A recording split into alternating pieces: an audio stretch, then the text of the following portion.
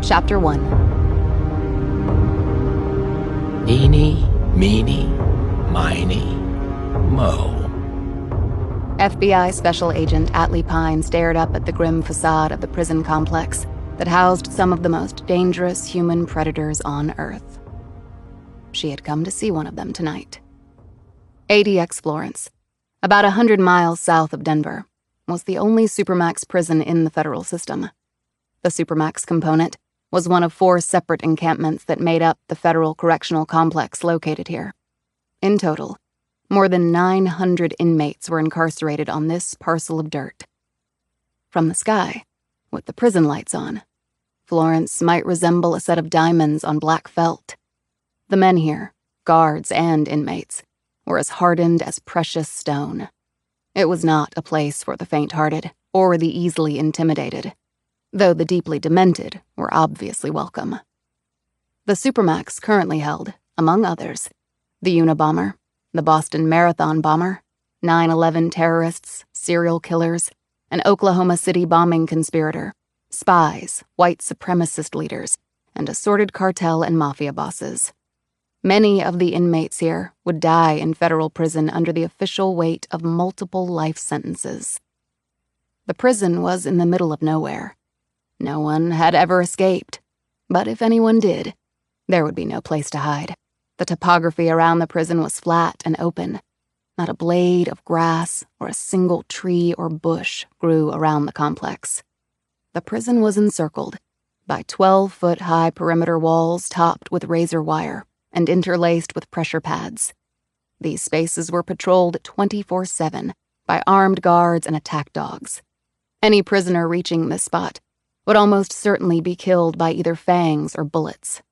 And few would care about a serial murderer, terrorist, or spy face-planting in the Colorado soil for the final time. Inside, the cell windows were 4 inches wide and 4 feet long, cut in thick concrete, through which only the sky and roof of the facility could be seen. Florence had been designed so that no prisoner could even tell where in the structure he was located. The cells were 7 by 12, and virtually everything in them, other than each inmate, was made from poured concrete. The showers automatically cut off. The toilets could not be stopped up. The walls were insulated, so no inmate could communicate with another. The double steel doors slid open and closed on powered hydraulics, and meals came through a slot in the metal. Outside communication was forbidden, except in the visiting room. For unruly prisoners, or in the case of a crisis, there was the Z Unit, also known as the Black Hole. Its cells were kept completely dark, and restraints were built into each concrete bed. Solitary confinement was the rule rather than the exception here. The Supermax was not designed for prisoners to make new friends. Atlee Pine's truck had been scoped and searched, and her name and ID checked against the visitors list.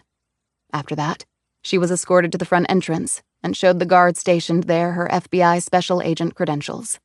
She was 35, and the last 12 years of her life had been spent with a shiny badge riding on her hip. The gold shield was topped by an open-winged eagle, and below that was Justicia, holding her scales and sword. It was fitting, Pine thought, that a female was depicted on the badge of the preeminent law enforcement agency in the world. She had relinquished her Glock 23 pistol to the guards. Pine had left in her truck the Beretta Nano that normally rode in an ankle holster. This was the only time she could remember voluntarily handing over her weapon. But America's only federal Supermax had its own set of rules by which she had to abide if she wanted to get inside, and she very much did. She was tall, over 5'11" in her bare feet. Her height had come from her mother, who was an even 6 feet. Despite her stature, Pine was hardly lithe or willowy. She would never grace a runway or magazine cover as a stick-thin model. She was solid and muscular, which had come from pumping iron religiously. Her thighs, calves, and glutes were rocks, her shoulders and delts sculpted, her arms ropey with long cords of muscle, and her core was iron. She also had competed in MMA and kickboxing, and had learned pretty much every way that a smaller person could take on and subdue a larger one. All of these skills had been learned and enhanced with one aim in mind: survival, while toiling in what was largely a man's world. And physical strength, and the toughness and confidence that came with it, was a necessity. Her features were angular, and came together in a particularly attractive, almost bewitching manner. She had dark hair that fell to shoulder length, and murky blue eyes that gave the impression of great depth. She had never been to Florence before, and as she was escorted down the hall by two burly guards who hadn't uttered a word to her, the first thing that struck Pine was the almost eerie calm and quiet. As a federal agent, she had visited many prisons before. They were normally a cacophony of noise, screams, catcalls, curses, trash talk, insults and threats, with fingers curled around bars and menacing looks coming out of the cell's darkness. If you weren't an animal before you went to a max prison, you would be one by the time you got out, or else you'd be dead. It was Lord of the Flies, with steel doors and flush toilets. Yet here, it was as if she was in a library. Pine was impressed. It was no small feat for a facility housing men who, collectively, had slaughtered thousands of their fellow humans using bombs, guns, knives, poisons, or simply their fists. Or, in the case of the spies, with their treasonous acts. Catch a tiger by its toe. Pine had driven over from St. George, Utah, where she used to live and work. In doing so, she'd motored across the entire state of Utah and half of Colorado. Her navigation device had told her it would take a little more than 11 hours to traverse the 650 miles. She had done it in under 10, having the benefit of a lead foot, a big-ass engine in her SUV, and a radar detector to get through the inevitable speed traps. She'd stopped once to use a restroom and to grab something to eat for the road. Other than that, it had been pedal to the floor mat. She could have flown into Denver and driven down from there, but she had some time off, and she wanted to think about what she would do when she got to her destination, and a long drive through vast and empty stretches of America allowed her to do just that. Having grown up in the East, she'd spent the majority of her professional life in the open plains of the American Southwest. She hoped to spend the rest of it there because she loved the outdoor lifestyle and the wide-open spaces. After a few years at the Bureau, Pine had had her pick of assignments. This had been the case for only one reason. She was willing to go where no other agent wanted to. Most agents were desperate to be assigned to one of the FBI's 56 field offices. Some liked it hot, so they aimed for Miami, Houston, or Phoenix. Some aimed for higher offices in the FBI bureaucracy, so they fought to get to New York or D.C. Los Angeles was popular for myriad reasons, Boston the same. Yet Pine had no interest in any of those places. She liked the relative isolation of the RA, or resident agency, in the middle of nothing. And so long as she got results and was willing to pull the duty, people left her alone. And in the wide open spaces, she was often the only federal law enforcement for hundreds of miles. She liked that too. Some would call her aloof, a control freak, or antisocial, but she wasn't. She actually got along well with people. Indeed, you couldn't be an effective FBI agent without having strong people skills. But she did like her privacy. Pine had taken a position at the RA in St. George, Utah. It was a 2-person outfit, and Pine had been there for 2 years. When the opportunity arose, she had transferred to a 1-agent office in a tiny town called Shattered Rock. It was a recently established RA due west of Tuba City, and about as close to Grand Canyon National Park as it was possible to be without actually being in the park. There, she enjoyed the support of one secretary, Carol Blum. She was around 60 and had been at the Bureau for decades. Blum claimed former FBI Director J. Edgar Hoover as her hero, though he died long before she'd joined up. Pine didn't know whether to believe the woman or not. Visiting hours were long since over at Florence, but the Bureau of Prisons had accommodated a request from a fellow Fed. It was actually 12 a.m. on the dot. A fitting time, Pine felt, because didn't monsters come out only at the stroke of midnight? She was escorted into the visiting room and sat on a metal stool on one side of a sheet of thick polycarbonate glass. in lieu of a phone. A round metal conduit built into the glass provided the only means to verbally communicate. On the other side of the glass, the inmate would sit on a similar metal stool bolted into the floor. The seat was uncomfortable. It was meant to be. If he hollers, let him go. She sat awaiting him, her hands clasped and resting on the flat, laminated surface in front of her. She had pinned her FBI shield to her lapel because she wanted him to see it. She kept her gaze on the door through which he would be led. He knew she was coming. He had approved her visit, one of the few rights he possessed in here.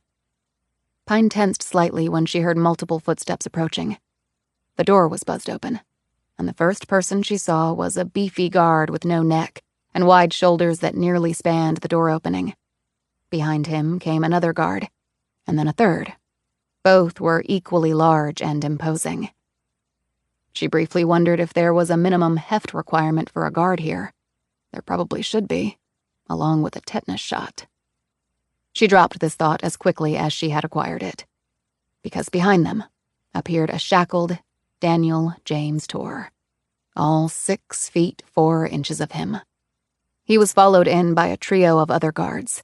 They effectively filled the small enclosure. The rule of thumb here, Pine had learned, was that no prisoner was moved from one place to another with fewer than 3 guards. Apparently, Torr warranted double that number. She could understand why. Torr had not a hair on his head. His eyes stared blankly forward as the guards seated him on his stool and locked his chains into a steel ring set into the floor. This was also not typical of the visiting policy here, Pine knew. But it was obviously typical for 57-year-old Torr. He had on a white jumpsuit with black, rubber-soled shoes with no laces. Black framed glasses covered his eyes. They were one piece and made of soft rubber with no metal pins at juncture points. The lenses were flimsy plastic. It would be difficult to turn them into a weapon. In prisons, one had to sweat the small details because inmates had all day and night to think of ways to harm themselves and others. She knew Torr's entire body under the jumpsuit was virtually covered in largely self-inked tats. The ones that he hadn't done himself had been inked on by some of his victims, forced into becoming tattoo artists before Torr had dispatched them into the hereafter. It was said that each tat told a story about a victim. Torr weighed about 280 pounds, and Pine calculated that only about 10% of that would qualify as fat. The veins rippled in his forearms and neck. There wasn't much to do in here except work out and sleep, she assumed. And he had been an athlete in high school. A sports star, really. Born with a genetically gifted physique. It was unfortunate that the superb body had been paired with a deranged, though brilliant, mind. The guards, satisfied that Torr was securely restrained, left the way they had come. But Pine could hear them right outside the door. She was sure Torr could as well. She imagined him somehow breaking through the glass. Could she hold her own against him? It was an intriguing hypothetical, and part of her wanted him to try. His gaze finally fell upon her and held. Atlee Pine had stared through the width of glass or in between cell bars at many monsters, a number of whom she had brought to justice. Yet Daniel James Torr was different. He was perhaps the most sadistic and prolific serial murderer of his, or perhaps any, generation. He rested his shackled hands on the laminated surface and tilted his thick neck to the right until a kink popped. Then he resettled his gaze on her after flicking a glance at the badge. His lips curled momentarily at the symbol for law and order. Well? He asked, his voice low and monotone. You called this meeting. The moment, an eternity in the making, had finally come. Atlee Pine leaned forward, her lips an inch from the thick glass. Where's my sister? Eeny, meeny, miny, mo. Chapter 2. The dead-eye stare from Torr didn't change in the face of Pine's question. On the other side of the door where the guards lurked, Pine could hear murmurings, the shuffling of feet, the occasional smack of palm against a metal baton. just for practice, in case it needed to be wrapped around Tor's head at a moment's notice. From Tor's expression, she knew he could hear it too. He apparently missed nothing here, though he had eventually been caught because he had missed something. Pine leaned slightly back on her stool, folded her arms across her chest, and waited for his answer. He could go nowhere, and she had nowhere to go that was more important than this. Tor looked her up and down in a way that perhaps he had used in sizing up all his victims.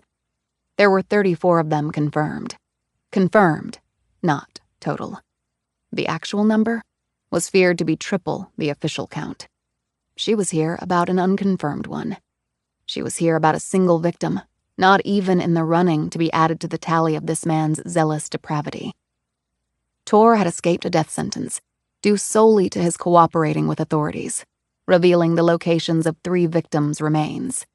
This revelation had provided a trio of families some closure, and it had allowed Tor to live, albeit in a cage, for the rest of his life.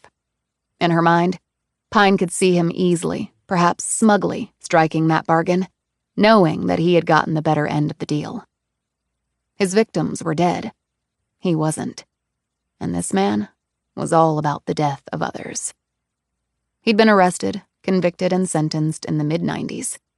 He'd killed 2 guards and another inmate at a prison in 1998. The state where this occurred did not have the death penalty. Otherwise, Tor would have been on death row or already executed. That had led to his being transferred to ADX Florence. He was currently serving nearly 40 consecutive life terms. Unless he pulled a Methuselah, he would die right here. None of this seemed to faze the man. Name? He asked, as though he were a clerk at a counter checking on an order. Mercy Pine. Place and time? He was screwing with her now, but she needed to play along. Andersonville, Georgia, June 7th, 1989. He popped his neck once more, this time to the other side. He stretched out his long fingers, cracking the joints. The huge man seemed one enormous jumble of pressure points. Andersonville, Georgia. He mused. Lots of deaths there. Confederate prison during the Civil War. The commandant, Henry Wurz, was executed for war crimes. Did you know that? Executed for doing his job. He smiled. He was Swiss, totally neutral, and they hanged him. Some weird justice. The smile disappeared as quickly as it had emerged, like a spent match. She said, Mercy Pine, 6 years old. She disappeared on June 7th, 1989. Andersonville, southwestern Macon County, Georgia. Do you need me to describe the house? I heard your memory for your victims was photographic, but maybe you need some help. It's been a while. What color was her hair? Asked Tor, his lips parted, revealing wide, straight teeth. In answer, Pine pointed to her own. Same as mine. We were twins. This statement seemed to spark an interest in Tor that had not been present before. She had expected this. She knew everything about this man except for one thing. That one thing was why she was here tonight. He sat forward, his shackles clinking in his excitement. He glanced at her badge once more. He said eagerly, Twins. FBI. That's starting to make sense. Go on. You were known to be operating in the area in 1989. Atlanta, Columbus, Albany, downtown Macon. Using a tube of ruby red lipstick taken from her pocket, she drew a dot on the glass representing each of the aforementioned localities. Then, she connected these dots and formed a familiar figure. You were a math prodigy. You liked geometric shapes. She pointed to what she had drawn. Here, a diamond shape. That's how they eventually caught you. This was the something Tor had missed, a pattern of his own creation. His lips pressed together. She knew that no serial murderer would ever admit to being outwitted. The man was clearly a sociopath and a narcissist. People often discounted narcissism as relatively harmless, because the term sometimes conjured the cliched image of a vain man staring longingly at his reflection in a pool of water or a mirror. However, Pine knew that narcissism was probably one of the most dangerous traits someone could possess for one critical reason. The narcissist could not feel empathy toward others, which meant that the lives of others held no value to a narcissist. Killing could even be like a hit of fentanyl, instant euphoria from the domination and destruction of another. That was why virtually every serial murderer was also a narcissist. She said, but Andersonville was not part of that pattern. Was it a one-off? Were you freelancing? What made you come to my house? It was a rhombus, not a diamond, replied Tor. Pine didn't respond to this. He continued, as though lecturing to a class. My pattern was a rhombus, a lozenge if you prefer, a quadrilateral, a four-sided figure with 4 equal-length sides and unequal-length diagonals. For example, a kite is a parallelogram only when it's a rhombus. He gave a patronizing glance at what she had drawn. A diamond is not a true or precise mathematical term, so don't make that mistake again. It's embarrassing and unprofessional. Did you even prepare for this meeting? With his manacled hands, he gave a dismissive wave and disgusted look to the figure she'd drawn on the glass, as though she had imprinted something foul there. Thank you. That makes it perfectly clear, said Pine, who couldn't give a shit about parallelograms specifically or math in general. So why the one-off? You'd never broken a pattern before. You presume my pattern was broken. You presume I was in Andersonville on the night of June 7th, 1989. I never said it was at night. The smile flickered back. Doesn't the boogeyman only come out at night? Pine reflected for a moment on her earlier thought about monsters only striking at midnight. To catch these killers, she had to think like them. It was and always had been a profoundly disturbing thought to her. Before she could respond, he said, 6 years old? A twin? Where exactly did it take place? In our bedroom. You came in through the window. You taped our mouths shut so we couldn't call out. You held us down with your hands. She took out a piece of paper from her pocket and held it up to the glass so he could see the writing on that side. His gaze drifted down the page, his features unreadable, even to an experienced agent like Pine. A 4-line nursery rhyme? He said, tacking on a yawn. What next? Will you break into song? You thumped our foreheads as you recited it, noted Pine, who leaned forward a notch. Each word, a different forehead. You started with me and ended on Mercy. Then you took her, and you did this to me. She swept back her hair to reveal a scar behind her left temple. Not sure what you used. It was a blur. Maybe just your fist? You cracked my skull, she added. But you're a big man and I was just a little kid. She paused. I'm not a little kid anymore. No, you're not. What, about 5'11"? My sister was tall too, at age 6, but skinny. Big guy like you. You could have carried her easily. Where did you take her? Presumption again. As you said, I'd never broken a pattern before. Why would you think that I had then? Pine leaned even closer to the glass. Thing is, I remember seeing you. She looked him over. You're pretty unforgettable. The lip curled again, like the string on a bow being pulled back, about to let loose a fatal arrow. You remember seeing me, and you only show up now, 29 years later. I knew you weren't going anywhere. A weak quip and hardly an answer. He glanced at her badge again. FBI, where are you assigned? Somewhere near here? He added a bit eagerly. Where did you take her? How did my sister die? Where are her remains? These queries were rapidly fired off because Pine had practiced them on the long drive here.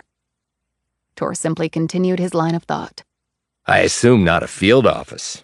You don't strike me as a main office type. Your dress is casual and you're here outside visiting hours. Hardly by the bureau book. And there's only one of you. Your kind likes to travel in pairs if it's official business. Add to that the personal equation. What do you mean? She asked, meeting his gaze. You lose a twin, you become a loner, like you lost half of yourself. You can't rely on or trust anyone else once that emotional cord is broken. You're not married, he added, glancing at her bare ring finger. so you have no one to interrupt your lifelong sense of loss until one day you kick off, alone, frustrated, unhappy. He paused, looking mildly interested. Yet something happened to lead you here after nearly 3 decades. Did it take you that long to work up the courage to face me, an FBI agent? It does give one pause. You have no reason not to tell me. They can take off another life sentence, it won't matter. Florence is it for you. His next response was surprising, but perhaps it shouldn't have been. You've tracked down and arrested at least a half dozen people like me. The least talented among them had killed 4. The most talented had disposed of 10. Talented? Not the way I would describe it. But surely talent does come into play. It's not an easy business, regardless of what society thinks about it. The ones you arrested weren't in my league, of course, but you have to start somewhere. Now, you seem to have made a specialty of it, of going toe-to-toe with the likes of me. It's nice to aim high, but one can grow too ambitious or become overconfident. Flying too close to the sun with the wax betwixt the wings, that sort of thing. Death so often results. Now, it can be a divine look, but not, I think, on you. However, I'd love to try. Pine shrugged off this deranged soliloquy, ending with the threat against her. If he was thinking of killing her, that meant she had his attention. She said, "They were all operating in the West. Here, you have wide open spaces without a policeman on every block. People coming and going, lots of runaways.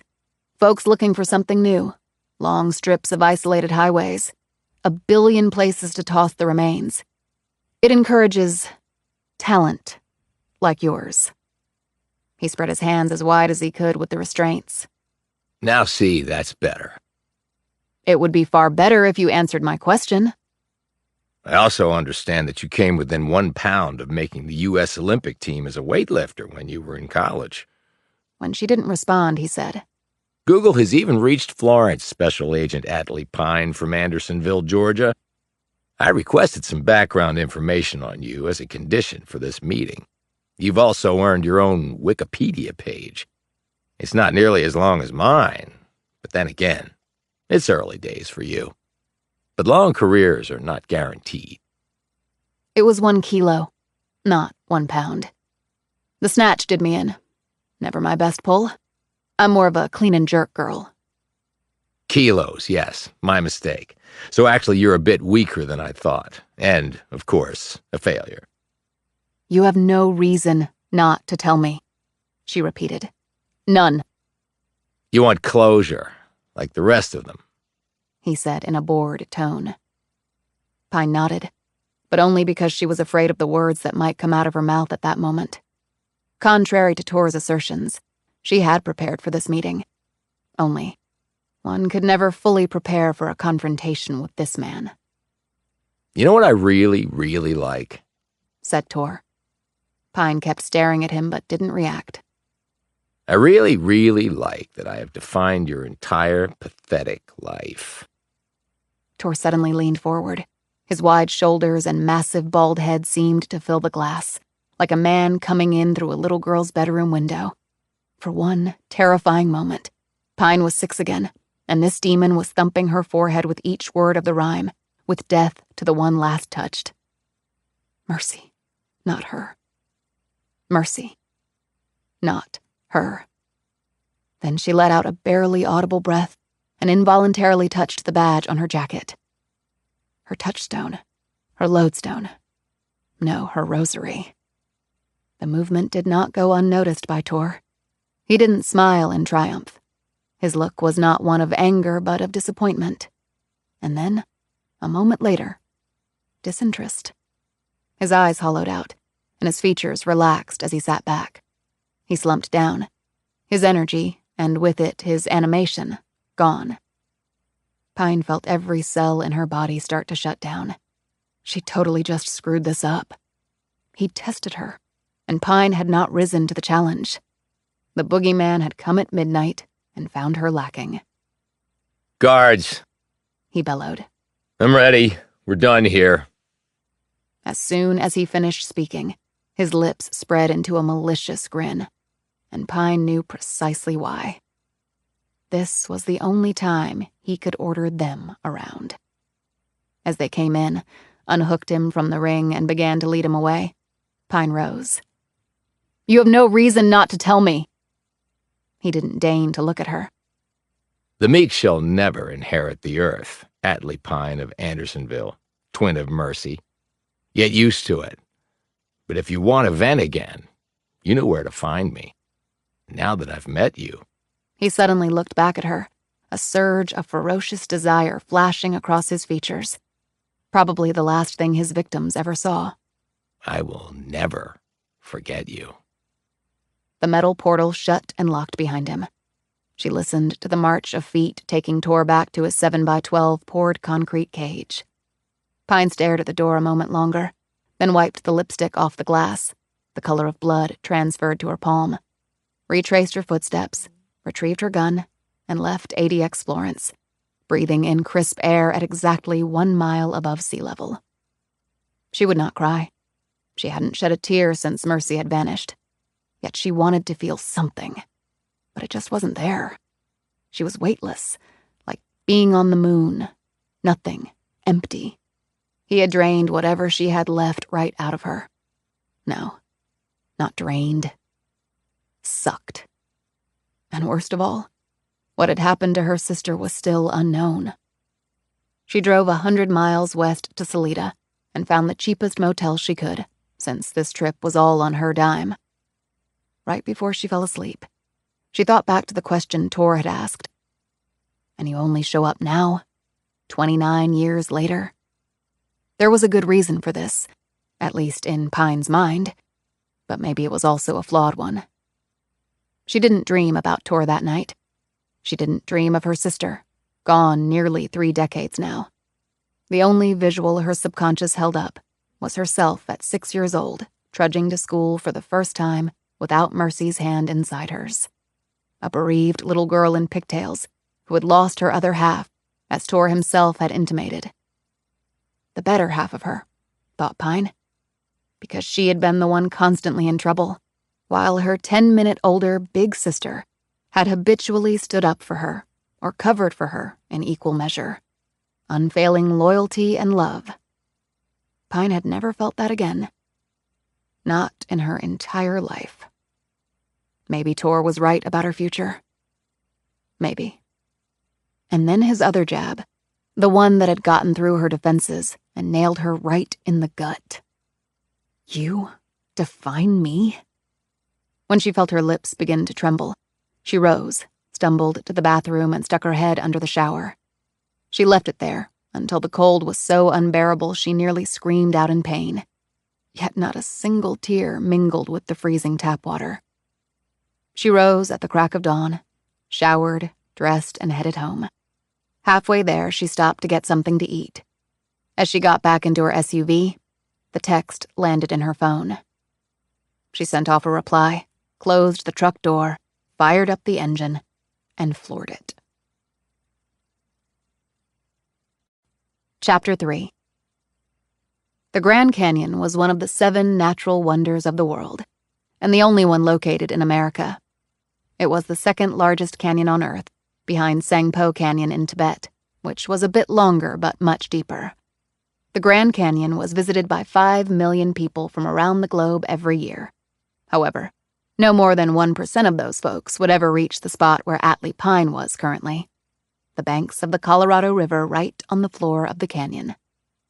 Phantom Ranch, located at the bottom of the canyon, was not only the most popular under-roof accommodation down here, it was the only one.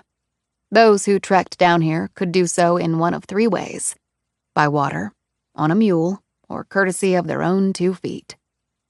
Pine had driven to the Grand Canyon National Park Airport. There, she had climbed inside a waiting National Park Service chopper and made the vertical descent to the canyon bottom. After landing, Pine and her companion Park Service Ranger Colson Lambert, had immediately set off on foot. She strode along, eating up ground with her long legs, her gaze looking and her ears listening for rattlers. That was one reason nature had given them a rattle, to make people leave them alone. "Where's my rattle?" thought Pine. "When was it found?" she asked. "This morning," replied Lambert. They passed a slight curve in the rock, and Pine eyed a blue tarp that had been erected around the remains of their victim. Pine counted 2 men there. One was dressed as a wrangler. The other, like Lambert, was in the uniform of the National Park Service. Gray shirt, light-colored, flat-brimmed hat with a black band on which were printed the letters USNPS. Pine knew him. His name was Harry Rice. In physique, he was a carbon copy of Lambert. The other man was long and lean, and his face had been viciously carved by the outdoor life he led in an unforgiving environment. He had thick, graying hair that had been shaped by the wide-brimmed hat he held in one hand. Pine flashed her badge and said, "What's your name?" "Mark Brennan. I'm one of the mule wranglers." "Did you discover it?" Brennan nodded. "Before breakfast. Saw the buzzards circling." "Be more precise about the time." 7:30. Pine passed by the privacy tarp, squatted down and looked over the carcass as the others gathered around her. The mule weighed more than a half-ton, she figured, and would stand about 16 hands high. A mare bred with a donkey produced a mule. They pulled more slowly than horses, but were surer-footed, lived longer, and pound for pound were about as strong as anything on 4 legs and possessed enormous endurance. Pine slapped on a pair of latex gloves she had pulled from her fanny pack. She picked up a whip lying next to the unfortunate animal. Called a motivator by the mule wranglers, it was used by the riders to convince the mules to ignore the pleasures of grass sticking out of the rock on the trail, or the advantages of simply taking a nap standing up. She touched the severely stiffened foreleg of the beast. "It's in rigor. Definitely been here a while," Pine said to the wrangler. "You found it at 7:30? Was it stiff like now?" Brennan shook his head. "No. Had to chase some critters away, though. They were already starting to get into it.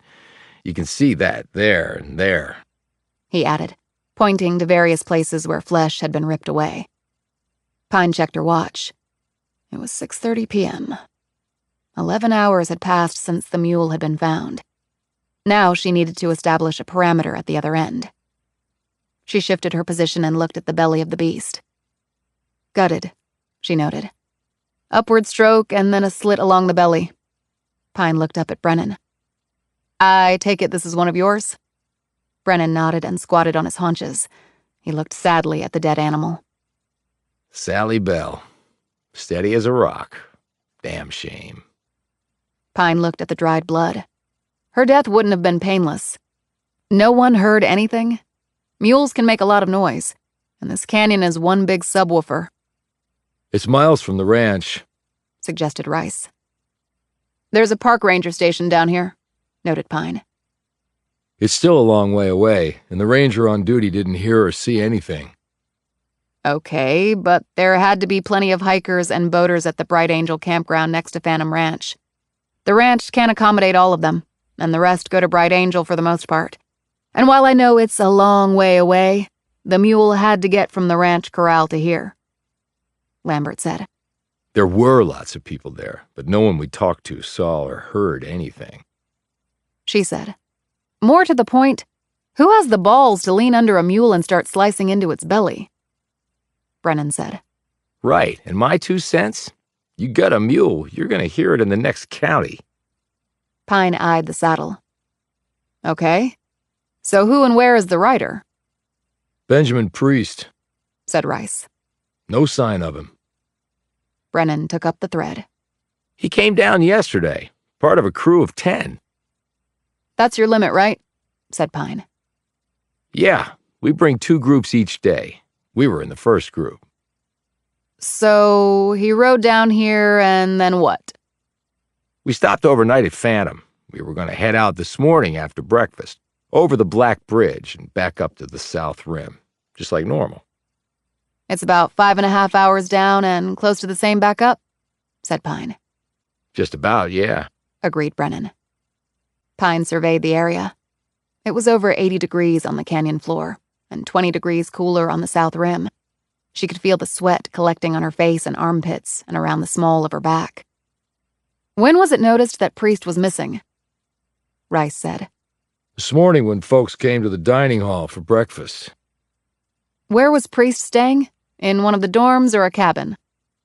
Brennan said. One of the cabins. Tell me about last night, Brennan said. They all had dinner in the dining hall. Some folks played cards, wrote postcards. Some sat on boulders and cooled their feet in the creek. Typical stuff. Then everyone went off to their sleeping quarters, including Priest. When was the last time anyone saw him? Rice answered. Best as we can tell, around 9 last night. But no one actually saw him get in his bunk or leave the cabin later? No. So how did Sally Bell get here? She asked, looking at Brennan. At first I just thought she had gotten out somehow. Then I noticed her saddle and bridle were missing. Someone had to put them on her. She continued to watch Brennan. What were you thinking when the mule was missing? Well, I thought maybe somebody had decided to go off on a joyride before breakfast. He shook his head. I've seen folks do some crazy shit down here. Describe Priest. Late 40s, early 50s, about 5 feet 8, around 180. White, black. White, dark hair. Good shape? He was thick, but not really overweight. No marathon runner, though. You have a 200-pound limit for mule riders? Brennan nodded. That's right. Did you ever talk to him? Some coming down. Seem nervous? He looked a little green a few times. Mules have fused spines and they walk along the outside of the trail, so their torsos and, along with them, the riders, are sometimes going to be over the edge. It can be unnerving at first, but he soldiered on. She looked at Lambert. What do you have on him? Lambert took out a notebook and unclipped the cover. He's from D.C., works at one of those Beltway government contractors. Capricorn Consultants. Family? Not married, no children. Has a brother who lives in Maryland. Parents are deceased. So you've notified him? He was listed as the emergency contact on Priest's paperwork. We let him know that his brother is missing. I'll need his contact info. I'll email it to you. How did his brother sound? Rice answered. Worried. He wanted to know if he should fly out. I told him to sit tight. Most people who go missing do turn up okay. But some don't, replied Pine. Where's his stuff? Lambert said. Gone. Must have taken it with him. Rice said. His brother phoned Priest after I talked to him. Also tried his email. He called me back and told me there was nothing. No response. Social media activity? I didn't think to ask about that, said Rice. I can follow up. How'd he get here? Car? Bus? I heard him say he came by the train, volunteered Brennan. Where was he staying? Rice said. We checked at El Tovar, Bright Angel, Thunderbird, and the rest of the possible places. He wasn't booked in any of them.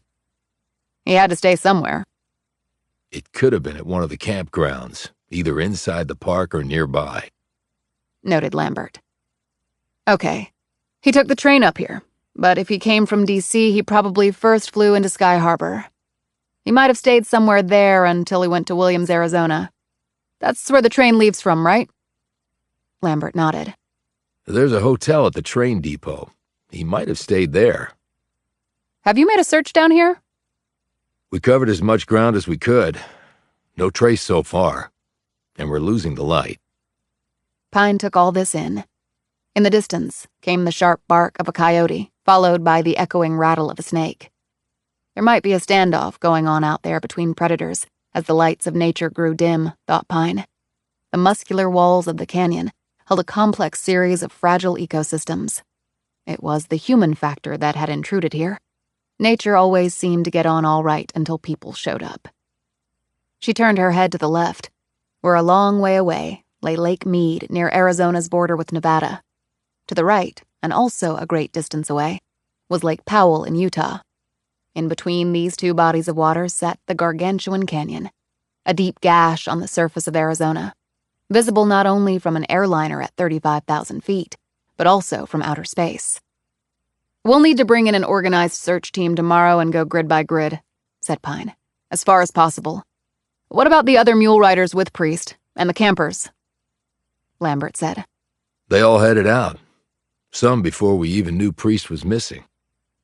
"I'll still need all their names and contact info," said Pine. "And let's hope if something did happen to Priest, that we didn't let whoever did it hike or ride a mule or raft it out of here." Lambert looked uncomfortable with this and quickly glanced at his fellow ranger.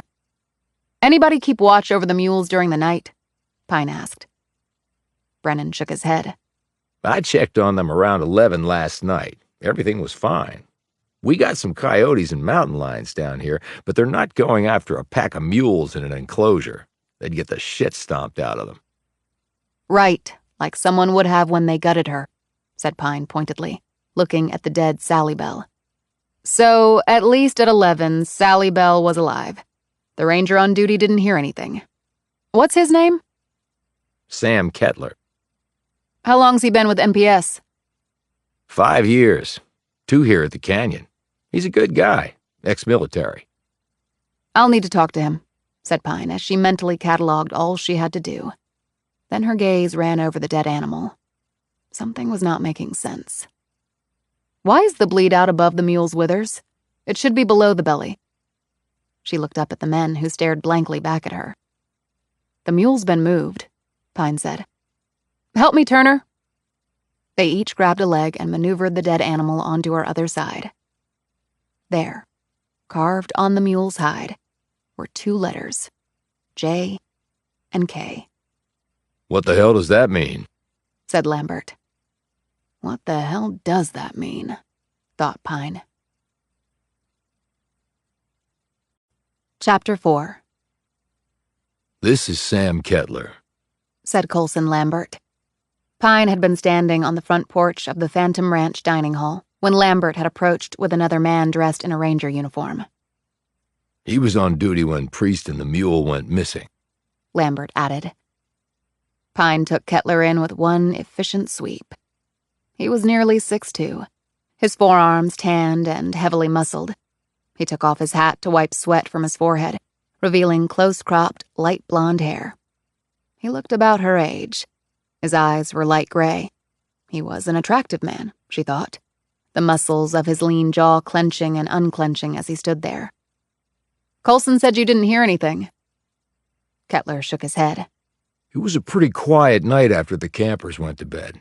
I made rounds, did some paperwork, checked on a trash can that someone didn't secure properly. Critters got inside and made a mess. Shooed them away. Other than that, it was pretty routine. "Colson's filled you in?" Kettler shifted his feet. A rider missing and a mule cut up. He grimaced. Sick stuff. Pine said, "My basic questions are, why take out the mule and why kill it? Now, we don't know for sure that Priest did any of that. Someone else could have done it, and maybe Priest stumbled onto it and the person had to shut him up." That's true, conceded Lambert. Pine shook her head. Her gut was telling her that this theory was not true. Too many coincidences. Too many things that had to go both right and wrong for it to happen. Life was not the movies or books. Sometimes the simplest answer was the right one. She flicked a glance at Kettler. "Think again. You see anything out of the ordinary?" He shook his head. If I had, I would have reported it. "No sounds of a mule being ridden away?" I'm pretty sure I would have heard that. What time do you think it happened? "Not sure. After 11, certainly." My rounds carry me pretty far from the corral. If the mule was taken out then, I wouldn't have heard it necessarily. Okay. You think of anything else, let me know. Will do. Good luck. He walked off at a good pace, covering the ground easily and quickly. She noted the bulge of his shoulders as his shirt pulled tight against them. What now? asked Coulson, drawing her attention away from the departing Kettler. "Considering we're going to be searching the canyon starting early tomorrow morning, I'm going to have some dinner and go to bed." Hours later, Pine was staring up at the ceiling of a 10-by-10 spare room at Phantom Ranch. The staff had found a mattress for her and a sheet and a lumpy pillow. This was her home for the night. There was no hardship in this. She had spent much of her life staring up at ceilings in places that did not belong to her. Phantom Ranch was located in an area that had originally been called Roosevelt Camp, after President Theodore Roosevelt. He'd stayed there in 1913, after declaring the Grand Canyon a national monument. Pine had also learned that it had been Roosevelt who'd ordered the Havasupai Indian tribe to leave the area so that the park could be constructed, essentially evicting them from their home. The defiant Havasupai had taken 25 years to do so, long after Roosevelt's death. Pine didn't blame them. The current Phantom Ranch had been designed and named by Mary Elizabeth Jane Coulter, the famed canyon architect. It had been built in 1922 and was shaded by yellow cottonwood trees and sycamore trees, and had dirt paths crisscrossing throughout. It was a little oasis down at the inner gorge of the canyon. In the little canteen was a mail pouch for visitors to put their postcards in. The mule train would take it up the following day. The postcards were all stamped with, "Mailed by mule from the bottom of the Grand Canyon." What could be cooler than that in a world of smartphones and devices named Alexa that ruled your life? She had some changes of clothes and other necessities that she always kept in her truck, along with her investigative duffel. These she had transferred onto the chopper that had carried her down to the canyon floor. Out here, there weren't FBI forensics teams just waiting to go in and CSI any crime scene that needed parsing. FBI special agents stationed at small RAs pretty much did it all. And she was the FBI's point person for the Grand Canyon. So right now, Pine was a cavalry of one, and that was just fine with her.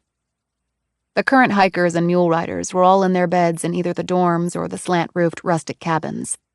Pine had eaten with them in the large dining hall at a long table with wooden back chairs on the floor and old, dark ceiling beams above.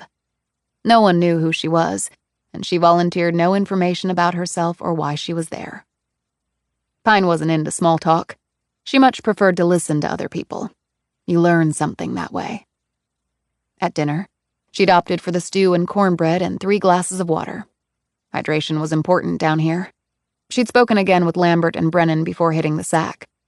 Now it was nearly 1 a.m., and outside the thermometer still hovered near 80, making the room close and warm. She'd opened the window to let some air in and had stripped down to her underwear, her 2 pistols within easy reach. She had no idea where Benjamin Priest might be. He could have hiked out of the canyon by now, but surely someone would have seen him. His description had been given out to everyone by the Rangers. It had been posted on NPS's website. And if he had killed and carved those letters on Sally Bell for some inexplicable reason, he would be held accountable. She had written up her case notes and emailed her superiors the details, sending along the list and contact information of the hikers, rafters, and mule riders that she had gotten from the park police. These would be fanned out to agency offices across the country, so that follow-up could be done. The Flagstaff office had also been notified, and had advised her to keep them abreast of developments. There was nothing more to do, really, until morning. She listened to the sharp wind outside and the sounds of flowing water from nearby Bright Angel Creek. They had posted 2 sentries by the carcass. Otherwise, poor Sally Bell would probably be picked clean by nocturnal predators. Pine opened her eyes as the Grand Canyon and the dead mule were pushed aside for the time being in her thoughts. In their place emerged Daniel James Torr. In some ways, Pine had waited nearly her entire life to confront the man she believed was responsible for her sister's disappearance. Why 29 years? 6 months ago, Pine had only a vague memory of the man who had entered their bedroom nearly 30 years before. Doctors had called it many things, but it boiled down to amnesia brought on by her youth and the traumatic circumstances of the event. For Pine's own well-being, her mind wouldn't let her remember. Not as a child, and apparently not as an adult either. Her mother had found her unconscious and bleeding in her bed early the next morning, the tape still over her mouth. An ambulance had been called. She had been taken to the hospital. They feared for her life numerous times during a series of major operations. Eventually, her skull had healed. There had been no permanent damage done to her brain. Thus, she had eventually gone home from the hospital, the only child now left in the Pine household. She had been of little help to the police, and by the time she arrived home, the case had grown cold. Pine had gone on with her life. Her parents had divorced, principally because of what had happened that night. Both only in their mid-20s. They had been drunk and high, and had never heard an intruder come into their home, eventually falling asleep, while one daughter lay grievously injured, and the other was spirited away by the nighttime invader. They each blamed the other for that. And in addition to that, the primary suspects had been her parents. One cop in particular thought that Pine's father, drugged out and stoned, had gone into his daughter's room and taken Mercy, killing her and disposing of her body somewhere. And though both her mother and father had passed a polygraph, and Pine had said that her father wasn't the man who had come into the room that night, the police really hadn't believed her. The town quickly turned against the Pines, and they'd had to move.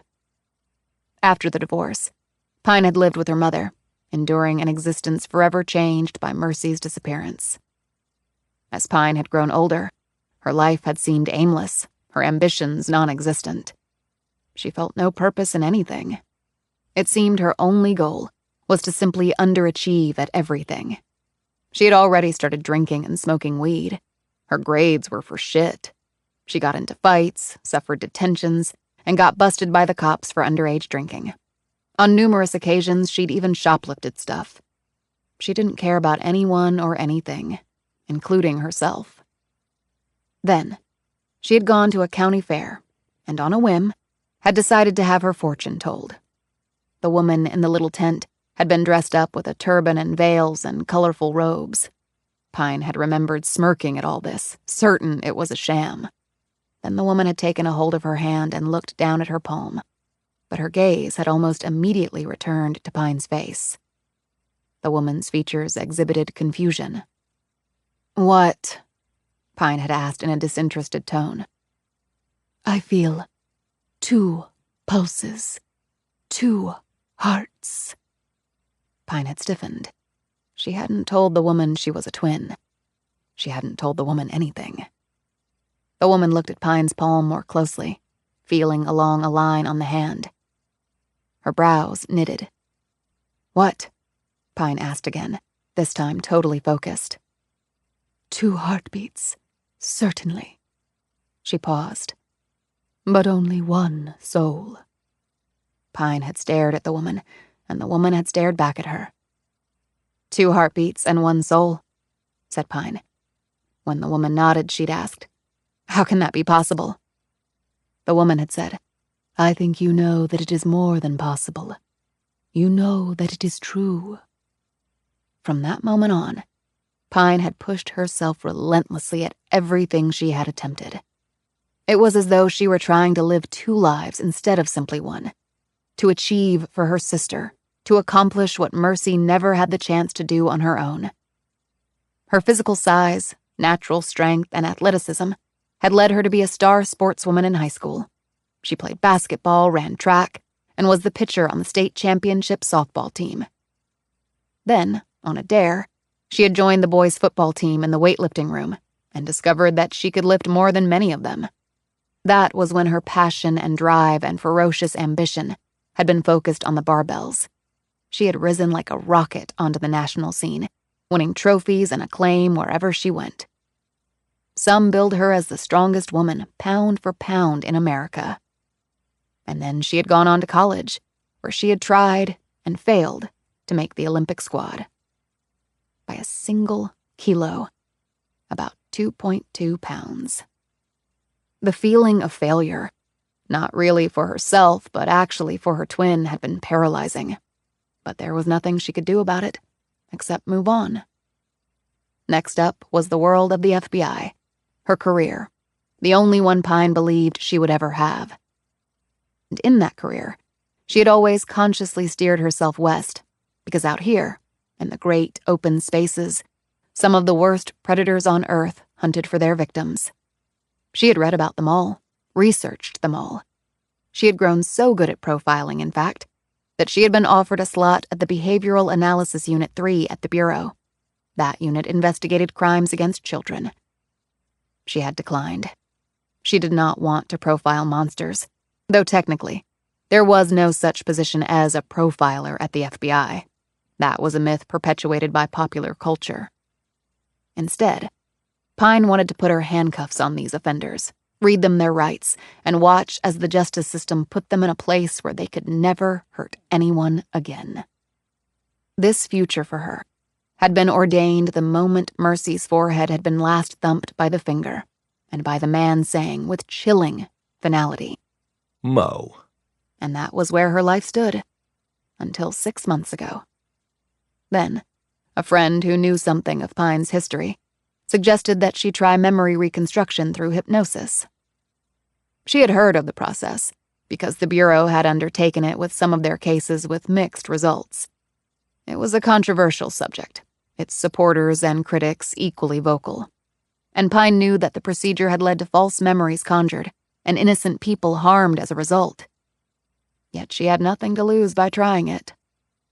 After Pine's multiple sessions with the hypnotherapist, Daniel James Torr had finally emerged from deep within her subconscious, like a sadistic beast climbing from its hellish hole into the blast of daylight. The problem was that prior to being hypnotized, Pine had known all about Torr for a long time. Anyone who studied serial murders would know the name of Daniel James Torr. He made the likes of Ted Bundy seem inefficient and inept. She had studied his career, the arc of his active periods, the backgrounds of his victims. Thus, the obvious questions had to be asked. Did she pull Torr out of her subconscious because he really did come through that window on the night of June 7th, 1989? Or did he fall out of her mind because she wanted him to? Because he had been in the area during that time? Would the man lead to closure for her, whether he actually did it or not? Pine's father was long dead. He had swallowed a round of double-aught buckshot after drinking and drugging in a crap-hole motel in Louisiana for a week, ending his life on his daughter's birthday. Pine did not consider that to be a coincidence. Her father had perhaps been trying to show her he felt guilty for what had happened. Instead, he ensured that every one of her birthdays would share the memory of her father's having blown his head off. Her mother was still alive. Pine knew where she was, but the two had grown apart. Adulthood had not drawn daughter closer to mother. If anything, it had increased the distance, maybe rivaling that of the Grand Canyon's massive width. Perhaps it was even wider because, as Pine had found, the mind could really accomplish anything, particularly when it was playing games with you. It could make you see things that weren't there, or not see things that were staring you right in the face. So was it Torr? Or had the hypnosis been a complete bust? The truth was, she didn't know. She closed her eyes again, but they almost immediately fluttered open. It wasn't because she couldn't sleep. It was because there was someone moving outside. It took Pine 20 seconds to pull on her clothes and shoes and place her backup Beretta in the ankle holster and grip the Glock 23 in her right hand. And then she did what she always did. Atlee Pine charged straight toward the unknown. Chapter 5. In the wide open spaces of northern Arizona, with little competition from ambient light, the sky was littered with stars. Yet, in the depths of the Grand Canyon, while the sky was clearly visible, the stars seemed to have lost a bit of their luster when their light had to travel all the way down to the floor of the canyon. And that was when you realized how steep the walls were. They seemed to absorb every bit of light before it could get to the bottom. Pine crouched in the darkness and performed a 360-degree sightline, pivoting on her heels as she did so. No one was out that she could see. The darkness was not broken by someone sneaking a smoke, which was illegal in the canyon due to fire danger. There was no light from a phone. Depending on one's phone carrier, you either had spotty reception or none at all. There was no Wi-Fi. The ranch had a payphone that accepted credit cards. That was it in the technology department. Facebook, Instagram, and Twitter addicts would have to wait until they returned rimside to indulge their habit. Her gaze kept arching out farther and farther, taking in more darkened ground. There it was again. Stealth, not casual. She had experienced both and instinctively knew what separated one from the other. She made her way forward in a half-crouch, one hand firmly on her Glock. In her other hand was a maglite. Its beam would catch on a scorpion here and there, outlining the venomous creatures in a burst of startling white. Then came the whinny of a mule. There were 2 mule corrals down here, a commercial one for Phantom Ranch, and one farther away that was used by the Park Service. But that corral was on the other side of Bright Angel Creek, and near the banks of the Colorado. This whinny had to come from the nearer one, Pine knew. So maybe whoever was out there was looking to take out another mule and dispose of it, and maybe add more alphabet letters to its hide. Was it the AWOL Benjamin Priest in some fit of insanity against large animals? She made her way quickly and as quietly as possible to the corral. Pine continued to shine the light over the ground as she walked along. There were 6 species of rattlesnakes down here, and they all came out at night. She wasn't all that worried about stepping on a rattler. They could feel the vibrations of her feet against the dirt and it would move away. The corral was 100 feet ahead. The steps she had been hearing had stopped. A moment later, she heard another whinny, followed by a snort. And then on her left, she saw movement. The man came out of the darkness and showed himself to Pine. It was Sam Kettler. He put a finger to his lips and pointed in the direction of the mule corral. Pine nodded. Kettler skittered over to her. "Someone's down there," Pine said. I know. I've been following both of you, I guess. See who it was? No. Well, let's go find out. You armed? Kettler patted his holster. Hope I won't need it. I didn't join the Park Service to shoot people. Had enough of that in the Army. They moved forward together, with the least noise possible. Pine noted approvingly how Kettler moved, his silhouette kept to a minimum, each step carefully chosen. He seemed to glide, not walk, over the uneven ground. The corral was now in her sightline. She inserted her maglite on the rail on top of her Glock right as she reached the corral. Kettler took out his pistol and thumbed off the safety. The disturbance was coming from the far side. Kettler pointed to himself and then motioned to the left. Pine nodded and headed right. A few moments later, she started to sprint, turned the corner and stopped, her light and gun muzzle on the person in front of her. Kettler was already there, his weapon trained on the same target. The person screamed and jumped back. "FBI, hands up where I can see them or I will fire," Pine commanded. She relaxed just a tiny bit, because the person looked to be a teenage girl. "Oh, shit!" exclaimed the girl. She was dressed in shorts with crew socks and flip-flops and a short-sleeved t-shirt. She started to cry. "Please, don't hurt me. God, please don't shoot." Pine dropped her muzzle to 45 degrees. Her gaze was on the long object in the girl's right hand. She took a step closer and then pointed her muzzle to the dirt. It wasn't a knife. It was a carrot. Kettler stepped forward but lowered his gun as well.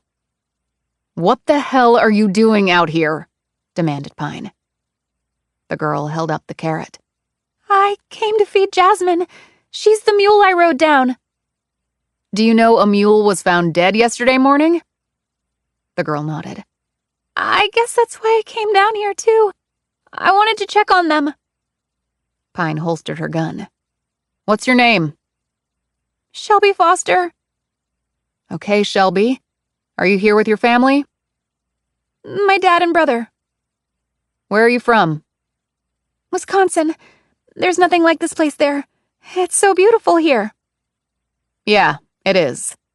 Okay, Shelby, feed Jasmine her carrot and then we're going to walk you back to where you're bunking." Kettler put his gun away too and looked down at the flimsy flip-flops. There are rattlers and scorpions around here, ma'am. That's hardly appropriate footwear. "I have boots back at the cabin. I just didn't want to put them back on. My feet are all swollen from the ride down." Kettler smiled kindly. Yeah, that happens. But next time, think before you walk, okay? Later, as they walked back to one of the cabins, Shelby said to Pine, "So, you're an FBI agent?" "Yes, I am." "I thought they were mostly guys." "They are, but I'm not." "That's cool, actually." Yeah, it is. Kettler agreed, drawing a glance from Pine. "Did you find out who killed the mule?" Shelby asked. "Not yet, but we will." "Who could have done such a horrible thing?" "Unfortunately, there are horrible people out there, Shelby. So always be aware of your surroundings. Don't watch your phone screen 24/7, and don't have earbuds in all the time. That makes you an easy target. Be aware, okay?" When the teenager looked crushed, Pine tacked on a smile and added, "Girls have to look out for each other, right?" Shelby returned the smile and nodded, and Pine watched as she hurried into her cabin. Kettler said, "Well, I better get back." "Thanks for the assist, Mr. Kettler." My old man is Mr. Kettler. I'm just Sam. "I'm Atlee." Kettler looked around. You know, I came down here for some peace and quiet. Never expected anything like this to happen. Everybody's on edge. "You've had missing persons down here before." Yeah, but we've never had a mule killed. For some reason, that's upset me more than the missing person. He nodded at her. Let me know if I can do anything to help. Pine took out a business card and handed it to him. "Cell phone's on the back of the card. You think of something or just want to talk, give me a ring." He tipped his hat. Maybe we can catch a beer sometime. Colson said you live up at Shattered Rock. "Yeah, been there about a year." Well, I'm in Tucson, not that far away. "No, it's not." He slipped the card into his shirt pocket. Well, see you around. He smiled and walked off. She watched him go, her thoughts settling on something she had just learned. If the teen had been able to leave her cabin and get to the corral pretty much undetected, that meant Benjamin Priest could have too. The mule was dead, and maybe Priest was too. The canyon was big, but it would be hard for a body to go undetected for long.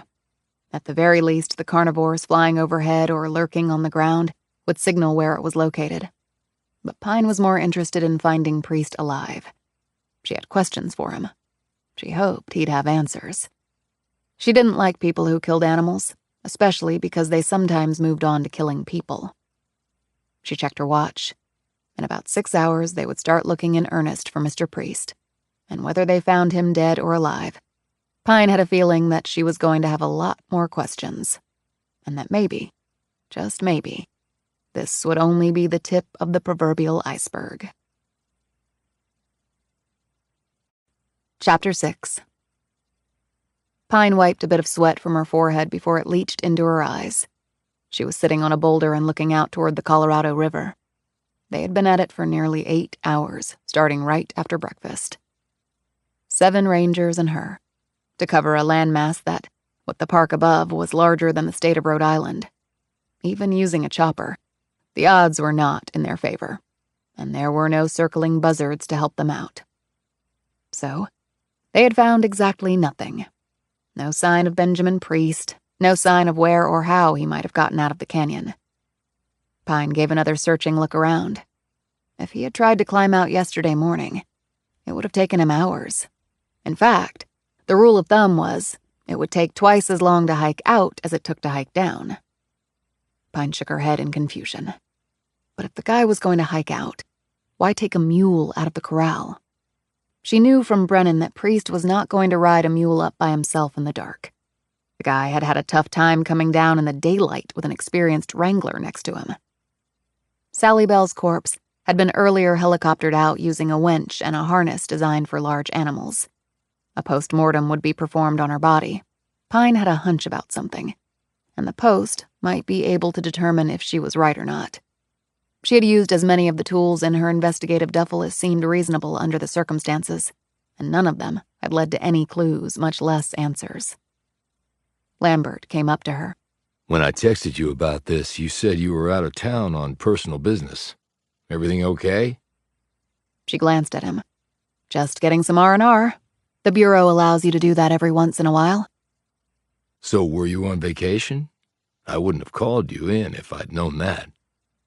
Relax, Coulson. I was on vacation and now I'm not. She studied the ground in front of her. You hear anything back from Flagstaff yet? Lambert asked. Not yet, and I'm not sure how high we are on the priority list. Lambert looked out over the ground. I don't think we're going to find him down here. Maybe not alive, so we need to bring in the cadaver dogs. Will do. A teenager went out to the mule pen last night with a carrot for Jasmine, the mule she'd ridden down. To the mule pen? What happened?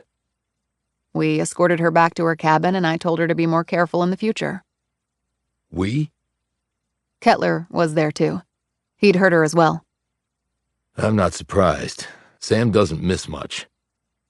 He said he was in the Army. And you mentioned that, too. Lambert nodded. Special Forces.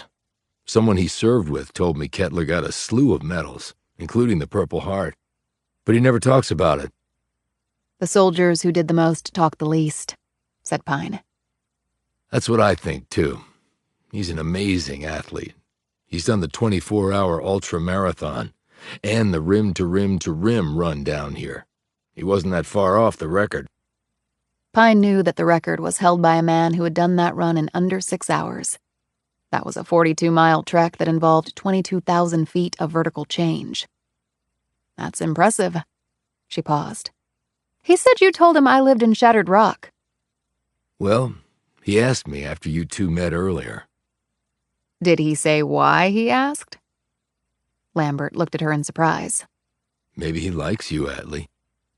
I guess in my line of work, I don't think about things like that.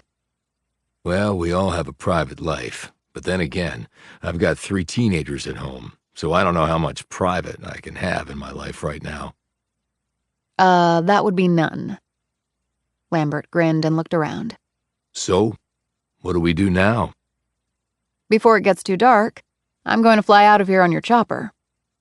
What will you do up there? Investigate the hell out of this. I hope I didn't call you in just for a dead mule. I know you have other cases to cover. No problem. I'm at a one-agent RA and a woman, so I can multitask with the best of them. Chapter 7. Pine threw her duffel down on the floor and looked around her tiny, Spartan one-bedroom apartment on the edge of Shattered Rock, a town so small that the outskirts and the minuscule downtown area were kissing cousins. The apartment building was 3 stories tall and fully rented out by a variety of tenants. There was only one other 3-story high-rise in town, a hotel that catered to those visiting the Grand Canyon.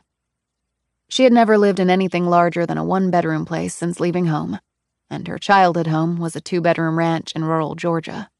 She'd heard that the author, Margaret Mitchell, had never lived in a place with more than 1 bedroom for a simple reason. She had never wanted house guests. Pine didn't know if that was true or merely anecdotal, but she could relate to the feeling. She was a no-visitors, 1-bedroom kind of gal, too. She had no flowers in pots, no pets in crates, no hobbies waiting for her to pick them back up when she returned from working on a case. She had heard that your work should not be your life. Yet without it, she would have no life. And she was perfectly fine with that. After losing Mercy, she had been put into counseling. As a bereaved 6-year-old, she had found it confusing, scary, and ultimately unhelpful. 4 years ago, she had tried it again, with the exact same result. She had sat in a group counseling session and had listened as the attendees went around the room discussing their most personal issues. When her turn had come, Pine, who had been shot, stabbed, and attacked multiple times in the line of duty, had started to sweat and taken the coward's way out. She had passed on her turn and never gone back. For some reason, all of this had made her averse to possessions. She wanted to go through life with as few as possible. These included people as well. Some shrinks might interpret that as her being fearful of another significant loss, and they might not be far off the mark. But Pine had never allowed herself the time or opportunity to dig deep enough into her psyche to prove that theory true or false. She showered to take off the dirt and sweat of the Grand Canyon. She dressed in fresh clothes, sat down at her naughty pine kitchen table, which had come with the apartment, and which also doubled as her home office, and checked her emails, phone messages, and texts. There was one from her direct superior out of Flagstaff. He wanted to know what progress she'd made on the case thus far. As Pine scanned the email, she noted about a dozen people who'd been copied on it. 2 on the CC list were far higher up the food chain than her immediate superior, and the others she didn't even recognize. The only reason she was involved was that the Grand Canyon was federal property and carried a special cachet in the eyes of the U.S. government, and the Shattered Rock RA really was there for all things Grand Canyon. She had hit the ground running after being assigned to this job, and she had worked hard to build a good relationship with the National Park Service Office, local police, and Indian tribes in the area. It could be a tricky endeavor, but Pine had kept at it, and her sincerity and hard work had finally won the locals over. Pine made herself a cup of coffee, sat back down in front of her laptop, and typed in a search for Capricorn Consultants. Lots of things popped up, but none of them had anything to do with defense contracting. She texted Colson Lambert to confirm that was the name of the firm where he had gotten that information. Lambert texted back a few minutes later, telling her that Priest's brother had volunteered that business name and the field it was in. Pine looked at her watch. It would be after 11 p.m. on the East Coast. Probably too late to call the brother. She looked back at the email trail and had a sudden inspiration. She went on an FBI personnel database and looked up all the names on the CC list whom she didn't know. She blinked when the man's picture and background came up. This was a name buried in the CC list, but he shouldn't have been. Peter Steuben. He was the executive assistant director of the FBI's National Security Branch, which meant he was the top guy there. The NSB was one of the 6 FBI branches. It had been created in 2005 in the wake of 9/11 and the suddenly critical fight against terrorism. It was a vastly important branch. In some ways, the most important branch of the FBI right now, as it took on myriad global threats against the United States. And here was its head guy, dumped in a CC list on a case involving a dead mule. And maybe a missing person connected to a company that didn't seem to exist, although she supposed that some defense contractors didn't exactly want a public footprint or a fancy website. Pine had worked at the East Coast FBI before. She felt that the bureau personnel on the other side of the Mississippi were buttoned down, uptight, by-the-book types who did not understand why the same rules and procedures could not simply be lifted from New York or D.C. and plopped on top of the Southwest like a giant template of law enforcement cookie-cutter protocols. Pine clearly understood why those rules didn't necessarily apply, principally because there was a slew of different elements out here, all wanting, and some certainly deserving of a voice and respect. Out here, pretty much everybody had multiple guns, along with a healthy skepticism of the federal government. And here you could drive all day without seeing another human being across terrain that sometimes resembled that of an uninhabited planet. Yet, she had long since given up fighting that battle with the East Coast boys. She kept her head down, did her job, and never asked for help unless she really, really needed it. But if the NSB was interested in her case, she didn't know how successful that strategy would be. She could imagine a chopper full of ramrod-straight FBI agents with Jersey accents landing right in the middle of her case, and politely but firmly telling her to back the hell off. Fueled by this thought, she looked at her watch again and decided to take a chance. She punched in the number Lambert had given her and waited while it rang on the other end. On the second ring, an anxious voice said, Yes? Mr. Priest? Yes? Edward Priest. Yes, who is this? I'm Special Agent Atlee Pine with the FBI in Arizona. Oh my God, it's Ben, isn't it? He's dead. Oh shit. Oh sweet Jesus. Pine could hear the man start to sob. She said firmly, No, Mr. Priest, no, that's not why I'm calling. I'm investigating your brother's disappearance, but we haven't found him yet. For all we know, he's still very much alive. She listened as his breaths slowed. He barked. You scared the holy crap out of me. Why are you calling this late? I apologize for that. But in a situation like this, time can be of the essence. You told one of my colleagues that your brother worked at Capricorn Consultants? That's right, he does. They're a Beltway firm? Yes. Do you have an address and contact info for them? Now, Priest hesitated. Contact info? Or an address? I don't have that information. I just recall my brother telling me that's where he worked. When was that? The tone turned from gruff to suspicious. Why is this so important? He went missing at the Grand Canyon, not on the D.C. Beltway. The thing is, I looked them up, but I can't find a firm by that name located in the D.C. area. Silence. Then, I think it was about 6 months ago when he told me. So he never took you to his office? No. Did he ever talk to you about his work? He would make that joke, the usual one when dealing with stuff around D.C. You mean he could tell you, but then he'd have to kill you? Exactly. Okay. Agent Pine, what is going on? I'm not sure right now. Could you fill me in on your brother's background? Education, early life, family, that sort of thing? I already told the other guy. It would really help if you told me, too. A long sigh was followed by, We were mostly raised on the East Coast, but we moved around a lot. Our father was in the Navy, retired as an '07. Rear Admiral lower half. Yes, that's right. Were you a Navy brat? No, but I have friends who were. What else? Ben is my younger brother. We have 2 older sisters. Ben lives in Old Town Alexandria, Virginia. One sister lives in Florida, and the other near Syracuse. I understand your brother isn't married. No, he never took the plunge. His work was his life. Education? Georgetown, undergrad and grad. Political science? Yeah, how'd you know? Lucky guess. Can you give me his home address? Look, I want to cooperate, but it just occurred to me that I don't actually know if you are who you say you are. Colson Lambert from the U.S. Park Service contacted you before. I can give you my badge number and a phone number to call at the Bureau to confirm I'm an agent with them. You can call me back on this number tomorrow if you like. Priest didn't say anything right away. No, I guess it's okay. Why would you be calling me if you weren't with the FBI, right? I can think of a few reasons, Pine thought to herself, but she told Priest none of them. He gave her his brother's home address. So, no word from Ben? No.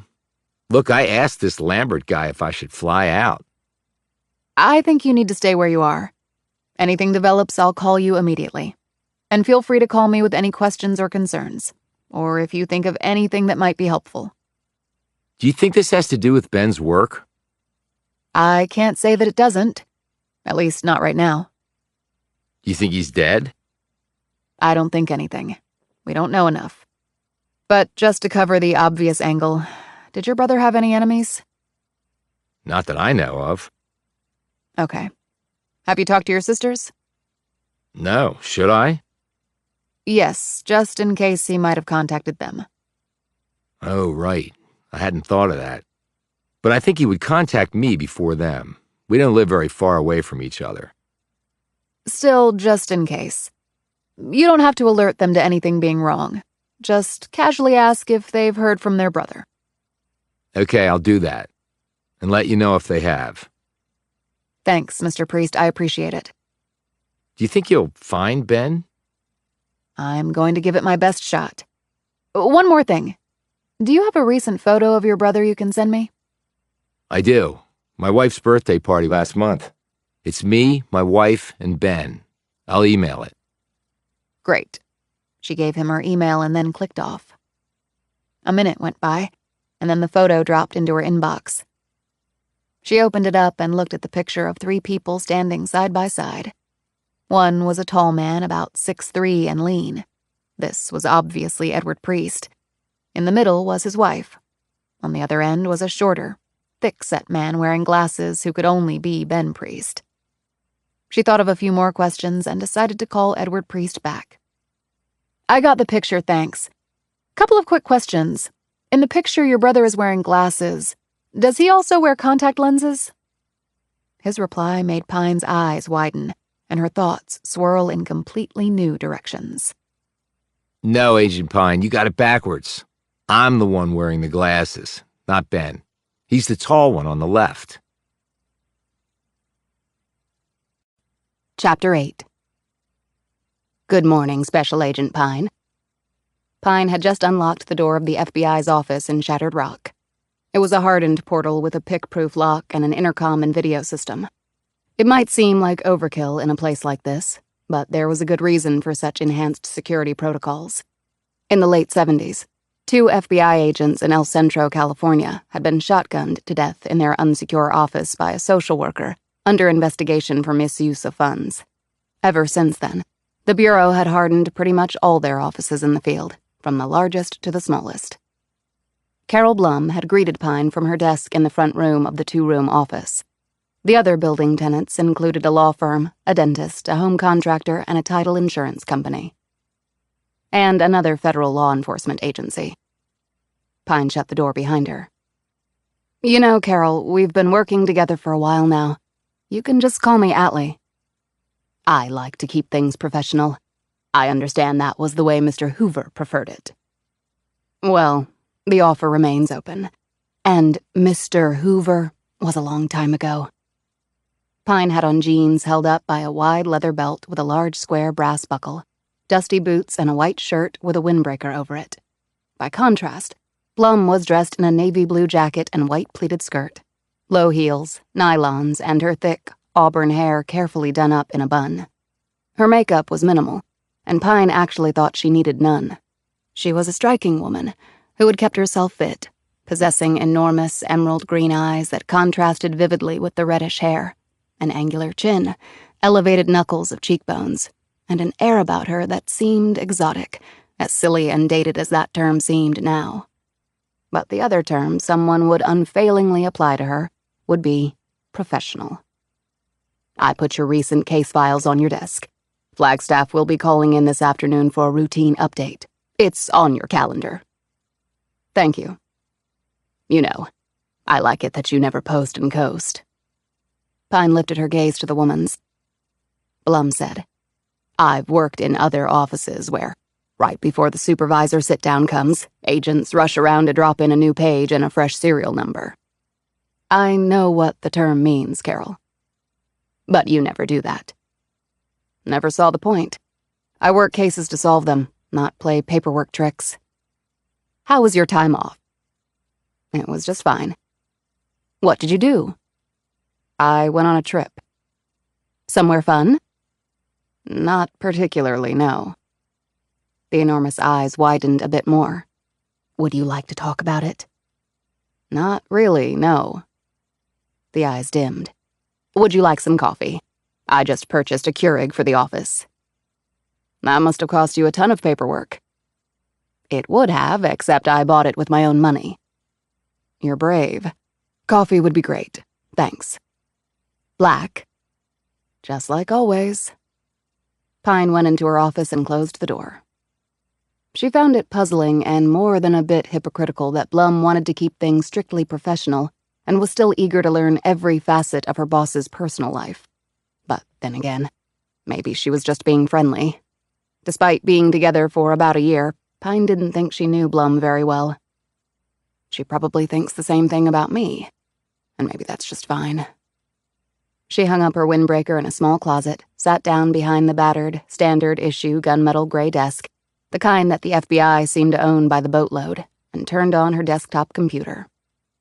The Bureau was still behind the times on technology, and her computer was about 8 years old. When she really needed to crank out something, she just used her laptop or her phone. Some days, she was surprised she didn't still have a dial-up internet browser. Blum knocked and came in carrying a steaming cup of coffee with a saucer. "Did you eat breakfast?" she asked. "No." "Are you hungry? I can run to the bagel shop, it's no trouble." "I'm good, thanks." Breakfast is the most important meal of the day. I have 6 kids. I know that for a fact. Pine glanced up from a file she had just opened. I'll keep that in mind. Anything else? Pine knew that Blum just wanted to keep busy, but the fact was, Pine could pretty much do everything by herself. It was only a matter of time before the Bureau figured that out too, and made her secretary expendable. But then again, the wheels of the FBI's bureaucracy could turn very slowly. Blum might actually retire before they caught on. No, She paused as Blum looked at her expectantly. There is one thing. Can you find out if the letters J and K hold any significance? And not just as alphabet letters. In relation to what? They were carved on the hide of a dead mule at the bottom of the Grand Canyon. I know it's not much to go on, and I don't expect you'll find anything. However, Blum was looking pensive. Well, one thing does come to mind, but let me research it for a bit. She walked out. Pine stared after her in surprise for a moment, before spending the next hour going over her other case files in preparation for her monthly phone call with her supervisor.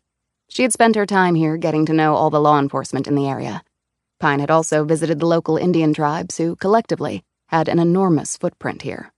They were not the sort you won over in a matter of weeks. It was baby steps, a little at a time. But during her time here, Pine had already captured a bank robber, broken up an opioid ring, and nailed a serial rapist preying on those living on tribal lands. And that had helped her gain the trust of those she needed to do her job. She moved her case files to the side and finished her coffee, which tasted strong and acidic going down. She glanced over at the far wall that still bore the indentation of a fist. It had not been thrown by Pine, but at Pine, by a suspect who had decided to turn violent. The second indentation in the wall below the first was larger. It marked where the suspect had been thrown headfirst into the wall after his fist had missed its mark, and Pine had brought the dispute to a swift resolution. She was cuffing the man with her knee firmly planted into the lower back of the nearly unconscious man, when Blum, who had certainly heard the scuffle, had calmly opened the door and asked Pine whether she needed the police to take the moron away. It had been her suggestion that Pine leave the marks on the wall. Some people are visually stimulated, Blum had said, and a picture is worth 1,000 words. It had been a brilliant suggestion, Pine had thought, and the marks had remained. The guy had filed a complaint against her, said that Pine had attacked him without cause. Ever since then, Pine had kept a hidden video camera in her office with audio capability. The button to activate it was in the knee well of her desk. It wasn't for her protection, at least not her physical protection. It was in case another moron tried to lie about who attacked whom. Her cell phone buzzed. She looked at the number and frowned. She took another sip of her coffee. Flagstaff was calling. Early. That was never a good thing. Pine, she said. Hold for Roger Avery, please, said a woman's voice. Roger Avery? He was not Pine's immediate supervisor, and thus she had not been expecting a call from him. He was 2 levels above her immediate boss. He'd been with the Bureau for only 6 years, less than half her time on the clock. But now agents were making supervisor in as little as 3 or 4 years. Pine had never filed the necessary paperwork to make supervisor, and indeed had fought against every effort to take her from the field and plop her permanently in an office. She had a distinct opinion of an FBI supervisor. They sat at desks all day and told other agents how to run their cases, playing Monday morning quarterback at every opportunity, while others did the heavy lifting. Pine could stomach her direct contact, but she never liked to talk to Avery. She'd rather undergo a colonoscopy without the propofol. The voice came on a moment later. Pine? Yes, sir, said Pine. Surprised to hear from me? Well, I was expecting the call to go over my cases, but not from you, sir. I like to keep my finger on the pulse, so I'm making the calls this week. Finger on the pulse? The man would have failed every polygraph given to him. The call's on my calendar for this afternoon. I just thought I'd get it done earlier. I know you don't like to sit behind your desk, but if you're busy... Like any other supervisor, He didn't mean that. If she told him to take a flying leap, her ass was done. She said, "No, absolutely works for me." She reached for her case files, but his next words made her stop. I'm sure you're doing just fine on your regular caseload. I've never had to ding you on anything in that regard. His words were clear enough. He had to ding her on sometimes too zealously pursuing her cases. Yet she had never felt that hurt feelings or a broken limb should ever be cause for not discovering the truth. The moron she'd launched into the drywall had not just filed a complaint against her, he'd also filed a lawsuit. Both had been dismissed after it was learned that the man had attacked cops and ordinary citizens with regularity. "Okay," said Pine. "Is there something else you need then? Because I was actually just about to head out." Let's talk about the canyon. Now Pine eased forward in her cheap desk chair. It was a ratty piece of crap from a going-out-of-business office door and had no lumbar or any other sort of support. It was like sitting on Jell-O in the middle of an earthquake. She was pretty sure she'd end up just buying a new chair using agency funds and take the heat for not filing the necessary forms. If the Bureau's admin folks wanted to travel to Shattered Rock and smack her hand for buying something decent to sit on, so be it. "The canyon?" she said. The dead mule? "Right," How's it progressing? asked Avery. "I'm working on it. Early days." Right. I just wanted some more details. "I did forward my prelim report to you." I read it. I was wondering how things are going since then. Pine said, "I don't know who did it, why they did it, how they did it, or where they are now. Other than that, things are going pretty good." He ignored this sarcasm, which surprised her. Benjamin Priest?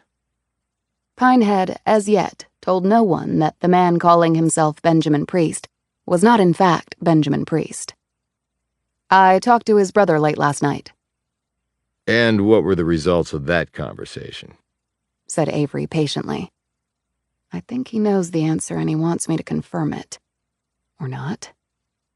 His brother knew nothing about Capricorn Consultants. No address, no contact info. His brother had never really spoken about it to him. And I can find no evidence the place even exists. Before he could respond to this, Pine decided to turn the tables. "Have you been able to confirm otherwise, sir?" I'm not working the case, Pine. You are. "Yes, sir." What else? Pine decided to drop an H-bomb. "It seems that the National Security Branch is interested in this case. Maybe you've heard something?" Avery didn't say anything for a few seconds, which felt infinitely longer to Pine. All she could hear was her supervisor's breathing. It seemed to have quickened a bit. Did I just piss my whole career away? Keep working the case, Pine. He finally said. And if you need help, ask for it. "Yes, sir." And Atlee? Atlee, now? Curiouser and curiouser. "Yes?" Make sure you have eyes in the back of your head. The line went dead. Pine had been given that advice exactly one other time in her career. And it had come during a case when it turned out the Bureau had been watching her. A moment later, Blum opened the door. She must have heard the phone ring and at least the distant murmurings of her conversation. "Is everything all right, Agent Pine?" Pine looked up at her. "Everything's just fine, Ms. Blum." Chapter 9. The choo-choo train or the Hooterville Express. Pick your poison. Pine was staring at the front of the train depot in Williams, Arizona. It was from here that the Grand Canyon train made the trek up and back each day. The trip to the canyon's south rim covered 65 miles each way and took a leisurely 2 hours and 15 minutes. She could have flown from Phoenix to Seattle in less time. Pine had just spoken to various train personnel, showing them a picture of the real Benjamin Priest. No one remembered seeing him on the train. She then gave a description of the fake priest, but was told that quite a few gentlemen fit that description. A round-trip train ticket had been issued to a Benjamin Priest, and that ticket had been used on the way up to the South Rim. So one of the men had to have been on the train. The return ticket to Williams had not been used, though. The ticket had been bought with cash, so there was no credit card record. That was interesting, thought Pine, because the ticket hadn't been cheap. Had it been done to hide someone's identity? Probably. Next, Pine trudged over to the railway hotel and went inside. There was a fireplace with a stone surround, carpet your feet sank into, polished wood balconies and columns, and a general air of upscale hospitality. Its livelihood depended on the folks who took the train, Pine imagined, and they had apparently done all they could to present an appealing look to encourage folks to stay here before heading out. She checked in at the front desk and showed the young woman there the picture of the real priest and told her when the man had likely stayed there. Then she gave the description of the imposter as well. The woman shook her head. "I don't recognize either of them." "Were you on duty at that time?" "I was, actually. I do the day shift." "Anyone else working the front desk then?" "No, just me." "Okay. Did you have a guest named Benjamin Priest check in on the day I gave you?" She clicked some computer keys and shook her head. "No, no one by that name. So I guess he didn't stay here." That was not necessarily true, Pine knew. He could have used an alias, had a fake ID, and worn a disguise. She thanked the woman, walked outside, and concluded that her trip here had been largely worthless. She got back into her truck and started it up. Then her phone buzzed. It was Carol Blum. "I'm sending you a news article I found from the Arizona Gazette," said Blum. "What about?" "An exploration that allegedly took place in the Grand Canyon." "When did it allegedly take place?" "In 1909. "And why does that have relevance to my case over a century later?" "Just read the article. And I'm also sending you a more recent article that sort of dissects the 1909 one. Together, they will show you the relevance." "Okay, but can you give me a hint?" "The letters J and K have apparently been carved in the Grand Canyon before." "What?" "Just read the articles and then we can talk." Pine sat there for a few moments, with the AC blowing directly on her because it was nearly 90 outside. And though the heat was mostly a dry one, 90 degrees was still hot, dry or not. Her phone dinged and she opened the email. Blum had apparently enlarged the article so that it could be easily read. It took Pine a few minutes to go through it. Back in 1909, two Smithsonian Institution-backed explorers named Jordan and Kincaid had supposedly stumbled upon a remote cave high up on a sheer cliff in the canyon. Jordan and Kincaid? J and K. She read on. On entering the cave, they had found evidence of an ancient civilization that might be, as the article said, using a long-discarded derogatory term, Oriental in origin or even Egyptian. Supposedly, the pair found everything from urns to mummies and a Buddha-like statue in what was described as an underground multi-room citadel. The second article was from only a few years ago, and it had gone into great detail. It took Pine about 10 minutes to read through it. The author of this article was clearly as skeptical as Pine was about the supposed expedition. The Smithsonian had no record of any explorers named Jordan and Kincaid, who the old article had said possessed a camera of the first order, hadn't managed to take a single picture of any of his supposed discovery of the century. The author did go on to try to pinpoint the location of the cave. He thought a likely possibility was around 94 Mile Creek and Trinity Creek. Pine knew that there were sites along there with Egyptian names: Tower of Set, Isis Temple, and Osiris Temple. According to the more recent article, around the time these areas were named, there were major expeditions going on in Egypt, and such names were often in the news back then. In the so-called Haunted Canyon area were Asian-inspired names, such as the Cheops Pyramid and Buddha Cloister and the Shiva Temple. The canyon was also filled with spots named after ancient mythological gods and goddesses from Egyptian, Greek, Hindu, Chinese, and Nordic legends. The writer concluded that the canyon indeed had many caves, and that many of them had been discovered over the years by hikers and explorers. It seemed that he thought the cave claimed to have been found by Jordan and Kincaid might have actually been inhabited by the Anasazis, the first people to occupy the valley. They were the originators of the Pueblo style of dwelling and built caves in the cliffs, as did many ancient cultures. The Navajos were descendants of the Anasazis, whose name meant Ancient One in the Navajo language. There was even a so-called Mummy's Cave in the Canyon de Shelly where the Anasazis had lived. It was about 300 feet above the canyon floor and comprised of 2 adjacent caves housing a dwelling space consisting of more than 50 rooms and circular ceremonial structures dating back more than 1,000 years. And then she read the last paragraph of the later article. Apparently, the author speculated, Jordan and Kincaid had carved the letters J and K into the rock above the entrance to the cave. What he was basing this on, Pine didn't know, because the writer never gave a reason. She called Blum. How did you come up with all this stuff so fast? I grew up in Arizona, so I knew about the 1909 Gazette article. It's part of the local folklore. When I was a teenager, my father and I hiked to the bottom of the canyon. He was an amateur local historian. He'd told me about the legend when he was pointing out all the Egyptian-named sites down there. I thought it was all hogwash, really, though I could tell my dad thought there was something to it. But, I mean, Egyptians in Arizona, please. But the letters J and K, Jordan and Kincaid, that's what I remembered when you asked me to research it this morning. It may have nothing to do with your case, but it was the only thing I could find even remotely on point. Well, it was good work. Thanks. So you've hiked down there?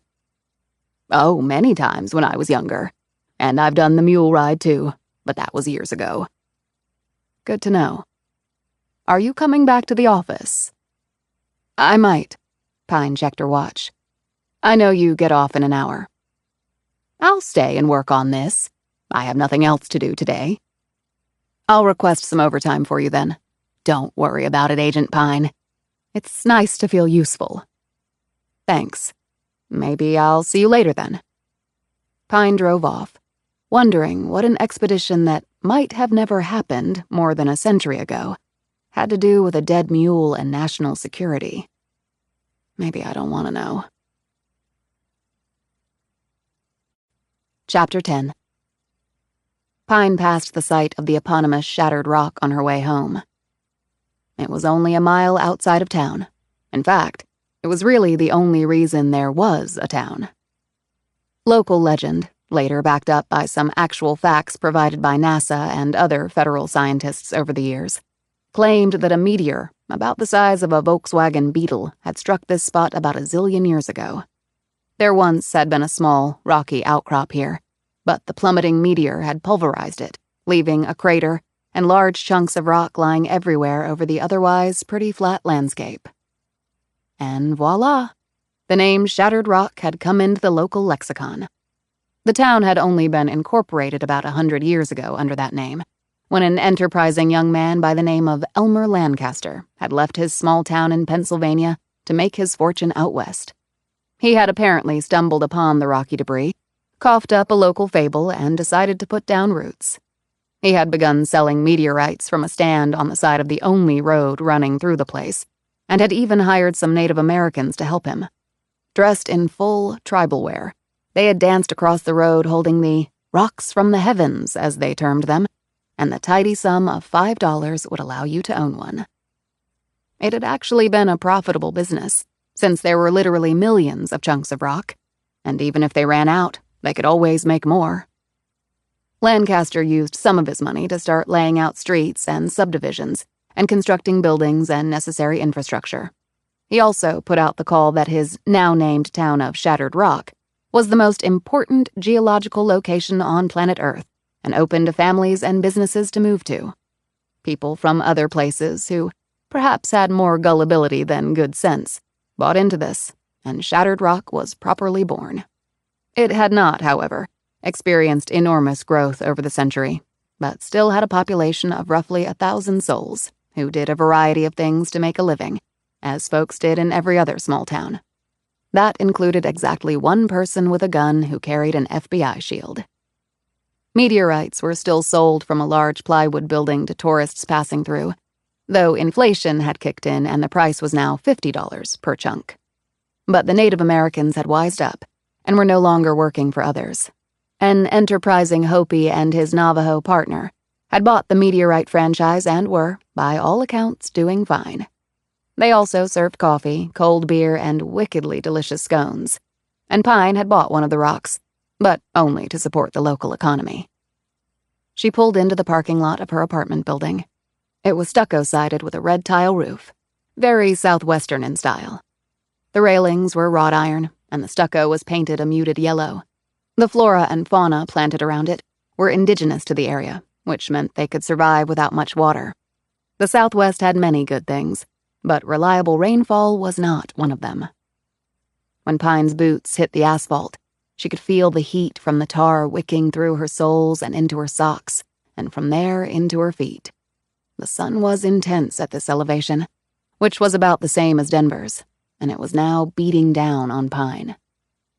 She had run into some traffic because of an accident and gotten back too late to return to the office, but Blum had emailed her on the way with some more information. She was going to go over it while sipping a beer in her apartment. That was her idea of a night out without actually going out. On the way to the stairwell leading to her digs, Pine approached two men in their 20s in the parking lot. They were lounging against a cherry-red Ford F-150 with a jacked-up frame and double-wide rear tires. It looked ready for a duel at a monster truck smash-up. They were smoking weed and drinking beer. One was indigenous, with his long, dark hair clipped at the back with a leather thong. He had on dirty jeans, a colorful short-sleeved shirt, and a stained, wide-brimmed hat. A knife in a leather sheath rode on his belt. The other guy was white, with skin that was peeling from sunburn, a fact readily apparent since he was wearing a tank top. He also had a Sig Sauer in a hip holster. Arizona was open carry, concealed carry, any carry you wanted. No permit, training, or brain required. Pine glanced at the rifle rack in the cab of the Ford. Suspended there were a sleek Browning over-under 12-gauge shotgun and an AR-15 that could kill a whole lot of people in a very short amount of time. Pine recognized one of the men, but not the other. She nodded to them as she was passing by. I hear you're a Fed. This came from Sunburn. Who wants to know? Sunburn threw his empty beer can into the truck bed. I was a Fed once. Army. They screwed me over, he said quietly, his menacing gaze boring into her. Pine couldn't tell if he was stoned or just creepy, or both. Sorry to hear that. So are you a Fed or not? He said, drawing closer. Yeah, I'm a federal agent. We'll screw you over too. Not so far. He took a puff on his joint. She watched him and said, and maybe you need to knock that off and clear your head, especially if you're driving. You don't want any more trouble with the authorities, right? This is a free country, right? I fought for that shit. You got your medical marijuana card? Otherwise, it's illegal to possess or use it in Arizona. And under federal law, you shouldn't be carrying a gun if you're using weed, though the state of Arizona sees it differently. Got PTSD, left my card at home. You can arrest me if you want. If you don't have a card, I could arrest you. It's a felony. Like I said, I got a card, just forgot it. I was in Iraq, lady. You go to Iraq, you want to smoke weed too. Pine eyed his buddy, who seemed disinterested in the whole interaction. How about you? I left my card home too. Pine shook her head. She was not arresting these guys for that, but still. She eyed the AR-15 and said to Sunburn, I'm assuming you passed a background check for the AR? Not my gun, replied Sunburn. Pine, who was done with this exchange, said tersely, Right. Okay, you guys have a good evening.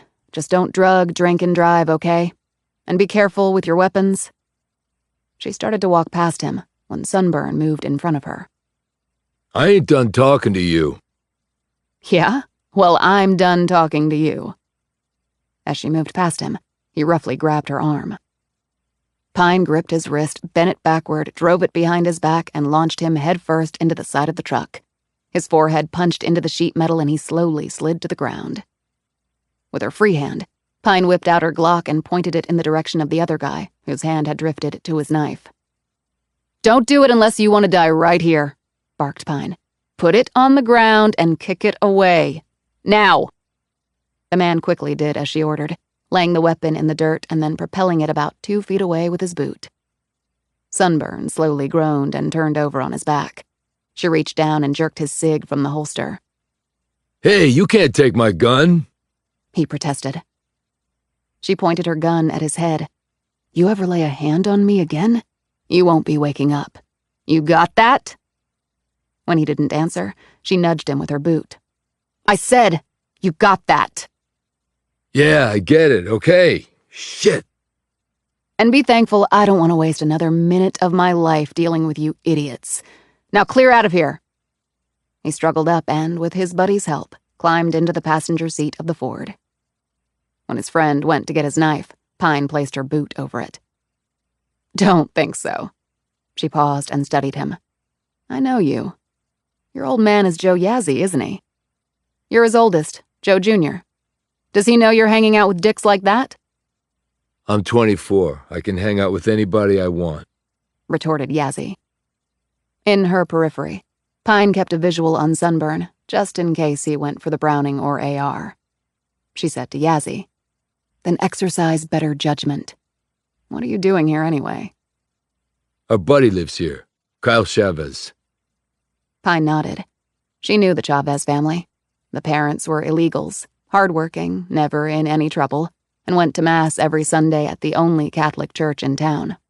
But their son, Kyle, was a piece of work, and giving them endless trouble. He had nearly come Pine's way a couple of times. "Like I said, exercise better judgment." "You think you're a badass?" screamed Sunburn from the truck. "Get him out of here before I change my mind about arresting you both," Pine said. Yazzie quickly climbed into the truck, started it up, put it in gear, and drove off. Pine watched them go until they were out of sight. Then she picked up the knife, shoved Sunburn's cig into her pocket, and walked up the stairs to her apartment. Now, she really, really wanted that beer. Chapter 11. Blum's email had contained more information about the website where she had originally found the 2 articles. If the letters carved on the mule were referring to Jordan and Kincaid, then the person who had carved them might have accessed this website. And whenever you accessed a digital space, you left behind your electronic prints in the form of an IP address. The Bureau had busted many a crook who didn't understand this. It was a long shot, Pine knew, but Blum had also told her that there weren't very many websites dealing with this subject, so they might just get lucky.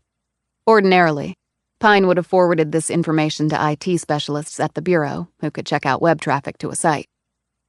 Yet she hesitated to do that now. Eyes in the back of my head. Avery had told her that, and yet he was no particular ally of hers. But she was under his chain of command, and maybe he was giving her some subtle assistance for some reason as yet unknown. Or maybe he was setting her up to swing in the wind. She supposed only time would tell which possibility was correct. She finished her beer and took 2 pork sausages out of the fridge. She had already fired up her little hibachi that was out on the balcony.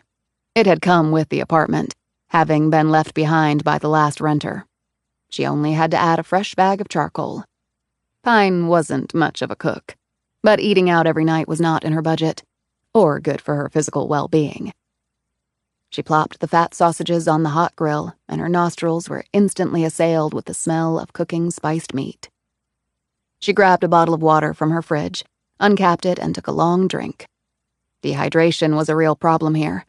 People trying to hike the canyon failed all the time to take this into account, despite all the warning signs posted everywhere about how much water and salty foods to carry with you, and how much to consume during your trek. Becoming dehydrated was potentially deadly. Blood pressure dropped to dangerously low levels. The heart slowed, the organs could begin shutting down, and then you were gone. all from not imbibing enough H2O. She mixed a small salad, cutting up tomatoes, cucumbers, snap peas, and beets. She sprinkled a homemade lemon vinaigrette over it and set it on the kitchen table. A few minutes later, she checked on the sausages. They were plump and bursting and marked with the tines of the grill. Just how she liked them. She sat at her table and ate, while she used her laptop to look through the website Blum had found. It was quite conspiratorial in tone. The whole country, maybe the whole world, was wallowing in paranoia. She thought it was still anyone's bet as to whether the internet would turn out to be more good or evil.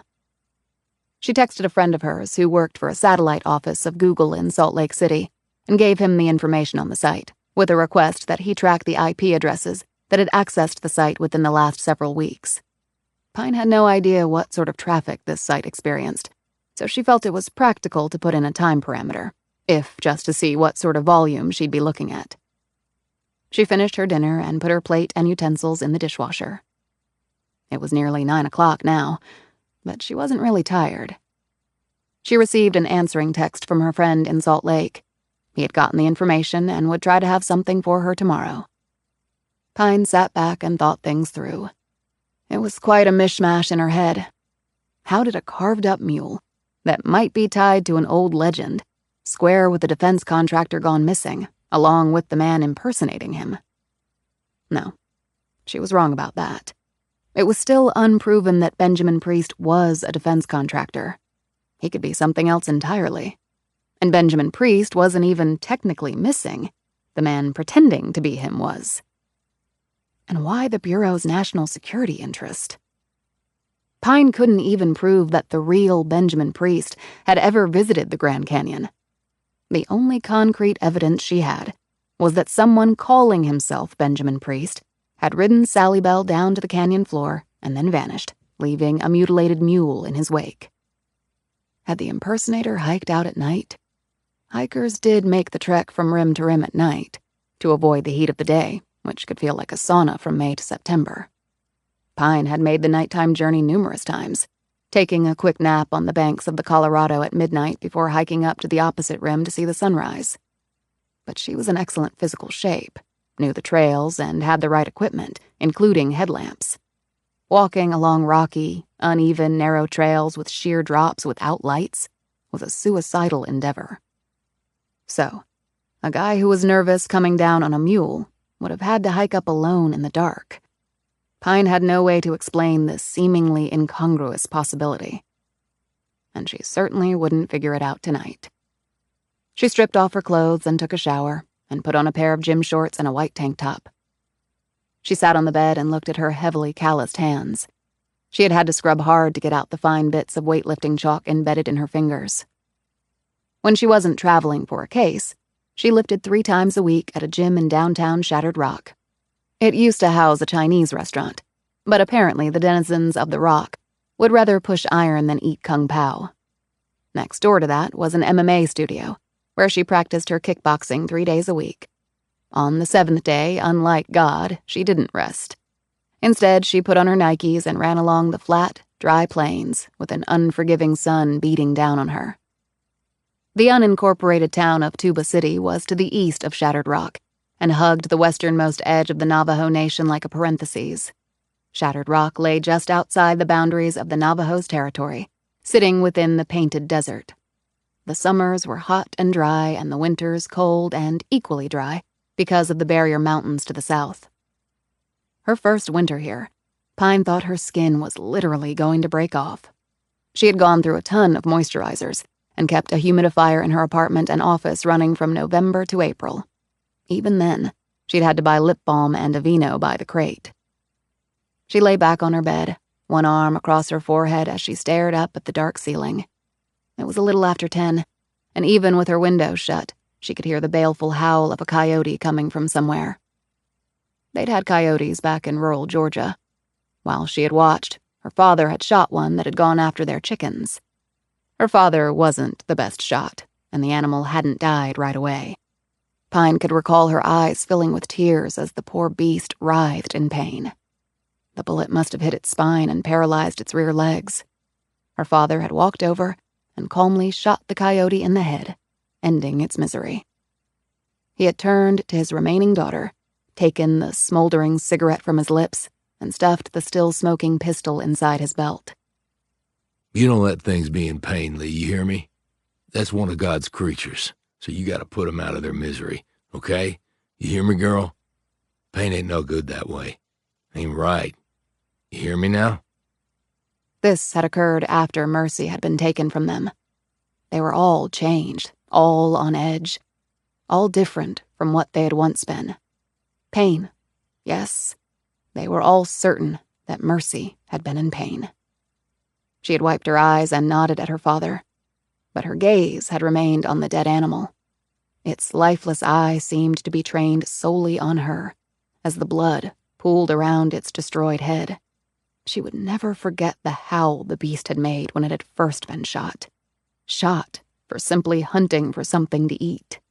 She would never forget its piteous writhing on the ground, its spine crushed by a bullet, unsure of what had just happened, but instinctively knowing that its life was just about over, even as it desperately tried to rise and flee. And survive. On this thought, Pine's memory lurched to her sister, and how Mercy must have felt something similar to this, as she was taken from the only home she had ever known.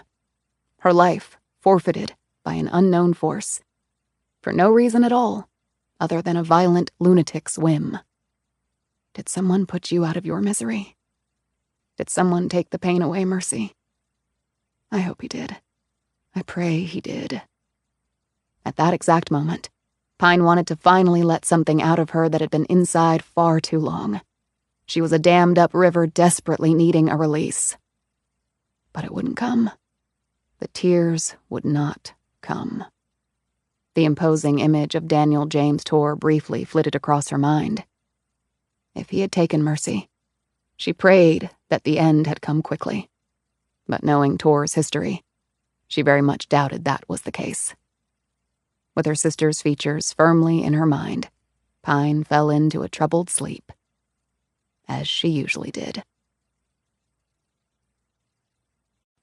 Chapter 12. Grand Canyon 1. Cadaver dogs, zip. And why should that be a surprise? Thought Pine. The canyon was nearly 280 miles long and up to 18 miles wide, with more nooks and crannies than you could count in a lifetime. It was no wonder that a body had not been found.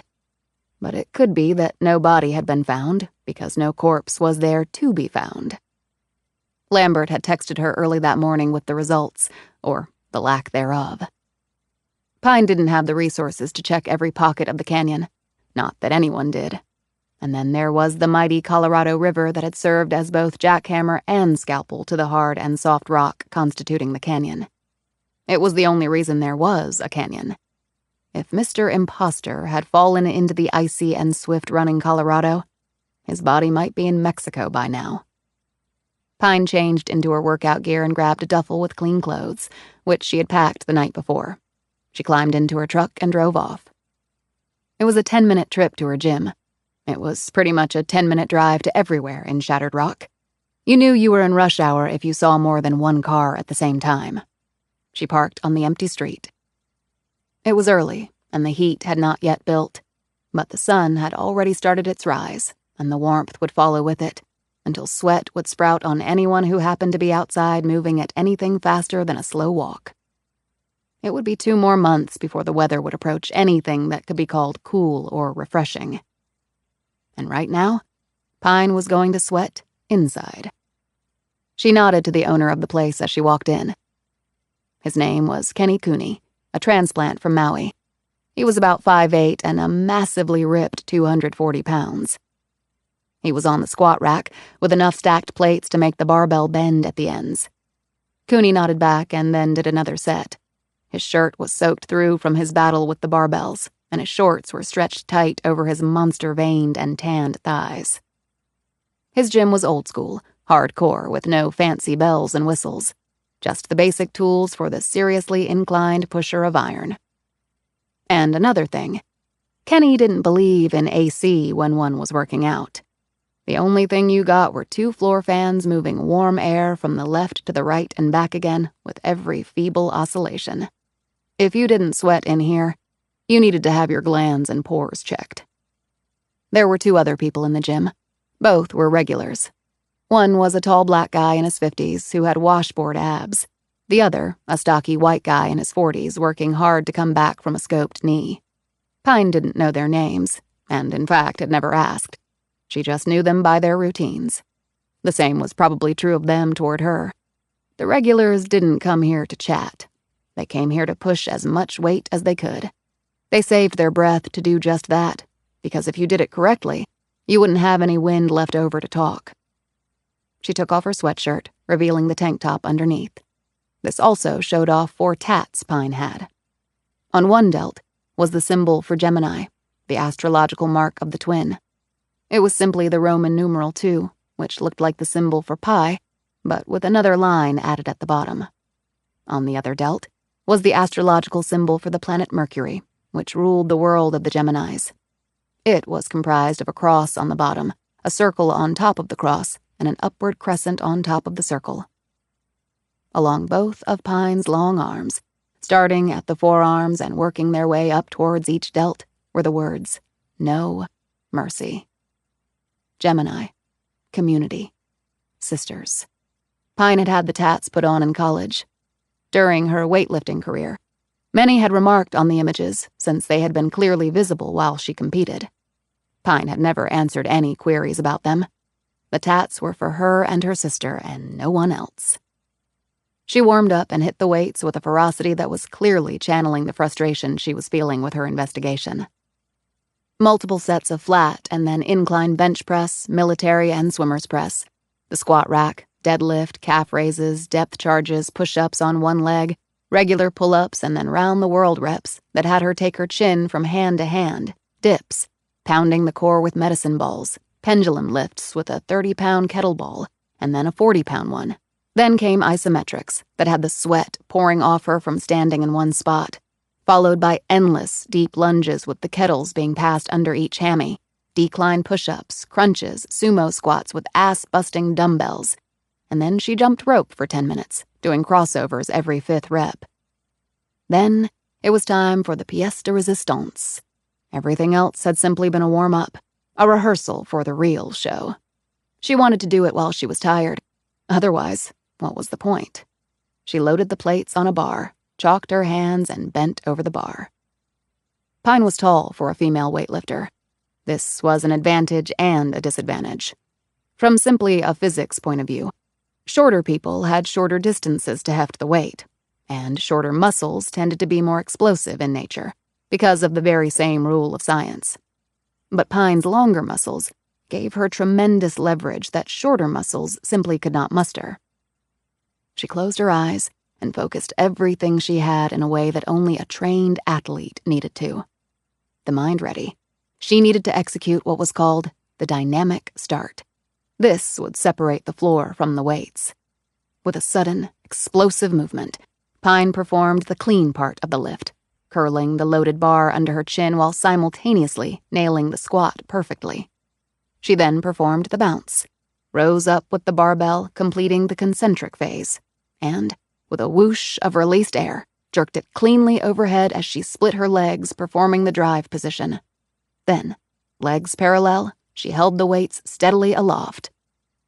Clean and jerk. Done. There was a lot more to the Olympic lifts than people probably thought.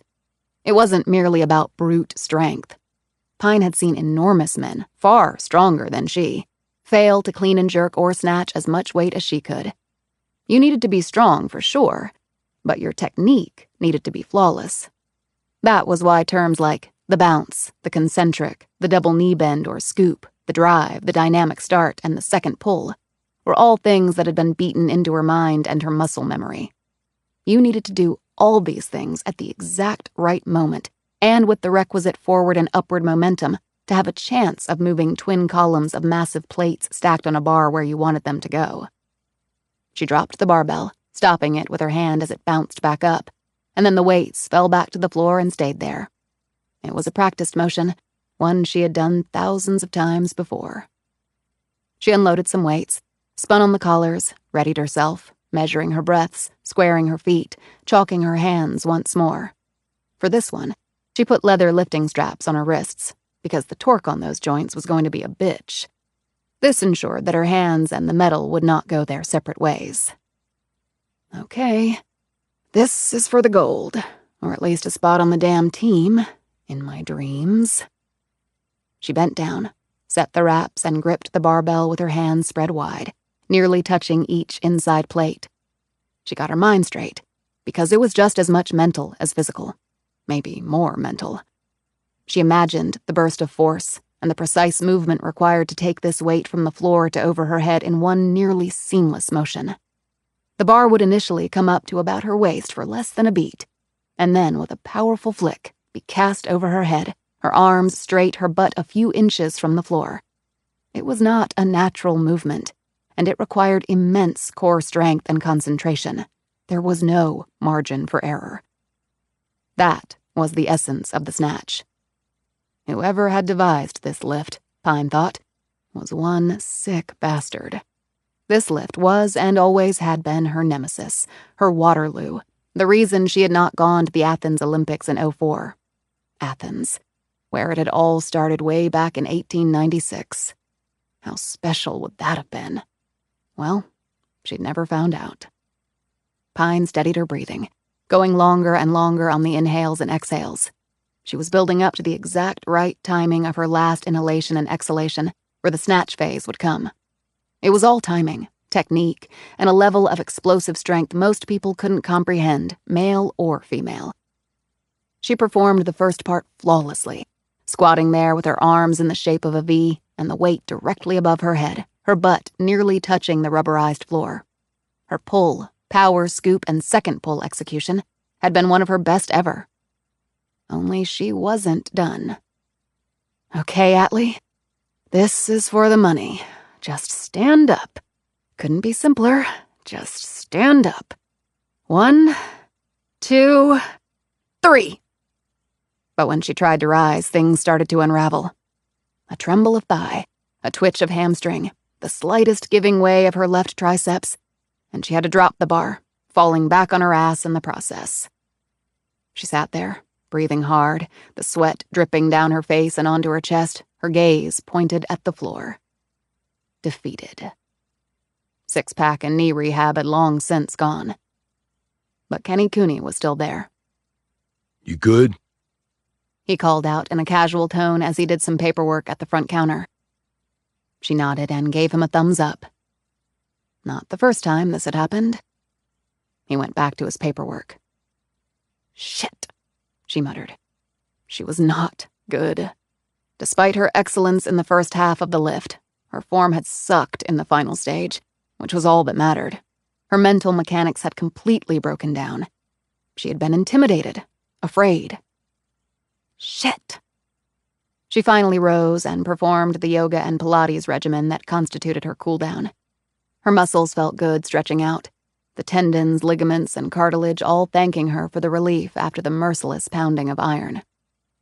She hit the shower, changed into her work clothes, and walked out, hair still wet. This had been her time.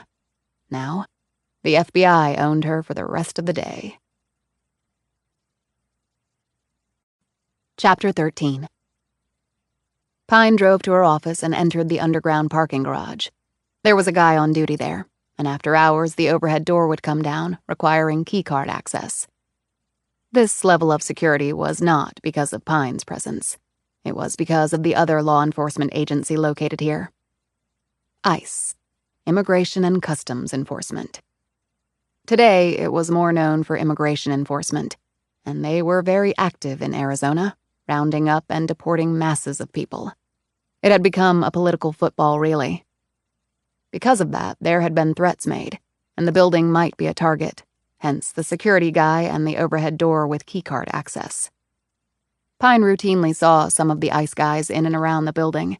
She knew all the agents there, but didn't really hang with them very often because they kept to themselves. She was FBI, under the Justice Department. ICE was under the Department of Homeland Security. There was a bit of a federal rivalry there. But their work almost never overlapped. But they were fellow feds, and she would always have their backs if they needed it. The underground garage kept the sun off the cars during the day. It was actually a necessity here, especially during the summer. Otherwise, she would have let her truck run without her in it for a few minutes with the AC cranked to max, and she'd still sweat when she got in. She parked next to a vehicle with a cover over it. This car had once belonged to a veteran FBI agent named Frank Stark, who had been a mentor of hers during Pine's second field assignment. Every FBI agent got their creds, badge, and first assignment upon graduating from Quantico. The first-year assignment was done as a probationary agent to see if you could cut it in the field. After a year's time, you were no longer a probie and were transferred to your next assignment.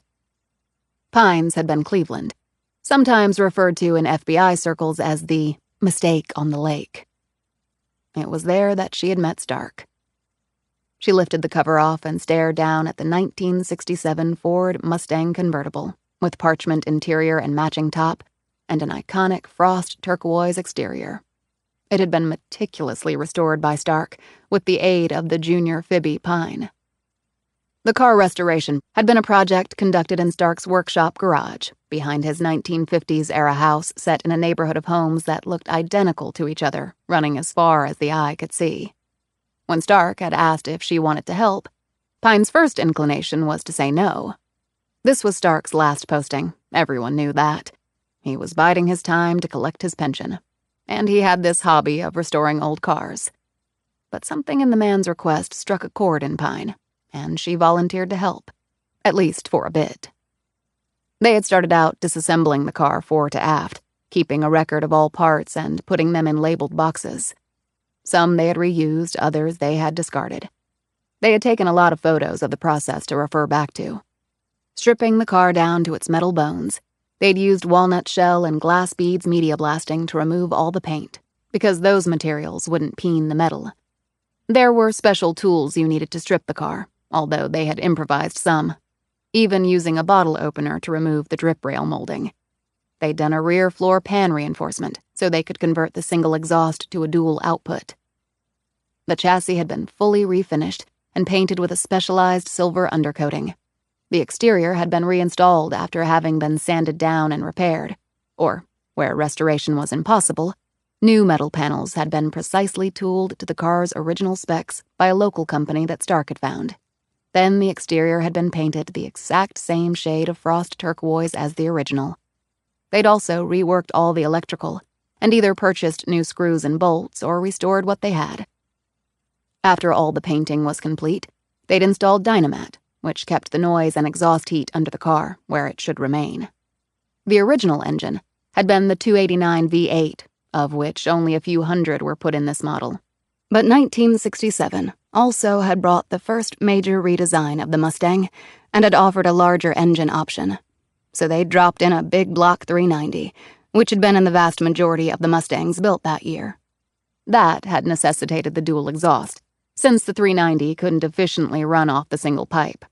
The 390 V8 mustered 320 horsepower, plenty of muscle for a car that size. The convertible top was beyond repair, but Stark had located a company that did replacements, and Pine had worked side by side with Stark to install it.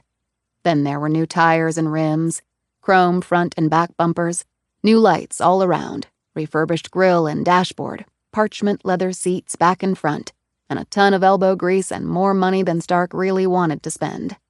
However, Pine felt that the vet agent, a widower and childless, just wanted to do something to fill in a life that had become permanently lonely, and would become infinitely more so once he handed in his badge. Since Pine had been equally lonely, it had been a good match. They could work together for hours and even days without saying much more than, "Will you pass me that wrench?" or, "Grab me a cold beer?" The initial bit of volunteerism had stretched into nearly 2 years. Stark had retired a month after they completed the project, and Pine was being reassigned at the same time. But before she left, they had taken a long ride in the fully restored Mustang. Stark had let her take the wheel on the way back, and she had opened it up on the highway, letting the 4 carbs of the big block ooze power all over the asphalt as they shot like a rocket down the road. They had already decided that if they were stopped by the cops, they would use their FBI badges to get off. The federal agents decided they were entitled to one get-out-of-jail-free card. With the top down and the wind ripping through her hair and the speedometer at nearly 120, it had been the best feeling Pine had had in years. She truly felt wonderful. If Stark hadn't been 30 years her senior and crotchety as hell, she might have, in her euphoria, planted a kiss on him. Unfortunately, a month after Pine had left for her new assignment, Stark had died from a heart attack. He'd been found in his garage, slumped over in a chair, a socket wrench on the floor, apparently where it had dropped from his hand when he died. Pine had been stunned to learn that in his will, Stark had left her the title to the car. She had gone to retrieve it, and the Mustang had traveled with her to every assignment thereafter. When she'd relocated, she'd driven it out west.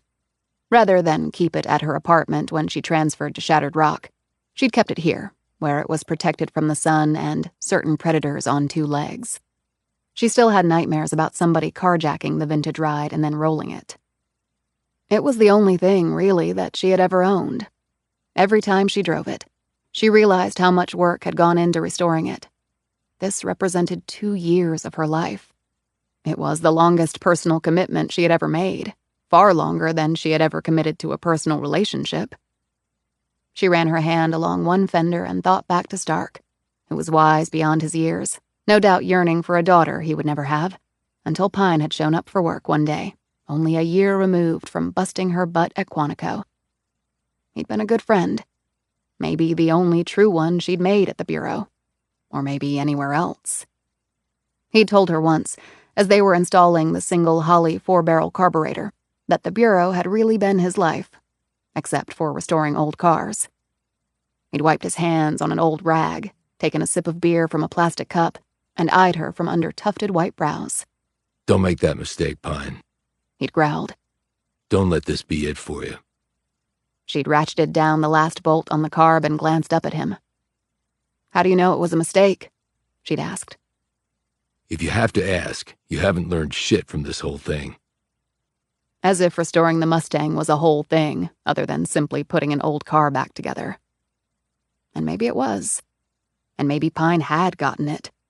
But that didn't mean she would ever do anything about it.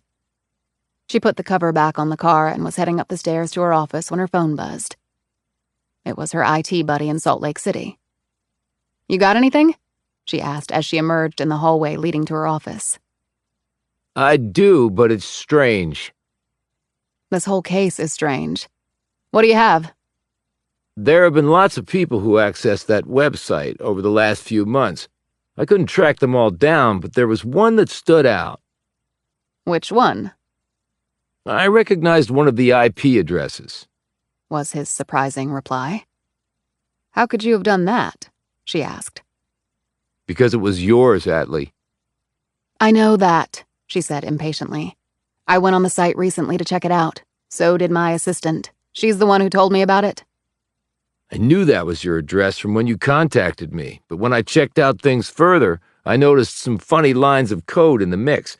So you might want to have the FBI Geek Squad check your computers. Why? Because I think you might have been hacked. Chapter 14. Coffee, Agent Pine? Pine had just entered her office when Blum greeted her. The older woman was dressed, as always, in a highly professional manner. Skirt, jacket, pumps, hose, minimal jewelry, and a bit less makeup than normal. Pine absent-mindedly nodded and walked on to her office. She closed the door, sat at her desk, and stared at her computer. Hacked? By who? And why? Her friend had told her something else, that whoever had done this could have easily done it remotely, in essence taking control of her computer and making it do things the hacker wanted without ever entering the premises. If he's infiltrated your computer, he can see every keystroke you perform, her friend had told her. Pine yanked the power cord off the computer at the same moment Blum opened the door with her cup of coffee. Problem? Asked Blum. I've been hacked. Blum raised an eyebrow and then set the coffee down in front of Pine. Should I pull my cord too? Probably. I'll call the support services folks in Flagstaff straight away. They'll send somebody up. Thanks. Does this have to do with the website I showed you? I don't know. Maybe. Blum closed the door behind her as she left. Pine took out her phone and studied it. Was this compromised too? She looked at the landline on her desk. To bug that, they would have had to break into her office, or at least the telecommunications box. But that was in the underground garage in a locked room with video surveillance, courtesy of ICE's presence here. She doubted they had accomplished that. When the IT people came from Flagstaff, she would have them check everything. Until then, Pine decided to just not call or email or text anybody from her office or her personal phone. She left her coffee sitting on her desk and exited her office, rushing past Blum so fast the woman could only say, "Agent Pot," before she was out the door. She took the steps 2 at a time to the garage, got into her truck, and sped out into the sunshine. There was a convenience store about 3 blocks away. It had something she really needed, something that was almost impossible to find anymore. Pine pulled into a free space in front, hopped out, and made a beeline for the payphone hanging on the outside wall next to the machine containing bags of ice. Shattered Rock actually had several public payphones for 2 reasons. As hard as it was to believe, not everyone here had a mobile phone, and cell reception here could be really crappy. She dropped in some coins and made the call. Park Ranger Lambert picked up on the second ring. Hello? Coulson, it's Atlee. What number are you calling from? Never mind. Look, has anything weird been happening on your end with respect to the Priest disappearance? Pine had still not told Lambert, or anyone else, that the man calling himself Benjamin Priest was not, in fact, Benjamin Priest. What do you mean, weird? Out of the ordinary. Like, have you gotten any inquiries from further up the food chain? No, nothing like that. So, any progress on the case? Cadavers turned up nothing, like I already reported. We've searched everywhere we can think to. Will agents from your investigative services branch become involved now? Above my pay grade. Pine frowned into the phone receiver. This did not sound like the Coulson Lambert she knew. Did Edward Priest ever send you a picture of his brother? Look, Atlee, I don't mean to be rude, but I gotta go. Stuff at the office. Talk soon. And he clicked off. Pine slowly hung up the receiver. Well, he had indirectly answered her question. There was weird stuff going on his end. She stuffed more change into the machine and punched in the numbers. The phone rang, and then Edward Priest's voicemail came on. The mailbox was full, so she was unable to leave a message. Frustrated, she hung up the phone, got back into her truck, and drove off. She checked her rear and side mirrors to see if any stealth vehicle was taking an overt interest in her SUV. On the way back to the office, she pondered what to do. Lambert was obviously stonewalling her. Edward Priest's mailbox was full. Her computer and possibly her phone had been compromised. The Bureau's National Security Branch was in the loop. Her supervisor's boss had called her, made inquiries about only this case, and then gave her a not-so-subtle warning to watch her back. And on top of that, she had a missing man who was supposed to be someone else, only wasn't. And where was he? And where was Benjamin Priest? And who had killed and mutilated the damn mule, and why? And what did an over a century-old, probably bogus story of Egyptians in the Grand Canyon have to do with any of it? She ran a hand through her still damp hair and decided now would be a good time to return to the scene of the crime. She turned in the opposite direction, heading west. 35 minutes later, she was at the south rim of the canyon. Her federal badge gained her free admission to the park. She slid into an empty space near park headquarters in a section reserved for the park police. Her ride had federal plates, so she didn't expect that to be a problem. She got out and looked around. The place was filled with tourists. Most would simply walk along the South Rim path, admiring the views and taking pictures. Some would stay overnight at the various lodgings. Others would head back to wherever they had come from. Still others had taken mules down or would hike down into the canyon. Though a popular tourist destination, the canyon was an extreme environment. People died here every year. The causes were many and included heart attacks, falls, animal encounters, dehydration, and hyponatremia, an electrolyte disorder where your brain swelled with an excess of fluids. In addition, some rafters drowned in the punishing rapids of the Colorado River. As she was standing there, Pine saw a man dressed in athletic shorts, a tank top, and running shoes jogging down the pavement toward the parking lot. He stopped, stretched, and then headed toward a muddy Jeep with its canvas top down. It also had a power winch on the front bumper. An Army Strong sticker was on the rear fender. "Hey, Sam!" Sam Kettler turned around as Pine called out. She walked over to him. "Don't you work nights here?" Usually, but not last night. She looked him over. The tank top and shorts revealed what his uniform had not. The man was ripped. Each muscle melded perfectly into its neighbor. And unlike some guys who had inflated chests and swollen arms, matched with an underdeveloped lower body, his thighs, hammies, and calves were the most defined part of his musculature. "So what are you doing here now?"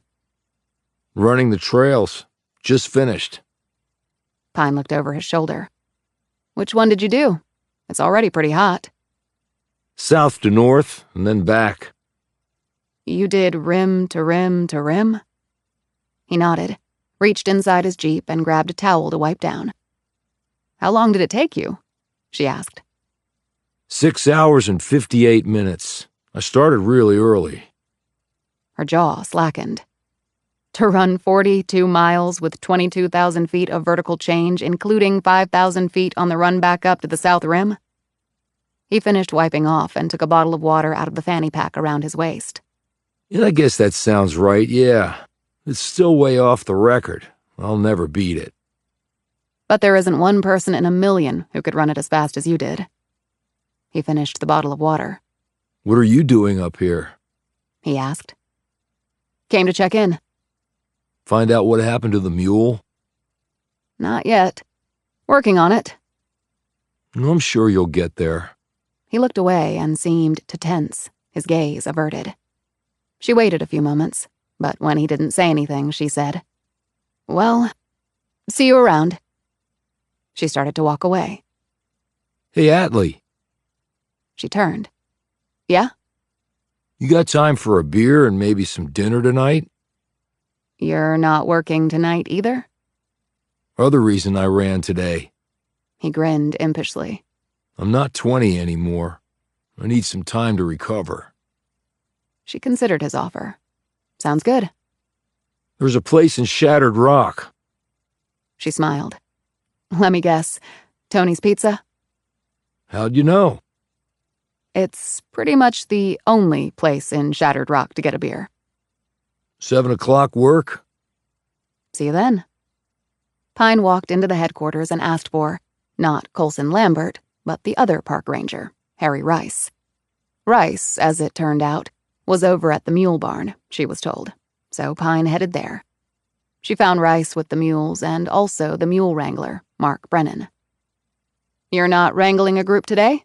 said Pine to Brennan, while Rice watched her with a look that Pine thought was unnecessarily wary. But maybe not, considering what he might have been told by his superiors.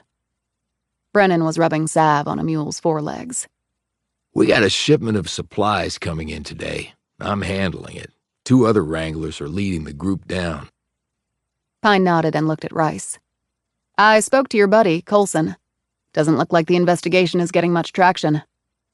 We looked everywhere for the guy. Said Rice, keeping his attention on a point to the left of Pine's shoulder. Never found anything. They all fell silent for about a half-minute. "Colson didn't seem very interested in doing any more work on the case. That your position too, Harry?" Rice again wouldn't meet her eye. I'm a park ranger, not a cop. "But what about ISB? Are they taking up the case?" "I asked Colson, but he blew me off." Rice shrugged. Above my pay grade. "Seems to be the standard response these days," replied Pine, wondering if he and Lambert had been scripted. Brennan looked from one to the other. Something going on here I don't know about? "Probably," said Pine. "Mark, you saw this guy Priest. I want you to talk to a sketch artist I use and give that description to her." Rice said, Why? You use a sketch artist if you're trying to ID somebody. We already know who the missing guy is. "Do we?" asked Pine. Rice looked taken aback. His brother told us. He's Benjamin Priest. I asked Coulson if he got a photo of Priest from his brother. He wouldn't answer me. Brennan said, Wait a minute. Are you saying this guy wasn't Ben Priest? I like to confirm everything, not just assume. Pine glanced at Rice. Did you guys just assume, or did you confirm? I don't like your tone, Atlee, replied Rice. And I don't like getting played, Harry. Brennan kept looking between the two feds, the confusion on his features growing. So, Mark, I need you to come with me for the sketch artist. But I got stuff to do here. Find somebody else to do it. As they walked out into the daylight, Brennan said quietly, What's going on here, Agent Pine? I mean, you guys are both with the federal government, right? Right. But the federal government is a big, unwieldy beast at times. And I go my own way. She pulled out her phone and brought up the photo that Edward Priest had sent of his brother. See the tall guy in this photo? You recognize him? Could he have also been in the group of 10 with Priest? No way. Nobody that tall was in the group, and nobody who looked close to that guy. Did you take a group photo? Did anyone take photos of each other? People could have taken shots of each other, but there wasn't any group photo that I know of. Pine put her phone away. Okay, let's go see that sketch artist. Chapter 15. Jennifer Yazzie was married to Joe Yazzie Sr., who was an officer with the Navajo Nation Police. He was one of about 200 sworn cops and pulled patrol duty working out of the Tuba City Police District on the western side of the Navajo Reservation. Riding in his department-issued Chevy Blazer, Yazzie alone was responsible for about 70 square miles of territory. Pine knew he performed his duties with a Glock 22 sidearm, pepper spray, an AR-15, a shotgun, body armor, an expandable baton, and his most important tools, a calm demeanor and an understanding of the area and the people that inhabited it, that came only from having grown up there. Jennifer Yazzie worked as one of about 300 support staff at the Nation Police. Although her main duties were in the IT department, she was an accomplished artist, having sold her pieces throughout the Southwest and having her works shown in numerous regional exhibitions. She was the police force's unofficial sketch artist in residence. Yazzie also worked in the Tuba City Police District, and that was where Pine drove to with Brennan. Though she had a child who was 24, Yazzie was only 45. She was a lean 5'5" with long, dark hair and finely etched lines around her eyes and mouth. She possessed an easy smile, as though whatever she was doing brought her great joy. Pine had met her within a month of moving to the Shattered Rock RA. Along with working hard to meet with all the local law enforcement agencies, she had provided them resources and assistance over many cases. Pine also had sat on her share of bar stools drinking with them, getting to know them and the policing realities here.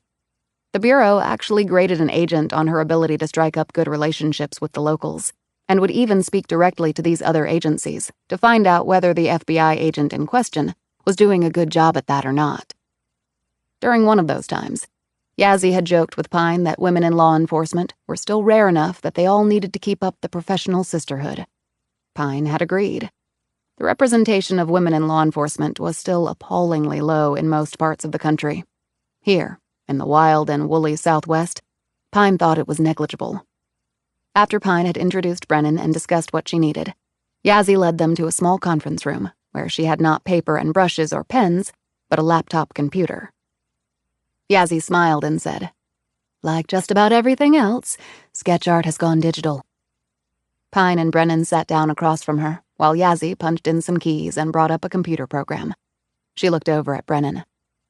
You ready? He nodded. To Pine, the man looked nervous and uncertain, as though he were about to undergo a painful medical exam or polygraph, instead of feeding a memory of a certain person to Yazzie, so she could recreate the image on the computer screen. Yazzie asked a series of questions, each one a little more detailed than the last. from the basic, male or female, to the shape of a nose, the curve of a chin, the wrinkles on a neck and around the eyes, to the texture of the person's hair along with the color. After about an hour of this back and forth, Yazzie swung the computer around so they could see the finished results. "How'd I do?" she asked. Pine watched as Brennan's jaw dropped. "Damn, ma'am. That's him." "Nice to get positive feedback," said a smiling Yazzie. "Jen, can you print that image out for me and also email it to me?" said Pine. "You got it." As they were leaving, Pine drew Yazzie aside after telling Brennan she would meet him at the truck. "Ran into your son the other night outside my apartment building." Yazzie's easy smile devolved to a frown. "Joe Jr." Pine nodded. "He was with some sunburned jerk who has a beef with the feds. I had to take him down a peg." "Tim Mallory. He got kicked out of the Army for drinking and drugs. He moved here last year from Philadelphia. Joe's been hanging out with him." "He's not a good influence. And Joe said he was there to meet up with Kyle Chavez. Also not a good influence." Yazzie said, "I didn't know he'd been messing around with Kyle." They were also smoking weed and drinking. "Look, I know that's not unusual with young guys, but I don't want to see Joe get into trouble that he can't get out of. His father's been trying to get him to try out for the police, but he has no interest." "What is he doing?" "Not much. He works odd jobs. He comes home sometimes. I cook him meals, try to get him motivated about his future. But not much seems to work with him." "His brothers?" "Thomas is in college in Portland, Oregon. Matt's a senior. He's going to West Point." "That's great. Very impressive." "But not Joe. His father isn't happy. It's all he thinks about. His namesake, you know?" "I don't know because I've never had kids, but I can imagine it can really mess with you." "Joe's at his wit's end. Nothing he says seems to get through." She shrugged and smiled sadly. "My son's Navajo name is Ahiga. Do you know what that means?" Pine shook her head. Yazzie sighed resignedly and said, "It translates to, he fights, and Joe Jr. has lived up to that name, at least when it comes to his parents." "I just wanted to give you a heads up." "Thanks, Atlee. I'll let my husband know, too. And good luck with your missing person case." Pine walked out into the heat and sun thinking that she would need something a lot stronger than luck, and she was also thinking that motherhood was not for her. She dropped Brennan off at the park, turned around and drove straight back to Shattered Rock. Carol Blum rose from her desk when Pine entered the office. "The IT folks have been over our computers. They actually did it remotely. They found some things on there that shouldn't have been and removed them." "So the computers had been compromised?" "Yes. They're checking to see where it might have come from. I'm thinking it might have happened when I went on that website. If so, I'm very sorry, Agent Pine." "Don't worry about it," said Pine. "I think it might have happened regardless." "They also checked out our phones, both our cell and landlines. They're fine." "Good, because I'm out of quarters." "You did have a message from the forensics lab at Flagstaff. They wanted you to call. I have the number." Pine took this information into her office and closed the door. She called the number. On the second ring, a person picked up. She was Marjorie Parks, an assistant medical examiner with the FBI. Pine had worked with her before. "Well, Atlee, I have to admit, I've never done a post-mortem on a mule before. Well, technically, with an animal, it's referred to as a necropsy. I guess I have you to thank for that." "Yeah, it was a first for me, too." "What'd you find out?" "The death wound was performed with a long-bladed knife with an upward angle. Not quite a scythe shape, but something along those lines." "The letters on the hide?" "They were done with a knife as well." "Any idea what J and K refer to?" "We did some research on our own and might have pulled up a lead." "Good luck on that." "So what drug was used on Sally Bell?" "Who told you about that?" said Parks in surprise. "I was saving that for last." "You're not going to start cutting a half-ton mule without knocking it out first." I'm sure. Okay. The tests showed that the drug used was romifidine. It's a sedative typically used in veterinary medicine with large animals like horses and mules. Okay. We know the how. Now the only questions are who and why. And those are usually the toughest of all to answer. It's why I get paid the big bucks. Chapter 16.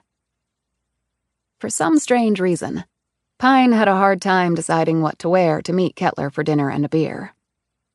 "It's not like you've never been on a date, Pine," she said to herself, as she held up one outfit after another in front of the mirror tacked to the back of her closet door. Though it has been a while. In the end, she settled on a sundress with a sweater on over it and sandals. She'd carry her Glock in her purse and leave the Beretta home. She hoped the date wouldn't warrant a backup weapon.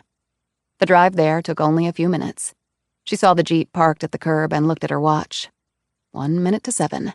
Mr. Kettler apparently liked to be early. She parked and went inside, immediately seeing him near the rear because the place was so small. He rose and waved. He was wearing jeans and an untucked white shirt that made his tan seem even deeper. The top button was undone, revealing smooth, bronzed skin. His short hair was a bit messy, like he'd just let the air dry it on the ride over. It only served to enhance his attractiveness, Pine thought. In lieu of a formal handshake, they exchanged a brief hug. As they sat down, he said, "You look different out of uniform. I mean a really nice different." He lapsed into an embarrassed silence. She let him linger there for just a few seconds before rescuing him. "Thanks. I'm not sure whether I like you better in the shorts and tank top or what you're wearing now." They both laughed, and the ice was officially broken. They ordered beers and then salad and pizza. They clinked bottles and each took a long sip. He looked out the window. "You like living here?" She shrugged. "It's close to work. My office is right down the street." "Same building as ICE, right?" "How'd you know?" "They've been coming around the park a lot more, rounding up illegals. I had to go over to their office a couple times to provide some information, and a bunch of us rangers have had to attend some conferences there." "Conferences? What about?" "The best way I can say it is recognizing our duty as federal officers to notify them about illegals so they can come get them." "You don't have any illegals working for the Park Service. They couldn't pass the background check." "No, but we have contractors, landscapers, people working in the gift shops and restaurants, driving delivery trucks, that sort of thing." "Do you turn in many?" "None so far. Hey, if they do something criminal, I'd be all over them. But if they work hard and keep their noses clean, I'm not getting in their business." "Sounds like a good philosophy to me. So how long did you sleep after your run today?" She tacked on an impish grin. "About as long as it took me to run the trails. I'm not getting any younger." Special Forces to Park Service. Quite a segue. "Who told you about Special Forces?" "Coulson. He said someone you served with told him. Chest full of medals, including the Purple Heart. Impressive." "It sounds a lot more impressive than it is." "How so? You were serving your country fighting in a war." Kettler finished his beer and waved at the waitress for another. After she brought it, he took a swig and said, "It wasn't a war, Atlee. "What was it then?" I didn't sign up to shoot." He abruptly stopped and looked away. "Shoot what, Sam?" "Nothing." He was silent for a few moments. "Hey, let's change the subject. I didn't ask you out to talk about a stupid war." She studied him for a few moments. "You did your job, Sam. You did what you were supposed to. No more, no less. That's all we can do." He looked up. "To answer your question, I joined the Park Service because it was all about protecting something worth protecting right here, in this country. I don't pull my gun. I help people enjoy the canyon. I wake up every day with that one purpose in mind, and it's a great place. Puts a smile on my face every day." "And in your free time, you play Superman and run the trails," she said, smiling. He grinned back. I'm sure you've done it too. I've hiked a lot of the trails. Never ran them. At least, not like you. It's pretty damn exhilarating. Makes you feel great to be alive to experience it. I'd love to share that feeling with you. Well, you might get what you wish for, she replied warmly. Their pizza and salad came, and they took a few minutes to eat while they chatted on topics ranging from local politics and relations with the Indian tribes to how a big hole in the ground was among the most dazzling sights on Earth. Finished with their meal, they drained their second beers and then went for a walk. An ice cream truck rambled by with its bell tinkling, and on impulse, Pine bought them both vanilla cones. They strolled along, licking at their dessert while the night's heat enveloped them. It was hot enough, in fact, for Pine to take off her sweater and wrap it around her waist. Didn't figure you for tats, said Kettler, looking over her arms and delts. I like to surprise. Gemini and Mercury, he said. You know astrology? Just when I read my horoscope. What do the no mercy ones mean? Just something personal, she said tersely. Oh, okay, he said quickly, noting her uncomfortable look. Sorry, I get funny about stuff like that. No worries. I get funny about stuff, too, she said. I didn't see any tats on you the other day. I've got one, but not in a place you could see. Where would that be, I wonder? She said playfully. In response, he edged down the waistband of his jeans, exposing the top of his hip. She bent down to look because the tat was small. Wait a minute. Is that Hobbes? Yeah, from Calvin and Hobbes. Okay. Ex-Special Forces with a cartoon tiger on his hip. Count me officially stunned. What can I say? It was my favorite comic strip when I was a kid. He edged his trousers back up, then motioned to her muscular arms. Olympic caliber lifter, right? Okay, for the record, I had nothing to do with that Wikipedia page, replied Pine. She shot him a curious glance.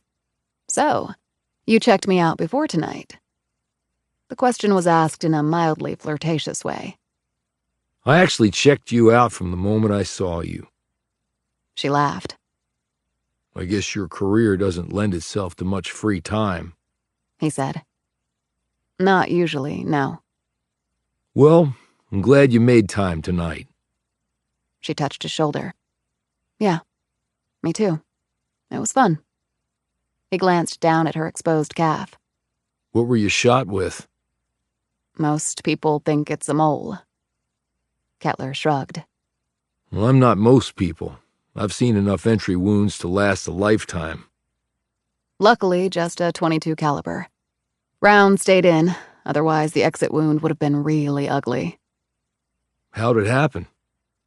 Arrest gone wrong. I made a mistake, learned my lesson, never to be repeated. She paused. Okay, that's my story. Where were you wounded to earn the medal? He shook his head, smiled, and finished his ice cream. Not in a place I can show on the first or second or maybe the 10th date. I'm sort of old-fashioned. She hooked him by the arm. Good, because I'm sort of old-fashioned too. Chapter 17. Pine stirred, moving to the right in her bed and then back to the left. She was coming out of some vague dream, and something was flitting in her ear, like a bothersome gnat. She finally opened her eyes and looked at her buzzing phone on her nightstand. The electronic gnat to which the entire world was now enslaved. She picked it up and said groggily, Pine. Agent Pine, it's Ed Priest. Pine sat bolt upright, fully awake now like she'd downed a pot of coffee and poured a second one over her head. I tried calling you, but your voicemail box was full. I couldn't leave a message. Something weird is going on, said Priest. Give me every detail. I don't know if I want to do this over the phone. I can come to see you. I can get a flight out in the morning. You won't have to do that. I'm in Arizona. Pine checked the clock on her phone. It was nearly 11. Are you at Sky Harbor? No, I flew into Phoenix from the East Coast, but took a puddle jumper to Flagstaff. I just landed. Stay there. I'll come to get you. Give me a couple of hours. The place is closing down. I think mine was the last flight in. There's an IHOP in Flagstaff. She gave him the address. It's open 24/7. Do you have a rental? No, but there's a cab stand. It's only about 4 miles into town. I'll meet you there. Pine swiftly dressed, grabbed both her guns, and headed out. It was a lonely drive at this time of night, under a sky thick with stars and the occasional whizzing-by satellite. That was one of the main differences for Pine between the ambient light-filled eastern U.S. and here. The sky. You could see every millimeter of it. The vastness, the impenetrability. It was a part of your daily life, that upward glance into the cosmos. Every night it seemed to try to show how truly insignificant you were. And eventually, you started to believe it, and a daily dose of humility wasn't so bad. As she roared south, Pine's mind was going in several different directions at once. Before she'd been awoken by Priest's phone call, she'd been ruminating over how to get to Ed Priest, since he was the only way she could see to get to his brother. Well, she'd gotten her wish hand-delivered to her. She pulled into the parking lot of the IHOP and jumped out of her SUV, reaching the front entrance in 2 long strides. She opened the door and looked around. There were about 15 customers seated at a variety of tables and booths, but it didn't take her long to spot Ed Priest. He looked just like he did in the picture he'd sent her. He was all the way in the back at a booth, trying to be inconspicuous behind a large menu, while at the same time looking nervously around. A rolling suitcase with straps and stickers sat next to him on the floor. She hurried over to him, glanced at his suitcase, and slid into the seat across from him. Agent Pine? She took out her creds and shield and showed them to him. He sat back, looking relieved. Call me paranoid, but can I see some ID from you? He took out his Maryland driver's license and showed it to her. Now, why did you decide to come out here? She asked. Because I don't know where Ben is. I haven't heard from him. No one has. It's like he's disappeared. I want to show you something, said Pine. She took out her phone and brought up an attachment to an email she had received earlier from Jennifer Yazzie. She held the picture in front of Priest. You recognize this guy? No. Should I? This is a digital sketch of the man calling himself Benjamin Priest, who rode a mule to the bottom of the canyon and then disappeared. As you can see, he doesn't look anything like your brother. He looks a lot more like you, which is why I thought Ben was you in the picture you sent. Ed Priest laid down his menu and continued to stare with greater intensity at the image on the phone screen. I don't understand. Why would this man be calling himself Benjamin Priest? And then where the hell is my brother? When was the last time you actually saw your brother? The waitress came by, and Pine ordered a coffee, while Priest ordered a full breakfast. I haven't eaten all day, he explained to Pine as the waitress walked away. Nervous flyer. I can't eat on planes. Probably better for you. Plane food sucks. So, your brother? It was maybe 2 weeks ago or so. He came by our house. Did he have a reason? Not really. He called and asked if he could come over for dinner. He said he had some free time and just wanted to see the family. How did he seem? Priest sat back and played with the edges of his paper napkin. You have to understand that my younger brother was the star in the family. High school valedictorian, quarterback on the football team, and he was the star shooting forward of the basketball team, even though he hated basketball. But he knew he was good at it. He graduated top of his class at Georgetown while I went to the University of Maryland. Both good schools. Yeah, well, Ben was on another level. I'm just glad I was older. He would have been a damn tough act to follow. He was successful at everything he touched, and he was tall and good-looking. You saw his picture. I missed out on all that. But never married. No kids? No. He dated in high school and college, but once he got out, he was fully focused on his career. Which was what? They paused as their coffees were delivered.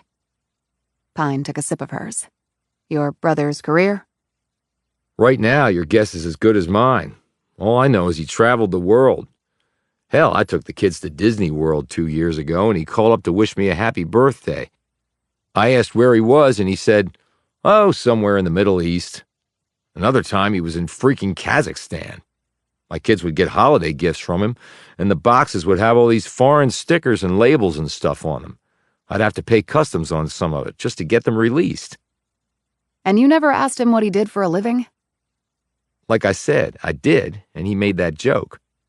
I didn't want to push it. I just thought he had to keep it secret. He wouldn't be the only one like that in the D.C. area. Capricorn Consultants? He brought it up one time when I asked him how things were going. He said he'd started his own company. I asked him what it was that he did, and he said he helped people who needed it. I could find no record of any Beltway company called Capricorn Consultants. I know. I looked too. I'm an accountant. I work at a CPA firm in Maryland. I checked the government records. There was nothing. You didn't tell me how he seemed when he came over for dinner 2 weeks ago. Understand, my brother can be really intense, and he's super smart. He knows everything about everything. I used to joke with him that he'd kill it on Jeopardy. But that night he seemed relaxed and more open to talking than I'd ever seen him. What did he talk about? Politics, world events, baseball. He's a Nats fan. Did he ask you for anything? Did he give you anything? Did he request that you do anything for him? No, nothing like that. Priest's food came, and he took a few moments to pepper and salt his eggs and douse his pancakes in syrup. He looked up at Pine, watching him. You don't look like you eat stuff like this, he said. You might be surprised. She took another sip of her coffee. So, you came out here with what expectation? I'm not sure I have one, but I'm really worried about my brother. Whenever I contacted him before, he'd always get back to me. It might take a few hours or even a day, but he always got back to me. Not this time. I really think something's happened to him. And now you tell me it wasn't even him in the Grand Canyon. But this other guy was using my brother's name. Do you think he did something to my brother? And stole his identity? I don't know, said Pine. But did anything specifically cause you to come out here? Now Priest looked uncomfortable. Your voicemail was full, she said. You're an accountant. You strike me as a by-the-book kind of person. You don't return phone calls, clients get pissed. She paused. So who was calling you so much that you didn't want to answer? Priest laid down his fork and fingered his coffee cup. I'm just a normal guy. I've got a wife and kids. Like I said, I go to Disney World on vacation. I coach my son's Little League baseball team. I'm not equipped to be involved in some crazy international conspiracy thing. International conspiracy thing? Care to explain? It's just a feeling. You think your brother is what? A spy? Middle East, Kazakhstan, a company that doesn't exist, and now this? It's hard for me to admit, but I don't really know my brother at all. At least not his professional side. But you said you knew your brother was going to go to the Grand Canyon. Yeah, he phoned and told me about the trip. He'd never done the mule ride, said it was on his bucket list. He was excited. He'd scheduled it a long time ago. I guess you have to. You do. And you have no idea how the guy I showed you on my phone ended up going in his place? No. Are you sure that my brother wasn't part of the group that went into the canyon? I showed the picture you sent me of your brother to the mule wrangler who traveled down to the floor of the canyon that day. He said your brother was definitely not part of the group. He said there was no one even close to looking like him, even if maybe he was in disguise. Your brother looks to be, what, 6'3" and about 180? That's right. He got all the height in the family, too. He added nervously, glancing at Pine's FBI shield. But my brother is a good guy. He wouldn't be involved in anything bad, that I know. You just told me you didn't really know your brother at all, at least his professional side. Priest slumped back. Yeah, I guess I did say that. So, what were all the voicemails on your phone? Hang-ups. I finally checked them. They were all from the same number. When I called the number back, no one answered. Can you give me the number? I can check it out. Priest took out his phone and read out the number, and Pine added it to her phone contacts. What are your plans while you're out here? She asked. I don't have any. I flew out here really in a panic. Then I decided to call you to see what you might suggest. I'm not sure I have a good answer for you. But you have to understand, Mr. Priest, that if your brother is involved in something serious, you could be in some danger. Me? Why? Certain people may assume your brother told you something important. Or, by your coming out here, they may think your brother communicated with you, and that you flew out here to meet with him. But no one knows I'm here except you. Did you book your flight with a credit card? Well, yes, of course I did. Then you're in the system, and people who can access the system could know your movements. They could be watching us right now. Priest looked around the restaurant before staring back at her. Shit, are you serious? Very serious. I feel like I'm in a freaking movie. So what do I do now? Should I get a hotel somewhere? Or maybe I can stay with you? Pine pondered this for a few moments. You can stay at my place at least for tonight. Or what's left of it until we think of other arrangements. Are you sure? I don't want to be an imposition. And if you're right and people are watching me, then you could be in danger too.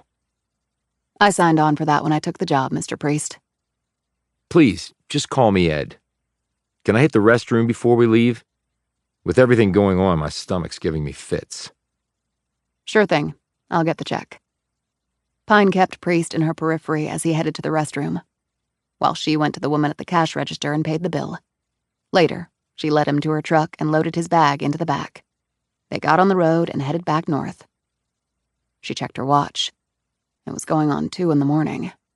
One thing Pine was certain of. She wasn't going to get a lot of sleep this night. Chapter 18. Pine gave Priest her bedroom, and she took the couch in the front room. She had insisted on this. She lay down on the couch and closed her eyes. The dawn was not that far off. She estimated it was about 30 minutes later when she heard the noise for the first time. A bump, a footstep, a squeak of door or window, or something else. Her fingers closed around her pistol as she blinked rapidly to adjust her eyes to the low levels of light. The tick-tock of the kitchen clock echoed in her head as she listened for the sounds to resume.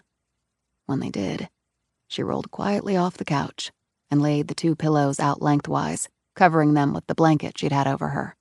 She next slid along the hardwood floor to a far corner of the room, crouched there, and took aim with her pistol. With her free hand, she reached to her left. Tick-tock, tick-tock. Then squeak, then steps. She kept her gun trained on a certain spot across the room. The figure appeared in the doorway and then hurried over to the couch. The silhouette of a gun was pointed at the couch. It remained there for a few seconds, the hand holding it shaking precipitously. Then the gun was lowered, and the figure stepped back and started to turn away. With her free hand, Pine hit the light switch. The figure jumped back. "Put the gun down and lie on the floor face down with your hands over your head, fingers interlaced and your feet spread. Do it now or I will shoot you." Ed Priest did exactly as Pine had ordered. His every limb quaking, he set the pistol down, got on the floor and put his hands behind his head, his legs spread-eagled. He started to quietly sob. Pine rose and walked over to him, picked up the pistol and set it down on the coffee table. She sat on the couch and looked down at the man. How did you know? Asked Priest, his cheeks wet with tears. You made it easy. 1, you're a really bad liar. I had training on that at the FBI, but I didn't really need it. When I asked who had called you all those times and you said you had called them back but no one answered, you showed every sign of lying. And I called the number you gave me. It's not in service. And then there were all the furtive glances you gave me at the IHOP. And your suitcase. That was the real giveaway. My suitcase? It has a CAGPT sticker on it. That stands for Check and Give Protection To. It's what they do with valuable or fragile instruments, and also it's what they sticker a case with that has a gun inside. But I knew for certain you had a gun in there because the airline had zip-tied it, probably at the point of destination. It's a procedure they started to use after the Fort Lauderdale shooting. 1 zip tie for a pistol, 2 for a rifle. Yours has 1, hence a pistol. And in addition to that, your suitcase is easily small enough to be a carry-on, but you had to check it, as evidenced by the baggage claim sticker on the handle. Again, because you can't carry a gun on a plane. So why would a seemingly mild-mannered CPA be carrying a gun with him? Except maybe to use on the first person he called when he landed in Arizona. When you quickly suggested that you might stay with me, that sort of sealed it. If you knew all that, why didn't you just arrest me? Simple. You hadn't done anything illegal. You can carry a gun in a suitcase. You can carry a concealed weapon in Arizona. I needed to see what you were going to do with it. When you made your intentions clear, so did I. She paused. The question is why? You are Ed Priest with the accounting practice and family and Disney World vacations and all that. You're not some government assassin or mafia hitman. So you checked on me? Of course I checked on you. I don't believe anyone unless I can verify it. Now, do you want to get off the floor, sit in that chair, and tell me why you just tried to kill me? Priest gingerly got to his feet and plopped heavily into the chair across from her. He was still dressed in his traveling clothes. I was telling you the truth when I said I called the number back, but I was lying when I said no one had answered. They must have taken it out of service after they talked to me last. What did they tell you? That if I didn't fly out here and kill you, my wife and my kids were dead. And you believed them? They also sent me photos of my wife out shopping, my kids at school. They were obviously watching them. Pine thought about this. Why send this guy to do the dirty deed? Whoever was behind this couldn't come up with a pro to do the hit on me? Why did they say I had to die? Because you were investigating my brother's disappearance. And did they say why your brother had disappeared? Priest hesitated. No, not really, but I knew it was serious. As serious as murdering a federal agent? That can get you the death penalty. My family means more to me than my own life. Barked Priest. He slowly calmed. But I couldn't pull the trigger. I guess I'm not a killer. Clearly not. I was watching you. So what happens to me now? Am I going to prison? I saw you weren't going to actually kill me. But when they find out you didn't pull the trigger, they're not going to be happy with you. Priest buried his face in his hands and started sobbing heavily. Oh my God, my family! I've killed my family! That we can take care of. I'll have them placed in protective custody until we figure out what the hell is going on. Priest stopped crying and looked up at her. You can do that? But, in return, you need to help me. But how? I don't know anything. You may know more than you think. And right now, you're the best lead I have. So how do we proceed? I make the call to take care of your family. And though it's nearly morning, I suggest we get some sleep. We've got a lot of work ahead of us.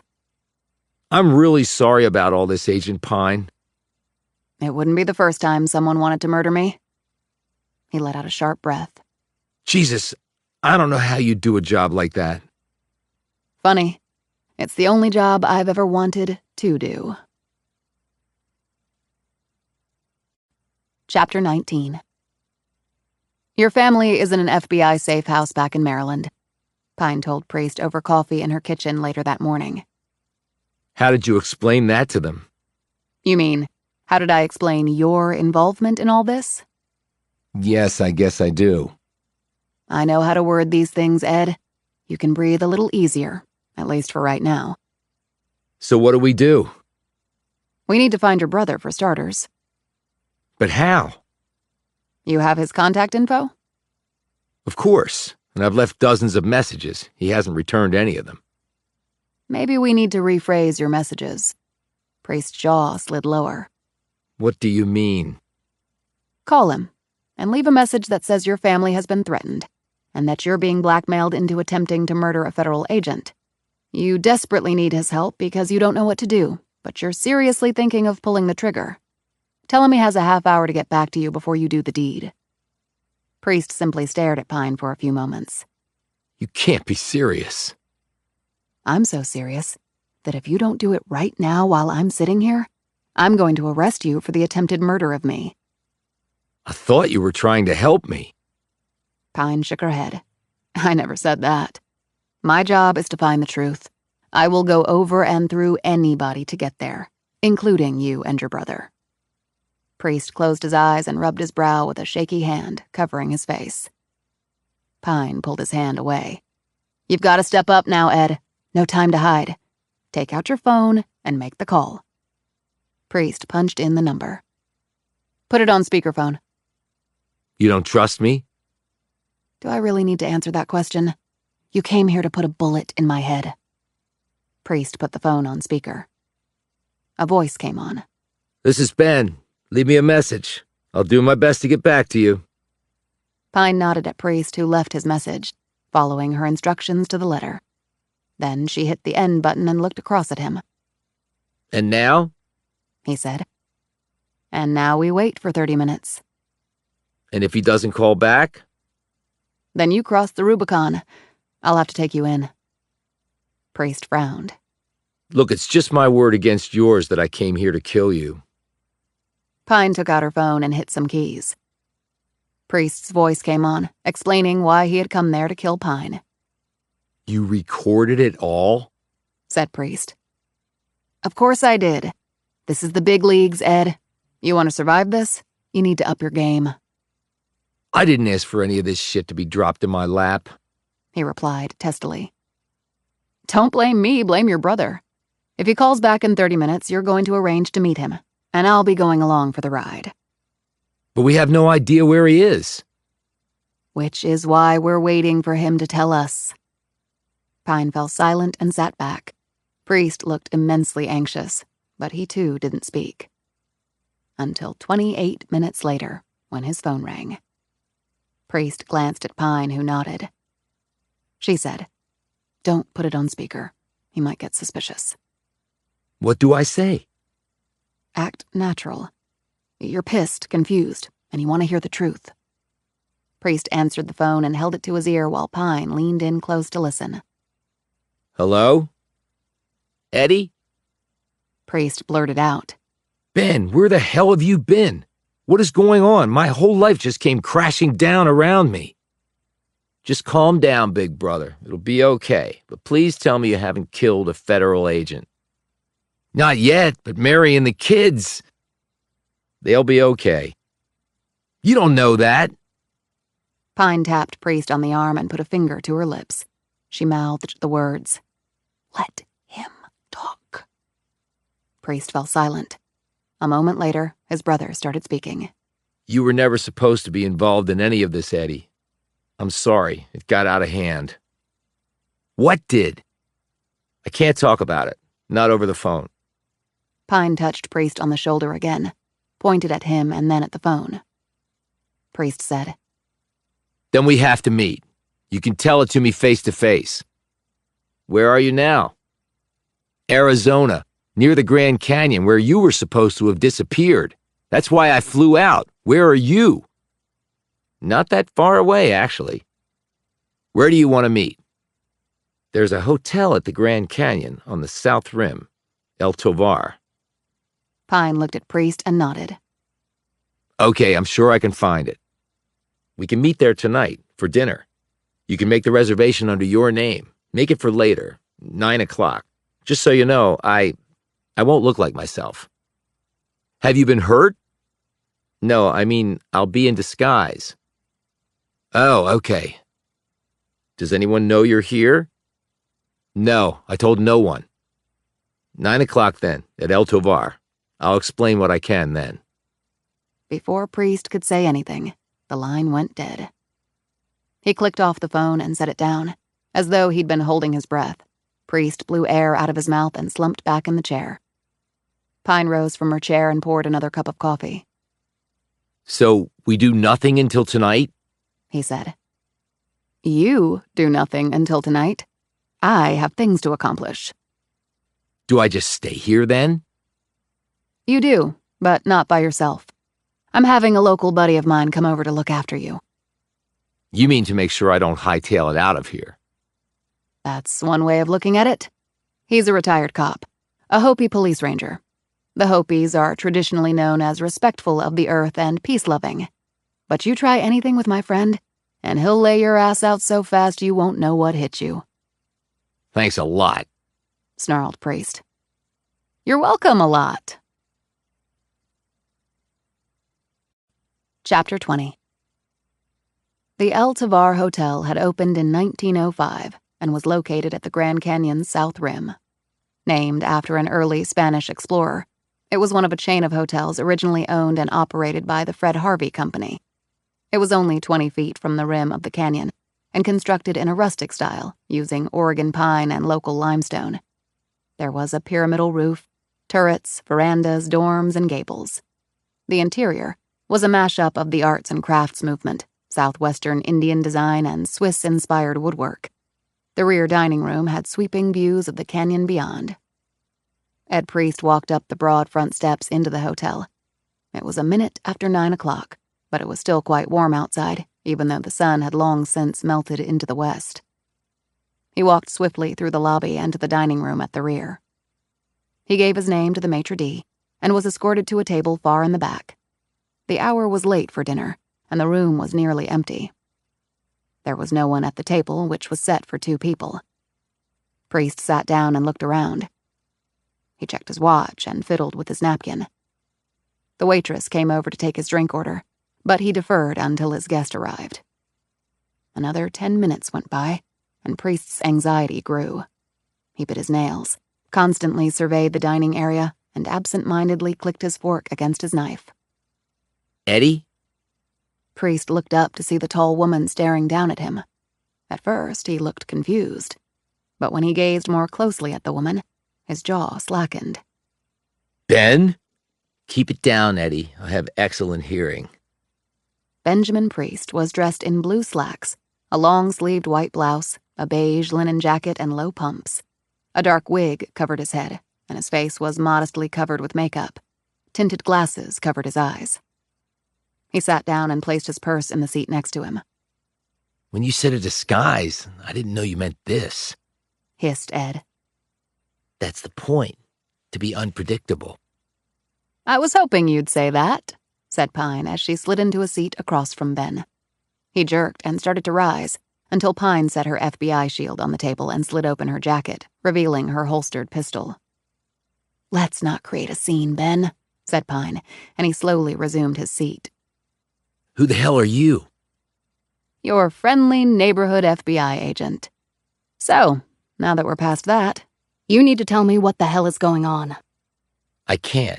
You're not cleared for it. If I'm not cleared for it, then I doubt your brother is. So if you can't tell him, why are you here? It's complicated. I never doubted that. Look, I can't get into all this here. Then where? You were the one who arranged to meet here. Ben looked around nervously. Outside. I have a truck.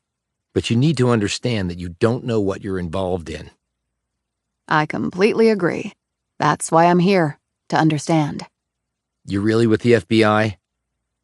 She held up her badge with one hand and slipped her ID pack out with the other. Ben scrutinized both and said, Outside.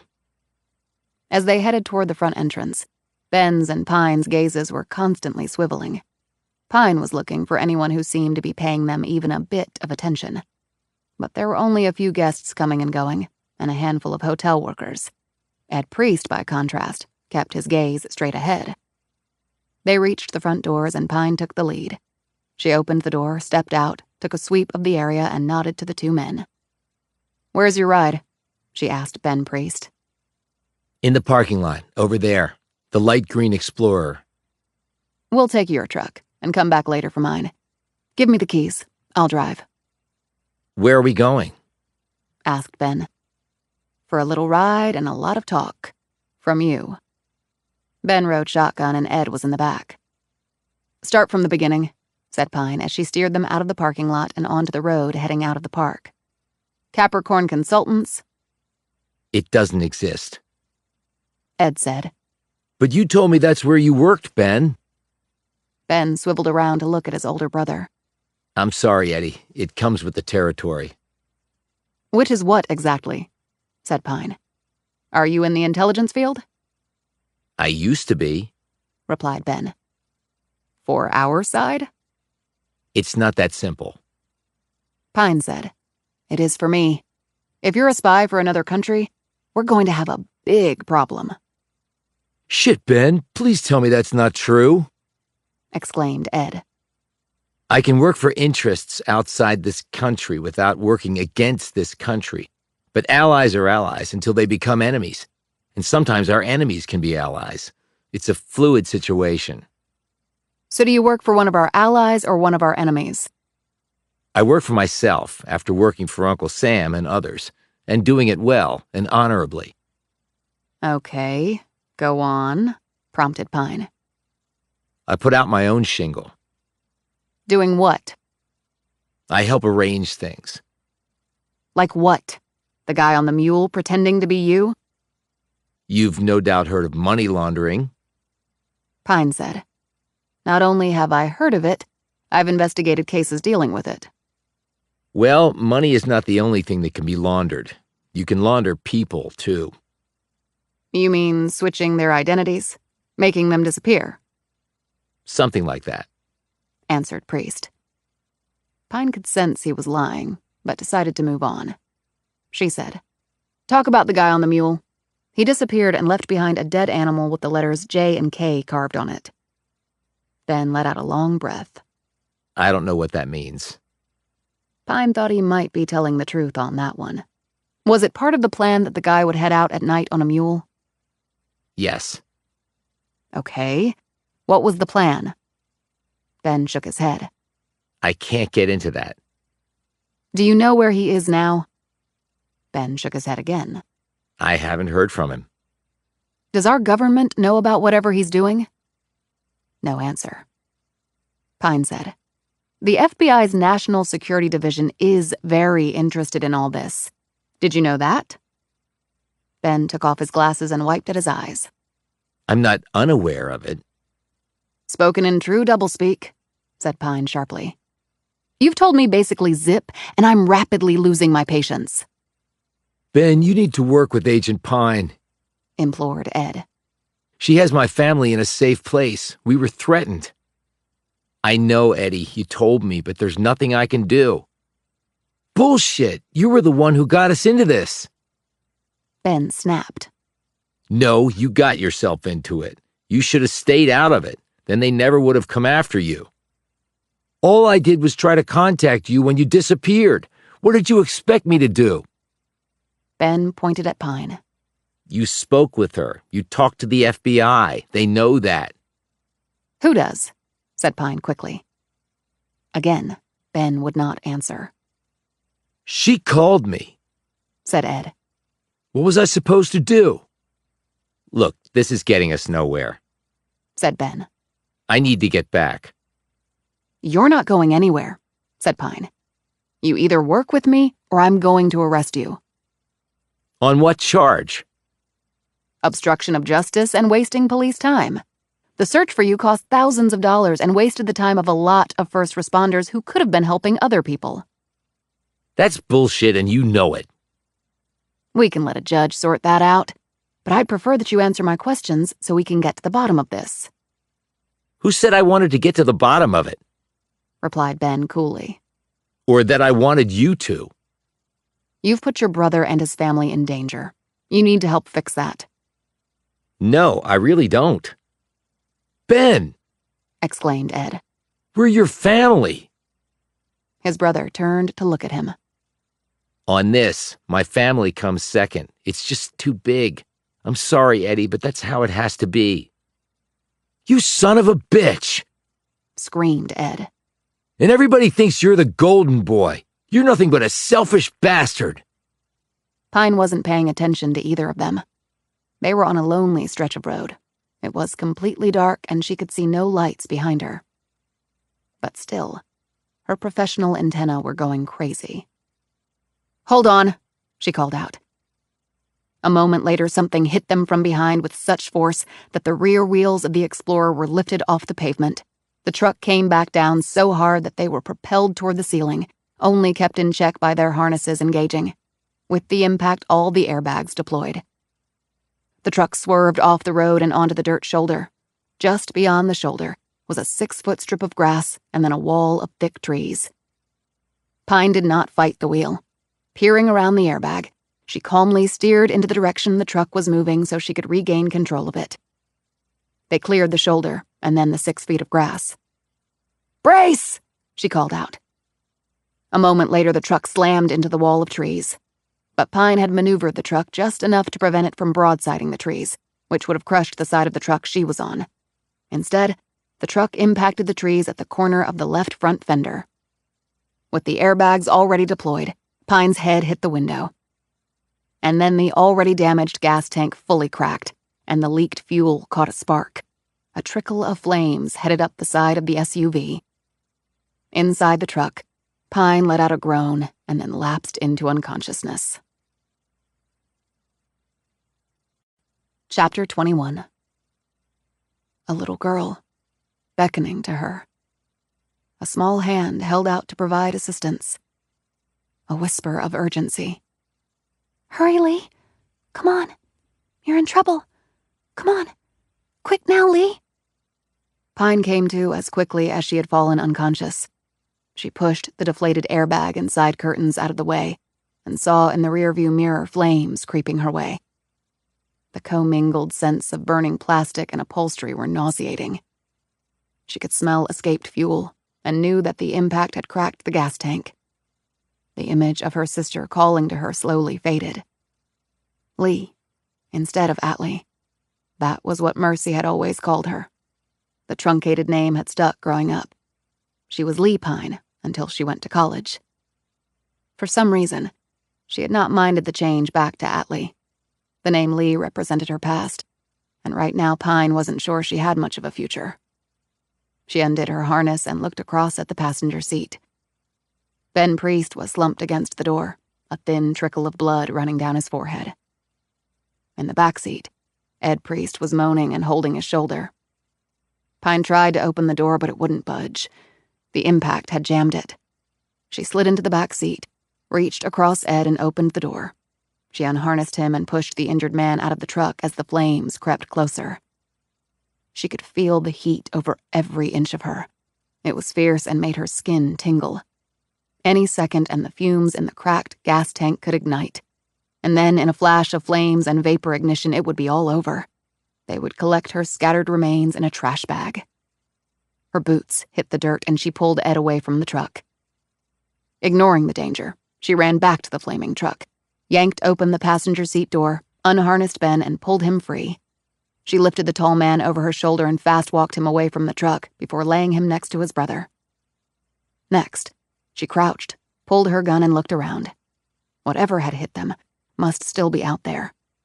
She wiped away blood from the side of her face, and with her free hand, she called 911 and requested assistance, giving her location as specifically as she could. She looked at her watch. It was nearly 10 o'clock. She had no idea how long it would take for the local cops to show. The explosion lit the night, and Pine ducked down as debris from the Ford sailed through the air. Parts of the truck crashed down all around them. Ed Priest suddenly cried out. She scuttled over to him and saw a piece of metal sticking out of his upper arm. It was a part of the trim from the Explorer. It had pierced his skin like a fired arrow, and the wound was bleeding heavily. She took off her jacket and wrapped it tightly around the wound. She didn't attempt to take out the piece of metal. That might cause a gusher of blood if it had grazed an artery. "Help's coming," she said. He nodded and lay back on the ground, groaning. And then Pine saw the headlights. Not from the ground, but in the air. The chopper swiftly shed altitude, its searchlight delicately probing the ground like a snake's tongue before coming to rest first on Pine and Ed. Then it found the still unconscious Ben Priest and held there. It landed barely 50 feet away, its prop wash pummeling them and providing more oxygen to the burning truck, fanning the flames and smoke all over the road. Another mini explosion occurred, causing Pine to momentarily duck before returning her attention to the chopper. She studied its silhouette and its blade configuration. "What's happening?" groaned Ed. "Just keep still and quiet," she whispered back, her gaze steady on the chopper. Pine reached into a small compartment attached to her shoulder holster and pulled out her laser sight. She clipped it to the top of her gun's pick rail and lined up her shot on the aircraft's main prop assembly. And then her target changed as the chopper doors on the left opened and two figures in body armor and combat helmets climbed out. Both carried M16s with laser sights. These guys were ready for war. Seeing this, Pine lowered herself to the ground, spread-eagled, making her target silhouette as small as possible. But she knew this was no longer a fight on equal terms, if it ever was. Her Glock and backup Beretta had no chance against a weapon that was designed for max firepower and resulting death on a battlefield.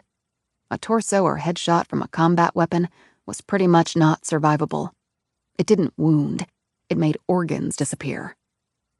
She decided she might as well give it a shot. She called out, "FBI! Identify yourselves or I will open fire!" Neither of them made any indication that identification would be forthcoming. Instead, one of them threw something toward her. She put her head down and told herself it would be over in a second. No pain, just nothing. Another part of Pine kissed her ass goodbye. Still, another part of her cursed that she was going to die without even knowing why. The thrown object hit the ground. There was a flash of light and an explosion. And once more, Atlee Pine's world went dark. Chapter 22. Special Agent Pine? Pine drew in a long breath and an antiseptic odor filled her nostrils. She wondered if heaven was super clean. She doubted hell would bother. Special Agent Pine. Her eyelids fluttered open and then closed. Then they opened again and remained that way. Carol Blum was staring anxiously down at her. The older woman breathed a sigh of relief as her boss's gaze fixed and then held on her. Pine rocked her head from side to side and saw that she was lying on a gurney. "Where am I?" "Emergency room." Pine touched her forehead. There was a gauze bandage wrapped around her head. "How did I get here?" "Ambulance." "What about the others?" "Others?" Pine tried to sit up, but Blum put a hand on her shoulder and gently nudged her back down. "I was with 2 men," said Pine. "I don't know anything about that. I got a call that you had been in an accident and had been brought here." "Who called you?" "The hospital." "Why would they call you?" "They actually called the office. They must have seen your badge. I got the message from there. I called them back and then drove straight here." "I phoned the cops about a situation. We were hit from behind. Someone tried to kill us." Blum shook her head. "Again, no one told me anything about that." At that moment, a doctor in a white coat and light blue scrubs came in with an iPad in hand. He was in his late 40s with thinning hair and a calm, almost bored look. "How are we doing, ma'am?" he asked in a cheery tone. "I'm fine," said Pine. "What about the 2 people with me? They were injured too. One of them badly." The doctor's casual demeanor evaporated. "Other people? There were no other people. You've had a concussion. I don't believe you're thinking clearly." "I'm thinking very clearly," said Pine. "There were 2 men in the vehicle with me." He shook his head. "Look, I'm the only doctor on duty in the emergency room. 1 ambulance came in last night. With you. Automobile accident. You ran off the road and were injured." "And who told you that?" "The ambulance crew." "How about the cops?" "I haven't seen any cops." "Shit." Pine sat up and pushed off efforts by the doctor to stop her. "Where are my clothes and my guns?" "In a secure locker." said the doctor. "Get them. I need to get out of here." "We're keeping you for observation." "No, you're not." "I'm the doctor here, and I'm telling you—" Pine swung her legs off the bed, Her bare feet hit the floor and she pulled off whatever medical devices were attached to her. "I'm an FBI agent, and I'm telling you to get my stuff, or I'm going to arrest you for interfering with a federal officer." The doctor looked at Blum as Pine stood there in a flimsy hospital gown. Even in her bare feet, she towered over him, and the look on her face, with the bloody bandage wrapped around her head, was of a woman who was not to be denied. The doctor said to Blum, "Is she serious?" "Well, I've never known her not to be. So it's a safe bet that you're going to jail if you don't do as she says, which I highly recommend that you do." 20 minutes later, Pine, fully clothed and gunned up, was striding out of the hospital with Blum next to her. The sun was just starting to rise. "How did you get the message from the office?" asked Pine. "I didn't until I checked the line early this morning." "How early do you check it?" 4 o'clock every morning, just in case. I wish I had checked it before."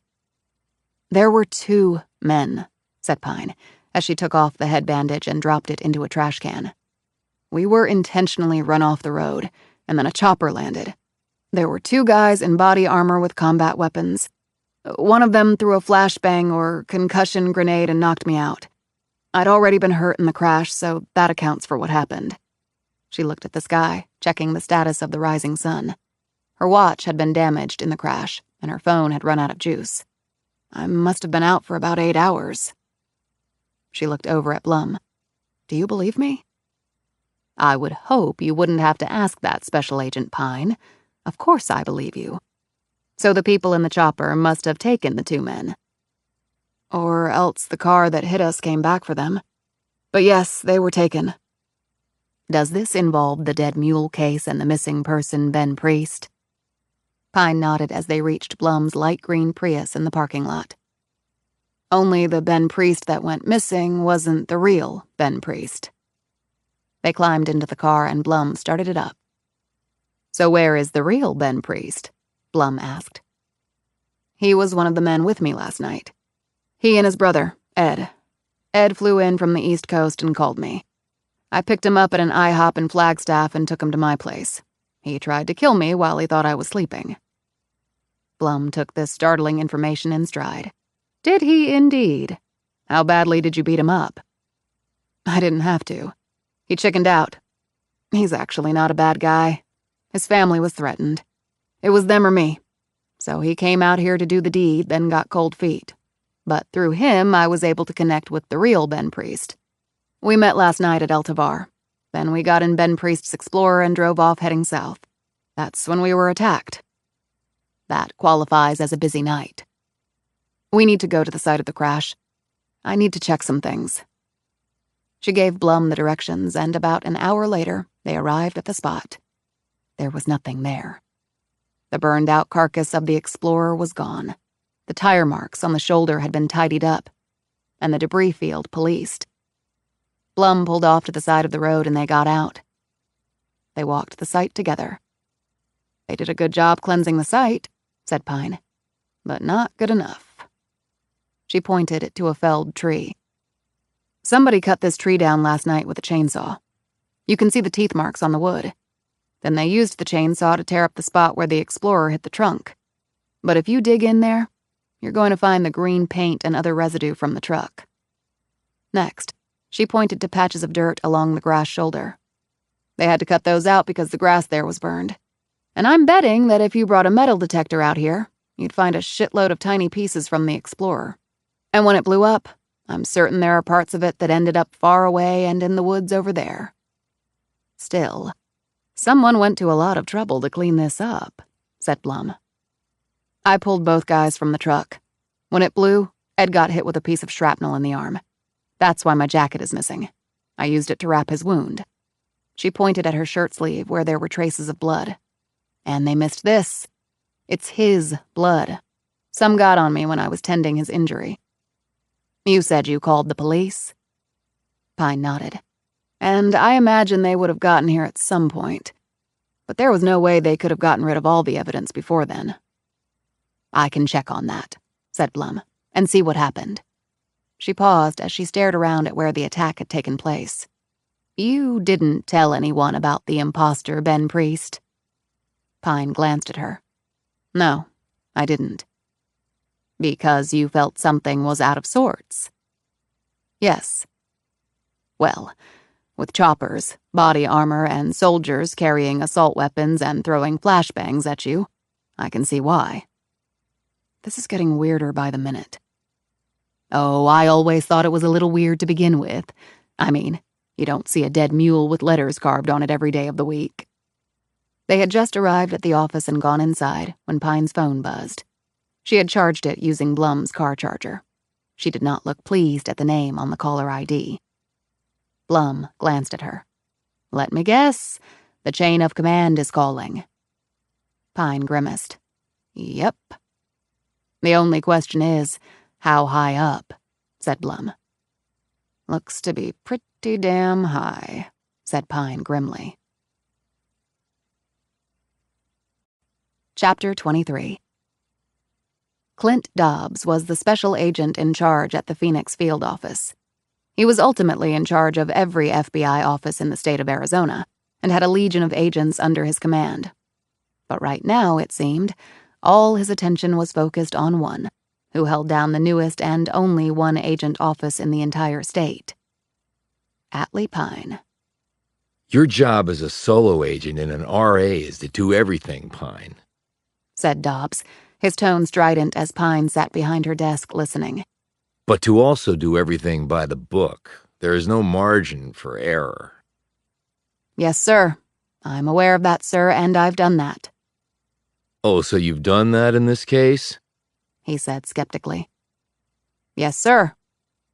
Then why do I have a family in Maryland in protective custody at your request, calling up the Bureau and demanding to know where their husband and father is? And that person just happens to be the brother of the man who recently went missing in the Grand Canyon, a case that you're investigating. Now, I have talked to your direct superiors, and they have no record of being in the loop on any of that, Pine. So would you like to reconsider your answer that you've done everything by the book on this sucker? The situation demanded immediate action, sir. I didn't have time to fill everyone in, but it was going in my next report. Don't bullshit with me. I've got better things to do with my time than be on a phone call with the 8th and smallest RA under my command. I expected better from you, Pine. You've done great things at the agency, but crap like this can ruin a good career. Yes, sir. I'm trying to give you a friendly warning here, Pine. Yes, sir. I appreciate that, sir. I'm not sure you do. See, whatever you do wrong comes back to reflect negatively on me. That's the price you pay for being an SAIC. Fully understand, sir. No, again, I don't think you do, or you wouldn't have done what you did. Do you think I'm calling you for the hell of it? I've actually got more important things to do. But my cell phone was ringing off the hook at 5 a.m. It was Washington calling, the DD himself. Hell, I guess I was surprised the director didn't call. And how is the deputy director? Don't be insubordinate, Pine. I won't stand for that. Not my intention, sir. Anyway, the DD called me in a lather. I'm not sure I have hearing left in my right ear. I can't have this, Pine. I really can't. You get that? Got it, sir. And now I understand that you were involved in a car accident? I was in an accident, sir. But I'm okay. Just shaken up. They released me from the hospital and I'm back at work. Did you smash up your Bureau-issued vehicle? No, I was in another SUV, sir. And what is the status of this other vehicle? It's no longer drivable. But that's on my dime. I have insurance. Nothing for the Bureau to worry about, sir. I was off duty. Pray that I don't find out differently. Yes, sir. And Pine, take some time off. From what I understand, the missing person case is going nowhere. And you know as well as anyone that people go missing from the Grand Canyon all the time. Some get found, and sometimes their bodies get found. But I don't believe it's good use of your time or taxpayer dollars to be on this case. So far, all we really have is a dead mule. The locals can sort that out. So take some time off. Get your head straight. File your insurance paperwork and stay the hell out of trouble. Am I clear? Could not be clearer, sir. But Dobbs had already clicked off. Pine put down the phone and looked up when someone knocked on her door. Blum poked her head in. Is the coast clear? Pine nodded. My ass was just officially kicked all the way from Phoenix. Let me guess. Clint Dobbs, said Blum. Pine nodded. The one and only. I worked for him once, way back, when he was fighting his way up the ladder. It was clear he wanted to be an SAIC, even back then. Some agents want to work the field, others want to work from behind a desk. Dobbs was the latter. Pine remained silent. He was a real jerk back then. They say he's mellowed. Blum paused and studied Pine. He basically ordered me to take time off. Are you? Pine looked at Blum. I'm an FBI agent. I'm not supposed to work outside the lines. But you're not satisfied? I was almost killed by what appeared to be my own government. The guy in charge of the National Security Branch is on the case's email thread. My Uber boss just told me the DD called up and chewed him out, with the result that I've been told to go take a vacation. So the question is, do you work outside the lines or follow lockstep? Pine didn't answer right away. When she started speaking, her words came out slowly. They could have easily killed me last night. I was incapacitated. But they took Ben and Ed Priest. They could have taken me, too. Why do you think they didn't? You kill an FBI agent. You poke a hole in a hornet's nest. Blum nodded. I found some things out while you were on the phone with Dobbs. First, the local police received your phone call, but had been called off before they got to the scene. They said it was you calling back and saying it was all a mistake. What else? The stretch of road you said you were on? What about it? I called a friend of mine who's a state trooper. Part of his beat is that area. A buddy of his was on duty last night. He saw a road crew blocking off a section of that highway. A road crew? Repeated Pine. Yeah, but I know for a fact they just finished repaving that road. So what would they have been working on? They were working on getting Ben Priest away from me. And that would account for why I didn't see any other cars. She had screwed up. Meeting Priest in public had seemed the safest route. But she had underestimated whomever they were up against. Her mistake might have cost both men their lives. Blum interrupted her thoughts. It takes some juice to get a road shut down, Agent Pine. Yes, it does. Are you thinking that the FBI knows what's going on? I mean, that they know what happened last night and they're calling you off the case before you get hurt? Or before I discover the truth? Blum shook her head, her features angry. I've always been able to rely on the Bureau, even if I didn't agree with everything it did. I mean, we're the good guys. I joined the FBI to do two things: protect good people and punish bad people. Pretty simple, but that makes things black and white. And this situation is obviously not black and white, said Blum. So where does that leave us? I can't work this case within normal parameters. Options are limited then. What are we going to do? We? Pine shot her a glance. No, that won't be happening. If I do this and get canned and they find out you helped me, it's over for you too. But I'm your secretary. It's my job to assist you. Carol, this is not in the normal course of your job. I'm talking about going off the grid. I can't let you go down that road with me. Why not? I'm certainly old enough to make my own decisions. But it could be career suicide for you. Well, I've actually been thinking about a job change. My husband divorced me so he could be with some floozy. My kids are all grown and living all over the place except near me. I'm not really sure what to think about that, but I guess I'm at the age where I don't let it bother me too much. What were you thinking about doing? Well, becoming a private detective. I mean, after all these decades at the Bureau, I've seen it all, from case files to post-mortem and forensic reports. I've observed cases investigated well and cases investigated deplorably. And hell, I've written enough reports that agents were supposed to write to understand how things are put together, and held enough newbie agents' hands while they tried to understand the Bureau's eccentricities. And I listened to everything and remembered everything. And physically, I'm perfect for the role. I mean, look at me. No one would see me as threatening, and I can just listen and observe all I want. I'm seeing a side of you I didn't know existed, Ms. Blum. Blum gave her an incredulous look. Well, it's about time, Special Agent Pine. Frankly, I expected you to be a little faster on the uptake. Chapter 24.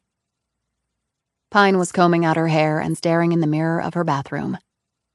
She had showered and washed the blood off the wound near her temple. Her head still throbbed from the impact with the truck window and the effects of the concussive device. She had covered the wound with a Band-Aid and then let her dark hair cover it and the bruising there. But on the other side, she lifted her hair and stared at the scar from her other wound.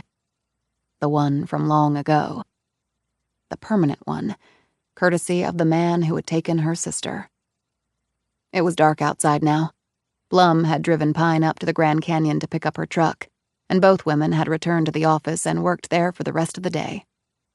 Pine glanced away from the reflection of the scar on her temple, took out her phone, and studied the image on the small screen. This was the digital sketch that Jennifer Yazzie had done for her. This was the image of the missing man, the imposter, Ben Priest, at least according to the recollection of Mark Brennan. There were facial recognition databases that the image could be run through, but if Pine accessed those platforms using her FBI passwords, they would know what she was doing. And if Clint Dobbs was true to his word, she might no longer be an FBI agent. So right now, this image, this lead, was no use to her until she found a workaround, which she intended to do as soon as possible. She put her phone down and traced the scar with her finger. A cracked skull had once lurked under this fissure. A 6-year-old with a cracked skull. That was a serious thing indeed. More so since she had lain all night, bloodied, battered, and unconscious, with the cracked bone and bruised brain. Yet Pine had never once complained about that. She had been the lucky one. Mercy had not. She wanted to know, for absolute certain, that Daniel James Torr had been the one who had taken her sister. Pine needed to know this, because it was apt to be the only closure on her sister's disappearance that she would ever receive. She had just undressed to get into bed when her phone rang. It was Sam Kettler. Sorry to call so late, he said. No, it's fine. What's up? Just wondering if you had time for a beer. I don't think Tony's is open now, she said. I know, but I'm only about 20 minutes from your place, and, well, I thought you might like to hang out for a bit. It's a nice night. Pine didn't answer. She was about to embark on a journey that might possibly be the beginning of the end of her career at the FBI. Talk about lousy timing. He said, Hey, Atlee, it's okay. Look, I was a knucklehead for calling out of the blue, and so late, too. Don't know what I was thinking. I'll just... No, it's okay. Come on over. A beer sounds good right now. It actually does. And who knows when I'm going to get another chance. Hey, are you sure? I don't want to pressure you into anything, and I sort of feel that I am. You'll come to find out that I'm sort of immune to pressure like that. But let's drink in your Jeep. My place is sort of messy. Oh, absolutely. I wasn't thinking of inviting myself over like that. I thought we could just sit on the steps or something. She smiled. Old-fashioned. I know. She gave him her address and put on shorts and a t-shirt. She kept watch out her window, and when she saw him drive in, she went downstairs without bothering to put shoes on. That turned out to have been a bad choice, since she had to hop across the asphalt because of the day's heat retained there. They sat in his open Jeep and cracked open 2 cold beers. The temperature was still around 80 at nearly 11 p.m. "Damn, that is good," she said, draining about half of her bottle. He grinned and stared out the windshield. Simple things in life, right? Then he looked at her and frowned. What happened there? He was pointing to the side of her face, near her temple where her hair had fallen away when she turned. She touched the Band-Aid there. "Just me being clumsy." You don't strike me as the clumsy type. "Yeah, well, you might be surprised. But really, it's nothing, Sam." He nodded and fidgeted. She noted this and said, "What?" His gaze on the steering wheel, he said, There's a concert tomorrow night in Phoenix. I switched to the day shift for it. It's Santana. You interested? He looked over at her. Pine felt very uncomfortable. Thanks for the invitation, but I can't make it. I'm sorry." He quickly looked away. Hey, no sweat. Short notice. Don't know what I was thinking. He chuckled. Always wanted to play guitar like Carlos, me and a million other guys. Only problem is I can't even hum without being off key. "Rain check?" Sure, you bet. They were both silent for a few moments, staring off through the windshield. Pine was feeling awkward and off-kilter. Part of her was thinking about the man next to her, and the other half was going through all the details of her upcoming journey. For his part, Kettler seemed to have withdrawn into a shell after she had turned down his invitation. Pine cleared her throat and said, "So, what made you come to work at the Grand Canyon?" He perked up at the question. Hell, it's a fascinating place. It's not just the geological formations and the terrain and the hiking and all that. It's got this unbelievable history. So much started right here. "Like what?" Ever heard of Massa? "No." He's the Hopi god of death. He's said to actually live in the canyon. And you have the ancestral Puebloan granaries at Nankoweap Creek and Eagle Rock at Eagle Point on the west rim. It's considered sacred by the Wallapai, and some in the Hopi tribe believe the canyon is the site of the Sipapu, the portal through which they climbed a reed cast into the sky and used it to reach the fourth world. "You believe all that?" asked Pine, hiking her eyebrows. He looked sheepish. Well, I'd like to believe some of it. For me, the canyon isn't just a tourist destination. It's a living, breathing place.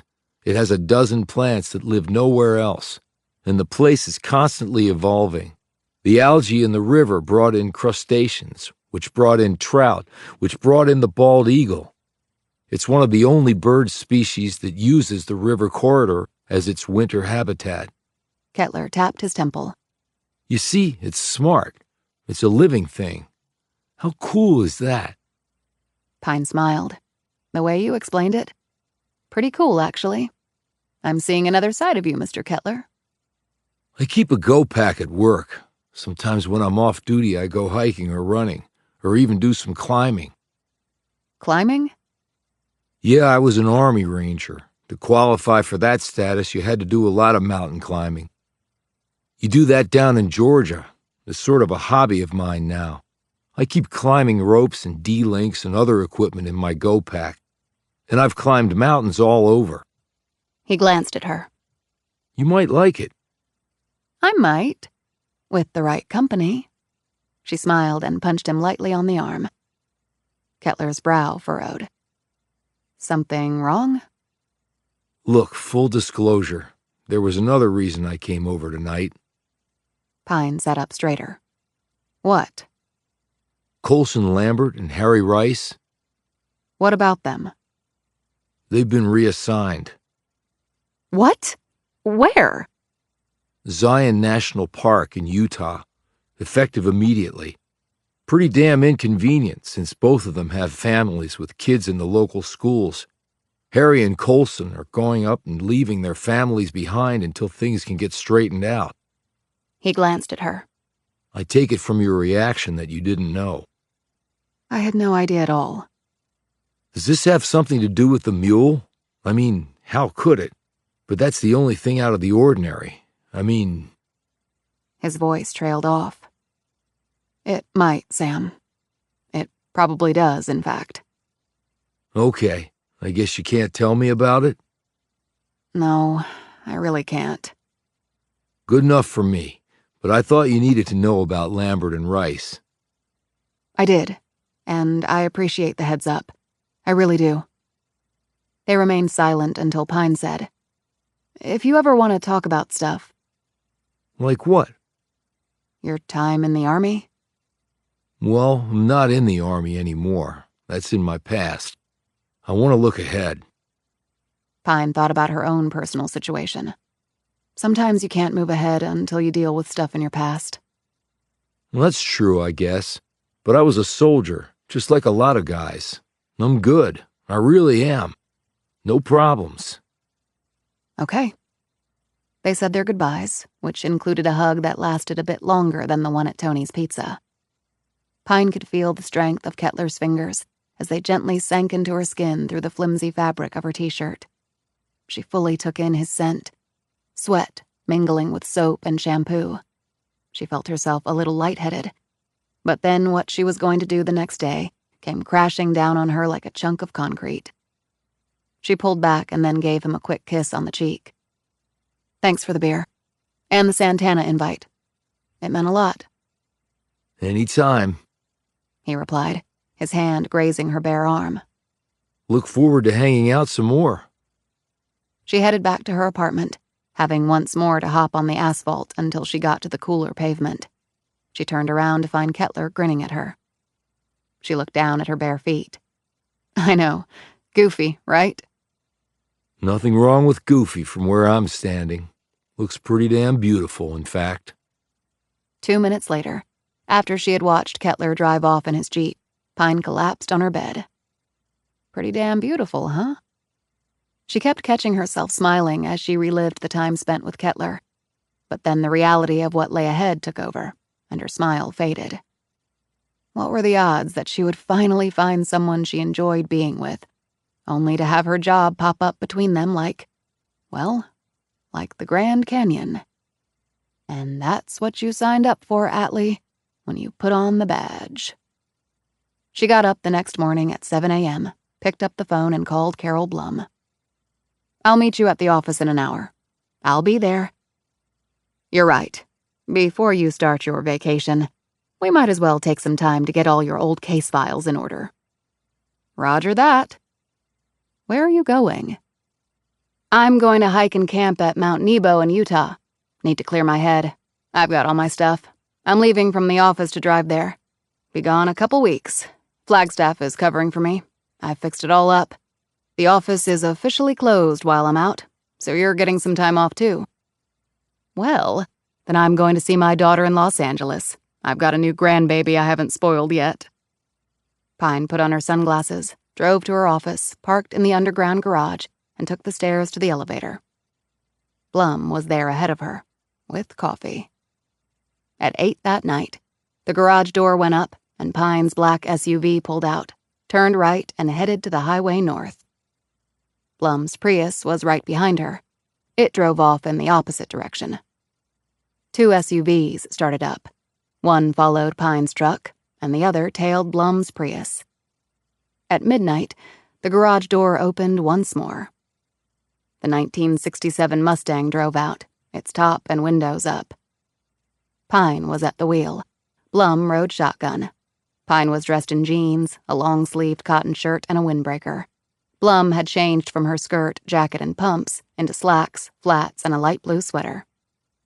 They'd each drawn a bunch of cash out of their bank accounts, because credit and debit cards would not be an option now. Another car was back in the garage, with the custom cover for the Mustang over it. Pine turned left and headed to State Route 89, taking it south. The pair had officially just gone rogue. Chapter 25. You're sure they can't trace the car? Asked Blum as they got on Interstate 40 heading east. I brought it here in the middle of the night when I moved to Shattered Rock. I put it in the office garage and I only drive it at night. And even then, it's been a handful of times since I've been here. That's why I kept the trickle charger on it. Otherwise, the battery would be dead. But they could trace the tags. If they do, it won't come back showing me as the owner, because I never had it retitled in my name. Why? Because the man who owned it should still own it, except he happened to die. As far as the law is concerned, he still owns it. How long will it take us? It's about 2,200 miles, 33 hours if we don't stop. I'm no spring chicken. We have to stop or else you'll need to reupholster. My bladder's not that big either. But it's Interstate 40 pretty much the whole way, and west of the Mississippi we can really fly. I figured 2 days. That is, if you drive too. That's ambitious, but I'm game. Talking about flying, I suppose a plane was out of the question. Credit cards, IDs, in the system. Yep, out of the question. That's why we shouldn't use anything other than cash. I have a debit card for emergencies, but it's tied to a friend's account, not mine. I'll just pay my friend back if I have to use it. And to the extent we can, we don't use our real names. Anything like that can trip us up. And we never unpack our stuff, in case we have to leave someplace in a hurry. Understood. Where is your friend taking my Prius? Far enough so that anyone trailing you will believe you're going to LA. Don't worry, he'll take good care of it. And your truck? I picked Mount Nebo for a reason. My friend who drove out in it is actually going to hike and camp there for the next 2 weeks. I doubt whoever's following her will stick for the whole trip once they see where she's going. And your phone? In the truck. In case they're tracking it, I'm in Utah for the foreseeable future. I put yours in the Prius. I have a bunch of burner phones for us to use. They're in my bag behind your seat. And I loaded my contact list on each one, along with the digital sketch of the fake Ben Priest. Can't they trace the purchase of burner phones and then track the SIM card? They could if I had bought them. I didn't. Someone did it for me as a favor. And this was about 6 months ago. Before you even knew we would be doing this? I like to prepare for pretty much anything.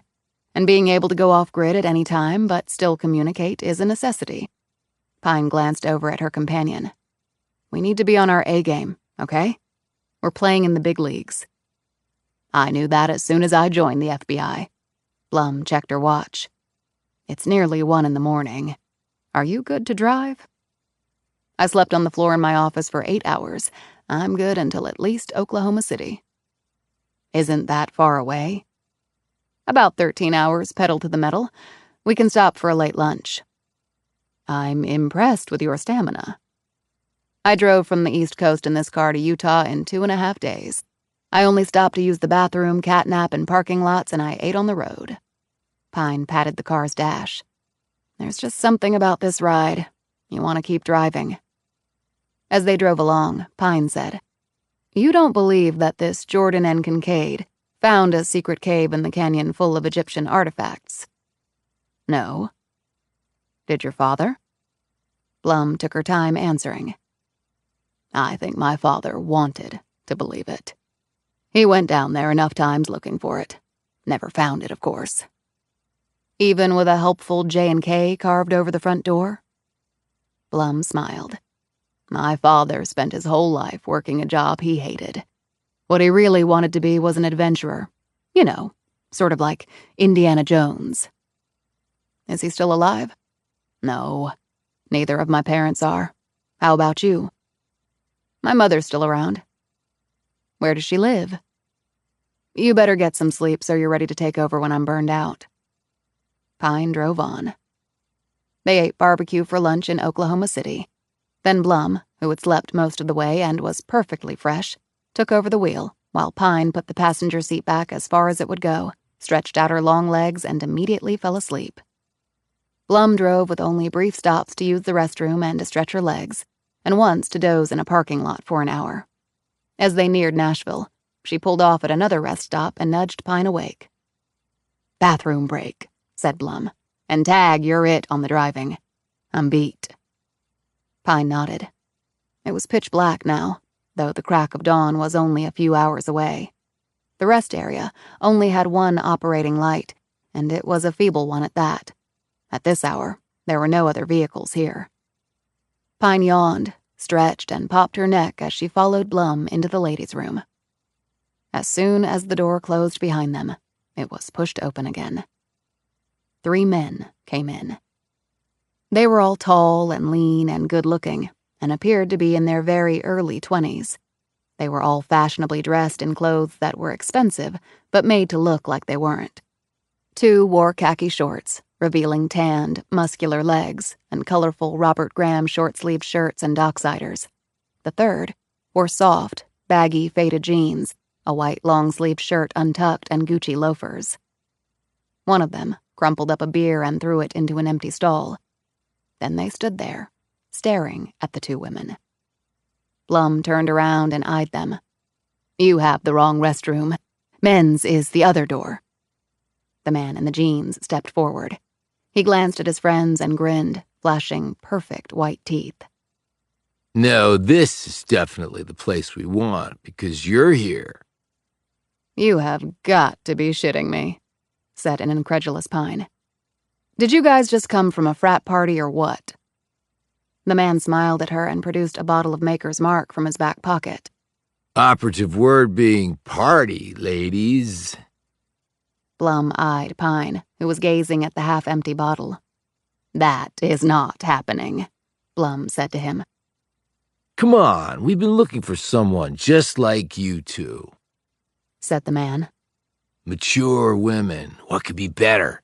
And trust me, you'll like what you're gonna get." He unscrewed the cap on the Makers and took a swig before passing it to his friends, who each took a drink. Pine studied each of them. "Is this really the only way you can get laid?" Hell, we can have anyone we want. I can lay on the charm like nobody's business. And my family's rich. He hooked a finger at his 2 companions. These guys, too. "So why lie in wait outside a lady's bathroom waiting for a target?" The man grinned. Because we can, and we want to. "Not with us you can't," retorted Blum. The man's grin slowly faded. I don't think you have much choice. Pine said. "Then I don't think you've thought this through." The man pulled a small knife from his pocket and opened it. I don't like to do it this way, but whatever works. Now you just do what we say, and nobody gets hurt. "Oh, somebody's definitely going to get hurt," replied Pine. She marched forward and disarmed the man by breaking his wrist. When he howled in pain and doubled over, she grabbed the back of his neck, jerked him downward, and knocked out his 2 perfect front teeth with a vicious uppercut delivered with her knee. Then, using his bulk against him, Pine flipped him into the mirrored wall over the sinks, shattering it. He fell onto the porcelain, caught his face on a faucet, rolled off, and hit the floor. He lay there bloody and stunned, groaning in pain. Hey! Hey! Yelled one of the other men. He launched himself at Pine before reeling backward after Pine planted the bottom of her boot into his throat. He slammed against the wall and fell to his butt, gagging for breath. She walked over and finished him off by bouncing his head off the tiled wall with a forearm strike. He slumped to the floor unconscious. The last man snarled. Well, you're dead, bitch. I've got a black belt. He stopped snarling and leapt back when Pine pulled out her gun and pointed it at him. With her other hand, she took out her FBI shield. "And I've got this, Mr. Moron," Oh, shit! exclaimed the man. Son of a bitch! "Get on the floor, face down," ordered Pine. "Do it!" The man did as he was told and then blurted out. Hey, if you had a damn gun, why didn't you just pull it? Why'd you have to kick their asses? Blum said. "Because she can, and she wanted to." Pine took out zip ties from her jacket pocket and bound all 3 men together, legs and hands back to back, so they were totally immobile. After Pine and Blum used the restroom and finished washing up at the sinks, Pine dialed 911, told the dispatcher what had happened, gave her location, and added, "I can't stay to press charges, but just hold them for a few years on account of being stupid." When Pine slid behind the wheel of the Mustang, Blum said, You were quite impressive back there." "I was incentivized." "Well, I get that. We were being threatened." "No, I mean I had to use the bathroom really bad." Later on, Pine turned onto Interstate 81 North and punched the gas. This stretch of asphalt was known as the Truckers' Highway, as it wove through the mountains, and they passed many a big rig along the way. They stopped for takeout at a 24-hour diner near Roanoke, Virginia. As they drove on, Pine cradled greasy fries in her lap and munched on a double cheeseburger, while Blum nibbled on hers and only occasionally ventured to pick up a fry. "You don't like burgers and fries?" asked Pine. "Oh, I do. But at my age, they don't like me the way they used to. In that regard, they're sort of like men." A few minutes later, she lay back against the seat and fell asleep. Hours later, Pine reached Interstate 66 and took it due east toward Washington. It was right about then that Blum woke up. Stretching, she said, "Where are we?" "About 2 hours outside of D.C. "I've never been to D.C. "With all your rah-rah talk about Mr. Hoover, that surprises me. Well, he was already dead when I joined up, so..." "But there is the Hoover building, which is falling apart, by the way." "You never worked there. You were at the WFO," she added, referring to the Washington field office. Pine shot her a glance. "You checked up on me?" "Well, of course I did. Did you want an idiot for a secretary?" "I visited Hoover quite frequently. They were looking for another home, but apparently Congress won't give them the money. Well, it's about time someone stopped wasting taxpayer dollars." "Right. So the Pentagon can spend it on more $10,000 toilets." "Where are we staying once we get there?" "I've got a buddy. He's on overseas assignment. We're staying at his place in Northern Virginia." "For a loner, you certainly have a lot of buddies." "So long as they keep their distance, I'm good." They drove on, the ride nearing its end. Chapter 26. The Buddies' condo was in Arlington, Virginia, in an area known as Ballston. Kurt Ferris was a CID investigator in the Army and had been recently deployed overseas for 6 months to investigate crimes involving those who wore Army green in other countries. Pine had met him when they'd done a joint case together, involving a smuggling ring operating out of Fort Belvoir that had international implications. They'd solved the case and ended on good terms, which had prompted her to contact him about a place to stay in Virginia. Instead, he had offered his apartment up to her, since he wasn't using it. He swore he would not mention the arrangement to anyone after Pine told him she was working undercover on a bureau case. The condo was near the Ballston Mall. The area had been widely renovated and was one of the most popular residential areas for well-educated and well-heeled millennials who would come here to work and play. Initially, Pine had been surprised that Ferris could afford a place here on his Army pay, but then remembered that his parents had left their only child a fairly substantial inheritance when they died in a car accident. The condos were new, and all doors were operated not by keys but by passcodes. Ferris had given the necessary ones to Pine. That was good, because she didn't want to have to give her name or show ID to the building personnel. Blum stowed her bag in her room, keeping everything in the bag in case they had to get away fast, as Pine had advised. She took a stroll around the 3-bedroom condo. It had high ceilings and a small balcony overlooking a rectangle of park. The furnishings were tasteful and plush, and the kitchen was well-stocked and equipped with Wolf and Sub-Zero appliances. After Blum checked out this and the pantry and the various cooking utensils, Pine emerged from her bedroom. Blum said, "Beautiful place. Is your friend single?" "Yeah, he is." Blum picked up a picture from a credenza. It showed a tall, handsome man in his Army dress blues with 2 older people. "This him?" "Yeah, that's Kurt and his mom and dad." "Quite the looker. And definitely a good friend to let you stay here. You two must have a close relationship." She looked at Pine expectantly. "I'm not into girl talk," said Pine. "Neither am I, considering neither one of us are girls." Pine sighed. "I think Kurt wants to be more than friends." No, he does want to be more than friends. But I don't think he and I being together would be a good idea. Career in the way. He's in the East, you're in the West. That's partly it, yes. What's the other part? Maybe I haven't figured that out yet. Fair enough. Men can be simple, but relationships are not. At least, from the woman's perspective. I did meet... There's this park ranger. Really? What's his name? Why? You know a lot of park rangers? Actually, I do. Sam Kettler.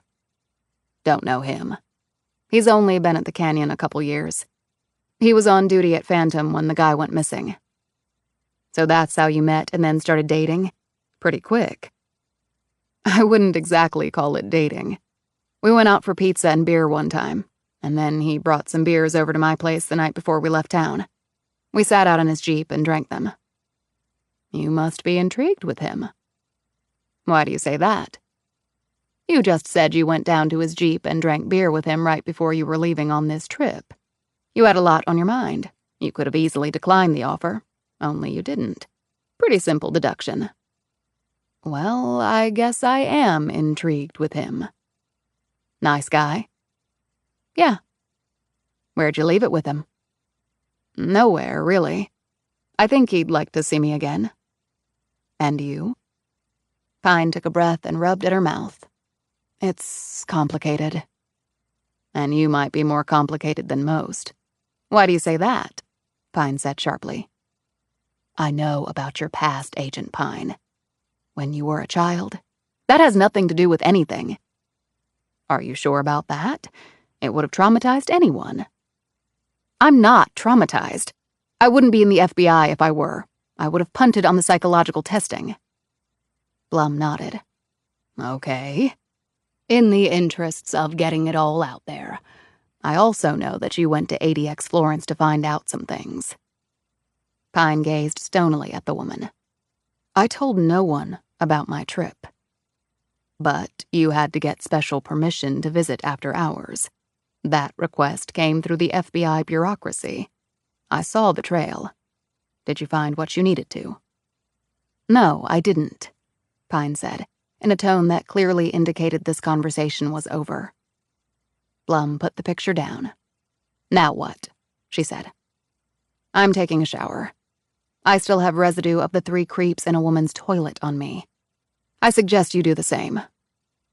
Pine undressed in the bedroom and caught her image in the vertical mirror hanging from the wall. She looked first at the scars from her various encounters at the FBI, the bullet wound on the back of her calf that Kettler had noticed, an arrest gone to shit. She'd been lucky to survive it. The wound was small and ugly. As she had explained to Kettler, the round had never come out of her. A surgeon's scalpel had later done the trick. That was good, because the exit wound might have blown out an artery. Now it just looked like a small, blistery melanoma. The knife slice on her left triceps had been a mistake on the part of an agent she'd been working with when handling a suspect. Fortunately, she'd been able to recover and take him out before she or her partner had paid the ultimate price. The scar looked like a centipede. She turned around and looked at her lower back. That hadn't been the bureau. That had been the weights. Lower back surgery was pretty typical for Olympic-caliber powerlifters. She could not bring herself to look at the delt's tats, Gemini and Mercury. She did lift her arms to show the words, "No mercy," on each. No, not the words. The name. She took a shower, letting the hot water and soap wash away the remnants of their encounter at the rest stop. She toweled off, put on fresh clothes, and then finger-dried her hair. She walked into the kitchen to see Blum sautéing some vegetables on the cooktop. What are you doing? We both need a home-cooked meal, and your buddy left a well-stocked fridge. I'm assuming it's okay if we use it? He said it was. I'll leave him a check for the food we use. So, you cook? I had 6 kids to feed. What do you think? Although actually, when they were growing up, it was more hamburger helper and mac and cheese. 6 kids meant I didn't have time to spend hours on cooking a meal. And I worked, too, outside the house. Did your mother cook?" Pine didn't answer the question. She sat down at the kitchen table and took out her laptop. "Still working," said Blum as she peppered the vegetables. "We just drove across the country. You could take a break for an hour." Pine typed in some information and waited for the search results to come back. "Actually, best sleep I've had in a long time, snoozing while you drove," she said. "It is a beautiful car. My ex had one sort of like it. It wasn't nearly as nice. He knew nothing about cars, unfortunately. It finally had to be junked. The guy who owned it was pretty special.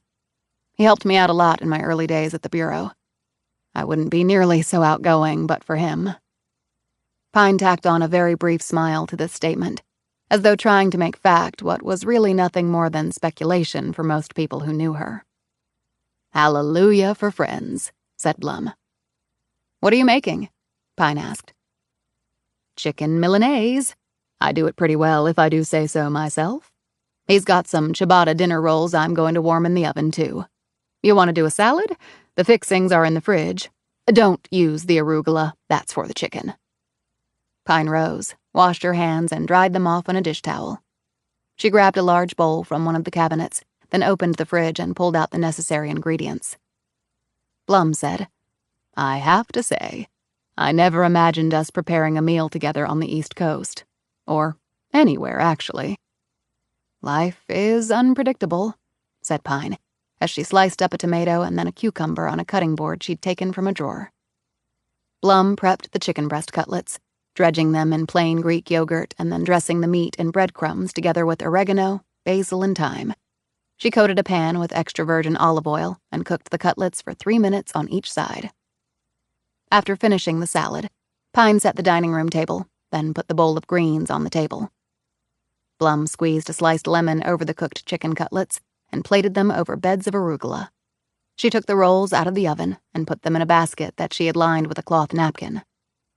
"I see your friend has a wine chiller," said Blum, pointing to the appliance under the kitchen counter. "I'm more of a red person, but a Chardonnay or, even better, a Pinot Grigio would go well with the chicken. You want to check while I carry the plates and rolls in?" A minute later, Pine came in carrying an uncorked bottle of Pinot and a wine glass in one hand and a fat tire Belgian ale in the other.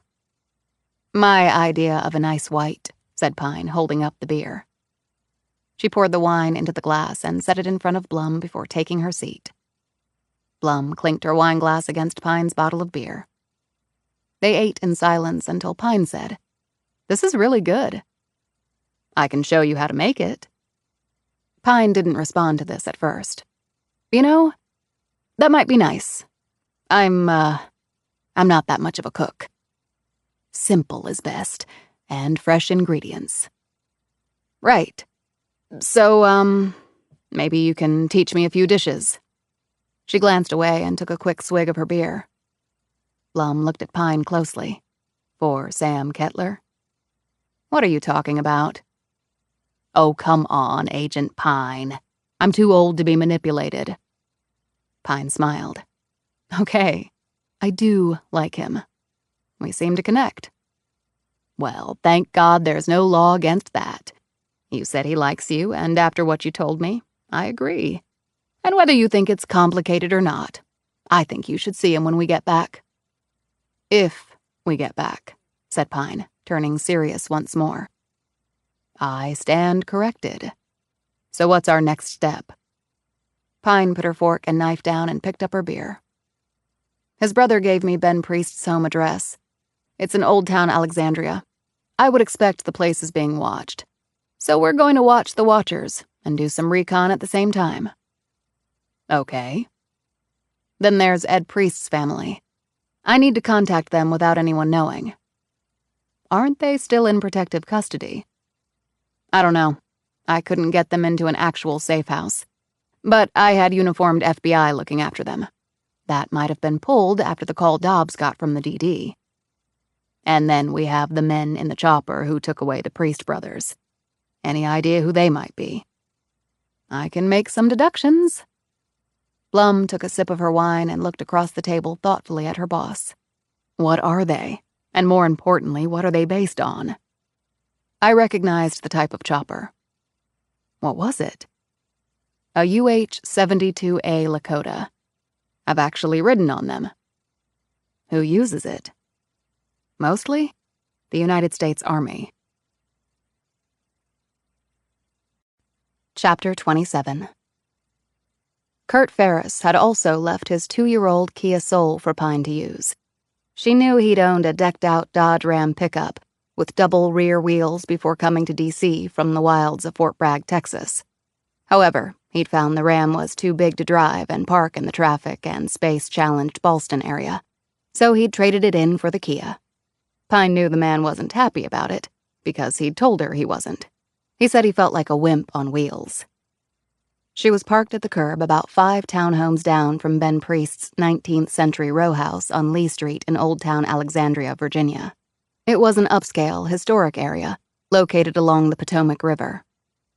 She'd Googled real estate in the area and had calculated that Priest's home was worth north of $2 million. She wondered what sort of work he had done to afford that sort of residence. Like allowing a man to take his place on a mule ride down to the floor of the Grand Canyon and then disappear? Priest had mentioned laundering people, but she hadn't believed him. Yet, maybe she needed to think about that some more. Priest had told her that he'd worked for American intelligence before hanging out his own shingle. If Pine could have used normal bureau resources, she might have been able to do a far deeper dig on the man, finding out perhaps what agency he'd worked at and what sort of work he did there. Yet Pine was doing something she should not be doing, so those official resources were not available. She had watched the home for a while and was convinced that Priest's home was not under surveillance by anyone else. This gave Pine an opening. She had seen the woman before she had gone out earlier. She lived in the row house next to Priest. In fact, the homes were attached. Pine had checked the backs of the houses. The backyards were separated only by a low-level fence. There might have been some interaction there. The woman looked to be in her 60s, with thinning white hair, styled in a way that indicated she had money and wasn't adverse to pampering herself. This was also shown by her designer clothes and shoes and sunglasses. She was also tanned and fit, and she carried herself with the air of someone who had the pleasure of giving orders rather than following them. This had been confirmed by what Pine assumed was the woman's uniformed maid or housekeeper, who had been handed a cluster of bags from a late-model burgundy Jag convertible parked in front of the woman's house. The woman had then carried them inside. From her perch and using binoculars, Pine had seen the names on the shopping bags: Gucci, Dior, Louis Vuitton, and Hermes, the Hall of Fame of fashion. Pine had never owned a single thing from those brands. She was more of an Under Armour girl. Yet even if she had wanted to, she doubted she could afford anything they sold. She doubted she could afford the bags the stuff came in. And her physical dimensions did not meet high fashion standards. She was big where societal norms told women to be small, and small where ladies were supposed to be big.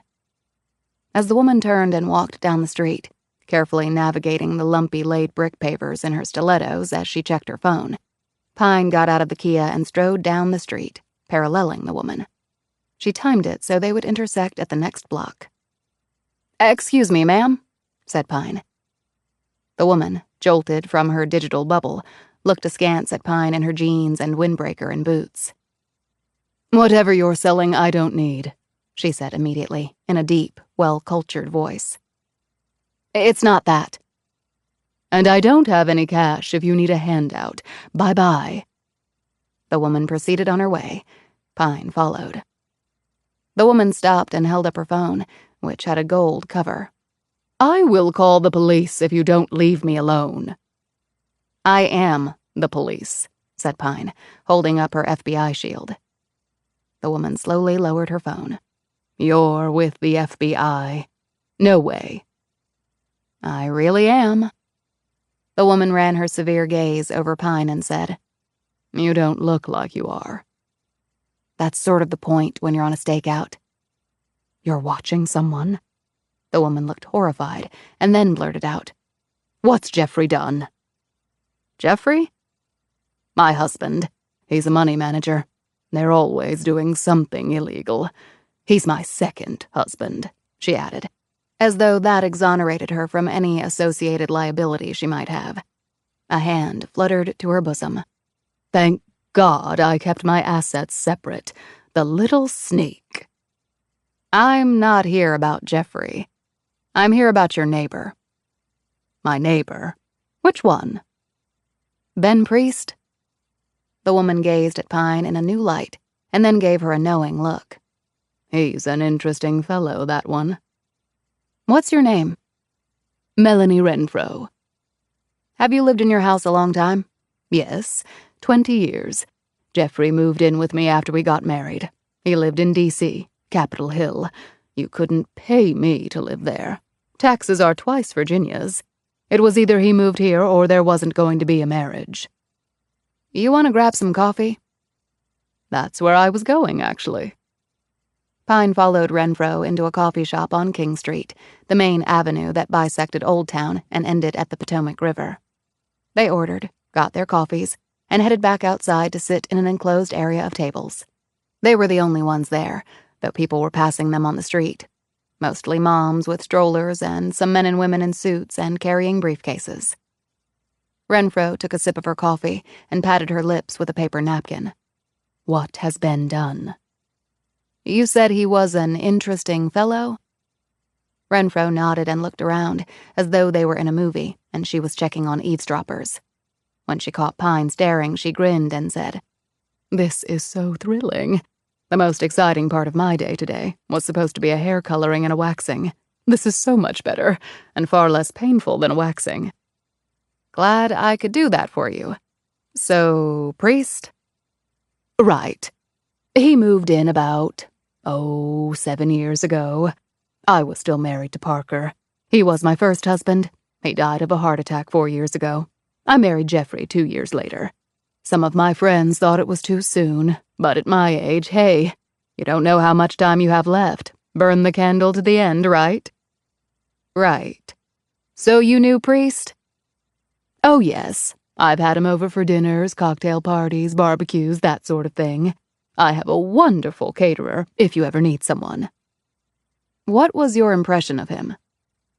"Oh, that he'd been everywhere, done everything. Could talk eloquently about any number of subjects. He knew several languages. And he was tall and very handsome. I used to invite him because I knew he would be fascinating for the other guests and eye candy for some of my girlfriends. He would flirt with them. Nothing serious, but they loved it. He seemed to know how to play a role, work a room." "Did he tell you what he did for a living?" "He told me he'd taught over in England. Cambridge or Oxford. Anyway, one of them. Then he'd made money in investments and traveled the world. I thought he was independently wealthy.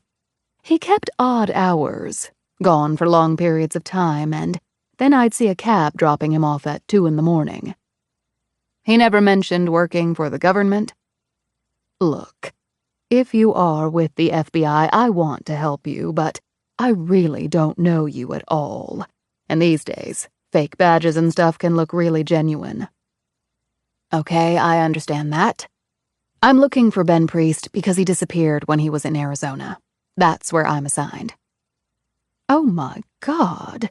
Do you have any idea what happened to him?" Pine pulled back her hair to reveal the wound she'd suffered when the explorer had hit the tree. "I was with him when he was abducted. I was almost killed too. I don't like it when people abduct other people. I like it even less when people try to kill me." The blood drained from Renfro's face. "Oh my God, you poor thing. So any help you can give me would be much appreciated." "Absolutely. With Ben, my thought was, is he some sort of spy? I mean, he's obviously brilliant and knows all these languages. And he sort of looks like James Bond, right? I've seen him in a tux. God, if I were 20 years younger, I might make a run at him. Hell, 10 years younger. Jeffrey's brilliant and makes a ton of money, but he's the spitting image of Don Rickles." "Okay. Did he ever invite you to his place?" Renfro looked puzzled. "Now that you mention it, no." "Wait, I take that back. I've had drinks in his backyard." But never in the house? No. I guess I never thought about that. I mean, he was a guy, and I always liked to do the parties at my place, and maybe his house was a mess. He was a bachelor after all. She paused. He was, wasn't he? I never saw any women over there. Wait, is he gay? That would really depress 4 of my girlfriends, and me too, quite frankly. Not that we know of. Anything he ever said that struck you as odd? Renfro drank her coffee and mulled over this query. Odd how? No particular way. Just your impression. Well, there was something. I was having a dinner party outside. This was not that long ago. Okay, what happened? Well, Ben was his charming self, regaling the guests with some story about traveling overseas. Did you catch where? Not exactly. Let me think. He said something about inadvertently crossing a border and that he was lucky to get back unscathed. Go on. Now I remember. He said one of the Stans. I wasn't sure what he was talking about. Stan who? One of the Stans. Uzbekistan, Kazakhstan. Used to be part of the Soviet Union, Central Asia. Oh, right. I guess that does make sense. Hey, what can I say? I went to college to find a husband. Well, he said that the world really was unpredictable and you just never knew what was going to happen. I asked him if he was talking about anything specifically. What did he say? He said, I would have to wait and see. How did you take that? Well, then he laughed and drank down his wine, pinched my arm in a playful way and told me not to listen to him. That he was just kidding around. Too much booze. But the thing was, the party hadn't been going on that long. That was only his second glass.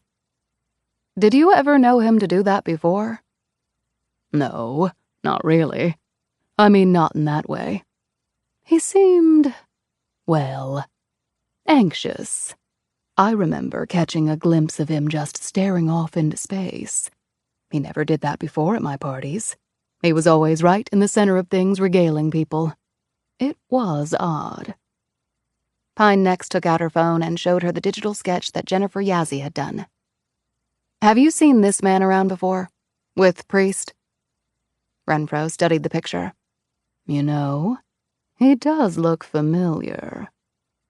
How? Renfro leaned back in her chair and let the sunlight hit her face. I'm not a good sleeper.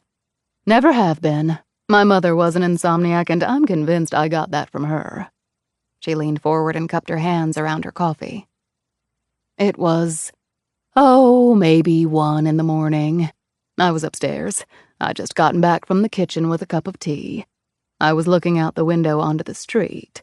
The moon was out, and it was really clear as day. A car pulled down the street and stopped in front of Ben's house. What kind of car? A cab? No, it was a regular car. I guess these days it could have been an Uber or something like that. Anyway, a guy gets out. He goes around to the rear of the car. The driver had popped the trunk. He pulled out his bag, and when he did that, he sort of reflexively gazed up, and I got a real good look at him. She tapped Pine's phone, and he looked a lot like that guy. Did he go into Priest's home? The door opened. Someone was there. The man passed through and the door closed. You think it was Priest? I couldn't see the person, really. But who else would it have been? Did you ever see the man again? No. And when was this? I can tell you exactly, because Jeffrey was gone on a business trip. It was 10 days ago. The woman glanced up at Pine, who was staring off. Does that help you? Asked Renfro. Yeah, it does. If he is a spy, maybe, I don't know, our enemies have him, she said breathlessly. Or we might have him, thought Pine. Chapter 28. Carol Blum adjusted the mirror on Pine's Mustang so she could see better. It appeared to her that Ed Priest had done well for himself. He and his family lived in an upscale community in Bethesda, Maryland. Their home was a 2-story brick painted white with a 3-car side-load garage. The landscape was nicely done, all water-loving flowers and sweeping lawns, which was quite foreign to Blum. And all that mulch, she shuddered.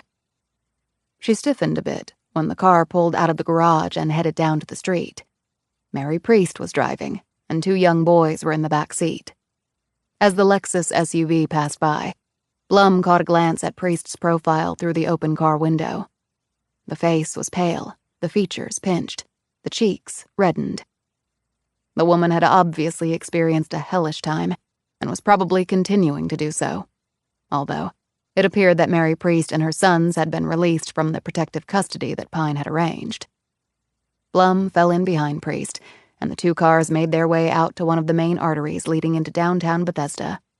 The children were clearly school-age, but it was possible that after what had happened, Mary had decided to keep them home from classes. She followed at a discreet distance in light traffic.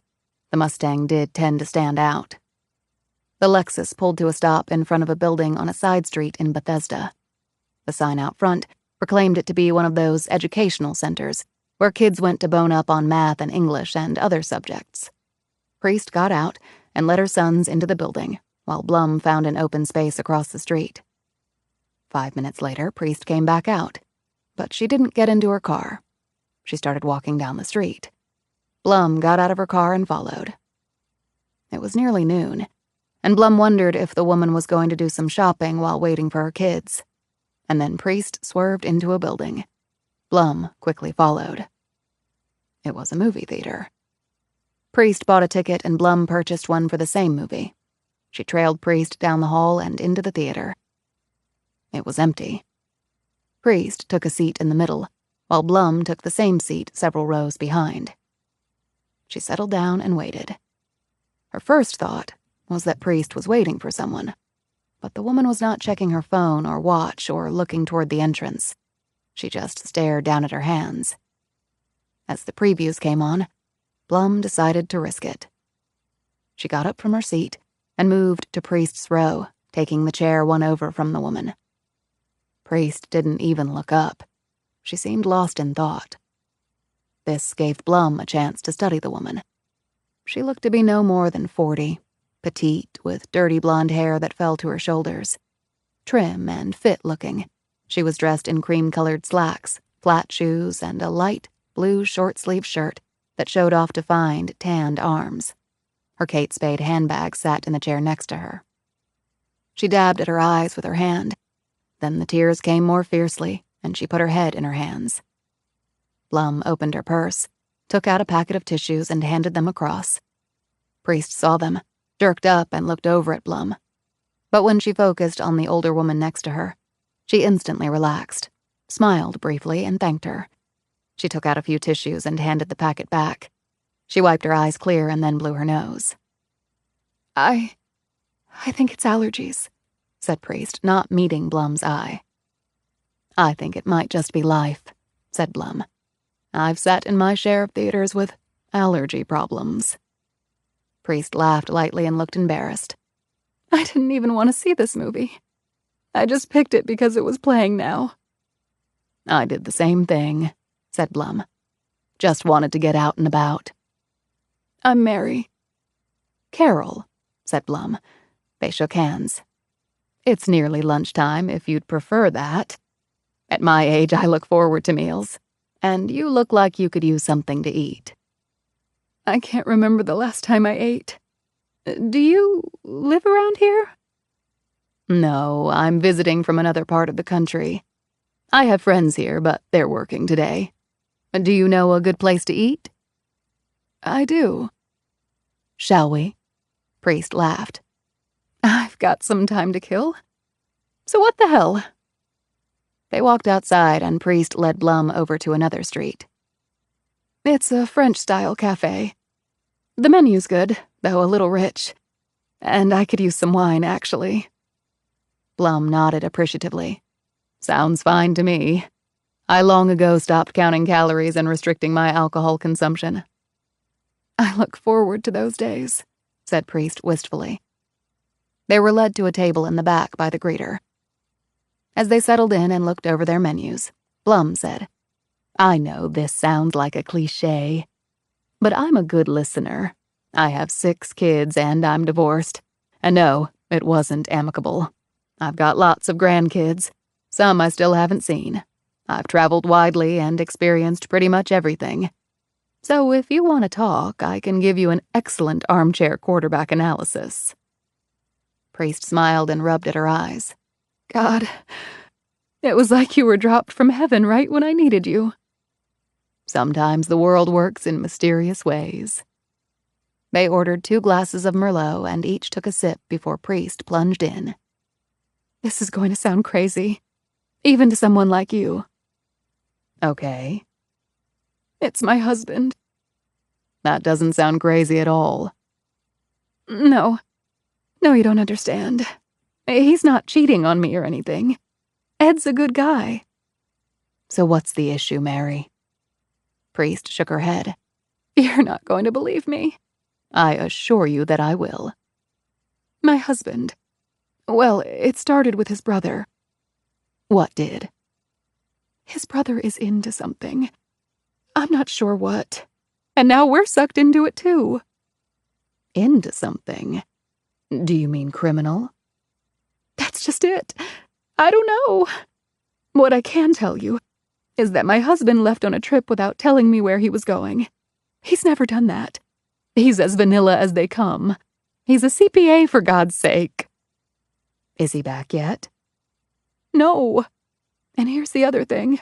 The frigging FBI came to our house and said they were there to protect us." "Good Lord. And you think it was connected to your brother-in-law?" "It has to be. I mean, none of this stuff ever happened before." "Have you spoken to your husband?" "Not since he left. I'm terrified. I have no idea if he's okay or not." "But you're no longer being guarded? I mean, here you are out and about without armed guards." "That's the other strange thing. They just upped and left. They said everything was fine. False alarm." "What did you do?" "I did what any wife would do. I blew a fucking gasket, pardon my language." "I would have too." "I was screaming at these guys. 'Where's my husband? What's going on? Why are you involved?'"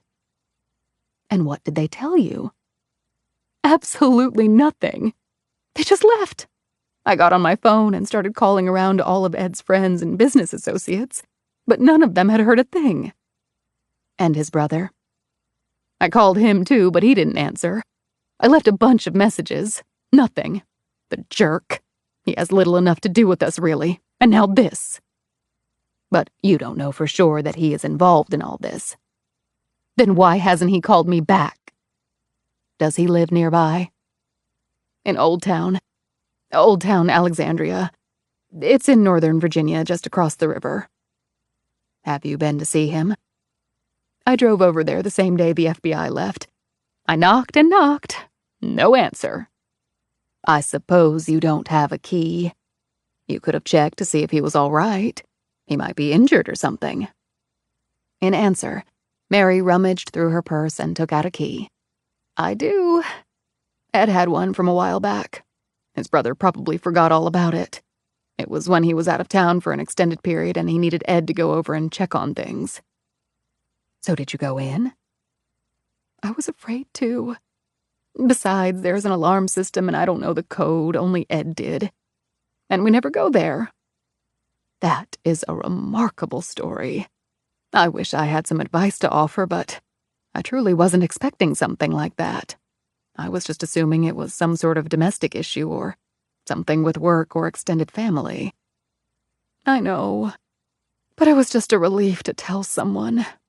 I felt like I was going nuts, I really did. And then you showed up, like an angel." Blum felt a pang of guilt at the woman's words, but her loyalty was not to this woman. There were bigger issues at stake. "I'm just glad our paths crossed," said Blum with all sincerity. They ordered their food and talked while they ate. Blum said. "I think you should keep trying to call your husband, but don't go back over to your brother-in-law's house. If the FBI is involved, there might be something dangerous going on. You need to think about your own safety and that of your kids. At this point, I think you just do nothing. If your brother-in-law is into something criminal, you don't want to get in the middle of that." "But should I report Ed missing? I mean, he is missing. My God, I can't even believe I'm saying this. My poor husband." Blum looked at her thoughtfully. "Give it a day. Then you can think seriously of doing that. I'm very sorry this has happened to you. You strike me as a good and caring person, and obviously none of this is your doing." Priest's face crinkled up and tears slid from her eyes. "I know. I mean, life is complicated enough without this crap. I've got 2 sons to raise, and Ed provides a great living, but he has to work crazy hours. For most of the time, it's just me and the kids. Until now, that was fine, but now, I have no idea where Ed is." They started chatting about their respective families, and after their meal was done, Blum said, "Why don't you go to the bathroom and wash your face? Your makeup's not running, so there's no worries there, but your eyes are awfully puffy and red. Here." She pulled a bottle of Visine from her purse and handed it to Priest. "I'll watch your things, and I insist on paying for lunch." "Oh, no. You really don't have to do that." "It's the least I can do after all you've suffered." Later, the 2 women walked to the education center where they parted company. "Thank you so much, Carol." "I didn't really do anything." "Yes, you did. You listened, and you believed me. That's enough." The women shook hands, and Blum walked back to her car. Inside, she opened her purse and took out the key to Ben Priest's home, which she'd slipped from Mary's purse while she'd been in the restroom. The price of lunch had been well worth it. And maybe she and Pine could find Mary Priest's husband, preferably alive. Chapter 29. 2 a.m. was a good time to commit a breaking and entering. Pine thought this as she squatted in Ben Priest's backyard, disabling the electronic pipe to Priest's home security system and phone line. A few snips, a reroute of a circuit, and she could walk right in, and the security system would have no clue about the breach. This trick of the trade had not been in the official training at the FBI, but Pine had supplemented her skill set with an abundance of self-learning. This particular technique had been taught to Pine by the owner of a home security company. People and organizations with deep pockets could effectively protect against what Pine was doing by hardening the pipe and security measures that powered the alarm system. Most homeowners, even ones like Ben Priest, typically could not, or at least couldn't do it well enough. Pine rose, did a 360-degree check, and then hurried up to the back door. She kept to the shadows, because she knew that Melanie Renfro suffered from insomnia, and a window in her home looked out over Priest's rear yard. She inserted the key Blum had given her in the lock and turned it, and a few moments later, she was inside the house and closing the door behind her, right as the wind picked up and the first few sprinkles of rain landed on the rear brick stoop. Pine listened, but heard no beeping, showing that her security workaround had been effective. She took out her mag light and shone it around. The house had a bit of a musty smell to it. Not unexpected in a place this old, no matter how well it had been maintained. The back door opened onto a mudroom with built-in shelves and rain boots standing up in one corner. She moved past this and into the adjacent kitchen. It was small and not particularly well laid out. As she viewed it under the beam of her light, she could see that the appliances were old, the cabinetry was several decades old, and the flooring looked and felt like linoleum. She opened the fridge. It was empty and not particularly clean. She checked each of the drawers and cabinets. They were mostly empty. A few plates, a few utensils. Pine got the feeling they were either just for show or had come with the place when Priest purchased it. The rain was really pouring down now. She could hear it smacking the roof and pelting the windows. Then a gash of lightning illuminated the interior of the house, and was followed almost immediately by a loud crack of thunder. She left the kitchen and entered the small dining room. It was a dining room in name only, since it was unfurnished. The elaborate chair rail and moldings on the walls were dusty and in desperate need of fresh paint. An old-fashioned chandelier hung from a ceiling medallion shaped like a pineapple. She hoped that Priest would have an office in his home, and that wish was granted when she opened the door to the room opposite the dining room and on the other side of the front foyer. Inside, she shone her light around to reveal a large, square partner's desk with a leather chair, a wall of books, a desktop computer, and a small wooden file cabinet. This place definitely looked to have been used. She searched everything. The file cabinet was empty. The desk drawers the same. She opened each book and shook it to see if anything fluttered out. Nothing. She sat down at the computer, certain that it would be password protected. A black screen confronted her. There was no prompt even to enter a password.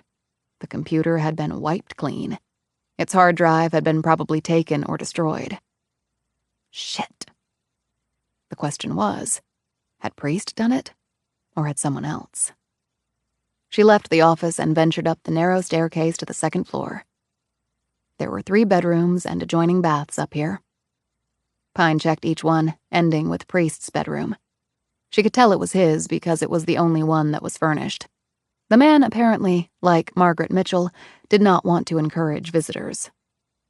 There was a bed with an ornately carved headboard, an old armoire that held a few clothes, and that was it. Ben Priest was definitely into minimalism. The bathroom was small, and the medicine cabinet was as empty as the fridge downstairs. Pine was starting to wonder if the man even lived here. Or else, he had emptied the place before he'd headed west. Or someone else had. Melanie Renfro hadn't mentioned any moving vans, and the furniture was still here, what little there was. She stared at the bed, and then performed the obvious. She looked under it. Her mag light hit on something. The bed was high off the floor, so there was room. She stretched out a long arm and snagged it, pulling it toward her. She sat on her haunches and examined the contents of the old cardboard box. A ratty basketball jersey, a tarnished trophy. She checked the date. It was from more than 20 years ago. She read the inscription. Most valuable player. Football. Ben Priest.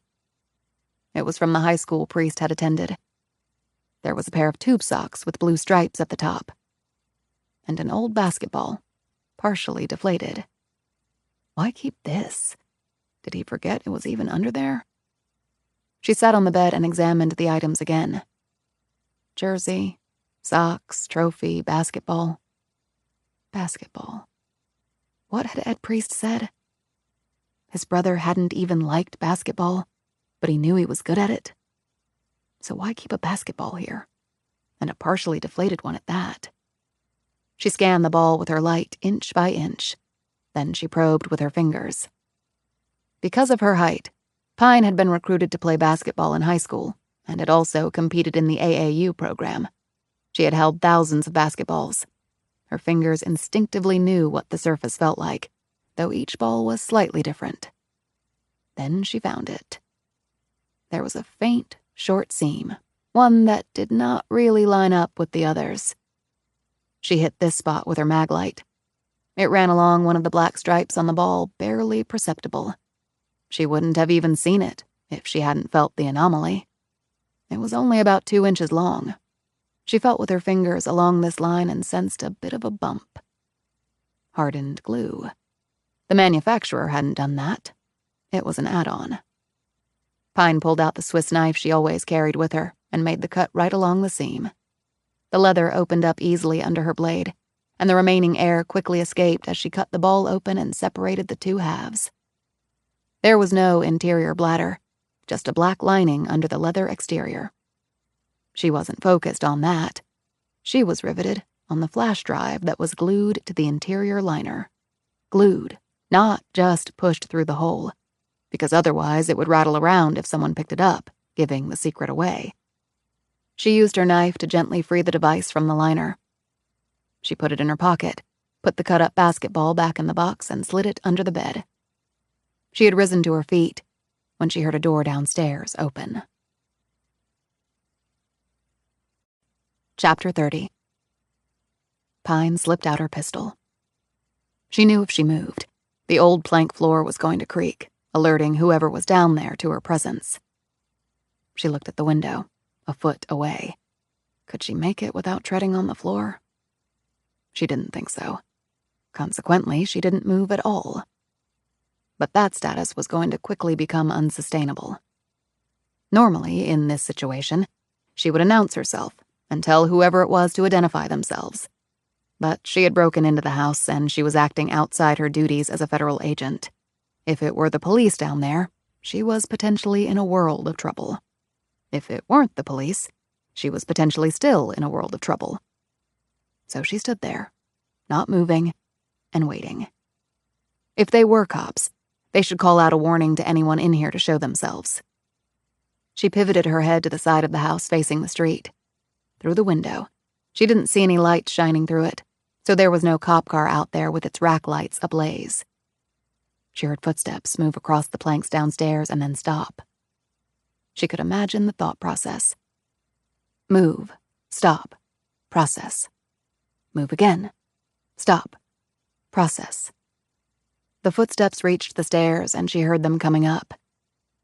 Okay, this was going to get very dicey, because the spot where she was standing would leave her totally exposed as soon as they opened the door to the bedroom. Suddenly, outside, a slash of lightning lit the sky. Wait for it, wait for it. The resulting pop of thunder was so loud it shook the house. Pine took advantage of this to slide across the floor and behind the door. The footsteps started up again. Then, she thought she caught words spoken back and forth. She couldn't hear what, but that meant there was definitely more than one person down there. She still liked the odds, so long as she could take them by surprise. If not, then the odds would quickly turn against her. The sounds of the footsteps mingled with hushed voices, reached the top landing. They moved, as she had, from one bedroom to another, until there was only this one left. She followed their progress by listening to the creaks and squeaks of the planks. Pine didn't move as the sound of the steps came toward the door. She saw the door move an inch, and then it was pushed open, until the bottom of the door caught on the uneven floor and halted before it hit her. 2 figures came in. Pine cautiously peered around the door. They weren't cops, unless the police had started wearing black ski masks. Both men were armed. Both men were in a crouch and looking around the space. Pine was hoping that they would not turn her way. Her hope turned out to be a false one. As soon as the man saw her, Pine kicked the door and the edge caught the guy smack in the face. He grunted, fell backward, and slammed into the other man as he went down. As he fell, his gun arced upward. A single shot blasted into the ceiling as his finger reflexively pulled the trigger. The impact of the round into the ceiling sent plaster chips and dust down on them. The first guy landed on his butt, and before he could fully right himself, Pine put him down for good with a roundhouse kick to his head, putting all her weight and substantial leg strength behind it. He slumped back down without making a sound. The second man scrambled to his feet, but before he could line up a shot, Pine's fist crushed his jaw with an overhand left that she delivered from a semi-squat position, maxing her kinetic leverage. She heard the bone crack on impact.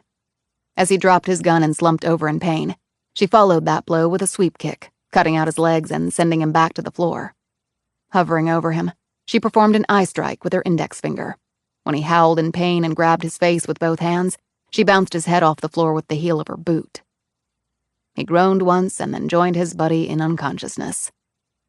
Pine quickly searched them, but they were carrying no IDs. She stripped off their masks and took pictures of them both with her phone. She took a moment to examine their weapons and took photos of them, too. The next moment, she was hurtling down the stairs. She left the way she had come. Pine cleared the brick wall at the back of the rear garden area and dropped onto the street on the next block over. She walked swiftly to the next intersection, then turned left and made her way over to Priest Street. She peered cautiously down it to see if there was anyone else lurking around the man's house. There was no one she could see. They might be in one of the cars parked on both sides of the street. but it was far too dark to make out anyone inside any of the vehicles. She rubbed her knuckles where she had clocked the guy. She would have to ice that later. They weren't cops. They weren't federal agents. They were two guys in ski masks with guns. Who were they? More to the point, who were they working for? And why was Priest a subject of interest for them? She had to assume that they weren't there because of her. If they'd seen her break into the house, they would have been far more cautious about entering the only room where she could have been hiding. One guy would have gone in and flushed her, and the second guy would have taken her out. At least, that's how she would have played it. Her mind was working so rapidly that she had barely registered the fact that it was raining hard. That is, until another streak of lightning made her realize she was standing under one of the many, very large trees that dotted the streets of Old Town, their aged roots laying havoc to the laid brick sidewalks. She turned in the direction opposite from Priest's and made her way back to the Kia. It was after 3, and in another few hours the dawn would be breaking. She wanted to get back to her place and see what was on the flash drive. As she was approaching her car, Pine noticed a movement to her left. It wasn't stealth. The person wasn't intending to sneak up on her. Can we speak? She turned to face the person. He was a small, trim man of Asian descent, maybe in his early 40s. He was wearing a raincoat, spectacles, and a slouch hat. He had an umbrella in one hand, but curiously was holding it by the wrong end. Pine answered his request by pointing her gun at him. He didn't flinch at the sight of the weapon. He said, I sincerely believe you are an intelligent person. I think a meeting might be in both of our best interests. His speech was slightly accented, but his English was perfect, if a bit awkwardly formal. Who are you? Perhaps a person who can at least partially explain the, delicate situation you presently find yourself in. I'm listening. Not here. We shall be more comfortable somewhere else. I'm not going anywhere with you. I really must insist upon this. Pine indicated her weapon. I think I have the upper hand. He moved so fast, she never really saw his umbrella hook her gun and rip it out of her hand. Pine simply realized she was suddenly weaponless, something she never liked to be. Pine squatted down and feigned assuming a fighting stance. Then she lifted her pants leg and grabbed her Beretta. Before she could bring it up, he leapt forward and neatly kicked it out of her hand. She stood and faced him. Who are you? The man set his umbrella on the hood of a car parked on the street. I must insist upon your accompanying me. I have a vehicle at hand. I'm not going. Again, he moved so fast Pine barely had time to attempt to block his kick. She was knocked backward and flipped over the car hood. She landed on the sidewalk on the other side. She rose quickly, but not quickly enough. The next blow lifted her off her feet, and she slammed back into a tree growing through the brick sidewalk. She rose, wiped the blood from her mouth, and set her hands and feet in a defensive posture. You are quite stubborn, said the man. Pine said nothing. She was conserving her breath. She'd never battled anyone as quick as this guy, not even her MMA instructors. He was 5 inches shorter and 30 pounds lighter than she was, and yet his blows were about the hardest she'd ever felt. She kicked out with a feinting roundhouse, which he easily blocked. Her momentum had carried her into a crouch, which was intentional. She exploded out of this position with an elbow strike aimed at his throat. It was a clever move, yet he simply edged away and kicked her in the backside, sending her sprawling into the wet street. Pine slowly rose and brushed off her pants and blew on her scraped palms. The man said, I think we can agree that this situation is becoming a trifle ridiculous. Pine could see only one way out of this. She launched herself forward and took a vicious kick to the head, followed by one to her oblique. Both blows were staggering, but Pine's skull was pretty damn hard, and a lifetime of lifting phenomenally heavy weights had made her core iron. She started to stumble, as though she was going down.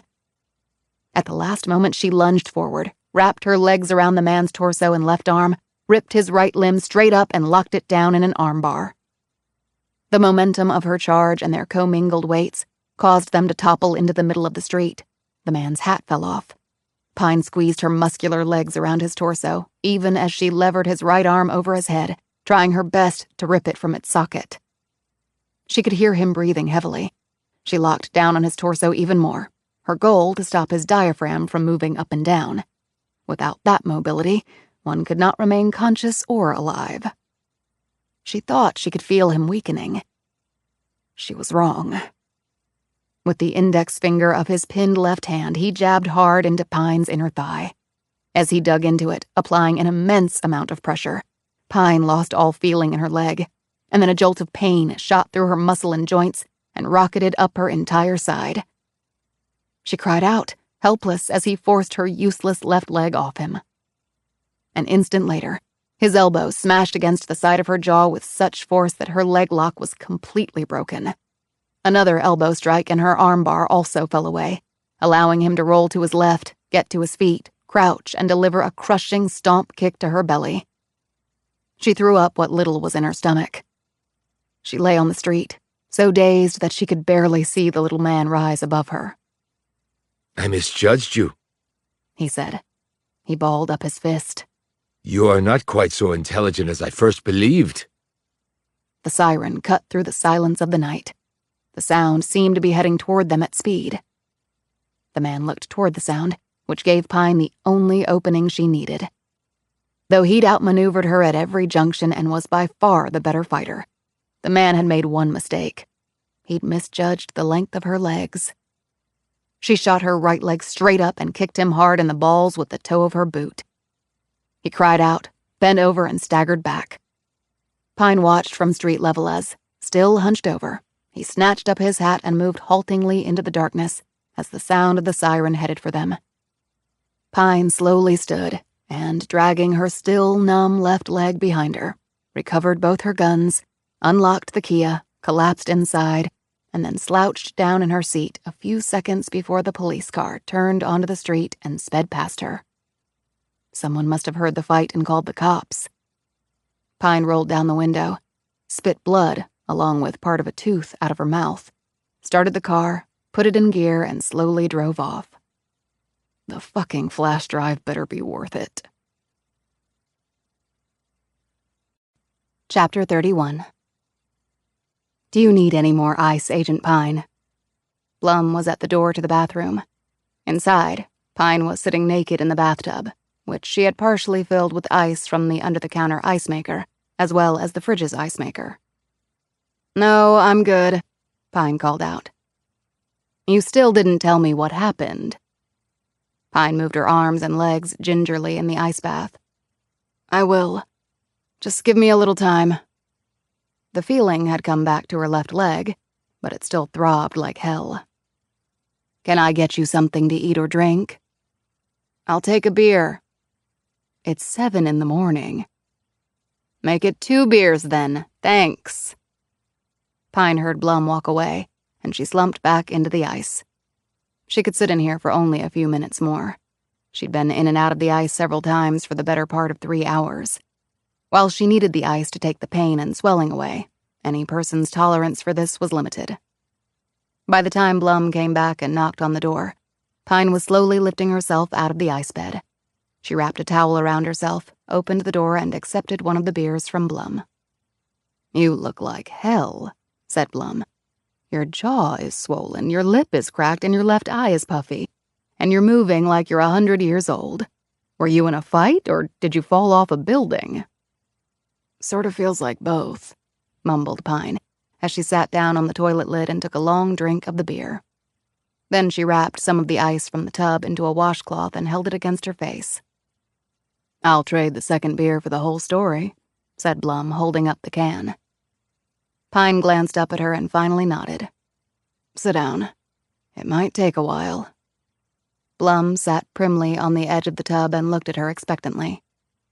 Pine laid out for her what had taken place, from the moment she'd stepped inside Priest's home to getting the crap kicked out of her and driving away afterward. "He was the best I've ever seen," said Pine. "Fought some pretty good ones. This guy was way out of my league." "But in the end, you bested him," pointed out Blum. Pine coughed, winced, put her beer down, and clutched at her side. Doesn't really feel like victory. She got up, opened the medicine cabinet, took out a bottle of Advil, downed 4 with a swallow of sink water, and resumed her seat. Blum said, "This flash drive, have you opened it yet?" Pine shook her head. "I'm just hoping there's something in there that will help us." Priest must have thought it pretty important if he hid it away like that. That's what I'm counting on. Otherwise, there was zip at his house. Can I make you something to eat? I'm good. I just need to check the flash drive, and then I need some sleep. The ice is working. I can feel the swelling going down. Pine rose and gingerly walked into her bedroom after running hot water in the tub to empty out the ice. She dressed in sweats and ankle socks and walked into the kitchen carrying her laptop and the flash drive. She still held the ice pack against her face. Blum put a cup of hot tea down in front of her. Peppermint. It's good for anything that ails you. You don't get a buzz from peppermint. It's a different kind of buzz. Drink. Pine set down the ice pack, took a few sips from the cup, then opened her laptop and inserted the flash drive into the USB port. She hit the requisite keys, and what was on the USB started to load on the screen. They both stared at the writing and blank box there. "Shit," exclaimed Pine. "Of course. It's password protected." She shook her head. "I got my ass kicked for this." "Can you figure out the password?" "Maybe. If it's something personal to Priest. But if it's a random computer-generated password, you need a lot of computing power to break it." "Well, something will occur to us. Now, any idea who the 2 men at the house were?" "No, but I have a way of checking." She took out her phone and dialed up the pictures she had taken of their weapons. "They don't look like any pistols I've seen before. Hang on, I'm going to check this out online." Blum said warningly, "They already hacked us once. Can't they track us through your computer?" "They could if I weren't using a variation of a VPN." VPN? Virtual Privacy Network. It's like allowing your online footprint to be hidden in secure tunnels. The one I'm using is really top grade. It allows me to use the web virtually anonymously. Pine brought up a database of pistols. She scrolled down page by page, all the time glancing at the photos she'd taken. She stopped on one. Damn. What? Hold on. Pine kept scrolling, and then stopped when she got to a photo that matched the other pistol. She looked up at Blum. It's no wonder I didn't recognize them. What do you mean? One's an MP443 Grotch, and the other's a GSH-18. Those surely aren't American pistols. I've never heard of them. No, they're Russian. The Grotch is carried by the police and the GSH by the military. Both women stared at each other for an uncomfortably long moment, until Blum said matter-of-factly, "Well, of course the Russians are involved. They're always the bad guys." But why? And what does Moscow have to do with a dead mule in the canyon? Neither one had an answer to that. You need to get some sleep, Agent Pine. You need to heal and rest. I have a strong feeling that you'll need to be at your best. I think we both will. Pine went to her bedroom and stripped off her clothes, because even the light, floppy sweats against her battered body hurt. She looked down at her oblique. There was a massive, yellow, purplish bruise where the guy had walloped her. She felt along her leg to where he had applied the pressure with his finger to break her leg lock. Her limb was still tingling. He must have found a nerve there she didn't even know she had. She gingerly lay back in the bed with the ice pack still cemented to her face. In her other hand, she clutched her Glock. She took several deep breaths, and the result was bruised ribs carping at her. Pine closed her eyes and let her thoughts wander back to the 2 men in the house, the 2 Russians. And then there was the umbrella-wielding ass-kicker. He wanted her to go with him somewhere. He said he would explain things to her, the predicament she found herself in. She wanted to know how he had come upon her. Had he been watching the house and seen her enter, or seen her leave and followed? That might be the likelier scenario, because she'd taken great care to ensure no one saw her going in. Was he connected to the other two men? Somehow she didn't think so. Then was he an adversary of theirs? The Russians were clearly just muscle. The Asians seemed to be something more than that. She put the bag of ice down, reached over and plucked her shield off the nightstand. She knew every facet of the embossed metal. After she'd been awarded it upon graduating from Quantico, she had held it all night, fingering it over and over like she was reading Braille. In some ways, no, maybe in the only way, the figure of Justitia presented all there was in the world to Pine. Justice. It wasn't about the greater good. It was about what was right and wrong on an individual basis, person by person. Because if you neglected the people, the idea of a greater good was a pipe dream created by those whose idea of the greater good almost always tended to favor themselves and people like them. She crossed her arms over her chest, the shield in one, the Glock in the other. Two critical components not only to her work, but also, perhaps, to her identity. Without them, what was she? The lost, bereaved little girl from Andersonville, Georgia? She closed her eyes and, as she went to sleep, mouthed the same words she had for nearly 30 years. I will never forget you, Mercy. Never. Chapter 32. It was still storming outside when Pine awoke early that evening. She rolled over and let out a groan as soon as all the aches and pains hit her. She shuffled into the bathroom and took a steaming hot shower, letting the water sink into her soreness. She toweled off, dressed, and walked out into the kitchen, where Blum was sitting with Pine's laptop and a cup of coffee in front of her. "Your face looks a lot better," noted Blum. Looks can be deceiving. "You want coffee? I just made a fresh pot." "I'm good." "Do you want something to eat?" "I got it." Pine opened the fridge and grabbed some yogurt. She took a spoon from a drawer, sat down at the table, and started slowly spooning the yogurt into her mouth. "That's not a lot of nourishment," said Blum. "For someone who got kicked in the face with a sledgehammer made of flesh and bone, it's just fine. I'm not up to chewing yet. Or hot beverages. The tea you gave me earlier did a number on the inside of my mouth." "Oh, right." Pine looked at the laptop screen. "Figured out the password?" "Not even close. And without bureau resources, how do we crack it?" Pine set her yogurt and spoon down. "Let's put this into some context. I found the flash drive in a basketball, along with an old football trophy. There were also some gym socks and a basketball jersey." Pine paused and thought back. On the jersey was printed, "Catholic Church League." "Catholic churches have basketball leagues?" said Blum. "Apparently so." "What's your friend's Wi-Fi password?" Pine said, "Semper Primus." When Blum glanced at her, she explained. "Latin for always first. It's the Army motto." Blum went online and typed in a search for Catholic churches near Priest's home. "There's the Basilica of St. Mary Catholic Church in Old Town Alexandria. It's only a short walk from Priest's house." Pine rose and grabbed her jacket off the back of the chair. "Where are you going?" "To church." "You want company?" "No.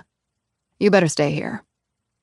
Since you're going to a place of worship, I'll say a prayer for you."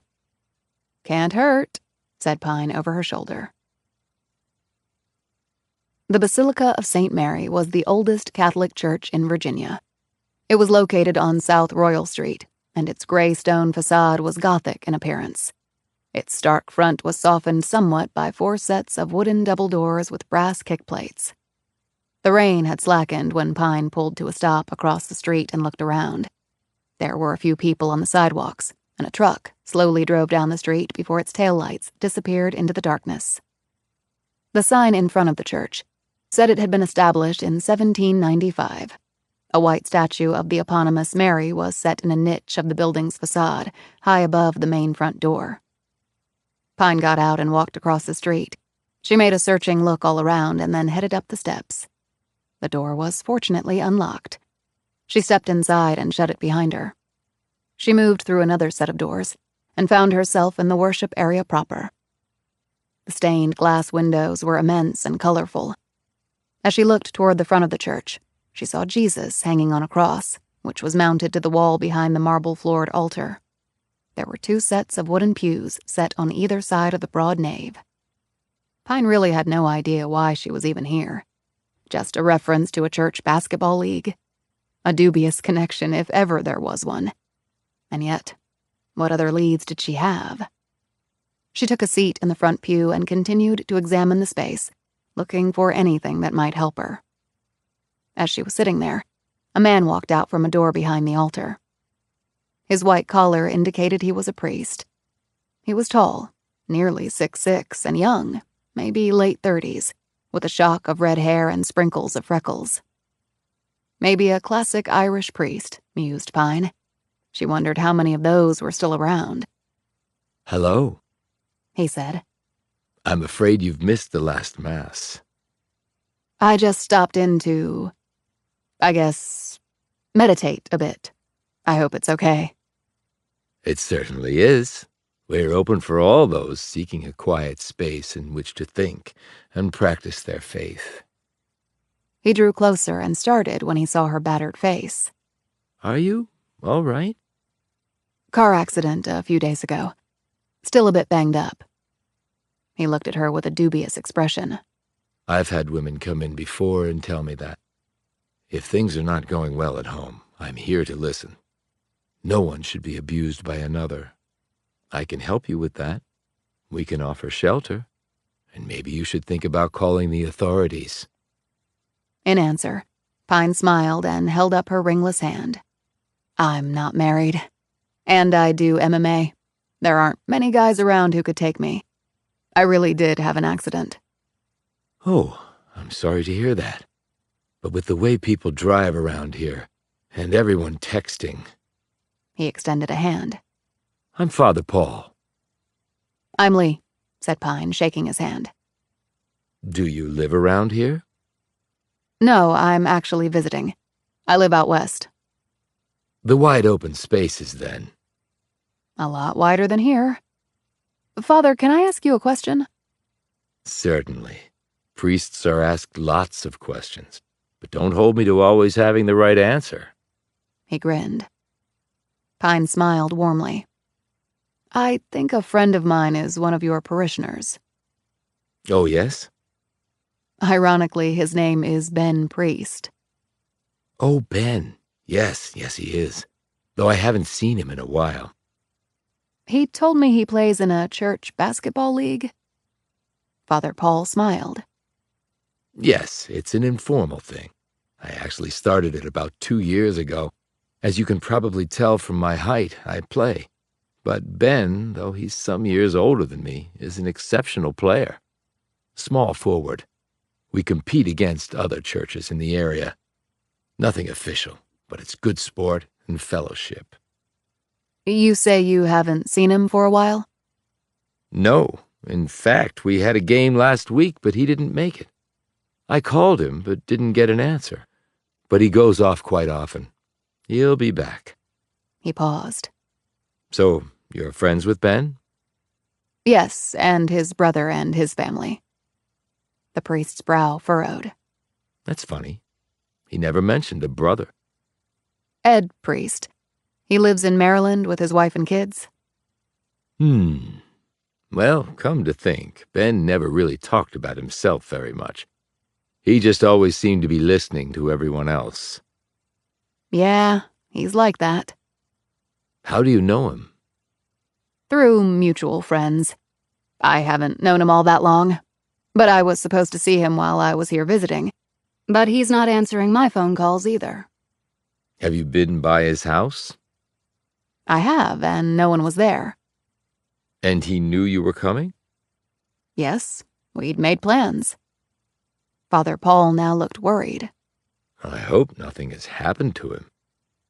"I'm sure he's fine. Like you said, he just goes off sometimes." She paused and added, I wonder where, though. Father Paul sat down in the pew next to her. You said you met Ben through friends. How well do you actually know him? It's funny. He's always struck me as a person who shows very little of himself, like you just intimated. What do you know of him? Probably not much more than you do. I don't even know what he does for a living. He mentioned something once about politics, government, that sort of thing. I suppose lots of people around here do that. They do, yes. Probably half my parishioners work in some capacity that's connected to the federal government. Pine faked a smile. I know this will sound silly. What? It always struck me that Ben might be some sort of, well, spy. Her grin broadened, as though she thought this was ridiculous, though she hoped the priest would take the bait. If you want to know the truth, I thought the very same thing. Pine feigned surprise. Really? Why? A million little things, which on their own probably didn't amount to much, but taken together, they just led me to believe that whatever he did was sort of, well, clandestine, for want of a better term. I wish I could find him. Do you know any of his other friends? Father Paul thought for a few moments. Well, there is one fellow, Simon Russell. He also plays in our league. Ben actually brought him on. We made an exception, since he's not a member of the parish. From what I could tell, I think they worked together, or at least they once did. What does he do for a living? Father Paul smiled. He seems to have the same bug that Ben does. He never reveals much about himself, but he can hit threes with the best of them. Description? The priest looked surprised. You sound like a cop. No, but if I do run into him, I want to make sure it's the right guy. Well, he's a bit taller than me and very lean. Not much hair on top. He has a trim beard. He's about Ben's age, I would guess, or a bit older. Do you have contact information for him? As a matter of fact, I do. I went to his house for a drink once with Ben and some of the other team members. We won the league championship last year. Quite a comeback victory, actually, and Simon, on the spur of the moment, invited us all to celebrate. I thought that was quite nice. I mean, Ben lives nearby, but he'd never had us to his place. Ben is very private. Exceedingly so. Father Paul wrote down an address and gave it to Pine. As he escorted her out, he said, If you find Ben, tell him to give me a call. I want to know he's okay. I'll do that.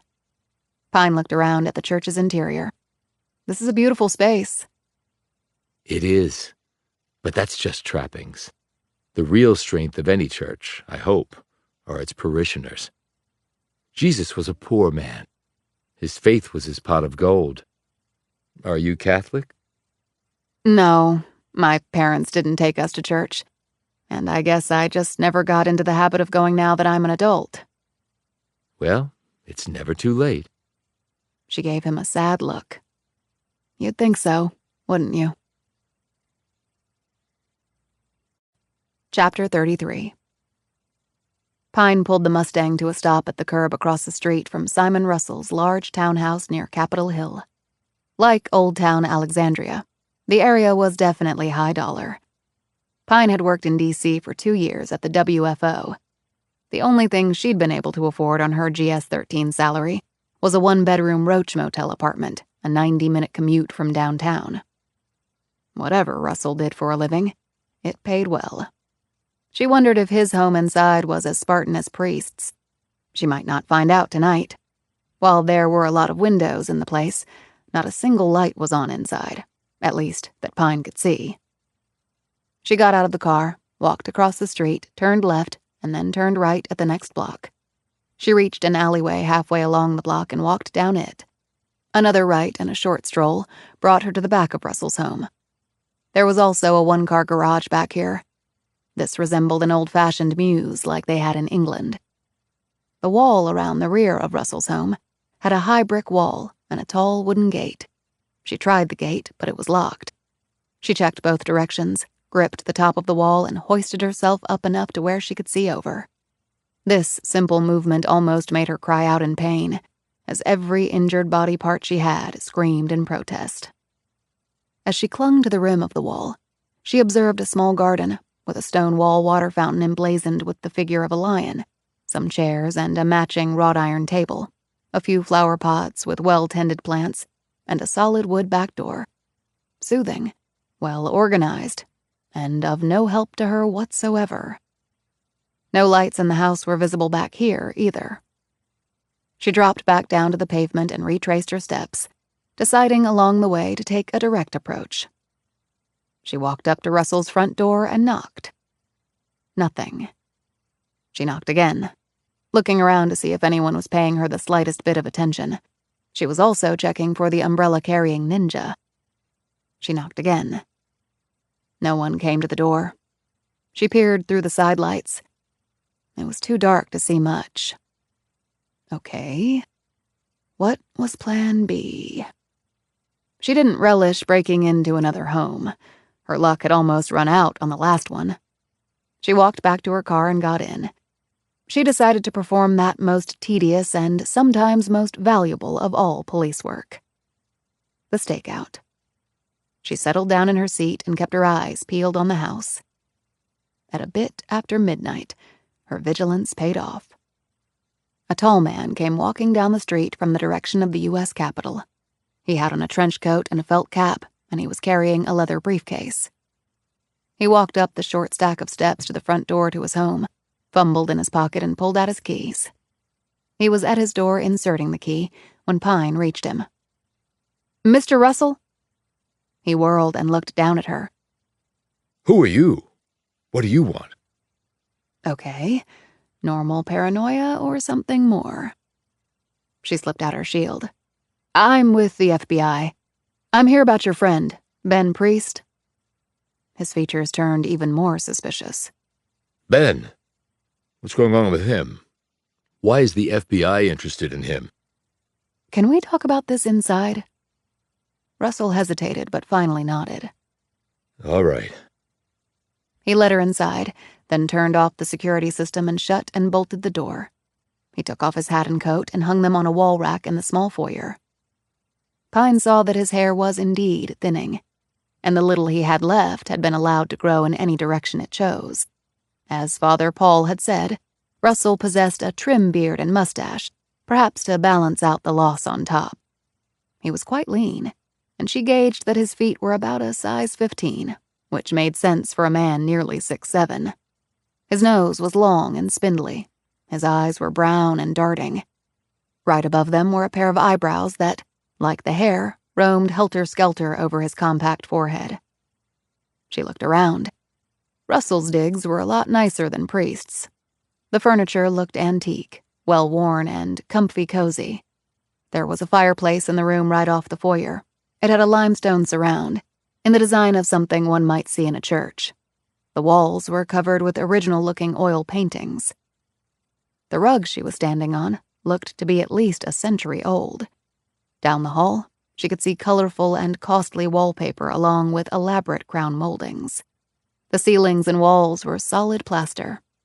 Outside, she had noted the gutters and downspouts were copper and the roof was slate. They didn't make 'em like this anymore, not unless you had the dollars to pay for it. His words interrupted her observations. Would you like something to drink, or are you on duty? "What are you having?" A G&T. Blue Bottle Bombay is my preferred choice of weapon. "I'll just take the tea, thanks." He led her down the hall to a large oval-carved wooden door that looked like it belonged in a castle. He opened it and showed her into a sizable room, outfitted as a library or study.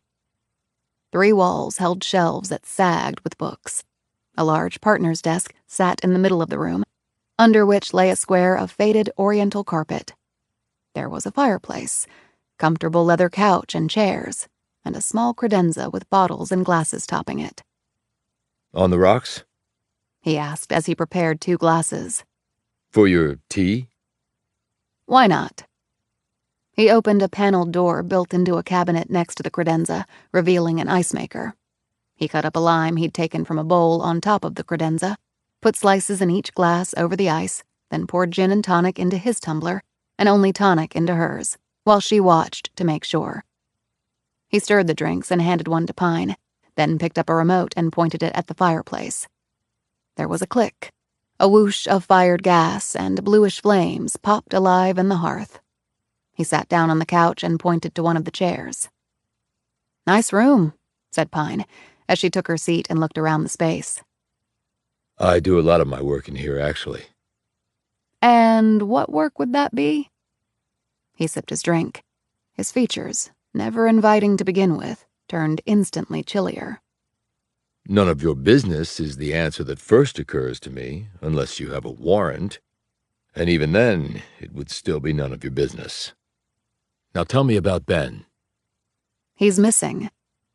Russell said nothing to this. He slightly turned his head and studied the gas flames. "You don't seem surprised by that." He shrugged. Ben routinely goes missing. Pine decided to take a chance in order to get the man to open up. "Does he routinely get kidnapped and taken away in a chopper?" This got Russell's attention. He looked at Pine. Is this a mere hypothetical, or are you being factual? "He's in trouble. Big trouble. Let's leave it at that for now." I'm prepared to leave it right here. Pine looked around the room. "If I were to profile you from what I've seen in your home, I'd say you came from money, were well-traveled, had an interest in geopolitics, were security conscious, and cared about what happened to your country." I won't extend this talk by asking how you came by those deductions. However, Pine plunged ahead. "The silver set on the table over there is a Tiffany original. The monogram shows it was probably a family heirloom. I'd wager that set is older than your grandparents. That means you inherited it. People who get handed down things like that are usually well cared for in other respects. The rest of my deductions come from your books, the multiple locks and security system, and those detailed maps of China and the Middle East on the walls over there." And my caring about my country? "The framed letter over there from a past president thanking you for your service." Russell seemed to appraise her in a new light. He sipped his drink and nodded. All right. I may be all of those things. What do you want from me tonight? "Do you have any idea what Ben was working on that could have led to his being in trouble?" We didn't work together. "That's not what I heard." Then you obviously heard wrong. "You never discussed work matters with him." There was no reason. "And he never did with you?" I thought I just said that. "He lives in Alexandria and you live here. How did he come to get you to join the church league?" Probably some dreary party where we ran into each other and were bored enough to talk about church and basketball. "So I guess you have no idea about the other guy then," What other guy? he said sharply. "Or about the password-protected message Ben left behind." Russell was now watching Pine closely as he softly jiggled the ice in his tumbler. What happened to your face? He asked. "Ran into a door." You ran into something. Maybe a fist? "Comes with the territory." How did you come to be involved in this, may I ask? "It's my job." Russell cleared his throat.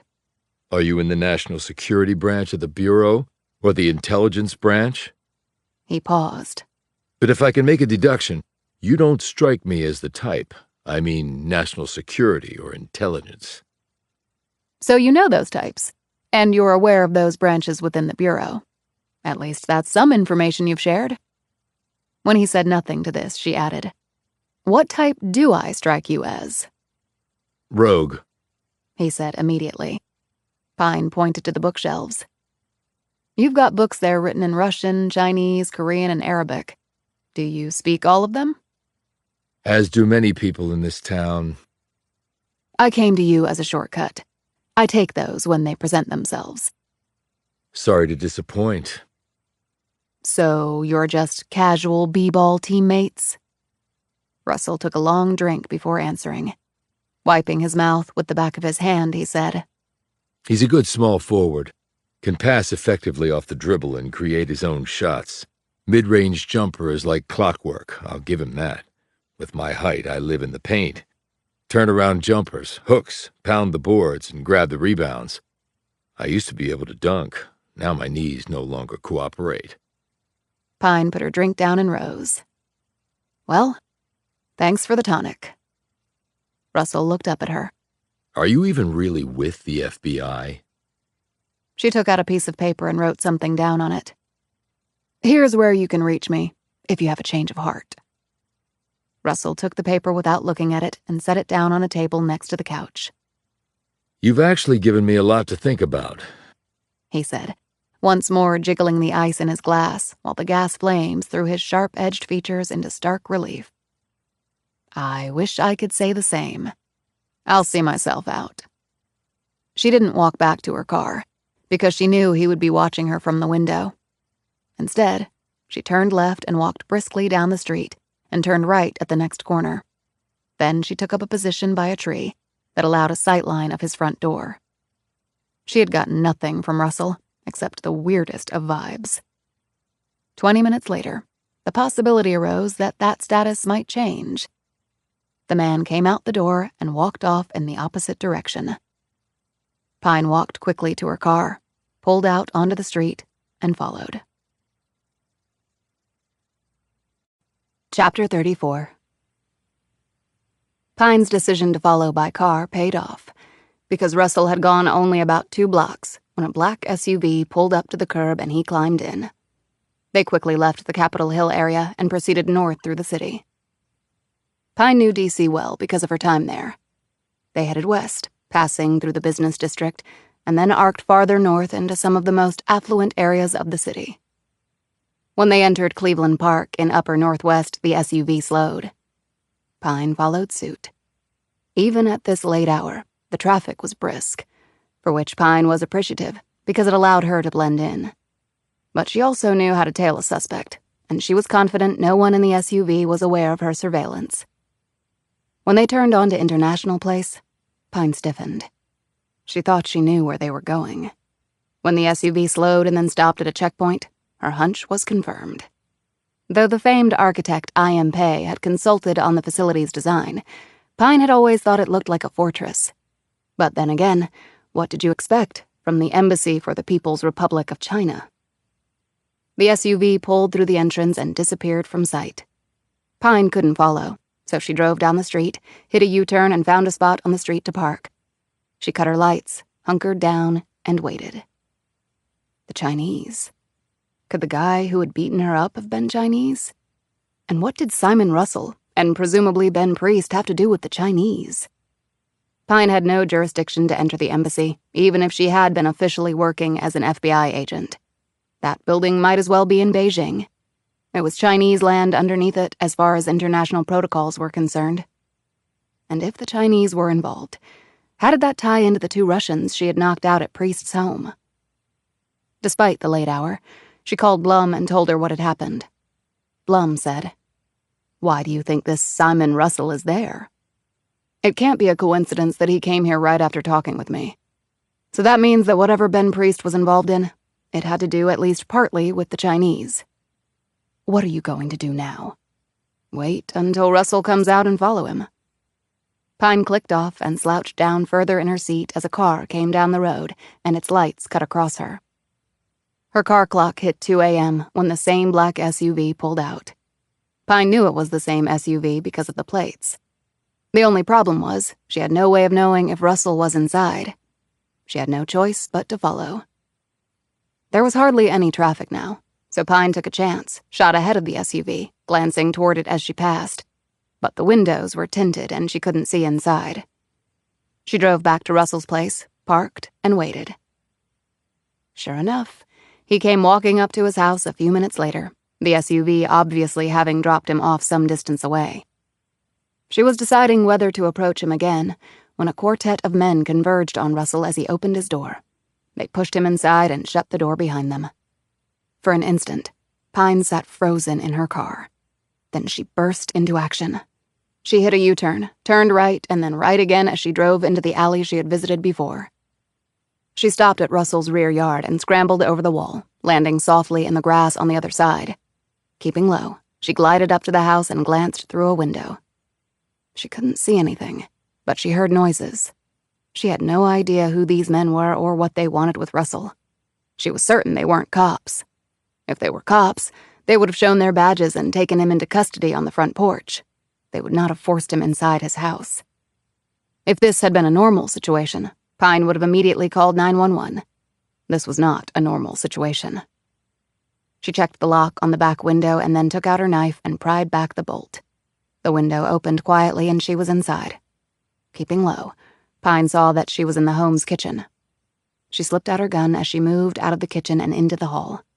She had the advantage of having been in the home before, so she knew some of the layout. She froze when she heard the raised voices. I don't know what you want. That was clearly Simon Russell. Pine took out her burner phone and dialed 911. She gave the address and what was happening. "Hurry," was her last word before she put the phone away. She pulled her Beretta from her ankle holster and moved into the hallway with a gun in each hand. Whatever she did or didn't do, she had a feeling this was not going to end well for any of them. But reverse was not a gear with which she was familiar. She reached the intersection of the hall and the living room to her right, across from Russell's home office. The house was dark, because no one had bothered to turn on any lights. Not that Pine had expected the home invaders to want to risk illuminating their litany of felonies. She edged around the corner enough so that she could see what was happening. In the ambient light coming in from the street, she could make out the 4 men, all standing in a semicircle around Russell, who sat in a chair. Russell said, I don't know what you're talking about. I know no one at the Chinese embassy. Funny, since you were just there, said one of the men. You have me mistaken for someone else. What did Ben Priest tell you? Russell slowly sat up. What will that information buy me? What do you propose? Said the same man. A free ride out of here. I'm not seeing that. You're in too deep. I'm not in anything. The sirens outside made them all turn to look at the window. Shit, said one of the men. You think? Said another. Deal with it, said the first man. Take the guys with you. You know the drill. The 3 men headed to the front. Pine saw them take something out of their pockets. This left the first man alone with Russell. Pine took a closer look at him. He was in his 50s, with salt and pepper hair and longish sideburns. He had on a suit and tie. His face was weathered, and his nose had been broken at least once. He looked tough and probably was. Pine flitted to one of the front windows and watched as a squad car pulled up to the curb. 2 DCPD officers climbed out. They were met in the front yard by the 3 men. Shit, breathed Pine. They were holding up shields and ID cards, just like she had done thousands of times. They were feds of some sort. The 2 officers checked out the creds and started talking to the men. She stole back over to her original surveillance post and watched the man and Russell. You can't do this, said Russell. It's against the law. Nothing's against the law if you are the law. I want an attorney, right now. We have no arresting authority, Russell. It's not how we do things, so don't expect a Miranda warning. It won't be coming. You can't force me to do anything. Now there you just went off the rails. National security trumps all. Even my damn constitutional rights? The Constitution means protecting all Americans. If we sacrifice a few to do that, so be it. Simple math in my book. I want you out of my house. Oh, don't worry. We're going to be leaving, but you're coming with us. I'm not going anywhere. Wrong again. As soon as my men finish with the local yokels, we're going to be taking a trip. We have a plane waiting. Where are we going? Classified. That's bullshit. Okay, I'll give you a hint. We're taking you to a place outside this country that will be more conducive to having a frank discussion with you. He paused and added, By any means necessary. What? You're going to torture me? Give me a break. You can't do that anymore. Funny, I didn't get that memo. You'll lose your ass if you try that. You think you're the only guy we've had to persuade of late? And I've got my whole ass right where it's always been. Now, Russell paled. Look, this is ridiculous. I'm an American citizen. So am I. Where does that get us? You know things that can get a lot of Americans hurt. If we have to do things to you to prevent that, then that's what we're going to do. This is crazy. I'm going out there to talk to the cops. The man pulled out a gun and pointed it at Russell's head. Not gonna happen. What? You're just gonna shoot me? Here? The man tapped the gun's muzzle. Suppressor. They'll never hear it out there. Your choice. I'm good either way. Look, you don't have to go down that path. Yeah, I'm afraid I do. The man suddenly collapsed to the floor. Russell looked down at him incredulous. When he looked up, there was Pine holding her pistol muzzle first. She'd used the butt of the weapon to clock the guy. She beckoned to Russell. "Move your ass, now!" Chapter 35. Thanks. Pine looked over at the passenger seat of her Mustang. They had left Russell's neighborhood far behind. She turned onto a side road, pulled to the curb, and cut the engine. Russell still looked pale and shaken, but some color was returning to his face. "I didn't save you just for the hell of it," she snapped. "Now you're going to tell me what's going on." Look, I can't, okay? I couldn't tell them, and I can't tell you. Those guys were going to kill you, or at the very least torture you within an inch of your life. Maybe. There's no maybe about it. Who were they? I don't know. Bullshit. They were feds, but the guy said they had no arresting authority in this country. That narrows the list way down, and you know it. Russell shook his head stubbornly. The guy was just bluffing. You sure about that? Yeah, I am. This is America, not Moscow. Funny you should mention that, since 2 Russians were at Ben Priest's house in Alexandria and ended up trying to kill me. Russell glanced sharply at her and sucked in a shallow breath. He shook his head. Look, no one's going to throw me out a window or stick me with a nerve agent. Pine started the car up. Fine. I'll take you back to them then. No sweat. Have fun wherever they take you. And whatever they stick you with. Russell placed a hand on the steering wheel. No, wait, please, don't do that. Then I need some quid pro quo, and I need it now. What do you want? You went to the Chinese embassy. And don't lie to me I followed you there, just like the other guys did. Why did you go? Russell looked out the window into the darkness. His expression was one of a cornered beast, desperately looking in vain for a path to survival.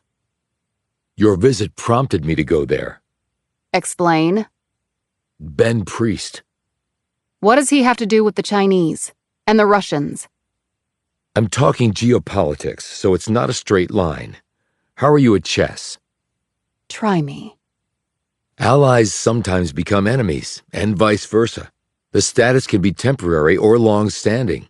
It can be situational, transactional, a one-off. Hell, it can be anything, really. Ben told me something like that. He would know. So you do work with him? I know of his work. Let's leave it at that. I'm not in a position to leave anything anywhere. What was Priest's job? He's very well connected. He got things done that needed doing outside of official channels. That's really all I can say. Getting back to the chess, what's the first move? And how did we reach this point? I don't know anything for sure. It's speculation. What's your connection to China anyway? I've done work on their behalf. Spying against this country? Russell furrowed his brow. Don't be stupid. They have legitimate interests, and I make those interests known in the right places.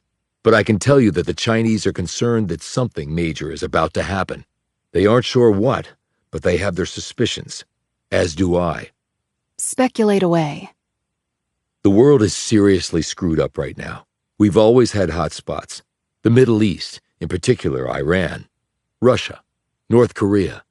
But we've never had them all exploding at the same time. Some people in those situations look for the fast and easy way out. There's an Asian guy involved in this. He could be North Korean or Chinese. He almost killed me. That's interesting. I'm sure you know that this country is in peace talks with North Korea, aimed at them giving up their nukes. Yeah, I know. And I know the Chinese have a great deal of interest in how it turns out. Well, those talks aren't going well. In fact, they may collapse any minute. So, what would be the reason why a North Korean would be over here? How about a change in government leadership? Pine stared across the width of the Mustang at him. Where? North Korea? How about right here? Pine's eyes widened. That's nuts. One thing I've learned over time, never say never. How could anyone possibly manage something like that here? He shook his head. What did I call you when we first met? Rogue. Wait. Are you saying that people within our government are plotting to overthrow it? It's certainly possible. Pine sat back against her seat. And what? They're teaming up with North Korea to do it? That's crazy. Russell pulled out a pack of cigarettes and a book of matches. You mind if I smoke? I'm stressed beyond belief. Roll down the window and blow it out that way. And how do you play basketball and smoke? I have maybe one cigarette a month. If that's going to kill me, so be it. He rolled down the window, lit the Marlboro, took a puff, and blew smoke out the open window. Pine said, "Okay. Since you've opened up to me, I can tell you that Ben exchanged places with a man who rode a mule down to the bottom of the Grand Canyon and then disappeared." What man? Pine showed him the digital sketch on her phone. "Do you know him?" Russell studied the image closely, then shook his head. If I had to speculate, I'd say that this person might have known what was going on and came to Ben for help. What would he do? The guy might want to bring that information to the right quarters, but was unsure how to do that effectively. You mentioned helicopters and Ben being snatched. How do you know that? Because I was there and the chopper was one used by the Army. Shit, this thing does go high up then, said Russell anxiously. How high is high? Said Pine. Maybe higher than we want to believe. If they took Ben, they might be tying up loose ends. Or quarantining everything, like they do with Ebola. That's why they came to me. But they let me live, said Pine. Russell studied her. Then you're very lucky. You really believe that people in our government are planning some sort of coup? Russell looked amused by her incredulity. Didn't you just tell me that Ben got taken away in an Army chopper? And I know that the FBI bleeds red, white, and blue, but your agency has been taking it on the chin, hasn't it? You're all corrupt, so they say. But toppling the government? People are fed up with D.C. They see it as an impediment. And then they see autocratic governments kicking ass around the world, and they want that too. That is not who we are. Who we are is dictated by those powerful enough to say who we are. If anything, we're a plutocracy, and have been for a long time now. And the next logical step in a plutocracy is an oligarchy. I'm not on a soapbox. I'm just stating facts. I've seen it happen in lots of places. Is there anything you can talk about that might help me find Ben Priest? Russell took a long drag on his cigarette and blew the smoke out the window. Have you ever heard of SFG? No. Should I? It's an acronym. Stands for the Society for Good. Sounds remarkably cheesy. In reality, it's a group of very serious people. They cover a variety of issues of global significance. They've got some heavyweight members in all sorts of professional disciplines from all over the world. It's like a think tank. There are already think tanks on the left and right. This one isn't politically oriented. It's been around for about 80 years. They do a lot of TED Talks, publish papers, give presentations, work with governments and companies all over the world, trying to do good, as the name implies. And what does this have to do with my case? Ben Priest was a member of SFG. Pine was silent for a few moments as she absorbed this. Okay. You think whatever plan he had with the missing guy might have been run through the society? I don't know. But I can tell you that SFG has been involved in some whistleblower cases. Government malfeasance in some developing countries. Things like that. But not corruption in this country. Corruption is corruption, right? And from what I know of the membership, they won't shirk from what they see as their duty. Where can I find them? They have a building in D.C. on 8th Street. Pine leaned back in her seat and gripped the steering wheel. Can you get me into the place? You're the cloak and dagger guy. I'm an investigator with red, white, and blue coming out of her veins. I don't know. I'd have to think about it. We don't have time to waste. Russell turned and blew smoke out the open window once more. An instant later, he toppled sideways toward Pine as a foot came through the open window and collided with the side of his head. Russell hit the steering wheel hard, bounced off, and then limply hung forward, kept in his seat solely by his lap belt. Pine looked to her right and saw the Asian man. He was not holding an umbrella this time. His hand was reaching for the door handle. Pine slammed the car into gear and floored it. The Mustang shot out from the curb like a projectile. Pine hit 70 before the next intersection, which she blew right through. "Screw it," she said. She hit a U-turn at the second intersection and drove back to where she had come from. She took out something from her pocket. As she raced down the street, she saw him. He was walking fast down the pavement. She slowed, as did he. She had rolled down the window and lifted her hand. The man braced for an attack as he looked directly at her. Pine snapped his picture with her phone, and then she pulled her gun.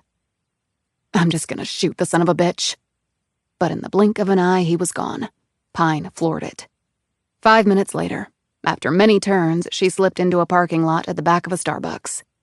She put the car in park and looked at Russell. He had no pulse. His eyes were glassed over, unresponsive. He was dead.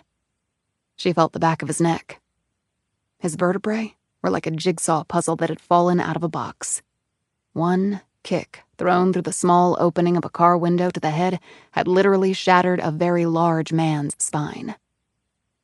She sat there thinking for a few minutes. When she arrived at her decision, she wasn't happy about it, but she could see no other way. At least, no other way that would allow her to remain an FBI agent and stay out of prison. Pine put the car in gear and drove off. She now had to do something she had never thought she would. I have to dispose of a body.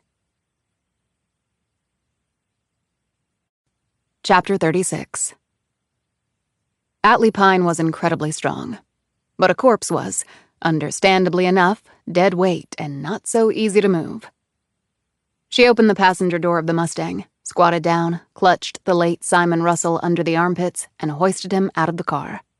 Before he toppled over, she set him against the side of the car, propping him up there by wedging her thigh against his knees, pinning his long legs tight against the Mustang. With her forearm, she kept his torso upright. Okay, this is just like any other lift. She counted to 3 and let go of the body. As he toppled forward, she squatted down and caught him at the waist with her shoulder and then stood. The tall, lean man was hoisted into the air, bent in half over her broad shoulder. She moved forward slowly.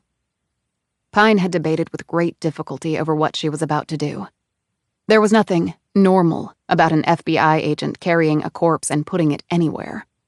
She was breaking every crime scene protocol there was, along with more than a few laws. And sitting in her Mustang, thinking all of this through, tormented by doubt and guilt, and conflicted in a way she never had been before, Pine had decided that this was the only path forward. If she tried to go into the bureau with a dead body in tow, she figured she would be Blum's age before she ever saw the light of day. It would have been easier for her to just drop Russell's body in the woods. But she couldn't do that. He would be ravaged by wild animals, which would not only be disrespectful to him, but also disruptive for the forensic investigation to follow.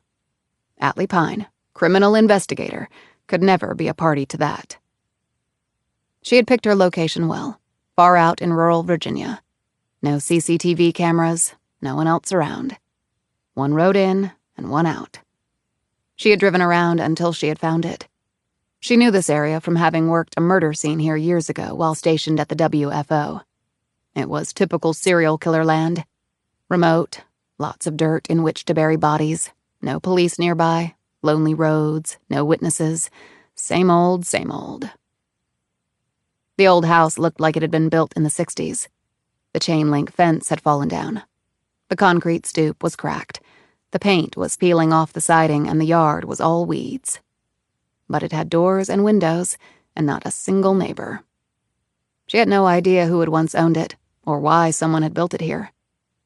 It smelled of rot and mildew and all the traces the years left on everything. She pushed open the front door with her boot, carried Russell inside, and set him down on the plank floor. She took a note she had written from her pocket and stuck it in his shirt. It provided details about what had happened to Russell for the police to find and use. As she hovered over the dead man, who stared up at her, Pine said, "I'm sorry, Simon. I didn't mean for it to end this way. But I'm going to get the guy who took your life, no matter what." She left the house, got back into her car, and slowly drove away, her lights out. Once she reached the main road, she clicked on her headlights and picked up speed. When she was about 20 minutes away, she used a new burner phone to call 911, giving them the location and what they would find there. She got back to the condo in Ballston in the wee hours of the morning. She found Blum dozing on the couch in her pajamas. Pine debated whether to wake her or not, then gently nudged the woman's shoulder. Blum blinked and then sat up as Pine went into the kitchen, opened the fridge, and took out a beer. "Where have you been?" Blum asked sleepily. "I'm sorry. I shouldn't have woken you." "That's okay. I was waiting up for you, but I guess I didn't make it. What happened?" Pine popped open the beer and took the chair opposite. "I'm not sure I should tell you." "Why not?" "I could make you an accessory." "I'm afraid that ship sailed a long time ago, my dear. And if it makes you feel any better, I was an extremely willing participant." Pine took a sip of her beer and winced. Her mouth still ached from where the Asian had clobbered her. "It's a long story. I'm not going anywhere." Pine methodically set out what had happened. When she got to the part about Russell's death from one kick, Blum said, "You're lucky that man didn't kill you the other night." "I'm not feeling too lucky right now, but I see your point. I did manage to get this." She took out her phone and brought the picture of the man up on the screen. She held it up. "He looks totally innocuous. Good cover, because he's totally lethal." Pine chugged her beer. "I need to check out this SFG place, obviously. Not to sound like a concerned mom, but how about the next move being you get some sleep? If you're exhausted, you're not going to be much good to anyone." Pine slowly stood and said in a contrite tone, "I shouldn't have involved you in this, Carol. It wasn't right of me to ask. I can't keep count of the laws I've broken. My career at the FBI is over, no matter how this turns out. Hell, I'm probably going to prison." "Well, that's one way to look at it." Pine glanced at her in surprise. "What's the other way?" "That you solved this case, and they give you a big medal. And a decent chair to sit in." Pine gave her a grim smile. "Is that J. Edgar Hoover talking?" "No, Special Agent Pine. That's pure Carol Blum." Chapter 37. When had sleep ever come easily? Ever? Pine rolled over and checked the time on her phone. 9 a.m. She could hear people walking down the hall from other condos, the hum of the elevator, and outside, cars driving down the street. All normal noises, nothing that should have unduly interrupted her sleep. The drapes were closed tight so no sunlight could get in. She was exhausted, and yet here she was, awake. She got out of bed, padded over to the dresser, and picked up her cred pack. Stuck behind her official ID card was her most cherished possession. It meant more to her than her second most prized possession, her FBI shield. She slid the old photo out and held it in her palm. It was small, just like the subjects captured in it. It was the last photo of her and Mercy together. In fact, it was the only photo that Pine could remember of them together. It had been taken 3 days before her sister vanished. It was one of those instant color Polaroids that had once been so popular. Pine could remember the moment clearly. She and her sister were out with their mother at the strip mall near where they lived. Their mother had gotten them ice cream and had plunked them down on a scratchy bench while she smoked and gossiped with 2 of her friends. Then one of her mother's friends had pulled out her camera to take a photo of a dress that she liked hanging in the store window. The woman couldn't afford to buy it, Pine had heard her say, but she thought she could get the materials and make one similar to it. After she'd taken the photo, Pine's mother had asked to borrow the camera to take a picture of her girls together. The Pines did not own a camera, which was why Pine didn't know of another picture of the sisters existing. Despite being often stoned, Pine's mom had her good moments as a mother. Pine had no doubt the woman loved her daughters, in her own somewhat muddled and misguided way. She just had no idea what to do with them most of the time. She had had her girls at 19, still more of a child herself than an adult. She had taken the photo, and it had automatically ejected from the Polaroid camera.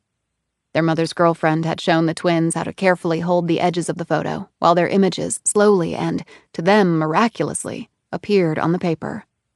Their mom had later bought a cheap wooden frame and put it in the girls' room. It was there when the intruder had come in and left with Mercy. It had stood silent witness to a crime of heinous proportion. With her finger, Pine traced her sister's hair in the photo. It was identical in color and cut to her own. The only way to tell them apart was that Mercy's hair was slightly curly, while Pine's was flagpole straight. Symbolic, maybe. She had often wondered what Mercy would be like as a grown woman. She had no doubt that the kind-hearted little girl would have grown up to be an adult with an outsized capacity for caring, for empathy for others, and that she would have chosen a career that would have helped people who needed it. Yes, that surely would have been Mercy's calling. Atlee had been the helter-skelter hellion. Mercy had been the angel. The angel had vanished. The hellion had become a cop. Life was funny that way. She opened the drapes, slid back the patio door, and stepped out onto the balcony that oversaw the plot of green space, rare in the congested area. The air was crisp, the sky cloudless, the sun well into its ascent, though she couldn't feel its warmth yet because she was currently facing west. It looked to be the beginning of a pretty day in the capital region, and she had disposed of a body last night. With that thought, she went back into the bedroom and checked the news app on her phone. Nothing. She turned on the TV and sorted through the local news channels. Simon Russell had been right. The peace talks with North Korea had just now officially collapsed, according to a grim-faced TV anchor. She wondered if Russell had had advance warning of that, perhaps from the Chinese. That story was followed by coverage of a fire at a local school, and after that a shooting, and finally a teacher having sex with a student. But there was absolutely nothing about the discovery of a body in an old house where the police had been tipped off and the killer's description helpfully left behind. That apparently had not been important enough to make the daily news feed. Or maybe the police were holding all that information back for some reason. Or perhaps they had been ordered to do so by the same forces that had taken the Priest brothers. She put the photo away, slept fitfully for another few hours, then gave it up and showered for 20 minutes, letting the hot water burn into her skin in a futile attempt to erase the memory of last night. She came out dressed in fresh clothes, while the ones covered with the smell of Simon Russell's violent death and later disposal went into the washing machine with extra detergent.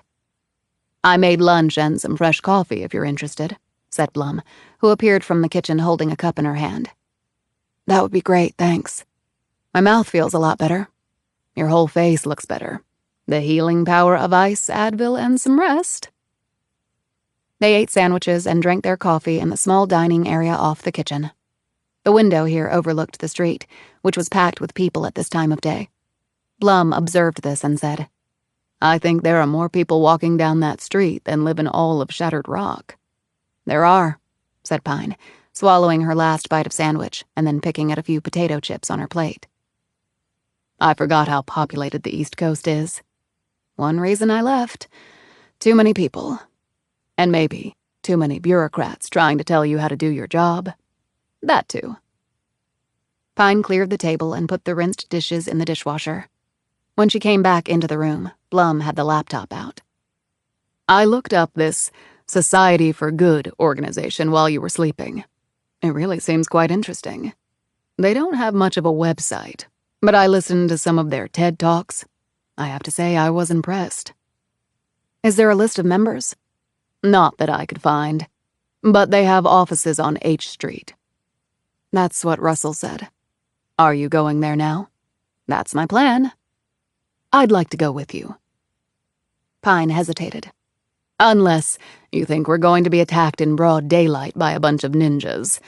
And if so, I'll still be going, but I'll have to bring my gun. Your call. Pine's jaw eased open a bit. You have a gun? In answer, Blum slid out a small, efficient-looking piece from her purse. Pine took a closer look and said, That's a Colt Mustang. Yes, it is. Chambered in 380 ACP. It's okay as a backup piece, but its stopping power is nothing to write home about. But it's compact, lightweight, and damn accurate at close range. Didn't know you knew about guns. I'm from Arizona. It's in our DNA. Rumor has it, I came out of the womb with a full head of hair and a jewel-encrusted, nickel-plated Derringer clutched in my adorably dimpled fist. But the Colt only has a max 6-shot mag. If I ever need more than 6 bullets to do the job, I'm in the wrong line of work. Pine could only smile as they walked out the door together. Chapter 38. They took the Kia. The Mustang had been seen several times now, and Pine was worried that it stood out too much. If she hadn't had to use her SUV as a decoy, she would have brought that instead. Hindsight held a level of perfection that real-time decision-making could not provide. The building, they found, was of an ornate, classical Greek design, with Ionic pillars topped by elaborately carved capitals bracketing the front entrance. It was incongruously sandwiched in between 2 8-story glass and metal box office buildings. They parked in a nearby underground garage and came back out to street level. Men and women in suits and carrying knapsacks and briefcases scooted to and fro. All were checking their phones and looking important as they strode along ostensibly doing the people's business in the shadow of the halls of government. Quite an energetic town, remarked Blum. One way of describing it, replied Pine. Capital of bullshit is another. They made their way to the headquarters of SFG. The towering double doors were solid oak and looked strong enough to withstand an RPG round. There was a buzzer built into the wall with a voice box next to it. A brass sign said to ring it. So Pine did. A voice immediately came on. Can I help you? We're with the FBI. We're here to speak to someone about Benjamin Priest. Can you hold up your IDs to the camera, please? Pine noted the lens staring down at her. Shit. She held up her badge, but not her ID. Thank you. One moment. Soon they could hear footsteps approaching. The door opened and there stood a large, goateed man in a gray suit with a blue tie. Follow me, please. They followed. Both women looked around at the spacious rooms off the hall they were traversing. Comfortable furnishings, elegant paintings, a sculpture here and there, and enough chair rail, crown moldings, pilasters, columns, medallions, balustrades, friezes, and frescoes to satisfy any architectural junkie's most outrageous wish list. They were escorted into a large office, book-lined and cluttered. The smell of sweet pipe smoke seemed to rise from every inch of the place. The goateed man left, closing the door behind him without saying another word. Pine looked around and said, Why do I feel like I just stepped into a spy novel from the 60s? Where are you, George Smiley, when I need you? Blum noted a stack of books on a side table. Is that Arabic? Pine looked over her shoulder. Yes. Simon Russell had books in Arabic, too. Did he indeed? Pine and Blum started and looked over at a high wing-back chair that had been turned away from them. It was now swiveled around, and perched in it was a small man with thick, white hair. He wore a 3-piece suit with a dash of collar at the neck and a kerchief sprouting from the chest pocket. When he stood, it revealed that he was probably barely over 5 feet tall. Please, sit, he said, waving them to 2 chairs in front of the massive desk, which was heaped with opened books. He took the seat behind the desk and studied them both, his fingers steepled in front of him. We didn't know anyone was in the room, said Pine.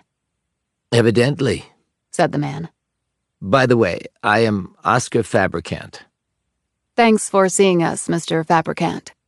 Oh, please, make it Oscar. Are you both FBI agents? Pine held out her shield. I'm the agent. She's my assistant. Pine really wanted to get through this without revealing their identities. Fabricant nodded. Now to business. You mentioned just now Simon Russell? Yes.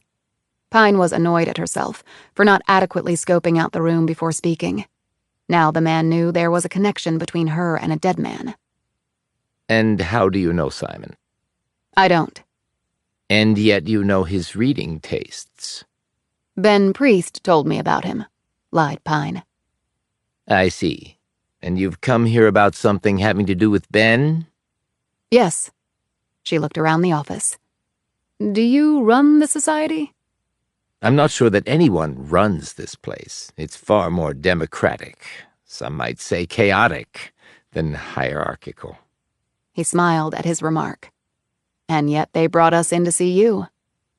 Well, I have been here longer than most, and it seems that many of the administrative duties fall into my lap. I don't mind. He settled farther back in his chair. I saw some of the TED Talks the society did, said Blum. Very interesting stuff. Thank you, replied Fabricant. Pine interjected. Any idea where Ben might be? Why would you think I would know that? Doesn't he work here? No one really works here. We volunteer our time and skills. And what sort of work do you do here? We analyze, we read, we discuss, we talk, we listen, we travel, we write papers, we give lectures. We're advocates on the policy front. We lobby those in power on important issues. He motioned to Blum. And we give TED Talks, which provide us with a global platform.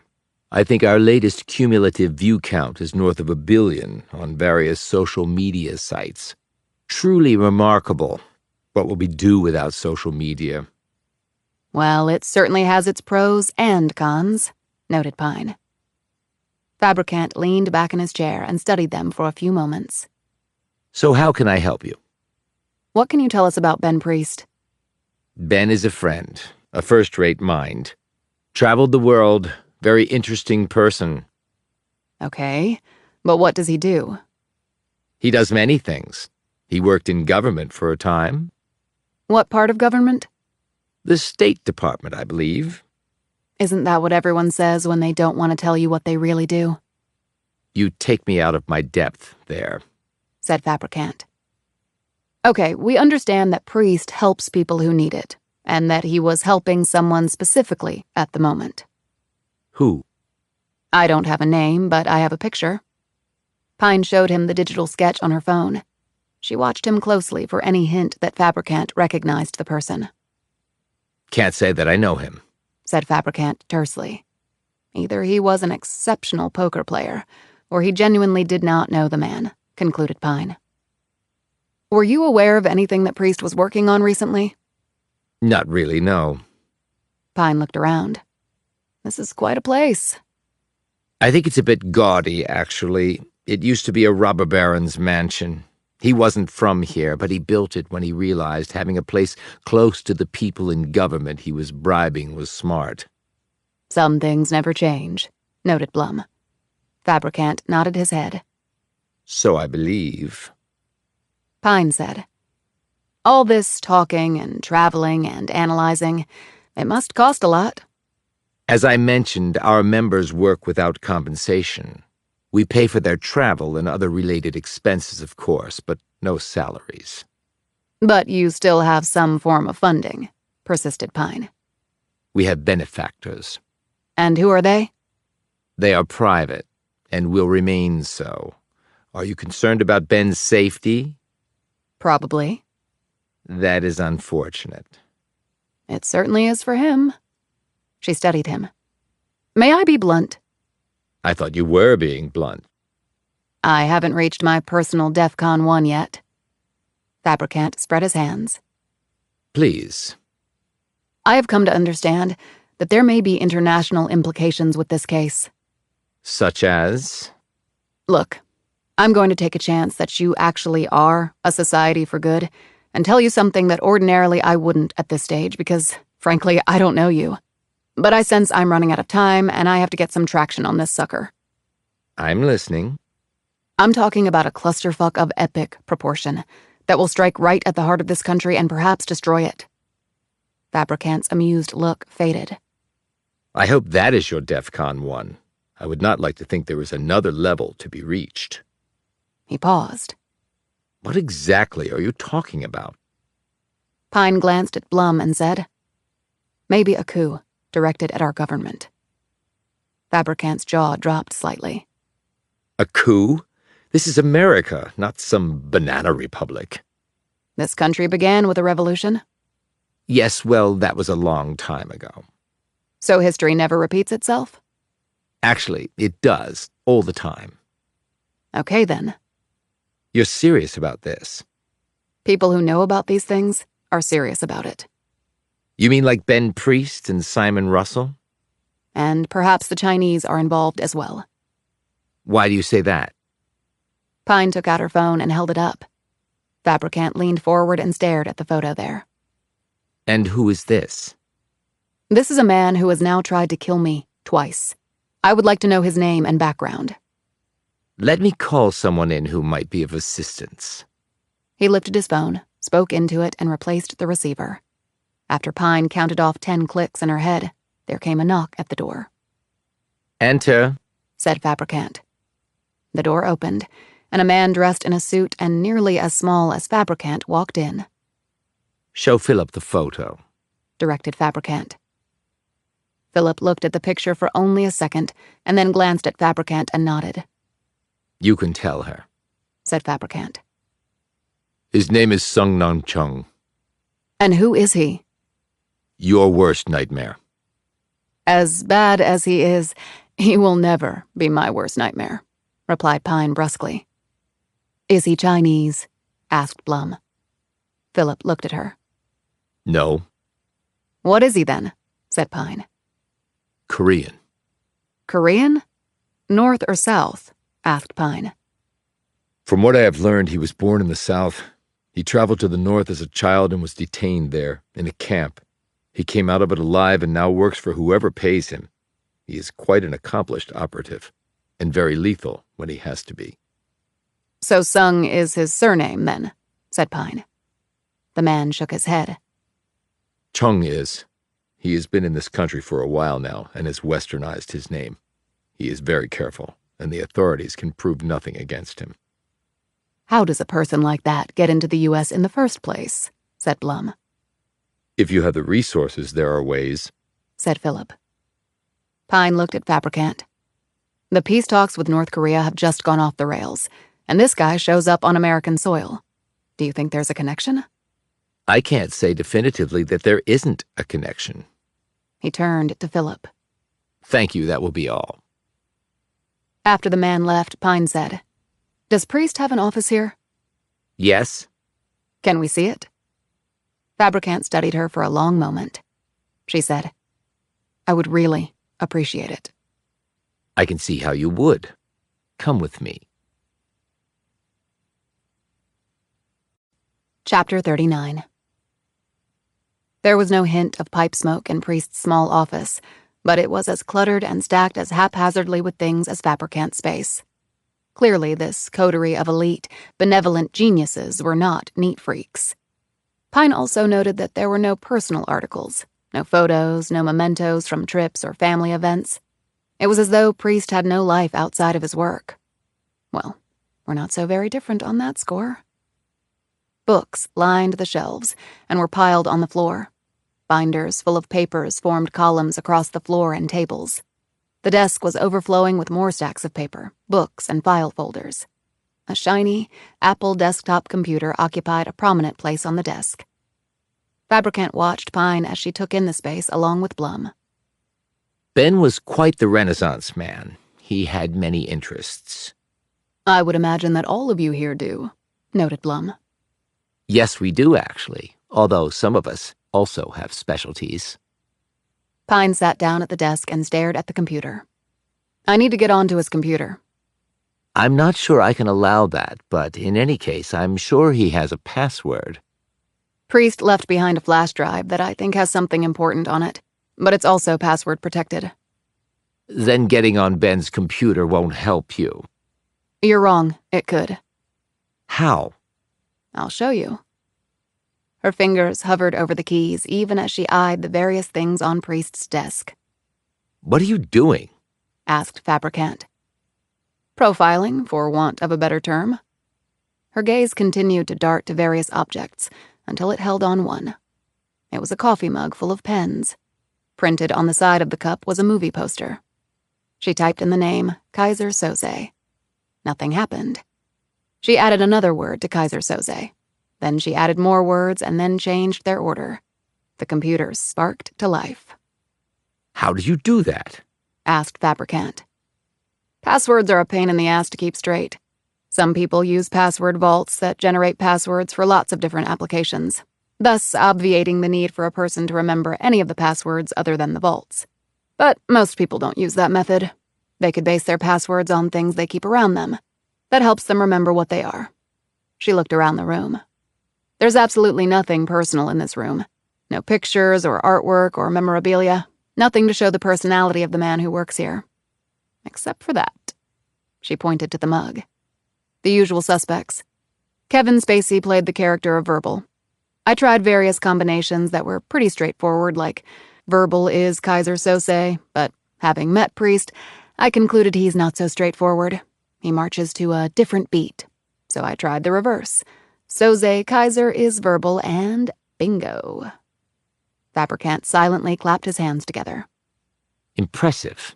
I like how your mind works. Pine inserted the flash drive and brought up the screen where the password was asked for. Do you think it's the same password? Asked Blum. Doubtful, but I'll try. We might get lucky. She typed in Soze Kaiser is Verbal, and nothing happened. Okay, that's a no-go. Fabricant said. Do you know for a fact that what's on the flash drive is related to your case? Priest went to great lengths to hide it, so other things being equal, yes, I'm pretty sure it is. She hit some more keys, and a list of the files on Priest's computer came up. Is it okay if I print out the list of his files? I can go over them in more detail later.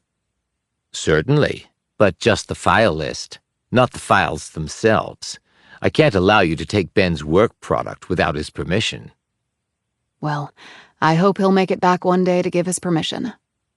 Is it really that serious? With this Sung Nam Chung involved, what do you think? Pine printed out the file list and exited out of the computer. Fabricant escorted them to the building entrance. Before he closed the door, he handed her his card. All my contact numbers are on there. If something comes up or you need some help, don't hesitate. Thanks, said Pine, taking the card. As they walked down the street to the parking garage, Blum said, Why don't you profile Priest again? That might help us figure out the password. I can try, said Pine. But if it's just in his head, we're not going to get it. Glass half full. Right. What did you think of the people back there? Either they are what they appear to be, or they're a front for some weird shit going on. They wouldn't have helped us if they were bad people. Depends on your definitions of help and bad. True. They reached the Kia and climbed in. Pine pulled out into traffic and turned left.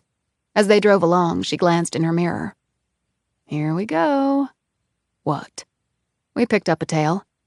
I wonder who. Come on, Carol. You don't need 3 guesses. The Society for Good is on our ass. Jeez, you wouldn't think they'd be so obvious. And what are you going to do about it? Lose them? Not quite. Why not? I'd like some answers. Blum sat back in her seat. Well, you always know just the right way to ask.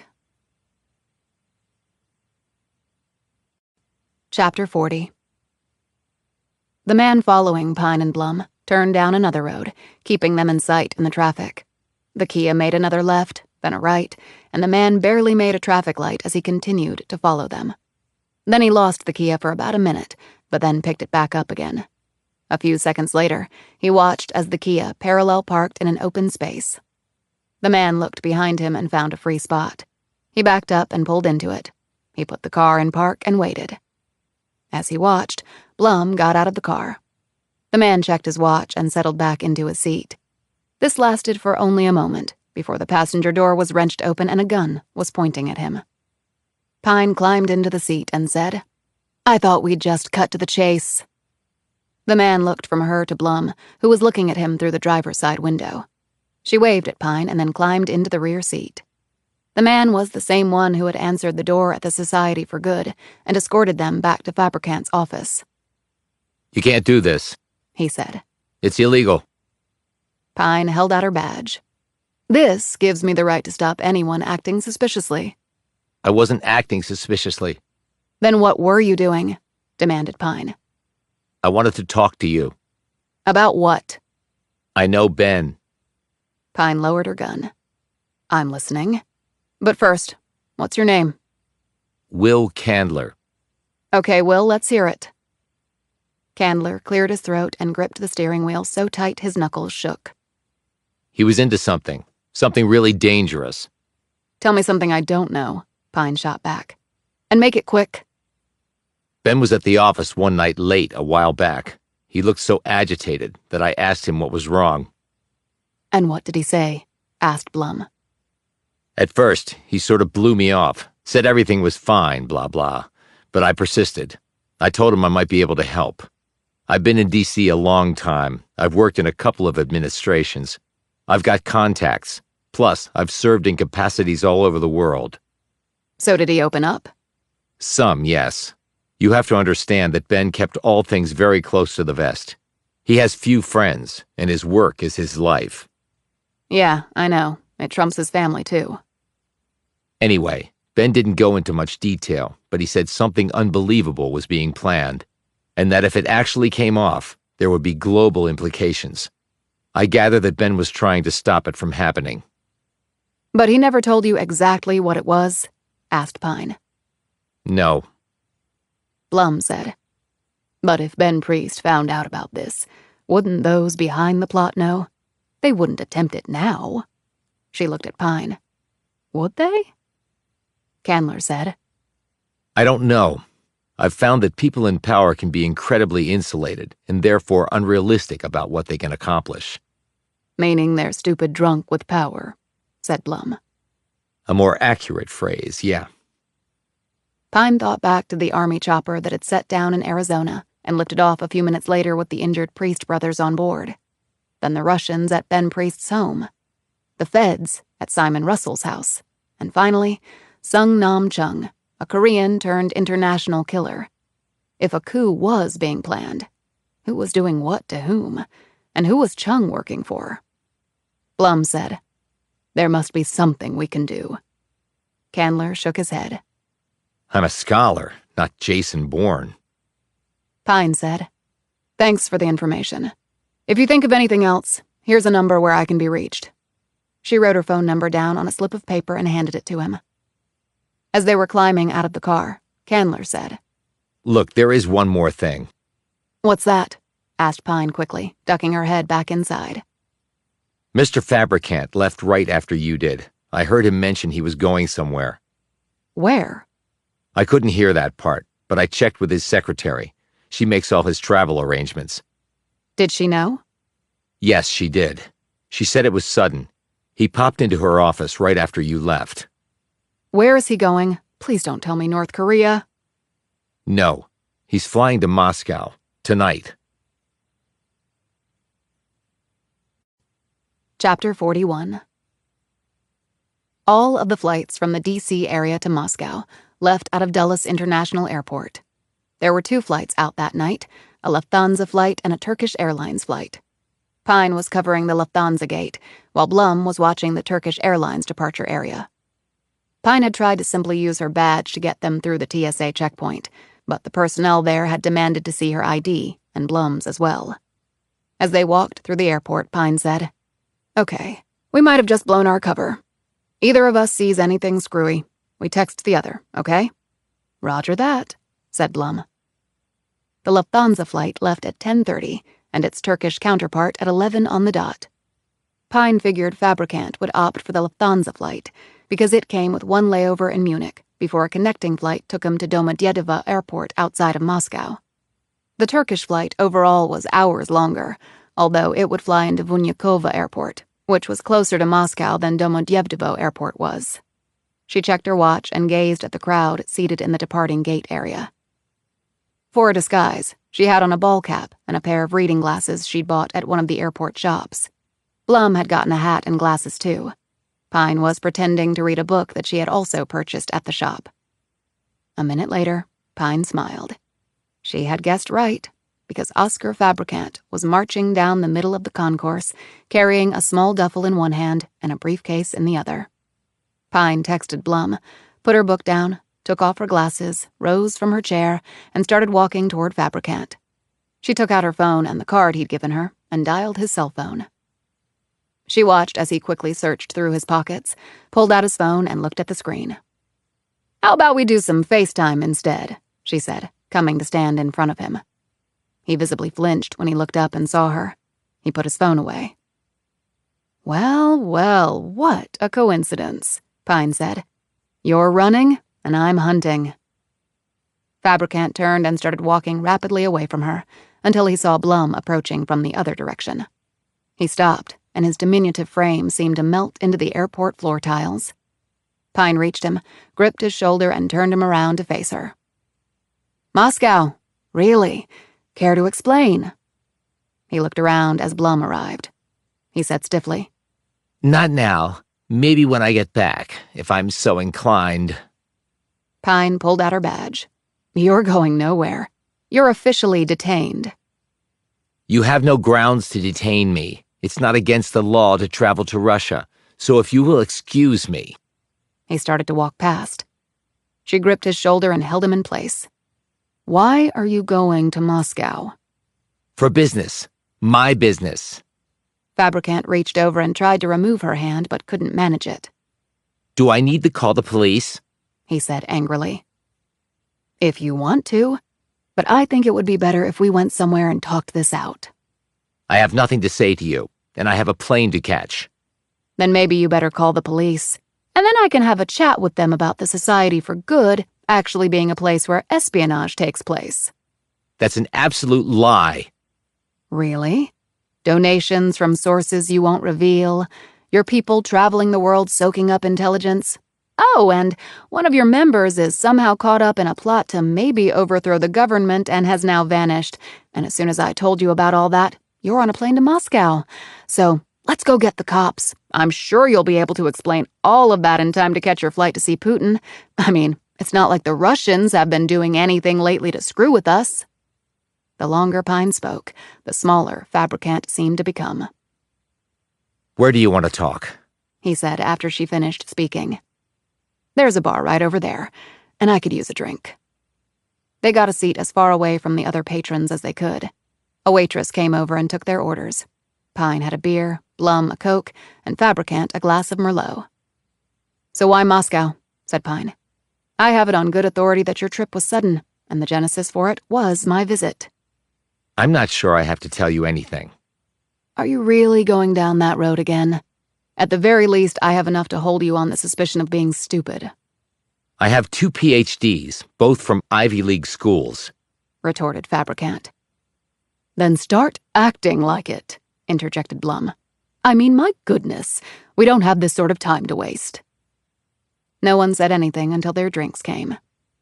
After the waitress left, Fabricant wiped a bit of sweat off his forehead and said, All right, look. Some things you said made me believe that a trip to Moscow was in order. "What was that?" The Russians being at Ben's place foremost. He fell silent and tapped his fingers against the tabletop. "Oscar, we're waiting," prompted Pine. David Roth. "Who?"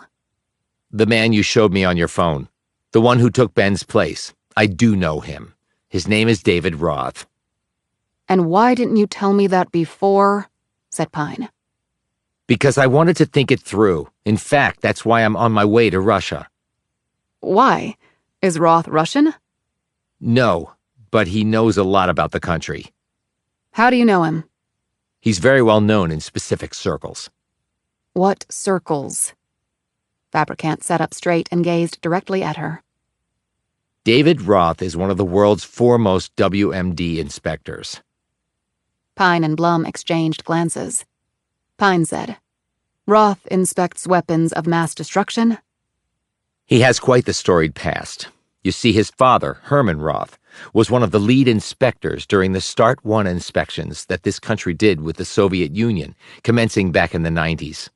Both sides agreed to reduce their nuclear arsenals, and that involved on-the-ground inspections and verifications. The Soviet Union collapsed during that time, but the inspections continued, and the reductions were completed at the end of 2001. And David grew up to eventually do what his father had done. So why would a WMD expert want to ride a mule to the bottom of the Grand Canyon? Asked Pine. I have no idea, but it is worrisome. I'd say that was the understatement of the year. I told you that an overthrow of our government by insiders might be in the works. Are we sure it's only insiders involved? Pine, who had been about to take a swig of her beer, slowly lowered the bottle. What are you getting at? Fabricant looked around and then said in a low voice, The Russians tried to sway the last presidential election using a variety of tools: social media, the planting of false stories, voter suppression efforts, etc. That's been well documented. Yes, but that may have just been step one. Pine sat forward. Meaning, their plan contained multiple steps? Everything the Russians do is long-term. In that regard, they're much like the Chinese. Now, Americans are geared to think short-term. Look at American business, for example. It exists only on a fiscal quarterly basis, because the powers that be on Wall Street say it has to. Blum said, So you're saying that what happened during the last election might be simply the opening salvo? Look at it this way. They attacked our democratic election process. But in the aftermath of that, something else has happened. What? Many Americans have come to distrust our institutions. They don't trust the Congress or the media. He pointed a finger at Pine. Or the FBI. So where does that leave us? History has shown us that when people stop believing in their institutions, the government often gets toppled. Blum said, Surely that could not happen here. Even you said before that we're not a banana republic. To which I would respond, every other country always says that, until it does happen to them. Rejoined Fabricant. What sort of Russian involvement are we talking about? Asked Pine. Fabricant shrugged. I don't know precisely, but there are some Americans in high places who admire the Russians. They think their model of governing is better in some important ways. They think the same about the Chinese, who can make decisions and instantly carry them out. Whereas democracy is messy and inefficient and often comes to a complete standstill. That makes an autocracy quite a tempting template of governance.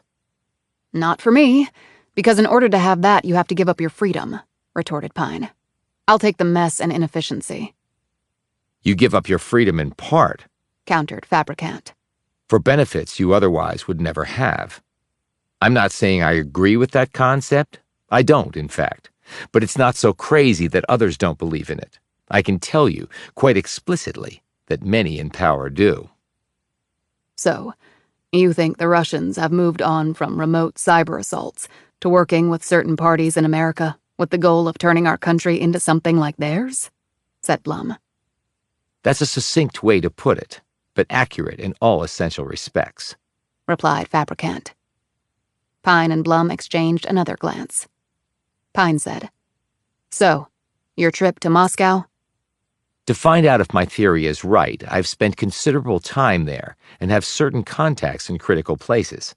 I should be able to find things out. And what if you find out your theory is right? Said Blum. Then I come back here and work to stop it. But we could be reading about the overthrow of the government in tomorrow's paper for all I know. We still have to try, said Fabricant. Oh, I'm not giving up, said Pine. I just think we need to speed things up. How do you propose doing so? Asked Fabricant. I can't run over there and start screaming from the heavens about a plot to overthrow the U.S. government with Russian assistance. I'd disappear. Pine checked her watch. Okay. You still have time to catch your flight. You have my number and I have yours. Let's keep in touch. Fabricant seemed surprised by her acquiescence. He said, Thank you. Don't thank me yet. We don't know what tomorrow holds. They rose and walked together to the gate, where they ran into 2 uniformed men. And then, all bets were off. Chapter 42.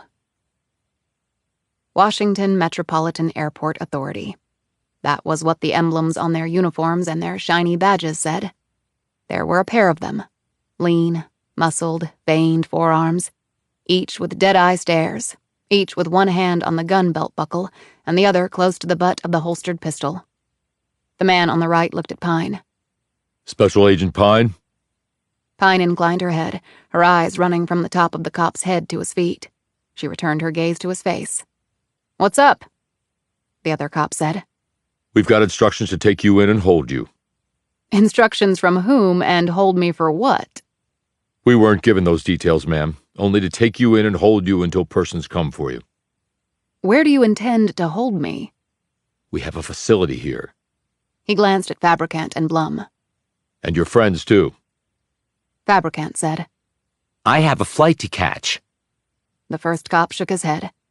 He took his cap off, revealing his buzz cut, and wiped his face. He replaced his cap. No can do. Sorry. Pine said. Your instructions said, friends and acquaintances too? Take and hold? We just do what we're told, ma'am. Please come this way. He pointed to a door to his left. It was a secure door, requiring a keycard entry. Pine glanced at it and then looked around the crowded airport. Okay, let's go. They escorted them to the door where one of the officers swiped his card and opened it. They passed through into an empty hallway. Where to now? Asked Pine.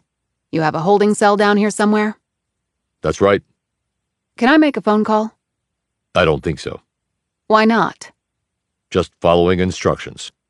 You say that a lot. I say it because it's true.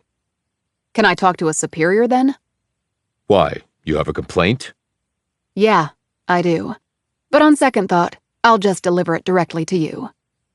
Pine landed a roundhouse kick to his head that dropped him on the spot. When he tried to get up, she put him down for good with a brutal elbow jab to the back of his head. He fell heavily to the floor and didn't move. When his partner reached for his gun, Blum already had hers out and pointed at his head. Just keep your hands right where I can see them, and we don't have a problem. You make a grab for that gun, I will shoot you very, very dead. She had assumed a classic Weaver's shooting stance that demonstrated quite clearly that she could easily execute on her threat. You're making a big mistake, growled the man. Christ! Exclaimed Fabricant. You just attacked a cop. That's right, she did. Now put the gun down, the man said to Blum. That won't be happening, said Blum. Fabricant said. Please do as he says. We could get shot. If I put down my gun, we will get shot, replied Blum. Pine pulled her weapon and said to the man, On your knees, now. The man exclaimed, You're in a world of trouble, lady. Pine flicked her pistol. On your knees. I won't ask again. The man got on his knees. As soon as he did, Pine clipped him on the back of the head with the butt of her pistol. He grunted in pain and fell forward unconscious. With Blum's assistance, she pulled the men together and zip-tied them. Brings back fond memories of that rest stop in Tennessee, noted Blum. Men doing stupid things. It never seems to have an end. Oh my God! Cried out Fabricant. You attacked 2 police officers. He added angrily. And you made me an accessory. I could go to jail. I wouldn't worry about that, said Pine. But I saw you do it. You can't deny that. That's not her point, said Blum. Fabricant snapped. Then please elucidate the point, because it is not obvious to me. Her point is that they're not real police officers, said Blum. Fabricant retorted. What are you talking about? He pointed down at the men.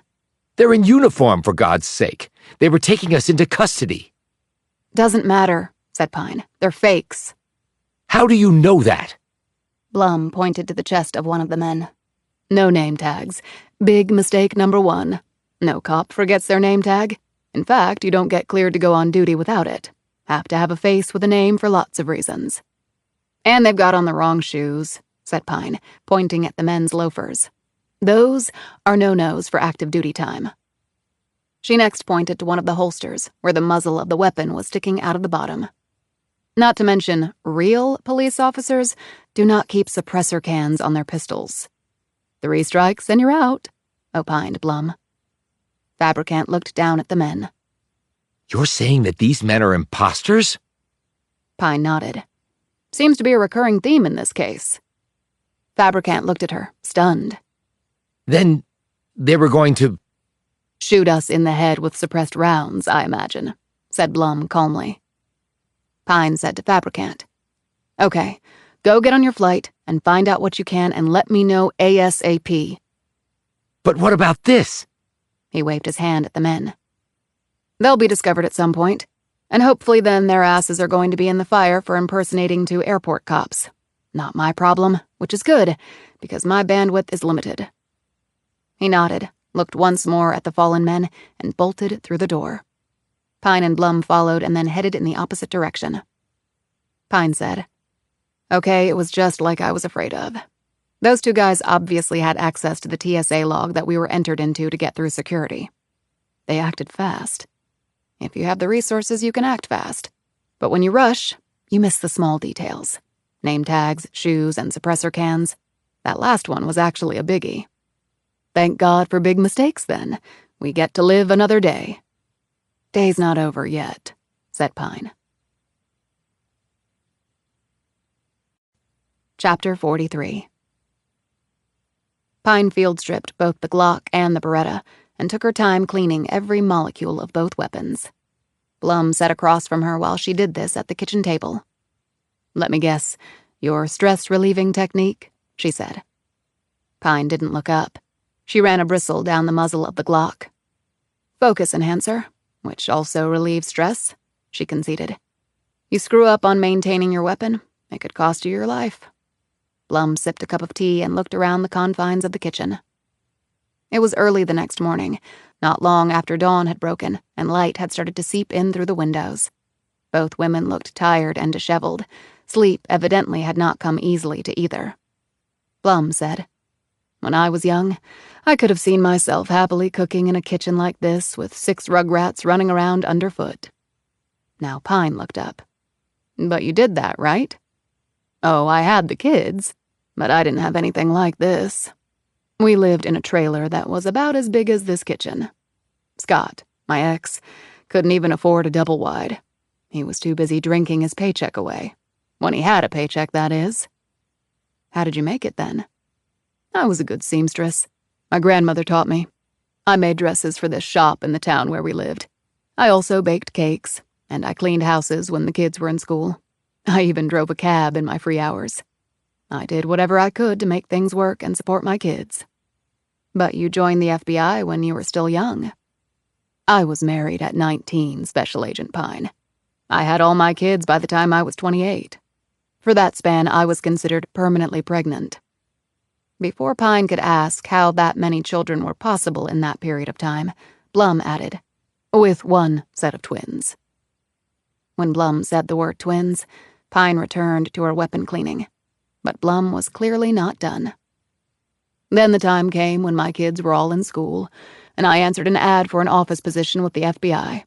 I'd never worked in an office before, or with the government, but I wanted that job so badly. Why? It was prestigious. It was the FBI, but I didn't know if I would get it. I had taken college courses. I had a 2-year associate degree. I read voraciously. I kept up on the news, world affairs.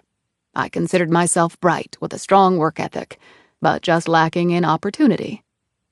Why didn't you think you'd get the job? I was certain there would be lots of women vying for it who were far better qualified than me. And yes, back then it was all women. Men did the investigating, and women filed the papers and made the coffee. She paused. And the other problem was, Scott was into some stuff. I mean, right on the edge of the criminal side. I knew the Bureau would do a background check on me. I'd never done anything that was even close to the edge. But if they looked at Scott's background, well, they could either conclude guilt by association or just take the path of least resistance and go with one of 100 other women who had no such issues. But you got the job, and they had to have talked to your husband. They did, and Scott did the honorable thing. He told them I had nothing to do with whatever he was involved in, and he gave me a great endorsement, as did everyone else they talked to apparently. You know, the usual adjectives. Hardworking, honest, patriotic. So your ex came through in the end. Not exactly. Pine put down her cleaning tools and gazed at the woman. How so? A week after I got the job, he filed for divorce. Seems that on the side he was seeing this rich floozy 30 years his senior. He fed her a load of garbage, and like a lot of women, unfortunately, she fell for him hook, line, and sinker. He was handsome, I'll give him that. And charming. And an asshole, especially when he was hitting the bottle. Anyway, he went off with her and moved into her big house and drove her Jag. But because none of the money was his, I got nothing in alimony. And he could afford pennies for child support, which he was always late with, even when he bothered to pay it. During the divorce, Scott told me that he gave that great recommendation to the Bureau and took responsibilities for his actions, just so I could get the job and have the money to support the kiddies on my own, because he was out of there. How'd you resist the urge to shoot him? Seriously. It was a close call at times, conceded Blum. But I couldn't leave the kids to be raised by him. They would have been seriously messed up. But with all that, you said your kids aren't close to you now, when you sacrificed everything for them. The Bureau was a great job that didn't pay very well, though the benefits were solid. So I had to work another job to make ends meet, sometimes 2 other jobs. That meant I wasn't home much with the kids. I missed important events, proms, homecoming, sports, and 1 graduation. They resented that. I know that for a fact because they often told it to my face. And maybe they blamed me for their dad leaving. Not that he ever spent much time with them. That must have been tough. Blum finished her tea. It wasn't easy. But they're my kids, so I love them regardless. What happened to Scott? He ran through the floozy's money and found another one. Then he got too fat and bald to keep the racket going. Then his health failed. Last I heard, he was in a state-run nursing home somewhere on the East Coast. He called me a few times from there. To say what? He was lonely, wanted someone to talk to. That was ballsy. Oh, I talked to him. I mean, what does it matter now? He is the father of my kids, and he paid the price for his crappy life. He must have had me on a contacts list, because I received a call about 6 months ago from the facility. They told me he has early onset dementia. Can't remember anything from day to day. Maybe that's not such a bad thing, said Pine as she stared off. Why's that? He had some happy memories. I'm talking about the unhappy ones. Blum sat back and gazed at her. So, I spilled my life story in 10 minutes. What about you? You said you read up on me. What's to tell? Always better from the horse's mouth. Pine shrugged and said nothing. That time you came into the office after a run, you had a tank top on. The tats on your delts, Gemini and Mercury. All about twins. And you looked down when I said the word. Blum looked at Pine's arms. And you have the words, "No mercy," on your forearms. Lots of people have tats. Lots of people have the usual tats. Love you, Mom, or a shark, or a rose. Not you. Yours have meaning. Real meaning. You a shrink? Pine said quietly, as she applied oil to her trigger coil. No. But unlike most people, I'm a good observer. And listener. I'm just fine, thanks. Pine started putting her weapons back together. Daniel James Tor. Pine's hands slightly shook, and the weapon components slightly rattled. You want to talk about it? Asked Blum. No. Why would I? Because we have jumped over the precipice together. Only we haven't hit the bottom of the canyon yet, no pun intended. I think it gives me certain rights and privileges with my partner in crime. If you disagree, I'll understand. But that's my position, just so you know." Pine finished rebuilding the Beretta and reholstered both. Blum waited patiently while she did so. A light rain had begun to fall outside. Pine glanced at her watch and said, "I checked. Fabricant's flight left on time. He'll be landing in Munich soon. Let's hope he finds out something helpful." Pine nodded absently and then fell silent for a bit. "The police thought my father had done it. Taken my sister. Not to be too blunt, but are you certain that he didn't? He passed a polygraph. He was a broken man from the minute he found out Mercy was gone. My parents divorced. My father killed himself. Did he leave a note? Not that I ever heard. My dad wasn't what you would call the methodical planner type. He acted on impulse." "He might have killed himself out of guilt," Blum said cautiously. "Don't think so. I mean, he didn't have guilt because he hurt Mercy. He had guilt because he was too drunk to stop it." "How can you be sure about that?" "I had memory reconstruction, via hypnosis. My father never came up, but Daniel James Torr came tumbling out of that session." "You remembered him abducting your sister?" Pine said. "Only, I don't know if it's because he actually did it, or because I knew he was in the area at the time, and I wanted to believe I finally had an answer to what happened to my sister." "I can see your dilemma." "You know about Torr?" "Of course. I was at the Bureau when they captured him in Seattle. He'd killed women and young girls in the Southwest, too. One in Flagstaff. And one in Phoenix, and one in Havasu City. Those 3 sites formed a triangle." Blum nodded thoughtfully. "Right. I remember now. He did mathematical patterns. That's how they caught him. What an idiot." Pine shook her head. "Granted, Torr is missing some key chromosomes, but he's no idiot." "So you met with him?" "I did." "How did it go?" "Badly," replied Pine. "Did he admit to taking your sister?" "No. I didn't expect him to. Certainly not at the first meeting." "First? So you're going to see him again?" "That's my plan." "With what goal?" asked Blum. "The truth. Call me naive, but it's the only goal I've ever had." "And if you don't get it?" "Because I just don't see a creep like Torr giving that up, ever. I could see him twisting you in knots while he plays all of this for a game. What else does he have to do up there? That's a chance I'll have to take." Before Blum could respond, Pine's burner phone buzzed. She looked at the message. It was from Kurt Ferris.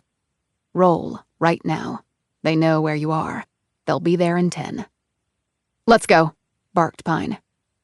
Pine and Blum grabbed their bags, which they'd never unpacked, and raced down to the parking lot. 60 seconds later, the Mustang blew out of the underground garage and headed south.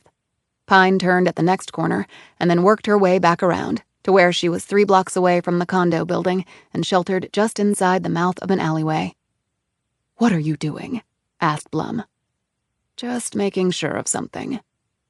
A minute later, 4 black SUVs rolled up to the condo building, and about 20 soldiers in military gear climbed out and flooded into the lobby. In the Mustang, Blum looked at Pine. "Is that what you wanted to see?" Pine nodded and drove away from the condo building. "Kurt didn't tell me in the text who was coming. I thought it might be the Bureau." "Well, whatever. That was definitely close.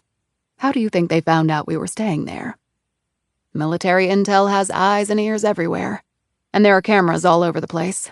Luckily, Kurt found out about it somehow and was able to warn us." "Big Brother lurks," said Blum. "Big Brother on steroids, and they're going to be coming after us full bore." "So which one do you want to be?" asked Blum abruptly. Pine shot her a glance as she turned onto the highway and punched the gas. "What? Do you want to be Thelma or Louise?" Chapter 44. They paid in cash at a motel in Stafford County, Virginia, about an hour south of D.C. They settled into the small, drab room, again leaving their bags packed, as they had throughout the trip. Blum sat on one of the twin beds. "Do you think Kurt will get into trouble over this, allowing us to stay at his place?" I had told him before to just plead ignorance. As far as he was concerned, I was a friend requesting a place to stay while he was out of town and I was in town. He had no way to know about what I was really doing. "How do you think he knew they were coming for us?" "Kurt's with CID. He has lots of friends in the military, of course, and in the intel area. They must have tipped him off, or else he heard some chatter through the vines he listens to." "What do you believe the FBI thinks about all this?" Pine sat down on the other bed and took off her shoes and lay back. "Hard to tell. They know I lied about where I was going. They know I'm working this case after I was ordered off it. They probably know about the two guys at Dulles Airport by now. Do you think the Bureau has tied in Simon Russell to all this? Anyone's guess. And they may not know about the army chopper that took Priest and his brother away. Hell, they may not even be looking into this at all. Why not? National security trumps all. They might have gotten called off like they tried to call me off." "What would an overthrow of the government look like?" said Blum slowly.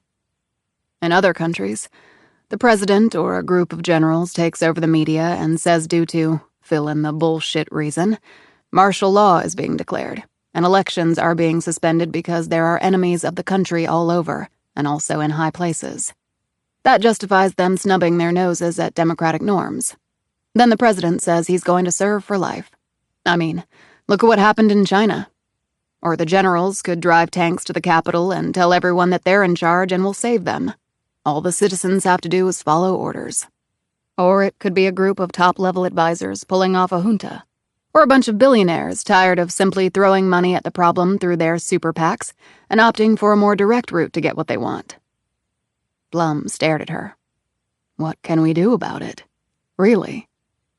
"This is new territory for me, Carol. At Quantico, they didn't have a course on countering a coup of the U.S. government. Maybe they need to rethink that. What's our next move?" In answer, Pine took out the pages with Ben Priest's files on them. "We have to crack the password for the flash drive, and the answer may be in Priest's other file names." Pine opened her laptop on the bed and set the pages with the file lists next to it. She said, "Priest has shown himself to be the sort who bases passwords on personal items." "What else might he have based the password on?" asked Blum. "Something in his house, maybe?" "What was in it, besides the basketball and the jersey?" Again, not much that seemed personal to the man. "How about something personal but not connected to his house?" "What else is there?" asked Pine. "He has a brother who has kids. That makes them Ben Priest's nephews." "Wait a minute. You had lunch with his wife, did you?" "Of course I did. Billy and Michael are their names." Blum thought for a moment. "Billy is 11, and Michael is 9. Pine jotted all of this down on a slip of paper. "Any other details?" "Billy likes to water and snow ski, and is the pitcher on his Little League team. He's terrified of having to date when he becomes a teenager. Michael is the reader in the family, plays lacrosse, and often gets on his mother's last nerve. And he plays bass guitar. They both spend too much time on social media, have their phones glued to their hands, especially Billy, and they think their dad's sole purpose in life is to act as their personal ATM. That may be because he works all the time." "You learned all of this at lunch with a woman you just met?" "Moms don't screw around when it comes to information exchange. She knows a lot about my kids, too. We do it very efficiently, and in great detail." Pine had been writing notes down as Blum was speaking. "Okay, you've given me a lot to use as possible passwords." She worked away for several hours after using a program on her computer to put together a graph of possible password combos, based on what Blum had told her, and also using the names from the file list she'd taken from Priest's office. When she had tried the last possible combination and nothing had worked, she sat back in frustration. Blum, who had dozed off on her bed, awoke a minute later. Rain was drumming down on the roof of the one-story motel. "No luck, I take it," Blum said groggily. "Apparently, his brother's family wasn't important enough to warrant being the basis for his all-important password. Nor did his list of files have any clues that worked. Well, I'm starving. I saw a diner down the street when we were coming here. They drove over, parked behind the building, and went inside. They ordered their food and sipped their coffees as the rain continued to pour. Blum looked out at the gloom. My God, is it always like this here? I'd get suicidal. I need sun. They get rain, and then they get sun. And then they get fall, and then they get snow. Blum shivered. No, thank you. Is that why you moved to the Southwest? For the weather? I almost moved to Montana or Wyoming. My God, do you know how much snow they get? The weather wasn't the deciding factor. What was then? I already told you. The people, or lack thereof. She glanced over at Blum, who had her coffee cup halfway to her lips. Pine explained further. I don't like crowds. How would you define a crowd? Pretty much anyone other than myself. Well, I'm sorry if I'm crowding you then, said Blum, sounding a bit hurt. Actually, Carol, I sort of consider us one unit. So when I say me, I include you, and vice versa. You know, when I had 6 kids at home, and several of them still in diapers, I longed to be by myself for just a few minutes even. It seemed like every second of my life, someone was calling my name, demanding that I do something for them. And now? Asked Pine curiously. Now I live by myself. I wake up alone, I eat alone, I go to bed alone. She glanced at Pine over her coffee cup. I wouldn't recommend it. I really wouldn't. Crowd or no crowd. Sometimes it's as simple as another human being keeping your feet warm in bed, or fetching you some aspirin because your head is splitting. I mean, really. Their food arrived and they ate in silence, each lost in her own thoughts. As they finished up, Blum said, What are you thinking about? The case? My career? Whether either or both are over? You ever think about a career outside the Bureau? No? I'm a Leo, the lion. We're stubborn control freaks with a streak of kindness. But we adapt. I think you can too. Are you a Leo, or are you another sign? Pine stared at her without answering. I said, are you, began Blum. She froze when Pine jumped up and threw some cash down on the table for their meals. Let's go. What's up? Said Blum, as she and Pine raced back to the motel. In answer to your question, I'm a Capricorn. Chapter 45. Pieces of paper containing scribbled words were all over Pine's bed. Blum was actively helping her in her task by feeding her words that Pine then inputted to her computer program. When did you download this software? Asked Blum. As soon as I failed at getting the password manually, Pine replied, her fingers flying over the laptop keys. I've been crunching passwords all this time with no result, but it helps a lot if we can narrow the parameters of what the password might be, and maybe we can finally do that. Blum set down the last piece of paper. Okay, I think that's everything. Let's see if we're going to get lucky. Don't say that. Why not? Because I haven't been lucky in like 20 years. Pine hit a key on the laptop. Here goes. The program started sorting through possible password combinations. What made you think of Capricorn? Asked Blum. I was wondering why Priest would have chosen that name for a non-existent company. I don't know if he's a Capricorn too or not, but it was the only lead I could think of. But until you started talking about being a Leo, I never even considered it. So if it works, you get the credit. She paused and looked at the screen. Damn. A password had just been typed in and the screen started to change. We nailed it, said Pine. What was the password? Asked Blum. Pine looked at the password box. Something unbelievably complex, but everything except the letters W and M are connected to the sign of Capricorn. And what do the letters W and M refer to? Probably to Billy and Michael. William would be Billy's real name, which goes to show that Priest did value his nephews, at least to the extent that he would include them in a password. What the hell is that? Said Blum. A picture had appeared on the screen. Pine scrolled down page after page. They were all very technical drawings. She stopped at one ominous diagram and hit some keys to enlarge it. She read the language on the screen next to the device. Those are Korean characters. Can you understand what it says? No, but I can find a translation really fast. She wrote some of the characters down on a piece of paper and then went online to a translation site and input the Korean characters. The translation was almost instantaneous. Fissile material, said Pine slowly. Fissile? That has to do with nuclear material. Blum sat back on the bed. Dear God, is North Korea going to nuke us? If so, that might explain David Roth's involvement, and Sung Nam Chung's. Is this the North Koreans' backup plan in the event the peace talks cratered? Hit us with a nuclear weapon? But if the North Koreans are planning something like that, how do you explain the military chopper taking the Priest brothers away? Pine shrugged. Maybe they know about the plot and are trying to trace it back to its source. So, do we show this to, I don't know, the FBI director? We have no proof that any of this is true. If we go in with this, we might disappear. But people don't just disappear in this country. Tell that to the Priest brothers. Pine fell silent for a moment. And even if we get proof, I'm not sure who we should take it to. What do you mean? The DD did his best to have me called off this case, and he never would have done that without the approval of his boss and his boss's boss.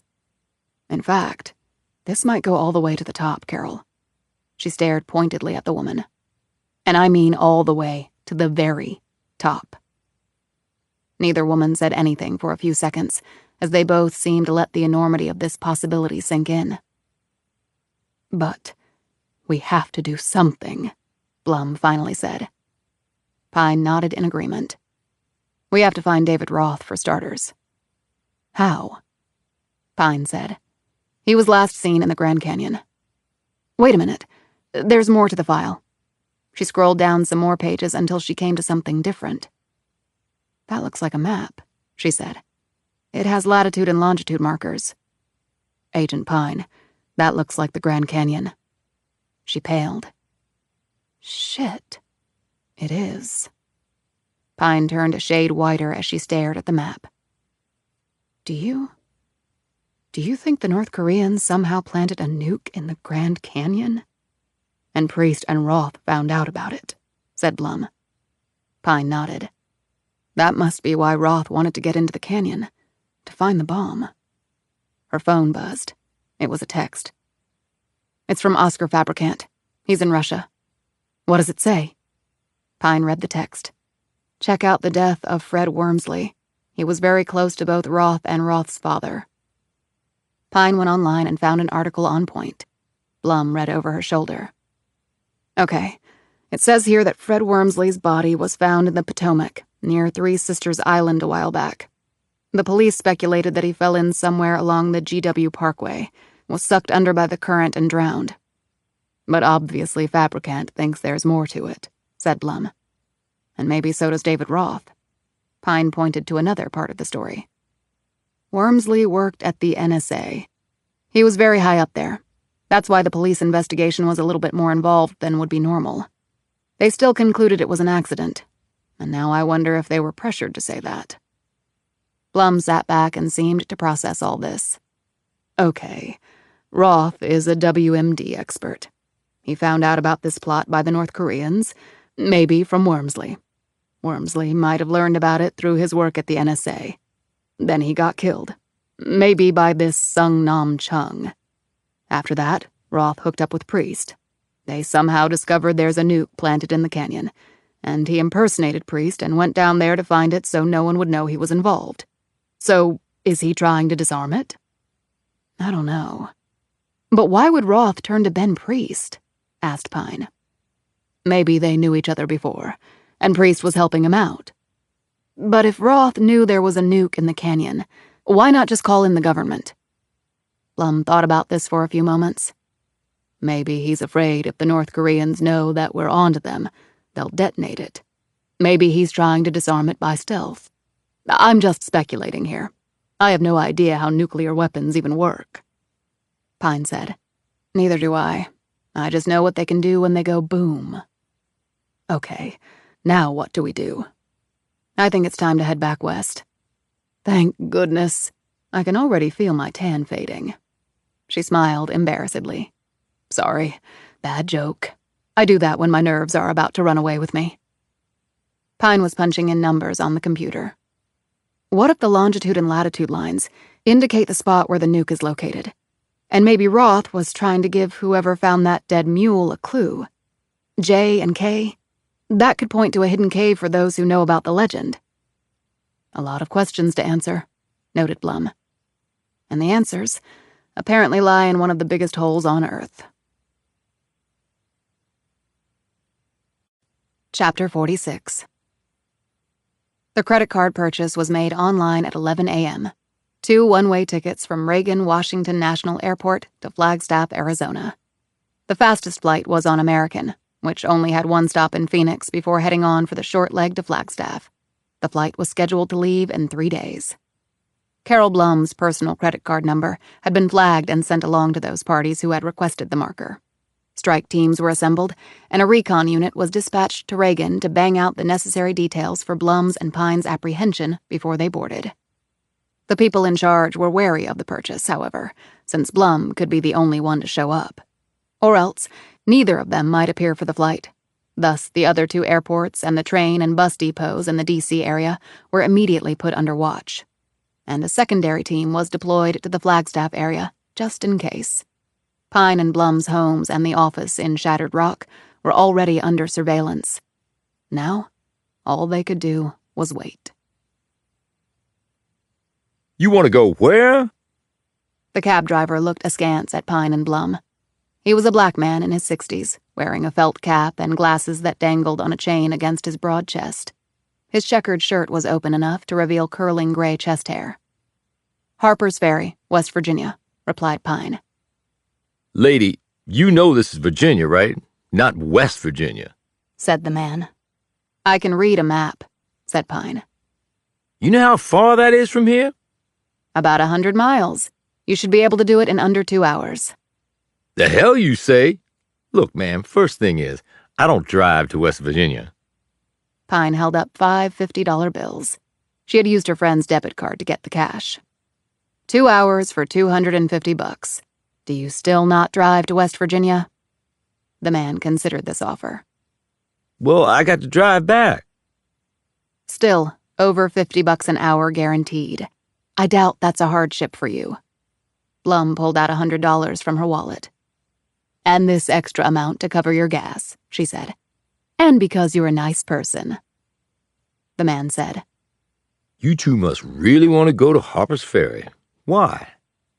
I hear it's very historical, said Pine. And you got no car? Before she'd used her credit card to buy the plane tickets, Blum had driven the Mustang to Reagan National and left it in long-term parking to give credence to their taking a flight from there to Flagstaff. We're visiting from out of the area, said Pine. The man nodded. Okay, thing is, I got nothing against taking your money, but it'd be a lot cheaper to take a bus or even a train. I don't like crowds. You want the gig or not? Unless you can make more money today somewhere else. The man eyed their luggage. Is that all the bags you got? That's it. He shrugged and slipped on his glasses.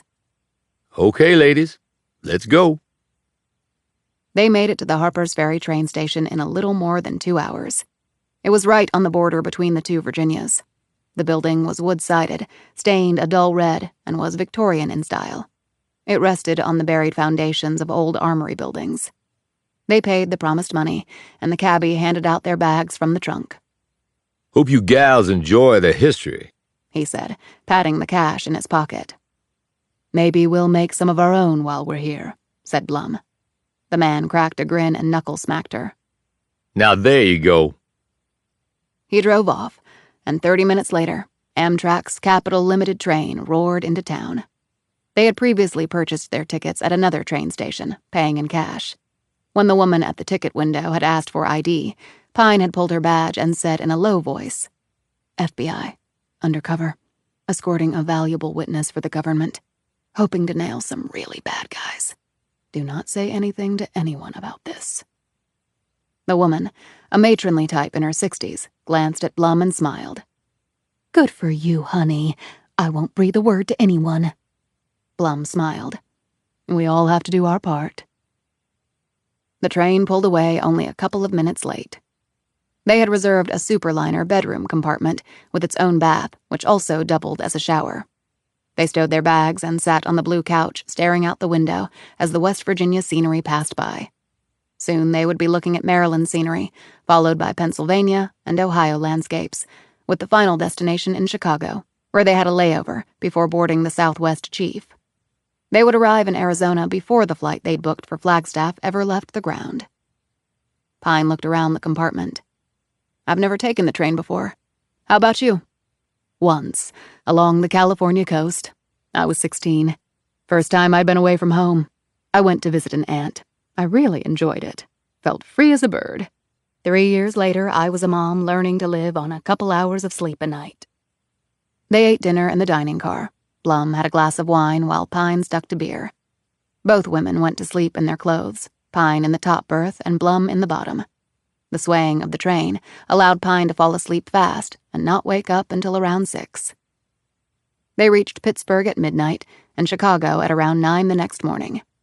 They left the train and went to have breakfast at a place in the train station, a cavernous building on the west side of the Chicago River. Pine and Blum had 6 hours to kill before they would board the Southwest Chief. While they were eating, Blum was watching a TV monitor that was bolted to the wall. "Oh my God." Pine looked at the TV. Oscar Fabricant's photo filled the screen. The chyron at the bottom read, "American scholar found dead in Moscow. Apparent suicide." Pine and Blum looked at each other. Pine said softly, "He didn't kill himself." "How do you think they found him?" "They must have learned we had met with them. Maybe from the 2 fake cops." Pine smacked the table. "I should never have let him go. He was a dead man at that point." "You couldn't have really stopped him," pointed out Blum. "He could have come with us." "But we can't collect everyone we run into and try to protect them. We'll all end up dead." "But it's so awful," she shivered. Pine eyed Blum. "I think it would be better if you stayed here, Carol. Get a hotel room and lie low for a few days. I'll use my credit card to get the room, and they'll be knocking on my door in an hour." She pointed to the screen. "And I don't want to end up on there with the scroll saying I killed myself." "But you could find a place that would take cash." Blum shook her head obstinately. "I'm not leaving you to do this alone, Agent Pine. Like you said, we're a unit, a team. I think we work well together." Pine eyed her. "You don't think so?" said Blum, frowning. "I took an oath. You didn't. I signed up for the danger part. You didn't." Blum waved this off. "Oh, don't worry about that. I know I'm not a special agent like you, but I did join the FBI, and I promised to do my job the best that I could, and I'm going to live up to my promise.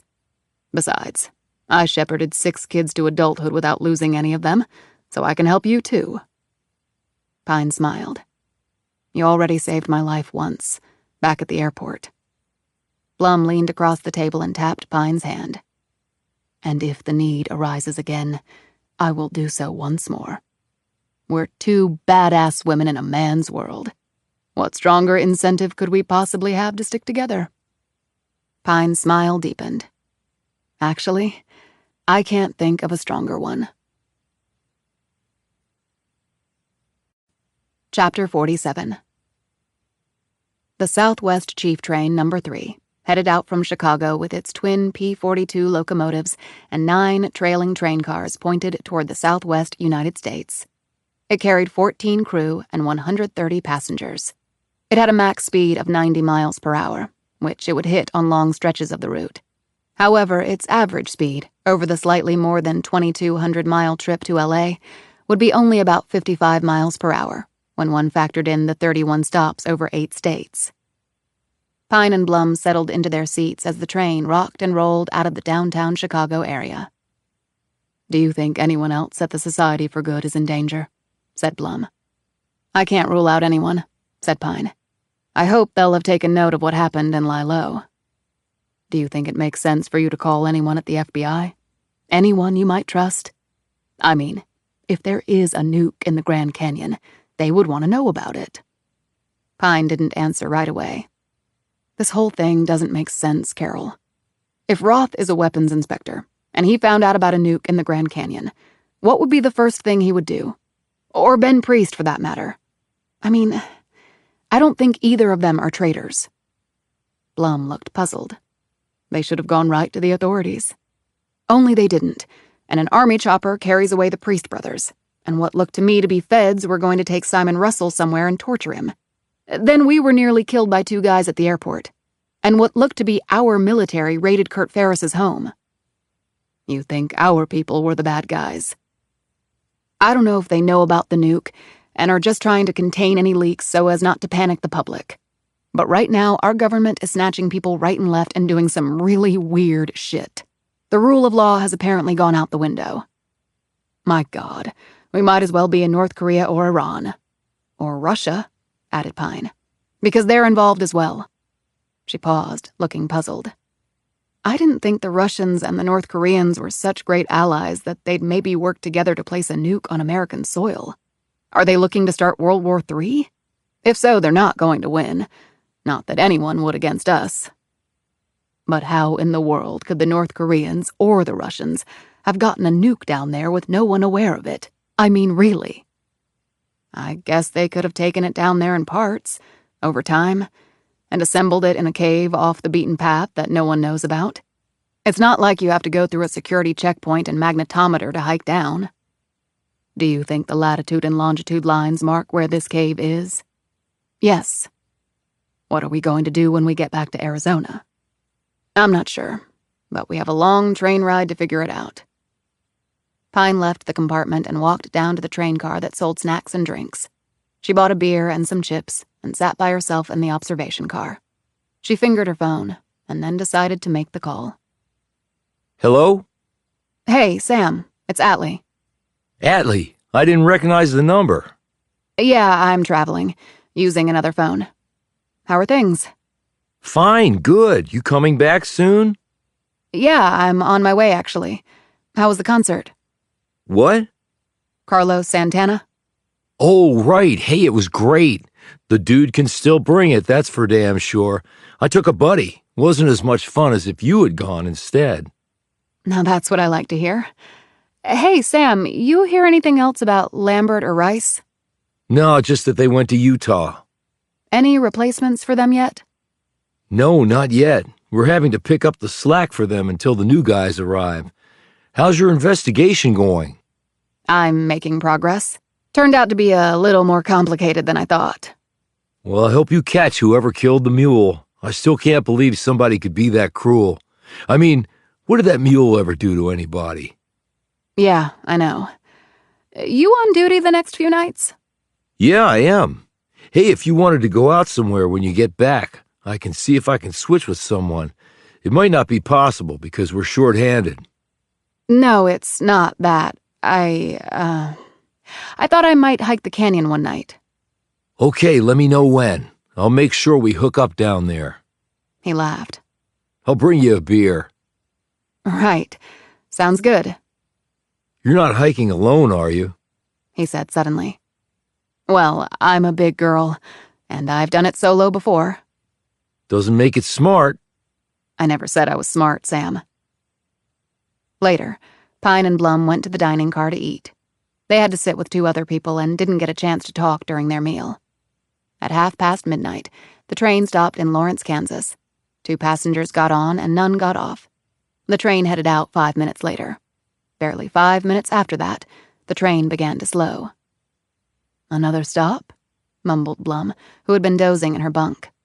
Pine sat up and snagged her phone, where she'd downloaded the train schedule. Not until Topeka, about 30 minutes from now. Then why are we slowing down? Pine already had her gun out. Good question. A minute later, there was a screech of brakes, and the train decelerated so swiftly that they were flung against the wall. That was followed by a jolt, and then the mighty Southwest Chief came to a dead stop.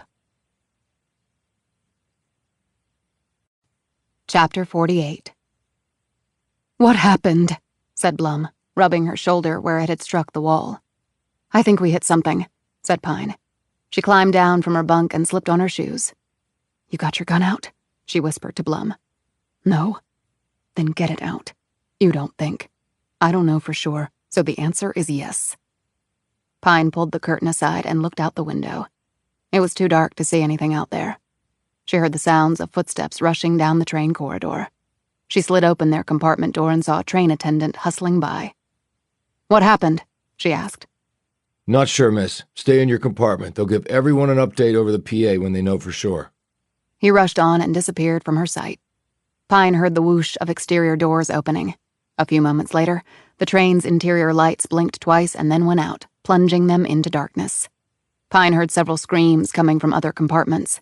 She snagged her mag light from her duffel, told Blum to stay put, and went back out into the corridor. While it was true that trains occasionally hit things, she didn't like the odds here. It was too much of a coincidence. She moved down the corridor slowly, shining her light around and occasionally pointing it out the window into the Kansas night. She could see nothing, however, and no announcement came over the PA, and the lights stayed out and the train did not move. Other than that, things were great. Pine stiffened when she heard it, the sounds of a child crying. The train suddenly gave a jerk, but then almost immediately stopped once more. The movement nearly knocked Pine off her feet. The cries picked up again. Pine ran toward them, reached a door and hit the open button. The door slid to the side with a hydraulic hiss and she moved into the next sleeper car. She shone her mag light down the corridor. At first, Pine saw nothing. Then the beam caught and held on a small figure. It was a little girl, no more than 6 years old, who was standing in the middle of the aisle holding a tattered doll. She looked stricken and was crying. Pine put her gun away, moved the light away from the girl's face, and hustled toward the child. "Are you okay?" she asked, kneeling down by the child. "Where are your parents?" The little girl shook her head, snuffled, and wiped her nose with her doll. "I don't know. My mommy went to the bathroom, and then it got all dark. I went to find Mommy, but I don't know where she is." "Okay, we'll find her. What's your name?" "Debbie." "Okay, Debbie, we'll go find your mom. Do you know which way she went?" Debbie looked around. "I don't know. It's so dark." She began to cry again. Pine took her hand. "Okay. I came from this way and I didn't see anyone, so I think your mom must be down this way. Let's go see." They walked down the passage to the end. There was a restroom here. "What's your mom's name?" "Nancy." Pine knocked on the door. "Nancy? Are you in there? I have your daughter, Debbie." "Mommy! Mommy!" cried out Debbie. She pounded on the door. Pine opened the door and glanced inside. It was empty. She looked down at Debbie. "You're sure she went to the bathroom?" Debbie nodded. "That's what she said. We didn't have one in our room. She told me to stay there and she'd be right back. And then it got dark." "Let's keep looking, Debbie. I'm sure she's nearby." They passed through into the next train car, where they saw two elderly couples groping around in the dark. Do you know what's happening? One of the men asked as he clutched the hand of the woman Pine assumed was his wife. "The train might have hit something," said Pine. "Have you seen a young woman pass through here? I have her daughter here. They got separated." One of the women said sympathetically, "Oh, you poor thing. But we've seen no one. We just came out of our compartment." The other man said, I did hear someone pass by a bit ago, but I didn't see who it was. "Thanks. You should go back to your compartment. You don't want to fall down and hurt yourself out here." Pine and Debbie continued on into the next train car. Now Pine was getting worried. What if the mother had gone the other way and had come back only to find her daughter gone? She would be panicking by now.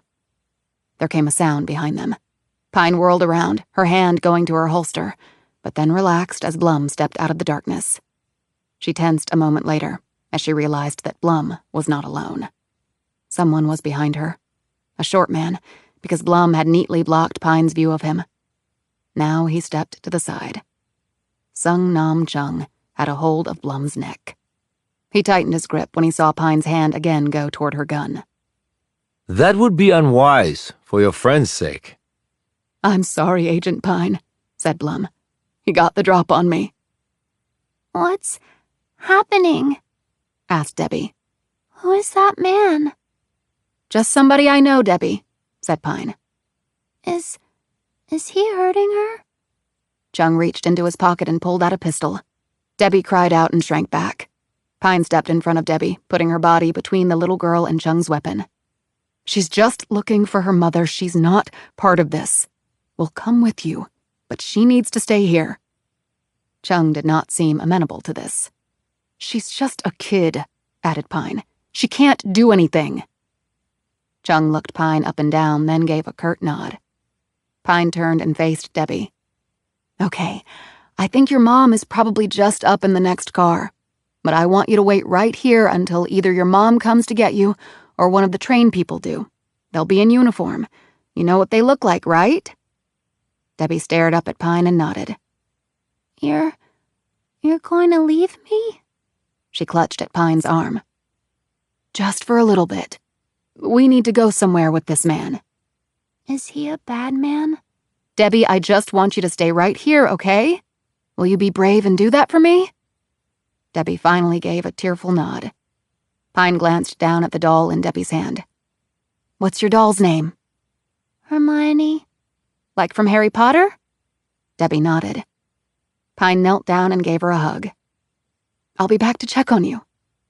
Promise? Said Debbie. Promise. Then Pine stood and faced Chung. Let's go. Chapter 49. They walked back to their compartment without seeing anyone else, though they did hear people talking in their rooms as they passed by. Pine went in first, followed by Blum and Chung. He closed the door behind him. Sit, he said. Pine and Blum sat on the lower bunk. Take your gun out and put it on the floor, Ordered Chung as he kept his weapon pointed at Pine's head. Pine did as he said. Kick it over to me, he said.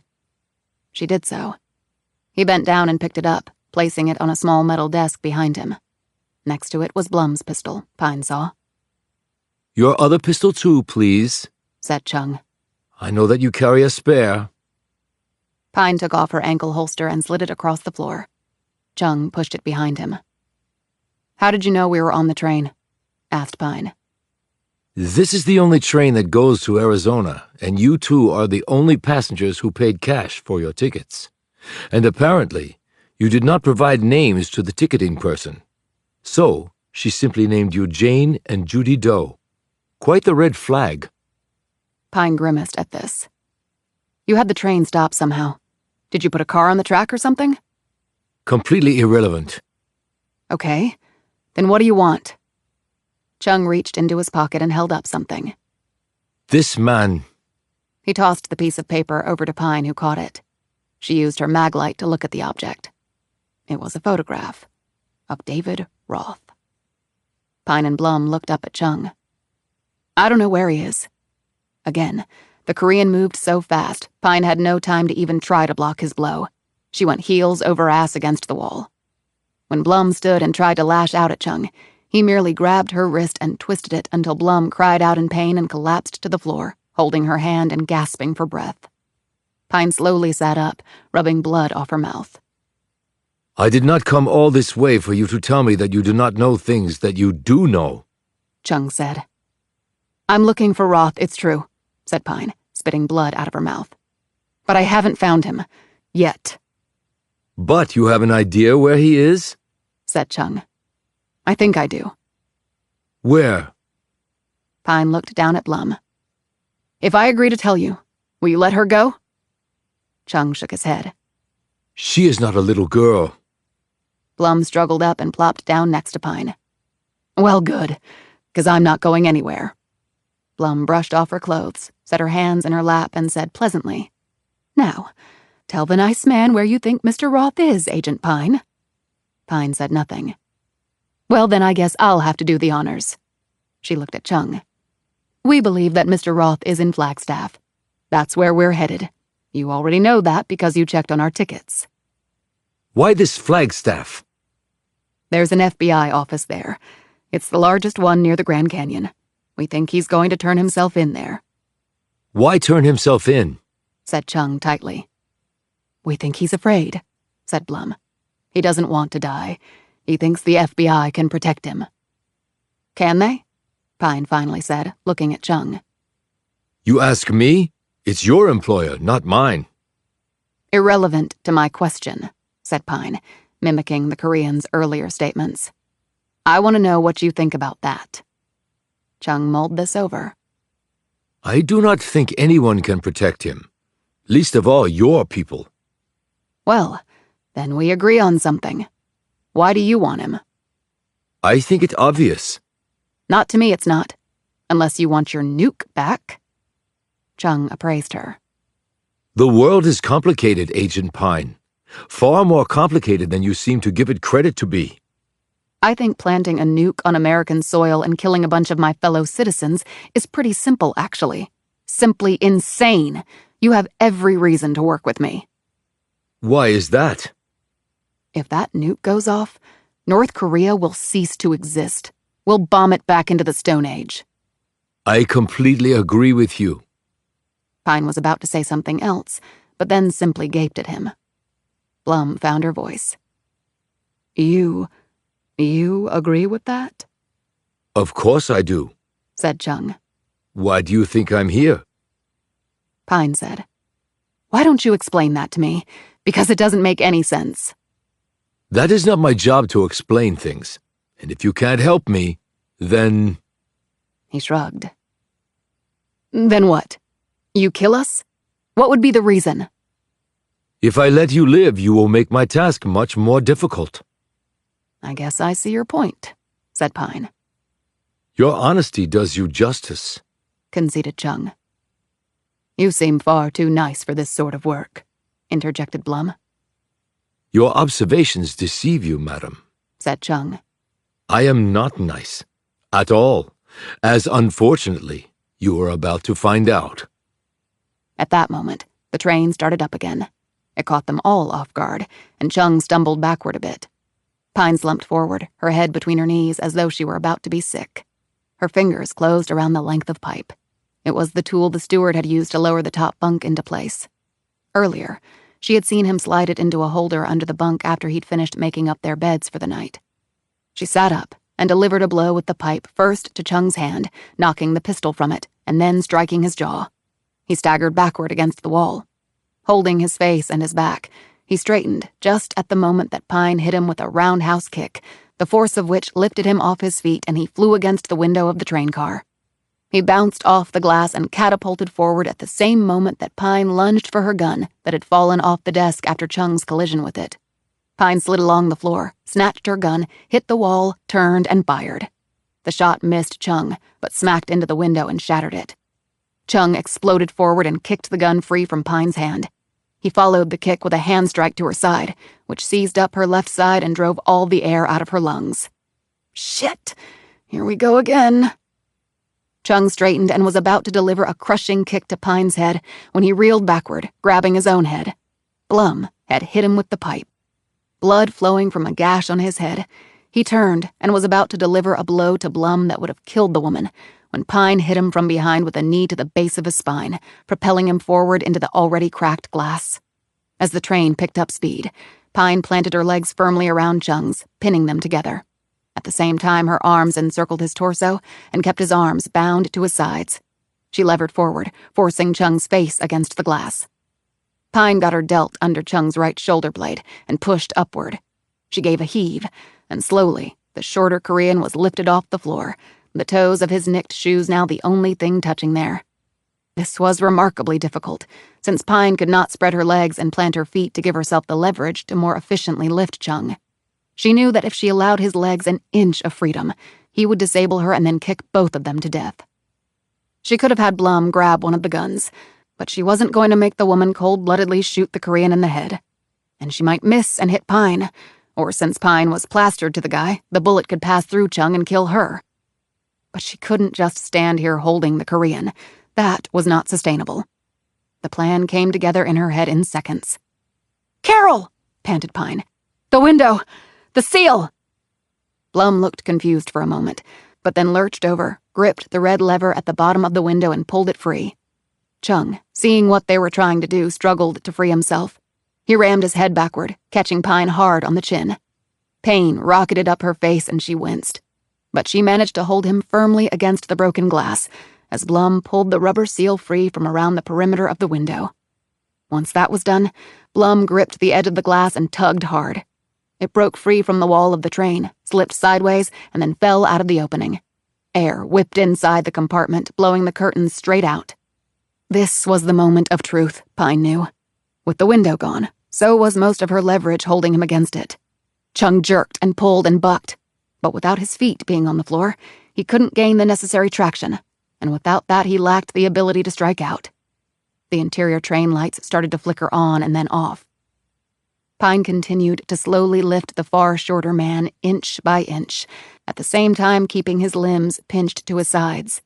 Her torso, arms, and legs were like a tube that she was slowly, inexorably forcing Chung through by moving her arms and legs millimeters at a time. The horrific image of a constrictor working its victim down its gullet popped into her head, and it was not far off the mark. Except Pine wanted to cast off Chung, not swallow him. As she leaned forward, his waist was now resting on the edge of the window. That meant Chung was halfway out of the train window, but so was Pine. The train was only going about 25 miles an hour now, but it was accelerating. The wind whipped into them. They were both facing downward. Aside from her views of Chung's back, Pine could see the landscape sweeping past. The train was pancake flat. Lawrence, Kansas was far behind them now and receding faster and faster. Pine was reaching the edge of her safety zone. Another few inches, and she would not be able to stay in the train compartment. Chung's weight and the angle she was holding him at were straining every muscle she had to its breaking point. Then they would both go flying out the window. And though the train wasn't going that fast yet, the collision with the ground could very well send them bouncing under the train wheels, and that would mean certain death for them both. Panting for breath, she suddenly felt Blum behind her, gripping her belt and then leaning backward, serving as the extra ballast that she needed. Pine readied herself, even as she could feel Chung working his right arm free, her limbs too spent to contain it much longer. She counted to 5 in her head. Hold it, Atlee. Hold the lift. Just another few seconds, and you got the gold. She grunted and then screamed as the Southwest Chief leapt forward with a burst of power from its twin engines. The sudden jolt of acceleration nearly carried all 3 of them outside. But Blum had quickly leaned back so far that her weight provided enough of a counterbalance to offset the increase in speed. 3. Pine had to time this exactly right. She could not afford to allow Chung to cling to her arms or legs. She was so tired that if the Korean managed to remain in the compartment, they were both dead. She wanted Blum and herself to keep their vertebrae right where they were. She was leaning out so far now that she could barely breathe with the wind hitting her in the face. 2. She tensed every fiber, every ligament, in preparation for the release. She could feel the throb of Chung's heart against her chest. She could hear his gasps. She could smell his fear. As she could her own. 1! She pushed against Chung's back at the same moment that she let go of the death grip around the man's arms. She felt his freed limbs flailing in the air. The Korean managed to somehow turn to the side, his hands groping for the now empty window frame. They were nearly face to face as the lights on the train came on, and this time stayed on. She could see his features as the wind sliding off the racing train pounded them both. She supposed they mirrored her own terror. He suddenly reached out and gripped her windswept hair, right as Pine let go of his legs. His fingers pulled out some of her hair by the roots, even as his feet danced frantically against nothing. She leapt back as he tried to kick her in the face, and then the wind caught him, and he was fully out the window, unable to regain any sort of equilibrium. For a moment, he seemed suspended in the air, and then, like a passenger sucked out of a depressurized plane, Chung was jerked violently to the right and in a flash disappeared from view. Then Pine was falling backward and into Blum's outstretched arms. The 2 women lay there on the floor for several minutes, shaking and gasping. Finally, they slowly rose as the lights in the train went off once more before again coming back on. A few seconds later, the door slid open and a steward looked in. When he spied the missing window and the curtains being blown around the compartment by the force of the wind, he cried out. "Oh my God!" Pine dropped into a sitting position in the lower bunk and said, "We need another room." She drew a deep breath. "This one's broken." Chapter 50. Winslow, Arizona. Not Flagstaff. Pine and Blum alighted about an hour behind schedule at the station, which was part of a hotel complex. Pine had figured someone might be waiting for them at Flagstaff, someone whom they really did not want to meet. Contrary to the song lyrics, they were not here to take it easy. Yet, in keeping with the Eagles' theme, they did spy a woman cruising by in a flatbed Ford. Pine waved her hand, and Jennifer Yazzie pulled the truck over to the curb. Pine and Blum put their bags in the truck bed and climbed in, sitting shoulder to shoulder in the cab. "Thanks for picking us up, Jen," said Pine after introducing her to Blum. "No problem. What'd you do to your face?" she asked, looking at Pine's swollen chin and cut lip. "Hit a door." "Why do I not believe that?" "How's Joe Jr.? Still giving us fits?" "Sorry to hear that." "You want to go to your home or office?" "Neither one. And I was hoping that Carol here could stay with you and Joe for a while, if that's okay." Yazzie glanced at Blum quizzically and then back at Pine. "That's fine. I was surprised to hear you were taking the train here. I didn't even know you'd left town. Where were you?" "Back east, and if it's all right, I need to borrow some of your hiking and camping gear." "Heading out again?" "Going to hike the canyon," Yazzie said. "What, solo?" "That's the plan." "Why?" "Got some time off. Haven't been down there in a while. Want to stretch my muscles." "I could go with you." "What, in all your free time?" "Well, Joe could. He has even less free time than you." "It's not smart to hike by yourself, you know that." "I wanted to go with her," said Blum. "But, well, I'm not sure I'm up to it anymore. My knees and my hip. I'd just hold her back." Pine said, "I'll take it nice and easy. It's not like I'm going rim to rim in one day. I plan to spend a few days down there." "This have anything to do with the mule that was found butchered down there? And the missing person?" "You heard about that?" "This is not exactly New York City. Now, a missing person around here is not so rare, but a cut-up mule is something different. Like I said, I'm just going down to chill out." "When are you planning to leave?" asked Yazzie. "Tonight." "You just got back. It's been a long trip. We can grab some dinner tonight and you can relax before heading out." "I don't think I have time to relax, Jen." Later that day, Pine sat on a couch in the basement in the Yazzie's home in Tuba City. She had seen on the news feed that the Southwest chief had encountered signal problems, which had necessitated the abrupt stop. There had been some electrical problems and a few bumps and bruises with passengers and crew, but no serious injuries. Freight trains used the same set of tracks, and care had to be taken because the signaling system was critical in making sure one train did not slam into another. There had been no mention of the shattered window. But a body had been discovered near the tracks, the news had reported. No identification had been made. Pine doubted one ever would be. But at least Sung Nam Chung was certifiably dead. She had the borrowed gear all together and had gone over her checklist, which was about 80 items long. These included good hiking shoes with support and traction soles, trekking poles, a battery-powered headlamp, a wide-brimmed hat and sunscreen, a first aid kit, salty food, a whistle and signal mirror, something to sleep in, and a lightweight tarp, plus layers of clothing. She would also be taking a refillable hydration bladder with a flow system activated by biting down on the mouthpiece. And all that would weigh less than 25 pounds. And, of course, she had her twin pistols. They were additional weight, but Pine figured they might be the most important items she carried with her. If she wanted to get back alive. Blum, who was staying upstairs in the spare bedroom, came down and joined her on the couch. She looked over the equipment. "What route will you take down?" "Either Bright Angel or South Kaibab. I haven't decided yet." "Have you figured out the location from the latitude and longitude?" "As close as I could. I can't pinpoint it exactly from that." Which is even more reason for you not to go alone. I can't exactly call in a regiment of FBI agents, Carol. In fact, I can't call anybody in, considering our own government apparently is in this up to their eyeballs somehow. I could, she began. No, Carol, you couldn't.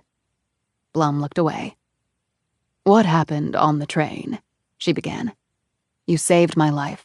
No way I'm beating that guy without you there. It was only fair, since I endangered your life by letting him capture me. I think you can be excused for not taking him out all by yourself. At least we were able to find that little girl's mom. Yeah, she was really scared. Little kids need their parents. Yes, they do, said Blum, looking at Pine, but she kept her gaze on the floor. She cleared her throat. If there is a nuke down there, what are you going to do? Hopefully I can find David Roth and he can help me disarm it. He's been missing for a while now.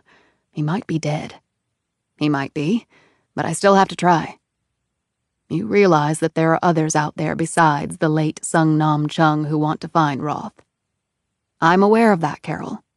And they might have come to the same conclusion as you have, that he might still be in the canyon. Which means I might have some company down there, said Pine. Chapter 51. Ooh Ah Point. The remarkable views from here had obviously been the genesis for the name. Pine had traveled nearly a mile on the South Kaibab Trail, and while doing so, had descended about 600 feet below the south rim, which stood at about 7,200 feet above sea level. The rim had been cool and pine-scented. That would change dramatically the farther down she trekked. The south rim averaged nearly 60 inches of snow a year, while Phantom Ranch received less than 1. Jennifer Yazzie had dropped her off at the trailhead. Joe called before we left, she said as Pine was getting her gear out. You didn't tell him. No, but he did tell me something you might want to know. What's that? Said Pine as she strapped on her backpack. Joe said some feds have been poking around. For what? They were asking about you. What agency? That's the thing. It wasn't clear. How could it not be clear? Didn't they badge Joe and show him their creds? Apparently not, and so he didn't tell them anything. She paused and smiled. Not that he would have anyway, without checking with you. Tell him thanks for me. Pine slid out her trekking poles. Anything else? A military chopper landed at the Canyon Airport earlier today. Joe heard about it from one of the rangers. Unusual activity. You don't seem surprised, replied Yazzie. That's because I'm not. If you're in some sort of trouble, let's just say I'm off the grid right now, and people you thought should be your allies aren't. Yazzie looked deeply concerned by this comment. Look, Atlee, I don't know what's going on, but if you can get cell reception down there, call us if you need help. You've done enough, Jen. You've been a real friend to the community and, well, we care about you. Pine gave Yazzie a hug. I'll see you soon, she said, hoping that it would indeed be true. Right now, she would not have bet on herself. As Yazzie's truck lights disappeared into the dark, Pine turned around, faced the trailhead, and set off. Normally, those not seeking to go all the way to the canyon floor would hike down the Kaibab, cross over to the west on the Tonto Trail to Indian Garden, and then head back up the Bright Angel to the south rim. Because of the rule of thumb that an hour hiking down meant 2 hours hiking back up, Kaibab was a good choice for the descent phase. It had no shade and no potable water except at the trailhead. After the Tonto Trail and the turn onto Bright Angel, one could take a rest at the shady Indian Garden, drink some water, and continue the steep ascent back to the rim. There were also 2 additional rest houses on the way up. Only shade wasn't an issue right now, since it was nearly midnight, and Tonto Trail wasn't an option, because Pine was going all the way down to the floor. She had picked this time of night because there might well be no other hikers. She had passed by no one so far going up or down. This included park rangers. That was good, because for all she knew, they had been instructed to detain her if they encountered her. It was about 7 miles on this trail, to Bright Angel Campground near Phantom Ranch. The nearby Bright Angel Trail was more than 9 miles down to the same destination. Yet, because of the topography and other conditions, hikes down both trails would take between 4 and 5 hours. Setting an ambitious pace, Pine intended to make it down in about 3. Under other circumstances, she would not have attempted this sort of pace at night, since, like all trails going down into the canyon, the Kaibab was full of switchbacks, narrow curves, and turns. And although well-maintained, the Kaibab Trail was hardly smooth. The last thing she wanted was to make a false step and go hurtling over the edge. But she knew the Kaibab well, and she was keeping to the inside of the trail. Hikers coming up had the right-of-way, and she would have had to move to the edge to let them pass. But so far, it was just her.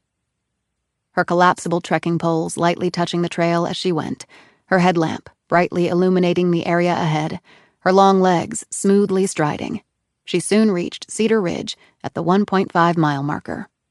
This was the strongly recommended turnaround point for day hikers, particularly in summer. Because every hike started with the descent first, it drew folks into a false sense of what they could accomplish. The hike out was always harder. The temperature was under 70 right now, but she could still feel the sweat trickling down her back as she kept up her pace. She had a buff that she'd soaked in water around her neck. She'd heard rattles as snakes fled the vibration of her footfalls, and hooves striking dirt and rock as large mammals heard her approach and turned in the opposite direction. She accidentally stepped in mule dung once, left over from that day's ride back up. She would meet no mules going down, because she would be off the trail before the mule train headed back up from Phantom in the morning. However, the pack mule train would head down around dawn. That would not be a problem for her either. She'd be down at the inner gorge by then. She ate as she went, balancing salty foods with taking small sips on her hydration line only to quench her thirst. The temperature increased the farther down she ventured. She passed the ominous-sounding Skeleton Point, having shed 1,400 feet of elevation since Ooh-Ah. She stiffened a bit and slowed her punishing pace as she heard footsteps approaching from the other way. The trail would really zigzag now with a long series of switchbacks as it dropped her into the Tonto Plateau. She had already passed the tip-off phone, which was a way to call rangers in case you were in trouble. There would not be another such line of communication on her way down. Though it was far from prominent in the daylight, it had always intrigued Pine how the trail changed color as one went down. This was because the underlying rock changed. She had gone from red to a light brown. A moment later, twin headlamps appeared out of the darkness. 2 men. Pine's hand instinctively went to her Glock. But the men, one younger and one older, perhaps father and son, passed by with a wave and matching weary smiles. Their journey was almost over. Hers was just really beginning. About 3 miles later, she reached a short tunnel cut into the stone and entered it. Her hand again went to her gun. This would be an ideal place for an ambush.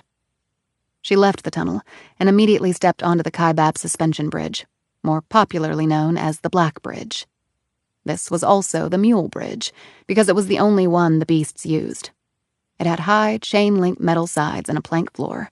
The only other bridge in the canyon was the nearby Bright Angel Suspension Bridge, which one reached coming down that counterpart trail. It was known as the Silver Bridge because of its all-metal configuration. The mules didn't like the open metal floor, and thus wouldn't walk on it. It had also been built to carry the water lines between the 2 rims, and Pine thought it might not be strong enough to support 1,500-pound mules and riders at a time, whereas the Black Bridge could.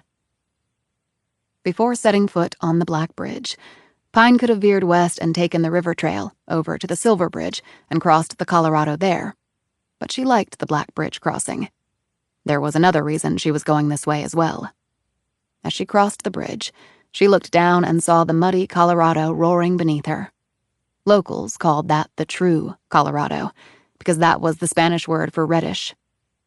Without the complex dam systems that had been constructed around the canyon, the mighty Colorado would, in certain parts of a drought-filled summer, be little more than puddles. But the dams had regulated the flow to make it more consistent, and also to use it for hydroelectric power generation. It was also the reason that rafters could enjoy the challenging rapids. But without the water controls also provided by the dam system, Parts of the Colorado could become so dangerous as to be rendered impassable by raft. And the dam system had contributed to something else. The silt tended to accumulate behind the dams, resulting in clearer water downriver. The sunlight penetrating the water resulted in algae thriving, and this contributed to the green color of the Colorado, which was quite evident when viewed from higher altitudes. She left the bridge and took a few minutes to go down to Boat Beach, lie in the sand and stare at the star-filled sky. This was the other reason she had crossed at the Black Bridge. Pine made a practice of always coming to the beach and sky staring, and part of her perhaps thought that sticking to this routine would maybe bring her luck. But then again, in her line of work, you tended to make your own luck by good preparation and even better execution. But you've never taken on a nuke before, Pine. She continued on, and the terrain became far more silty and loose, byproducts of the water passing nearby. Pine could feel her feet slipping as she made her way forward. It was like walking on a beach, unreliable footing everywhere. That was the last thing she needed after her swift descent, but it wasn't like she could lift off the ground and fly the rest of the way. To reach Phantom Ranch, she would simply follow the trail that would turn to the north. But she was not going to Phantom, where no doubt hikers and riders were now slumbering peacefully before their journey back up. She kept following the riverbank. Bright Angel Creek was just up ahead. As she reached it, she took off her shoes, rolled up her pants, and waded into the shallow water. She sat down on a rock and let the cool water provide an amazing foot massage. The creek finished its journey right here as it plunged into the Colorado at a spot roughly equidistant between the two bridges. Bright Angel Creek was the place to plop in the water down here, if one was so inclined. The Colorado, even in places where it looked to be slow-moving, was actually going more than 4 miles per hour. Few swimmers could fight that current. It was also deep and cold. Some young people had drowned at Boat Beach a number of years ago when they tried to swim across it. Bright Angel had also been the source of a swimming pool at Phantom. Pine had seen old photos of it. It had been located between the amphitheater and the lodge. She knew it had been hand-excavated some time back during the Depression. She didn't know when it had been done away with or why. It was long before her time here. Also near the amphitheater was the ranger station. She waded out of the water, walked down a bit farther, and took a small footbridge over the creek. After reaching the other side, she dried her feet and put her socks and shoes back on. Kettler said he would be on duty tonight. That meant she was as close to him as she was likely to be down here. It would be good to have a capable man like Kettler with her on this. But at the last minute, and after additional deliberation, Pine knew she couldn't do that. This was her job, not his. This was her danger to face, not his. If she didn't make it out of here alive, she wasn't going to take the man down with her. "Take care, Sam," she said to the darkness. "If I don't make it back, don't forget me. At least for a little while." "Okay, Pine, cut the melodramatic crap. You got a nuke to find. God help me." Chapter 52. She passed a separate mule corral reserved for Park Service use, though she couldn't see any mules in it now. There was also a sewage treatment plant down here. She headed west, with the campground and Phantom to the north of her. In the darkness, Pine could make out the outlines of some tents in the distance, and even hear the echoing of late-night conversation among some of the campers. She walked for a time, her trekking poles methodically tapping the ground as she went. She used them even on level ground. Her knees, back, and hips would thank her later. After a bit, she slowed her pace and then stopped. She sat on a rock after checking it for scorpions and snakes. The noise from the river would mask anyone approaching, which she didn't like but could do nothing about. There were many things one could do nothing about down here. In the canyon, the environment was the master. Humans were merely visiting. She switched off her headlamp and ate and drank, replenishing her electrolytes and satisfying her belly. She'd brought her filter with her, and she knew sources of water in the area she was headed to. She took off her shoes again and rubbed her socked feet. The pace down had been hard, but she was supremely fit and had come out in good shape. However, climbing out, particularly if she had to match her pace going down, would be a whole other experience. Hopefully, she would not have to sprint the whole way with a regiment of bad guys chasing her. She checked her illuminated compass because being down here at dark was like being on the water at night. Land and sea looked a lot alike. You had to rely on your instruments. And she had now turned away from the river, so she couldn't simply follow its contours. She checked her hiking watch, which also had a thermometer. Nearly 80 degrees. That meant the next day would be a scorcher. Certainly not unheard of for this time of year. She had trekked down Bright Angel once, arriving at Indian Garden, which was roughly the halfway point. Along with potable water, restrooms, and shade, there was a thermometer. That day, it had registered 105 degrees. There was a sign next to the thermometer that read, "Your brain on sun." At the bottom of the canyon, the temperature had climbed to nearly 120. She had arrived drenched in sweat and dehydrated, though she'd eaten and had water and sports drinks all the way down. She'd lain in the shallow part of the creek for about a half hour before she felt like standing once more. She looked around into the dark. Out there were many beautiful things.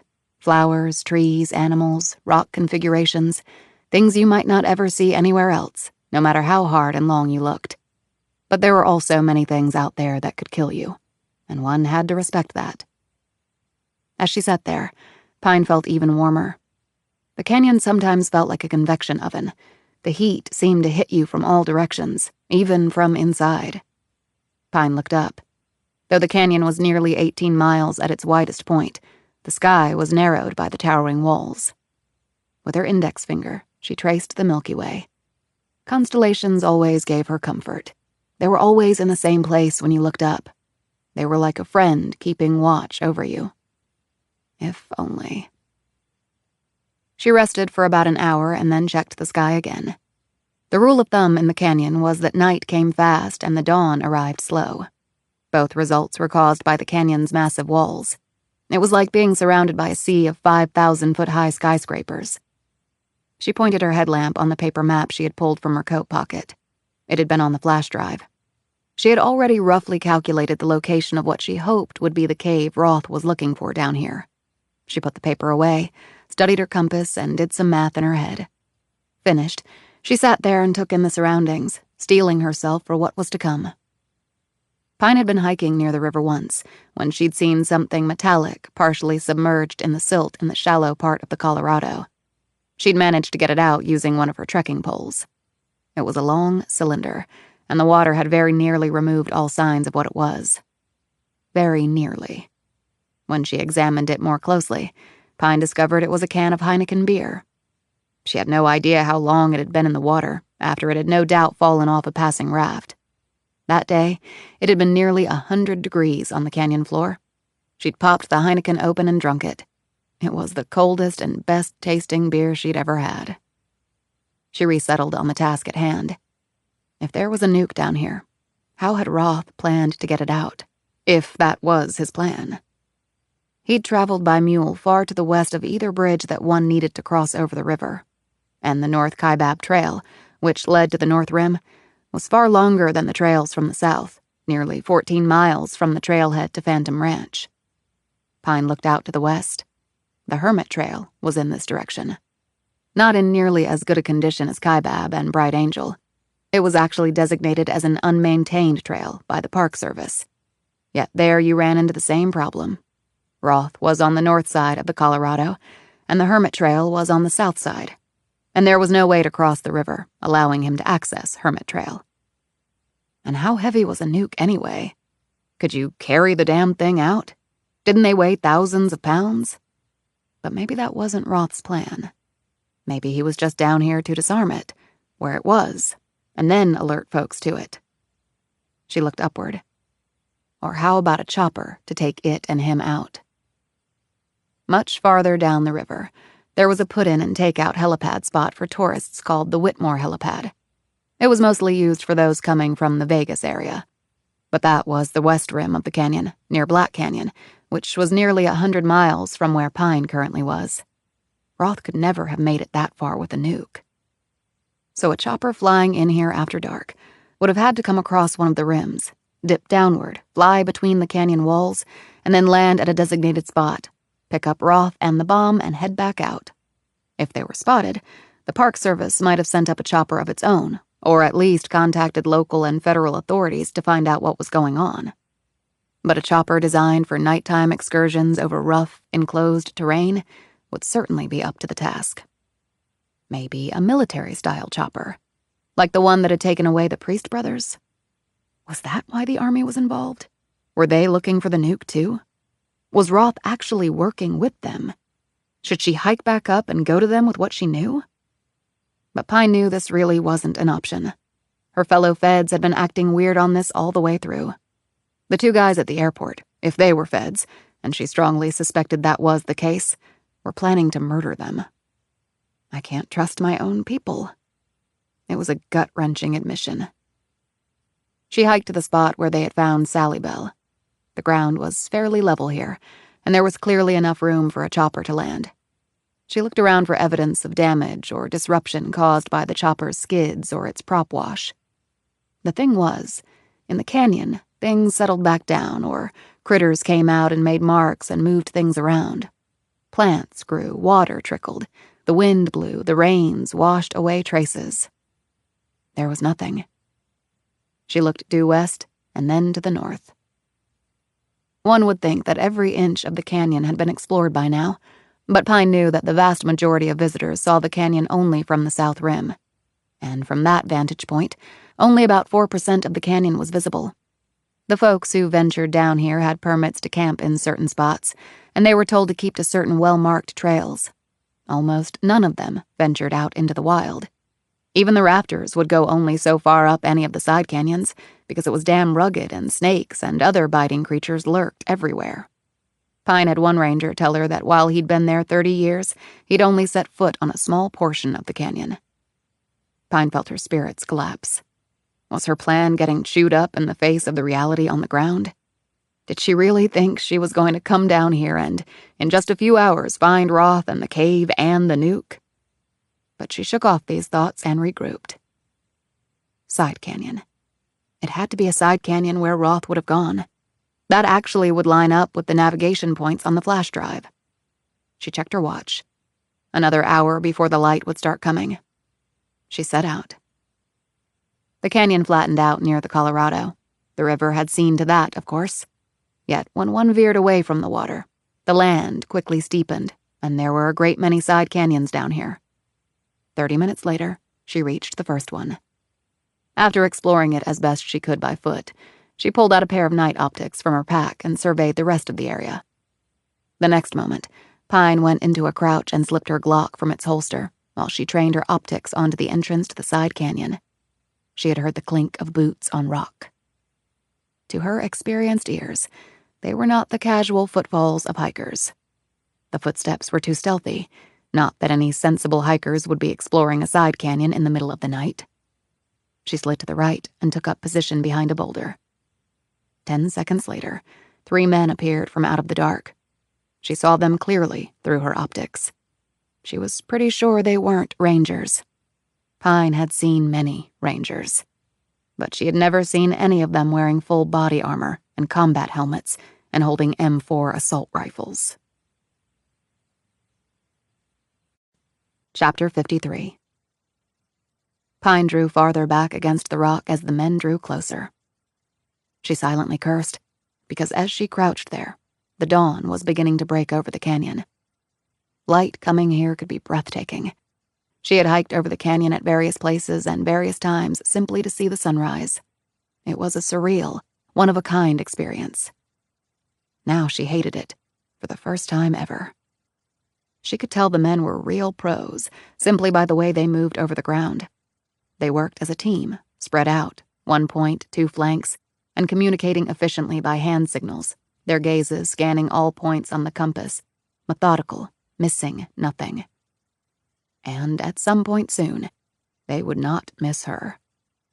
They also had night optics, but their models looked far superior to hers. They were dressed in camis, but were not wearing military uniforms. No insignias, no name tags, no indicia of rank. But they certainly looked military. As the light began to deepen and then diffuse, they lifted their optics and trained their eyeballs on the terrain ahead. Her Glock versus 3 assault rifles. It would be a short fight. She wondered where they would bury her, if they even bothered with that. They must have come to the same conclusion that she had, namely that Roth was down here, in one of the side canyons. And that told Pine something else. They'd gotten the knowledge of Roth's plan from Ben Priest. After enhanced interrogation? And what about poor Ed Priest, whose only sin was being Ben Priest's concerned sibling? As Pine focused on the M4s coming her way, she slipped out her phone. One of the major carriers had put a tower in the park, and its customers sometimes could get reception. Well, Pine was a customer. No service was displayed across the top of her phone screen. Note to self, if you get out of this alive, cancel your fucking provider contract. She stiffened as the man on the point reached up and pulled a small communication unit that was velcroed to his armor. He spoke into it and then listened to the response. Okay. He's probably got secure satellite communication down here. He would probably have it in Siberia, or Antarctica too. If these guys weren't American military or CIA paramilitary, she wasn't sure who they were. The fact that they probably served the same country as she did brought her no comfort. Those had been feds back at Simon Russell's house too, and they were planning to fly him to a place where torture was considered perfectly legal.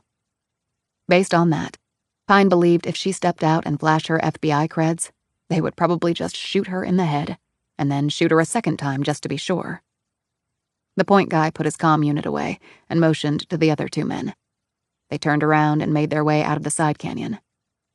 Pine breathed a sigh of relief and then looked to the sky. The breaking dawn, she knew, had probably just saved her butt. They were as afraid of the coming light as she was. They had probably been searching down here all night. She wondered where they were camping out. Or was a chopper shipping them in and out? Ordinarily, that was not permitted under the prevailing laws and regulations enforced by the Park Service. She assumed those laws and regulations had been overruled by a far higher power. That sent a chill right down her spine. She waited another 30 minutes before coming out of her hiding place, just to be sure. Then she set up camp behind the cover of a large rock outcrop that also provided some shade. It was going to get blisteringly hot down here shortly. She had earlier located her water source, then refilled her hydration pack and a second Camelback bladder after filtering the water. She sat in the shade and ate and drank until she was satisfied. But no more than that. The heat crept up on you.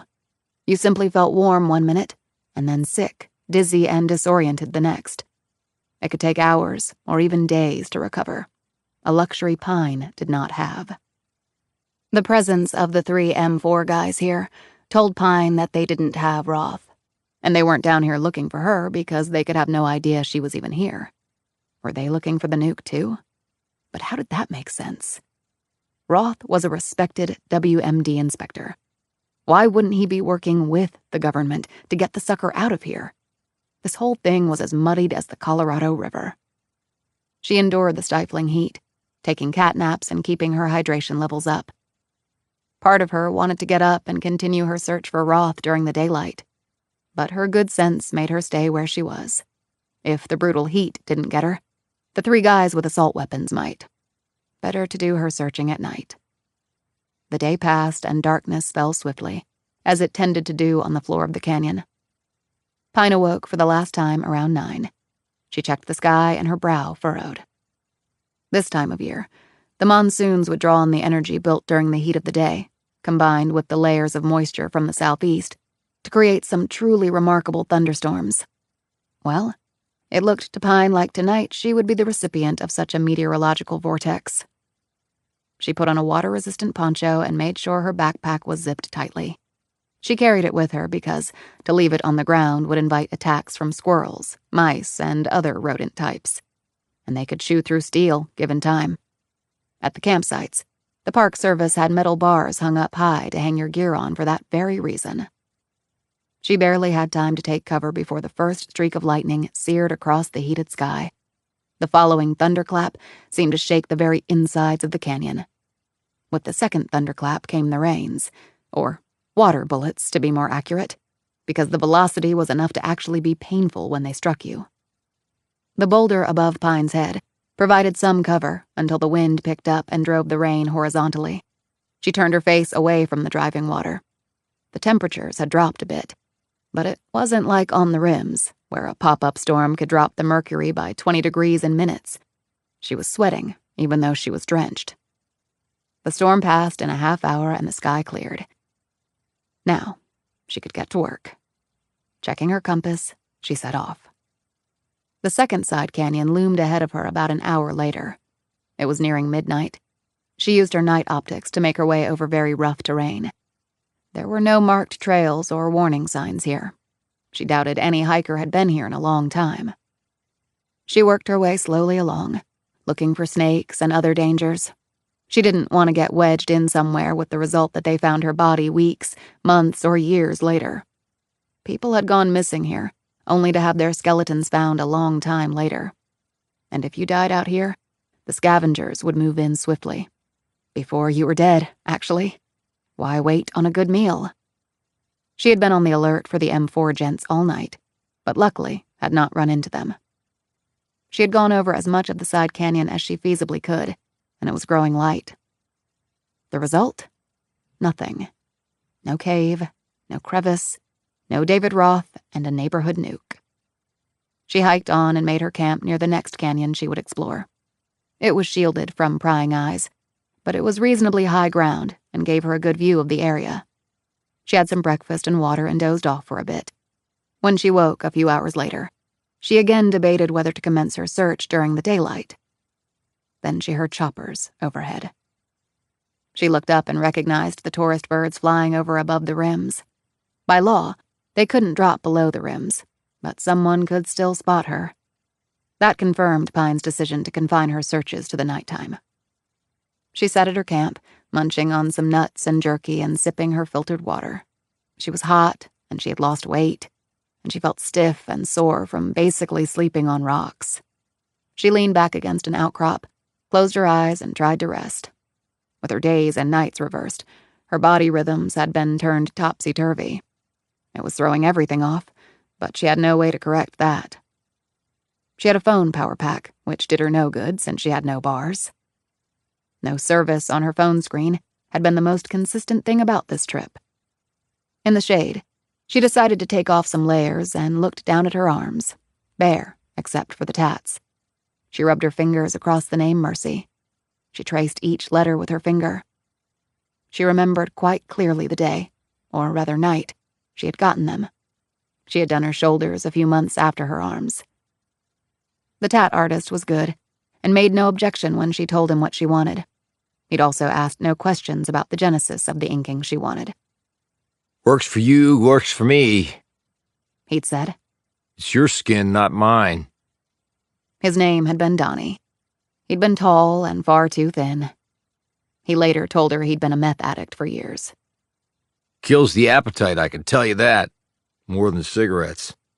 Kicked the habit, but never got my appetite back." Pine checked her supplies. She had to consider the long hike back to Bright Angel from where she was now, and then it would be a challenging hike out, considering how much ground she'd covered so far. She had the supplies to search one more side canyon tonight. Then she would have to head back. Well, Pine thought, as she waited for the darkness to fall, the third time was always the charm, wasn't it? Chapter 54. For the first time since seeing the M4 guys, her optics fastened on something of interest. She had awoken while it was still light and decided to venture a little into the side canyon. The sun was high in the sky, powerful enough to reach into the depths of the canyon like a trillion-watt light dumped into the ocean. And right now, that sunlight was catching on something farther up the side canyon. She looked to the left and right to gain some plot points to help her locate it later. She was tempted to try now, only it was brutally hot. There was little wind, and it looked to be quite a hike. And it was still daylight. It seemed to be something metallic, and she assumed it wasn't a beer can. At least, she hoped it wasn't. She kept staring at it through her optics, memorizing every detail of the path she would take. At night, things looked different. She couldn't afford to lose the spot when she made her attempt later. Fortunately, There was a very unusual rock configuration to the immediate right of the reflection. She returned to her camp and ate and drank and daydreamed that come nightfall she would find Roth. And the bomb. Or maybe I'm wrong about all of this, and I'll find nothing. So, what will my second career be after the FBI cans my ass? The fact was, this was way out of her league. She was an FBI agent. Give her a bank robbery, a kidnapping, even a serial killer or two, and she would do fine. She would catch her man. This was not that. She closed her eyes, then swiftly opened them. No, this is not a dream. This might be the end of the world if that nuke goes off. She forced herself to sleep, but set an automatic alarm clock in her head. She awoke at 11 p.m., ready to roll. Pine was climbing over several large rocks when she heard a rattle that froze her for an instant, but then she kept going. She reached a plateau and looked around and then down. She figured she had scaled close to 1,000 feet. The odd rock assemblage she had seen during the day presented itself to her through her night optics. She hurried toward it. Was the Holy Grail lurking just up ahead? Or would it be something totally and completely unconnected to her search? Please, God, if you can get reception down here, make it the former. She stiffened and then halted as she drew closer. The light had been reflecting off something metallic. It was a pole. A long, collapsible pole that was leaning up against a round boulder, taller than Pine and more than 3 times her width. As she grew closer, Pine noted something truly astonishing. Camouflage netting was hanging off the rock wall. She wouldn't have noticed it except for being this close. It perfectly blended in with the surroundings. She gripped one edge of the covering and tugged. She peered through the opening this created. Pine gasped. A cave. She glanced at her compass. This spot was well within the parameters left on the flash drive. Had she just found Roth? And the bomb? She let the cover fall back into place, took a step back and peered around. There was no evidence that anyone had been here, but somebody had to have put up the covering. About 30 seconds went by as she contemplated what to do. Pine heard nothing. No boot hitting rock. No squawks from a compact. No heavy breathing. She heard nothing until the light hit her, and the man said, Turn around very slowly. Do not let your hand go anywhere near your weapon, or we will open fire. I'm FBI. I'm going to show you my creds. His next words hit her like one of Chung's massive kicks. Don't bother, Agent Pine. Turn around and keep your hands away from your weapon. Do it. She slowly turned, her hands held up near her chest but no higher. She wasn't preparing to draw down like they were standing in the middle of the OK Corral. But her hands fully up in the air would signal complete surrender. She was an FBI agent. She wasn't surrendering to these guys, whoever the hell they were. And it indeed did appear to be the same 3 men from the other night. What are you doing down here? Barked Pine. I don't see you having the leverage to ask us questions, said the man. I've got a federal badge. That leverage enough for you? And you guys are Army. Why? Just because we have camis on? More than that, you're outfitted in ACU, Army combat uniforms. He shrugged. Hell, you can buy those uniforms on eBay. But not ones with the operational camouflage pattern. That's very recent. And you're armed with M4s. The man took a step closer. What are you doing here? I imagine I'm doing the same thing you're doing. Looking for somebody. Who would that be? Do we really have to play this crappy game? Who would that be? He asked again. That would be kiss my ass. Now let me ask you a question. How did you find me? We found you the first day you came down. We've been following you. Bullshit. I spotted you going up a side canyon. You turned back because it was getting light. We turned back before we could stumble right over you. You were behind a boulder, crouching down, your pistol aimed at us, probably thinking that a Glock against 3 M4s was not going to end well. For you. Pine looked up into the sky. You got sad eyes all the way down here? No, we just know how to track people. He held up his weapon. You ever been shot with one of these? No, nor do I want to be. So you were following me. Why? Pretty obvious. If you knew where Roth was, you'd lead us to him. After that, my orders are to intercept. That's why we're here. Okay, you intercepted. What's the rest of the order? The man shrugged and attempted a smile, but it got nowhere near the rest of his face, and he quickly let it fall. Pine looked around at the men. They looked to be late 20s, early 30s, definitely old enough to have been in wars. Killed, maybe been wounded. Hardened guys you'd want on your side in a fight. Only apparently they're not on my side. Have you been told what's going on here? What's really going on? What this shit is all about? We know enough to do our job. We don't need any more than that. That's another way of saying you're burying your head in the sand. She never once looked at the camouflage netting, hoping beyond hope that they hadn't noticed it. You're gonna need to come with us, ma'am. You got a chopper? Is that your in-and-out method? Saves a lot of time over hiking this sucker. Just come with us. I'm not going anywhere with you. I'm a federal agent. You can't order me to do anything. So back the hell away before I call in reinforcements. The man looked around and lightly shook his head, his eyes filled with mirth. I don't see that you have any backup, and your phone doesn't work down here. Back the hell away.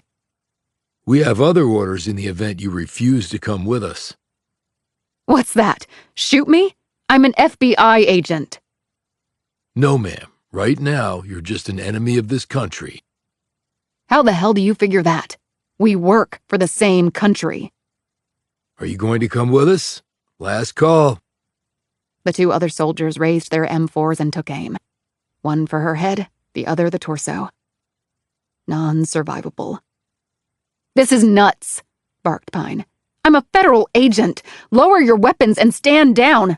Now! No can do, ma'am. Last call. 3 seconds. Pine stood there frozen. They were really going to execute her, right on the floor of the Grand Canyon. She made to reach for her Glock. She might be able to get off one shot.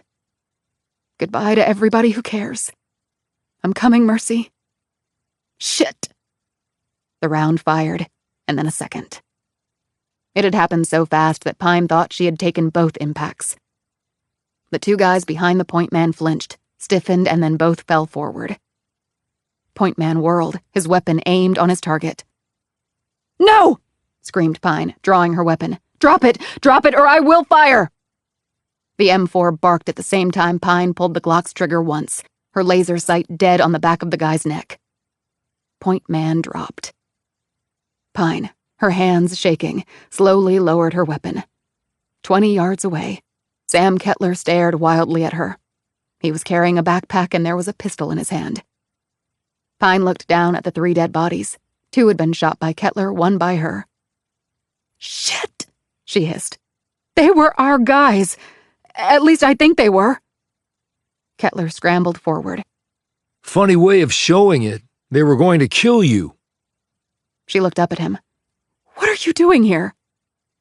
He pointed at the men. I've watched a chopper come in the last 3 nights. I finally decided to do something about it. I grabbed my go pack, picked up their trail, and followed them up here, and saw what they were about to do to you. He looked down at his gun and shook his head. Why the hell are American soldiers down here in the first place? It's a long story. She reached out and gripped his arm. Thanks for saving my life. Well, you saved mine. The guy had me lined up for the kill. If you hadn't fired and spoiled his aim, I'd have had an M4 round right through me. She removed her hand from his arm and steadied herself against a rock outcrop. You okay? He asked. I'm getting there, she said, taking several deep breaths. He shot her a glance. And what are you doing all the way out here? You're not just hiking, that's for sure. I'm looking for the missing guy. They were too. You think he's around here? Why? Again, long story. She looked at the bodies. We have to do something. We can't just leave them here. She looked around. But this is... Well, I guess it's a crime scene. We can't disrupt anything. She rubbed her forehead. I need to call in a team. I need to secure the area. I need... Her mind was swirling with so many competing thoughts Pine thought she might puke.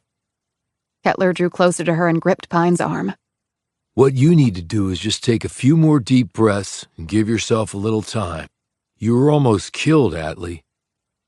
I just shot an army guy, Sam. Well, I just shot 2 of them. While Pine was regaining her composure, Kettler spotted the cami blanket. He moved it aside and saw the cave opening. Damn, where did that come from? It might be what I was looking for. Well, I can put the bodies in there for now. I'll help. Then we can call in reinforcements. No, we have to locate something else first. What's that? You'll find out soon enough. Chapter 55. They carried the bodies into the cave and set them down in a corner. Pine checked them for any ID, but they had none, and no tags on their uniforms. Kettler said, Are you sure they're regular army? I'm not sure of anything right now. She shone her light around. The cave was large. The ceiling, she estimated, was about 15 feet high. A shade darker area, near the rear, might have been a passageway to another room, but she couldn't be sure. Okay, you need to tell me what's going on, said Kettler. In curt, information-packed sentences, she filled him in on pretty much everything. When she was done, Kettler looked like he might throw up. He looked around. A nuke? In here? Are you shitting me? I wish I were. He shone his light around. Well, it's not in this space. But it could be back there, she said, motioning to the rear of the cave. Hit it with your light. It's stronger than mine. He did so, and the opening to a passageway cut into the rock was revealed. They entered the passage and moved along it single file, with Pine in the lead. As they walked along, Pine stumbled over something. Kettler aimed his light down and she heard him suck in a breath.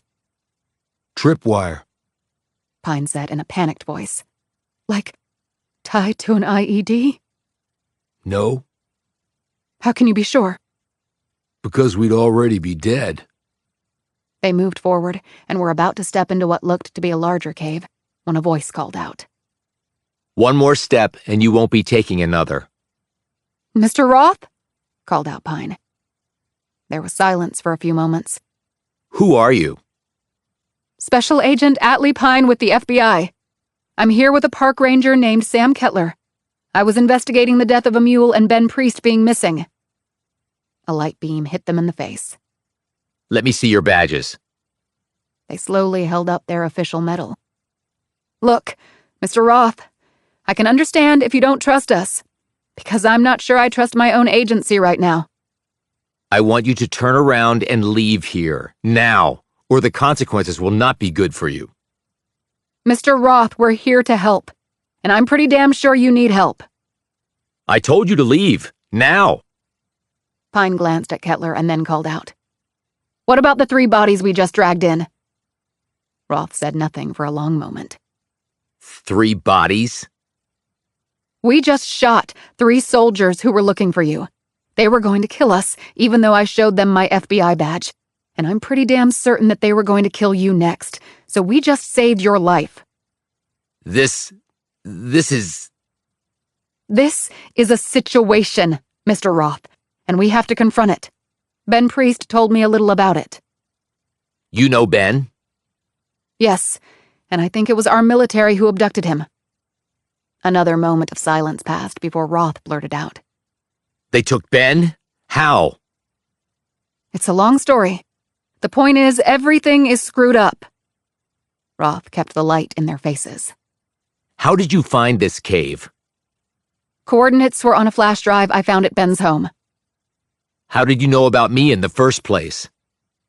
Ben didn't give you up, if that's what you were thinking. Oscar Fabricant told me. I got onto him because Ben was a member of SFG. Are you familiar with that organization? Yes. What else did Oscar tell you? That he was concerned the Russians were involved. They are involved. But now you have to leave. I can't trust anyone at this point. I can't do that, Mr. Roth. I'm here to do my job, and to track down whoever killed Fabricant. There was another long pause. Oscar's dead? His body was found in Moscow. It was ruled a suicide, but I know it wasn't. Oscar dead? I can't believe it. Can you point the light out of our faces, please? The light vanished. Will you trust us, Mr. Roth? Because I think we need each other to finish this. Roth didn't answer. Please, Mr. Roth. What can I do to make you trust me? Roth said. What do you think is going on? I think there's a nuke in here. And since my job is to protect the Grand Canyon at all costs, that's not a good thing. There was another long moment of silence. If you turn out not to be who you say you are, it will be the last thing you ever do, he said threateningly. Works for me, said Pine. Come fully out of the passageway. They entered the cave, and suddenly the space was illuminated by a light source that they saw was a battery-powered lantern. Roth must have just turned it on. And behind the illumination was Roth himself. His face was streaked with grime, and the man looked thoroughly exhausted. Pine tossed him her badge and creds. He looked them over and then threw them back. Everything I've told you is the truth, she said. Roth slowly nodded. I believe you. I'm not sure why, but I've gone with my gut before, and I guess I have to now. Was that your tripwire back there? Asked Kettler. Yes, just a warning for me in case someone stumbled in here. So you're armed, then? Said Kettler, looking around. Roth replied. You could say that I'm armed, all right. He shone his light on something beside him. It was rectangular in shape, had a metallic hide, and was about 4 feet long and 3 feet tall. Both Pine and Kettler instinctively shrank back from the thing. That's a nuke, said Pine. Roth nodded. And you've just confirmed for me that you're not involved in this plot. How? Because you both just looked ready to run for your lives. Who wouldn't in the face of a nuclear bomb? Said Pine. This is a very special nuclear device, said Roth. It doesn't look big enough to be a nuclear bomb, said Kettler. Is that what they call a suitcase nuke? Roth shook his head. This is a tactical nuclear device, but it's plenty big enough. I calculate its yield at about the equivalent of nearly 3 kilotons of TNT. For comparison's sake, the hydrogen bomb dropped over Nagasaki had a yield of over 20 kilotons. The largest detonation of all was the Tsar Bomba device that the Soviets set off a long time ago. That had a yield of 50 megatons. If the Soviets could have put a depleted uranium tamper on the sucker instead of a lead one, it would have doubled the yield. He patted the device. But for its size, this is the most powerful tactical nuke I've ever seen. It could have taken a huge chunk out of the canyon and also left the place radioactive for a few thousand years. Is it going to detonate? Asked Pine fearfully, taking another step back. I shouldn't think so. So you defused it? Roth shook his head. You don't really defuse a nuke. It's not like a Hollywood movie with the timer counting down and the hero deciding which color wire to cut. If a nuke is going to detonate, the best you can do is take steps to make sure the nuclear chain reaction does not take place. Then it just becomes a big explosion, but not a nuclear one. How did it get here? Asked Pine. Roth waved them forward and pointed at the front metal panel. Do you see that engraved writing? Both Pine and Kettler peered closer. Pine said, That's Korean? Yes, it is. That makes sense. There were plans for a North Korean nuke on the flash drive Priest had. I was the one who gave them to him, along with the coordinates of this cave. Pine stiffened. So, the North Koreans are trying to nuke the canyon. The peace talks were just a sham on their part. No, of course they're not trying to nuke the Grand Canyon, was Roth's surprising reply. Pine looked gobsmacked by his reply. Then she said stubbornly, But there was a man named Sung Nam Chung looking for you. He worked for the North Koreans. That may well be, but the North Koreans didn't put this here. Roth paused. We did. The blood slowly drained from Pine's face. We? Well, certain very powerful elements within the U.S. government did so. How the hell do you know that? Snapped Kettler. Are people putting a nuke here? That's nuts. I agree, it is madness, but nevertheless, that's what happened. How can you be so sure? Asked Pine. Because I recognize the materials from which it was created. It's Russian-made. But that's Korean writing on the side there. Russia supplied North Korea for years with material for making nuclear devices. Some of those materials were used to make this bomb. Again, how can you be sure? Persisted Pine. In answer, Roth took a battery-powered screwdriver from a bag set next to the device and unscrewed the top panel of the device. He lifted it off and held it up. The engraved writing on the inside of this panel, what language does that look like to you? It's the Cyrillic alphabet, said Pine, examining it closely. Russian. Roth put the panel aside. That's right. It states the place of origin and the serial number of the part. It's just recycled. Pine said. But if Russia supplied North Korea with nuclear material, it would make sense that it would have a Russian imprint. So how can you be sure that North Korea didn't place it here? Because this weapon was going to be the excuse to destroy North Korea, and I doubt very much that they would want to be a party to their own annihilation. Chapter 56. Pine and Kettler looked at each other and then stared at the nuke. Pine finally settled her gaze back on Roth. You're going to have to explain that. It's fairly simple. The Russians supplied us with this tactical nuclear weapon, and our country placed it here. Why in the hell would our country want to blow up the Grand Canyon? Said Pine. This bomb can't detonate, which is the definitive reason I know that the North Koreans did not place it here. But how do you know it can't go off? Asked Pine. Because it's lacking vital components. What components? Asked Kettler. I can give you the layman's thumbnail. He pointed to the device. This is what is termed a fusion bomb, or a thermonuclear weapon. It actually creates its destructive force in much the same way the sun creates energy. A conventional detonation is called the primary stage. That sends the fissionable uranium into a chain reaction, which results in an explosion, producing heat at several million degrees. This heat and power is reflected back into the uranium core, which commences the second stage. This phase initiates fusion, and the explosion resulting from this secondary stage destroys the uranium container. The released neutrons then result in the fusion that makes for the thermonuclear event. Do you follow? Kettler scratched his cheek. Damn, if that's the dumbed-down version, I don't want to hear the complicated one.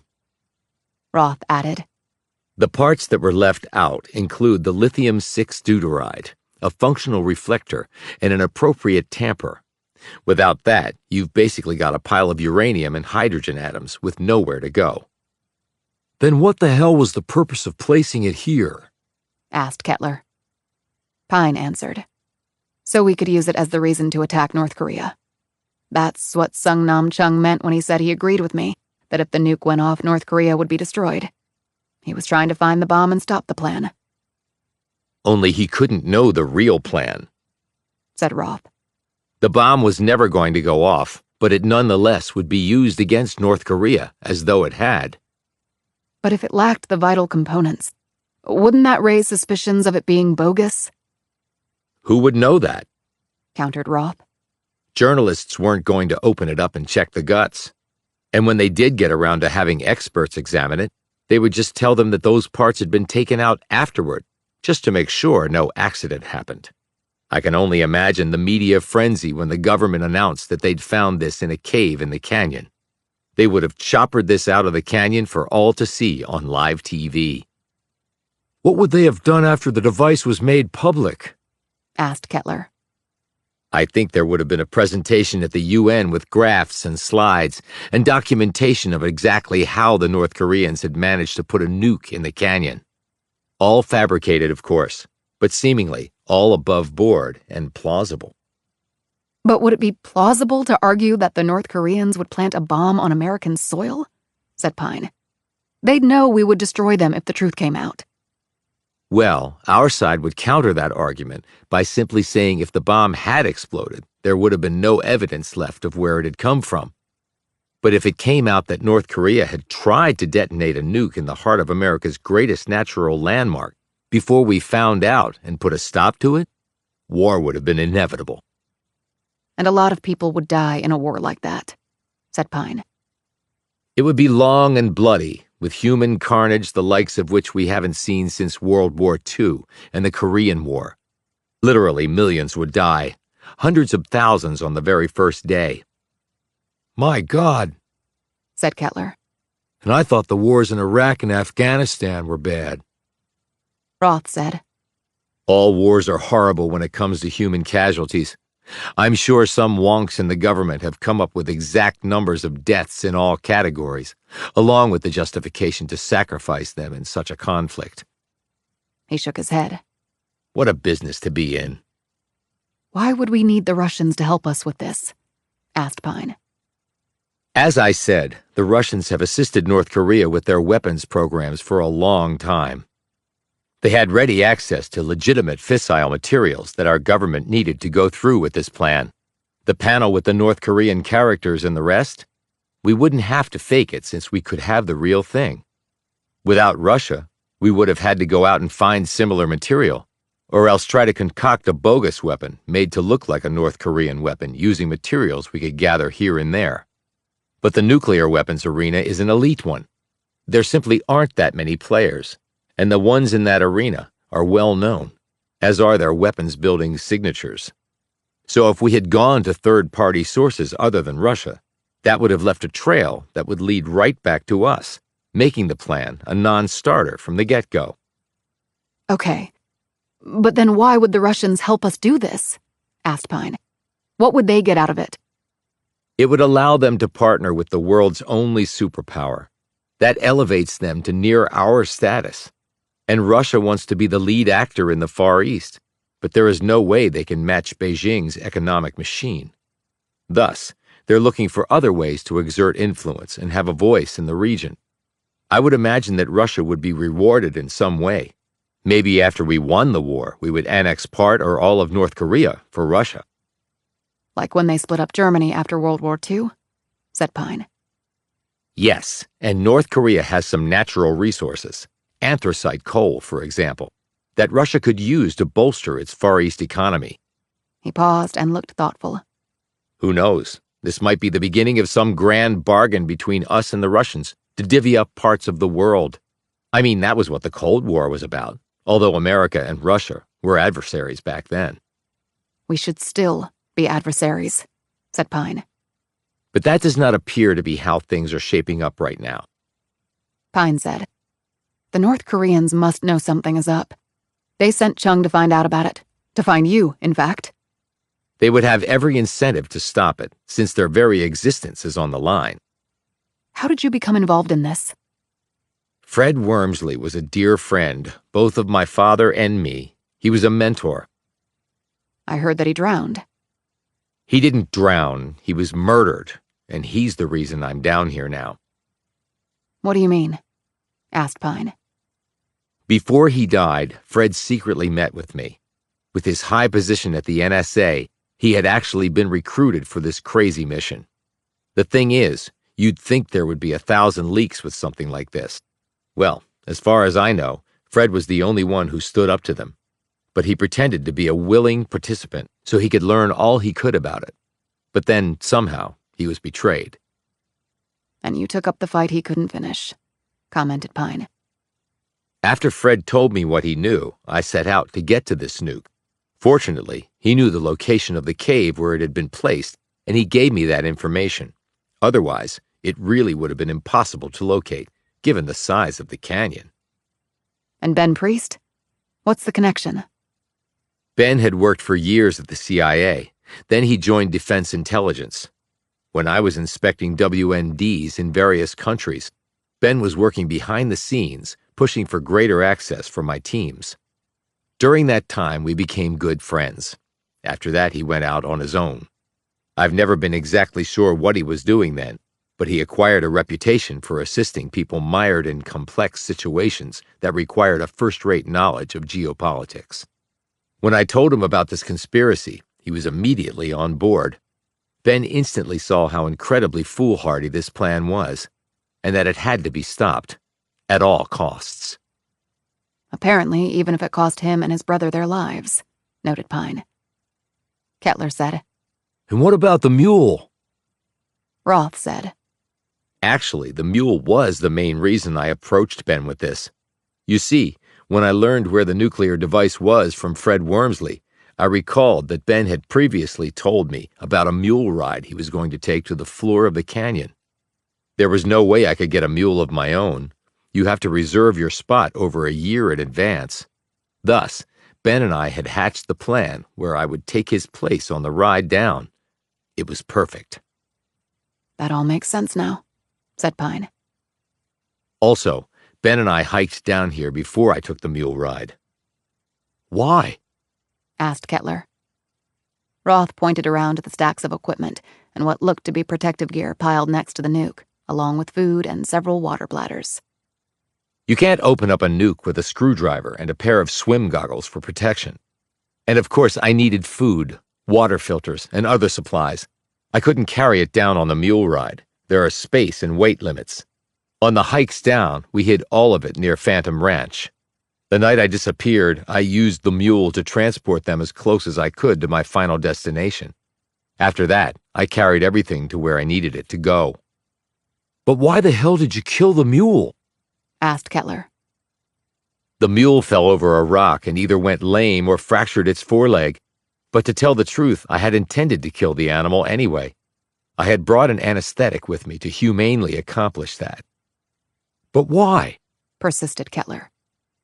Roth spread his hands. I couldn't bring it with me here, and we were a long way from Phantom Ranch, and the poor animal had no way to get back there. It would have been attacked and killed by predators. I did not want it to suffer. And you carved the letters J and K on its hide, said Pine. Why do that? There was no guarantee that I was going to come out of this alive, Agent Pine. Being out here solo in the Grand Canyon isn't smart. He looked at Kettler. I'm sure you warn all tourists not to do what I've done. Come down without any backup, and then go off trail.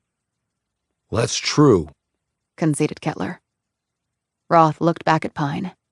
Ben was the only person who knew I was down here. If something happened to him, like you just said it did, then I would have no cover at all. If I died down here, either due to a snake bite or a fall or dehydration, I wanted someone to know that this had to do with something hidden in a cave. So you obviously knew about the alleged expedition by Jordan and Kincaid, and the cave they supposedly found. Yes, I actually heard about it from a local when I was hiking down here with the supplies. My secretary is local. That's how she knew about it too. It was the only thing I could think of, really, those two letters pointing to a hidden cave in the canyon. Not much of a clue, said Pine.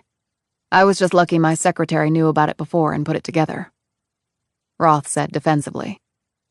Well, I couldn't exactly write, "Hey, there's a nuke in a cave down here."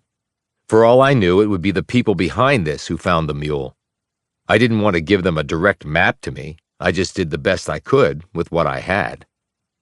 But then you rolled the mule over to hide the carving, said Pine. Why? Because I knew scavengers would come and tear at its hide. The markings would have been destroyed if I had left them exposed.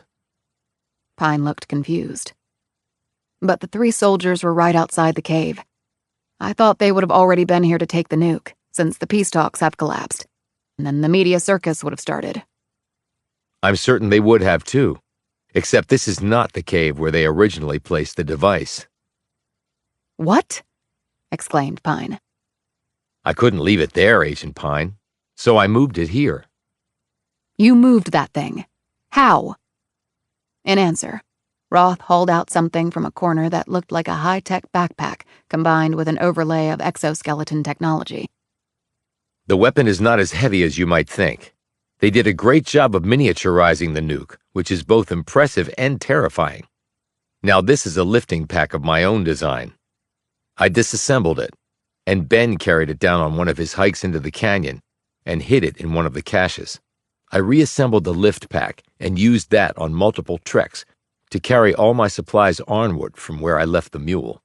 I also used this to lift the weapon and carry it here. How did you even know about this cave? Quite simple. Years ago, when I was in my 20s, I used to hike the Grand Canyon on a fairly regular basis. Once I went off the normal trails and stumbled upon this cave. It wasn't that big a deal. There are caves down here, of course. But when I realized that it was close to where they had placed the nuke originally, I hit upon the plan to move it here. I brought a collapsible pole with me to lever a nearby boulder into place to hide the entrance whenever I left the cave. But why would you leave the cave while you were down here? Asked Pine. This time, Kettler answered. You've been down here for many days. You needed water. Yes, said Roth. there was a source nearby and I had my filters, and some of the battery packs for my power tools were solar. I had to place them outside to let them recharge. He paused. Unfortunately, I had to leave it open when I was inside, but I used the camouflage blanket that I brought with me to hide the entrance. I used the boulder when I was out of the cave to prevent anyone from sneaking past the blanket and surprising me when I came back. So you've been working on this thing all this time? Said Pine. Tearing down and then putting back together a nuclear weapon, especially by yourself, is a slow, laborious process. I'm surprised they didn't have armed guards around that cave 24/7, said Pine. That way neither you nor anyone else could have gotten close to it. They couldn't, said Roth. Suspicions would grow if soldiers were seen guarding a cave in the canyon. Their plan would have been disrupted. Timing was everything. It was probably timed with the collapse of the peace talks, said Pine. Once those fell apart, they could execute their plan. And if anyone had spotted armed guards around the cave before then, they would be hard-pressed to argue that they had suddenly stumbled on the location of the nuke, said Roth. He smiled broadly. I would have liked to have seen their faces when they went to their cave and found their nuke gone. So you moved the nuke from the place they planted it to here. And those soldiers were searching all around here trying to locate it, and you? That is no doubt accurate, said Roth. They said they were following me, hoping I would lead them to you, which I did. Fortunately, you were able to stop them before they got to me. Roth paused and shuddered. Still, we came very close to the precipice. Pine said, We're still very close to the edge. She looked at the nuclear weapon. What was your plan? I was going to document everything. Then I was going to leave the nuke here after walling the cave back up, and then hike out and make known what I had discovered without disclosing the location of the nuke. I had just finished all that when you showed up. But they could just come here and search for the nuke, and they might eventually find it, and then go on with their plan. And if you protested or tried to blame them, they'd just say you were crazy or a traitor, or you might even disappear. But it's not like I could hike out of here by myself with a nuke. Maybe we could use a Park Service chopper, suggested Kettler. Pine shook her head. No. I'm sure they're watching all channels like that, and the Park Service has already been called off. Remember what happened to Lambert and Rice. Kettler said. Well, we can't just leave it. It might not detonate, but aren't there radioactive elements in there? Roth nodded. In the core, yes, and that is problematic if the device is damaged. Pine walked over to the nuke and looked it over. You said the Russians supplied this? Yes. The thing is, if I'm them, I'd want something more than a vague promise from us about getting North Korean coal. Roth came to stand next to her. What do you mean? Did you find anything on here that you couldn't account for? Account for? You know WMDs, Mr. Roth. Was there something on here you didn't recognize? Roth glanced at the weapon. Well, there were these. He pointed to rows of small rivets that were punched into the metal panels. These are on all four sides. I thought maybe they were for structural support, but it really wouldn't be needed. Pine felt along the inside of the wall and rapped on it with her knuckles. It's hollow. Roth glanced at the wall and frowned. I really hadn't focused on that. Pine hit each rivet with her maglite, slowly examining each one as she circled the device. When she was done, she said, "There's one rivet on each side that's a little bit off in appearance." She pointed to one spot. "Can you cut out a section of the metal right here?" Roth made the cut. Revealed behind the wall was a small electronic device. Roth said, What the hell is that? "What kind of car do you drive?" I have a Mercedes S-Class, but what does that have to do with it? "You know the round little discs set into the frame all around your car?" Roth looked at the revealed device in the wall of the bomb. Those are cameras. Are you saying this is some sort of camera? "Yes." She held up the metal piece he had cut out. "And this is the lens disguised as a rivet. It probably has a listening device built in, too," But why would that be here? asked Kettler. "I worked a case when I was at the WFO. It dealt with a Russian spy ring. I even traveled to Ukraine during the course of the investigation. We were told that our hotel room would be under surveillance and to act accordingly. I slept in my clothes and never used my phone in the room. I never even spoke out loud. The Russians love surveillance stuff. When we were building an embassy over there once, we made the mistake of using Russian subcontractors. The entire embassy turned out to be one big camera and recorder. Luckily, we found out in time." But why would the Russians have surveillance devices on this weapon? asked Roth. "They used them to record our people placing the bomb here, not the North Koreans. The surveillance footage, I'm sure, has already been uploaded to a Russian database," Holy shit. said Kettler. So you're saying... "I'm saying that if we started a war on bogus evidence and killed millions of people," Kettler finished for her, the Russians would have rock-solid proof that we were guilty of the whole thing and had lied to the world. Pine added, "It's what they call compromat. How much do you think the Russians could blackmail us for in return for keeping that secret?" Roth slumped back against the rock wall. Anything they wanted. "Right." Roth suddenly stared in horror at the device. In a whisper, he said, Do you think they're still watching and listening right now? "Highly unlikely.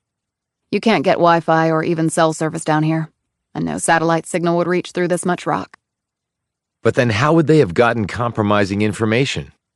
asked Roth. "They got it long before the nuke ever got to this cave. It had to be delivered to the Americans and then shipped here. They might have audio and video of American officials receiving it. And then our guys, maybe ones in uniform, loading it onto a plane, bringing it to Arizona, and then maybe transporting it by chopper here. Lots of video and audio of our country up to its neck in this thing." She glanced at the nuke. "But to be sure, let's disable the other devices." Roth took up his saw once more, and with Pine and Kettler's help, he cut the other devices out of the walls of the nuke. Pine placed them all in her backpack.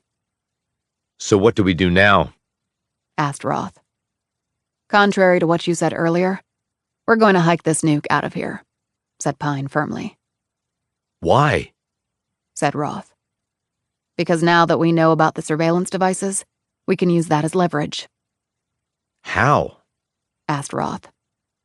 Before she could answer, they all heard the sound. What's that? Said Kettler suddenly. They ran back out into the first cavern. The sounds were much more prominent now. That's a chopper. Said Roth tensely. "And I don't think it's coming to rescue us," said Pine. Chapter 57. Pine peered around the edge of the opening and through the camouflage covering. "There's a light flicking over the rock. They must know this was the last place the search team was." They waited for a few minutes until the chopper passed over the ridge and was gone. Okay, we need to get going, said Kettler, firmly taking charge. He ran over to the dead men and relieved 2 of them of their M4s and extra ammo clips. You got optics? He asked Pine. She nodded. Keep a watch on the chopper and the light. They'll make several passes. If they don't see anything, they'll move on to another grid. Based on your experience? Said Pine. The Army has a way of doing things, the same way. Pine rushed off to do this.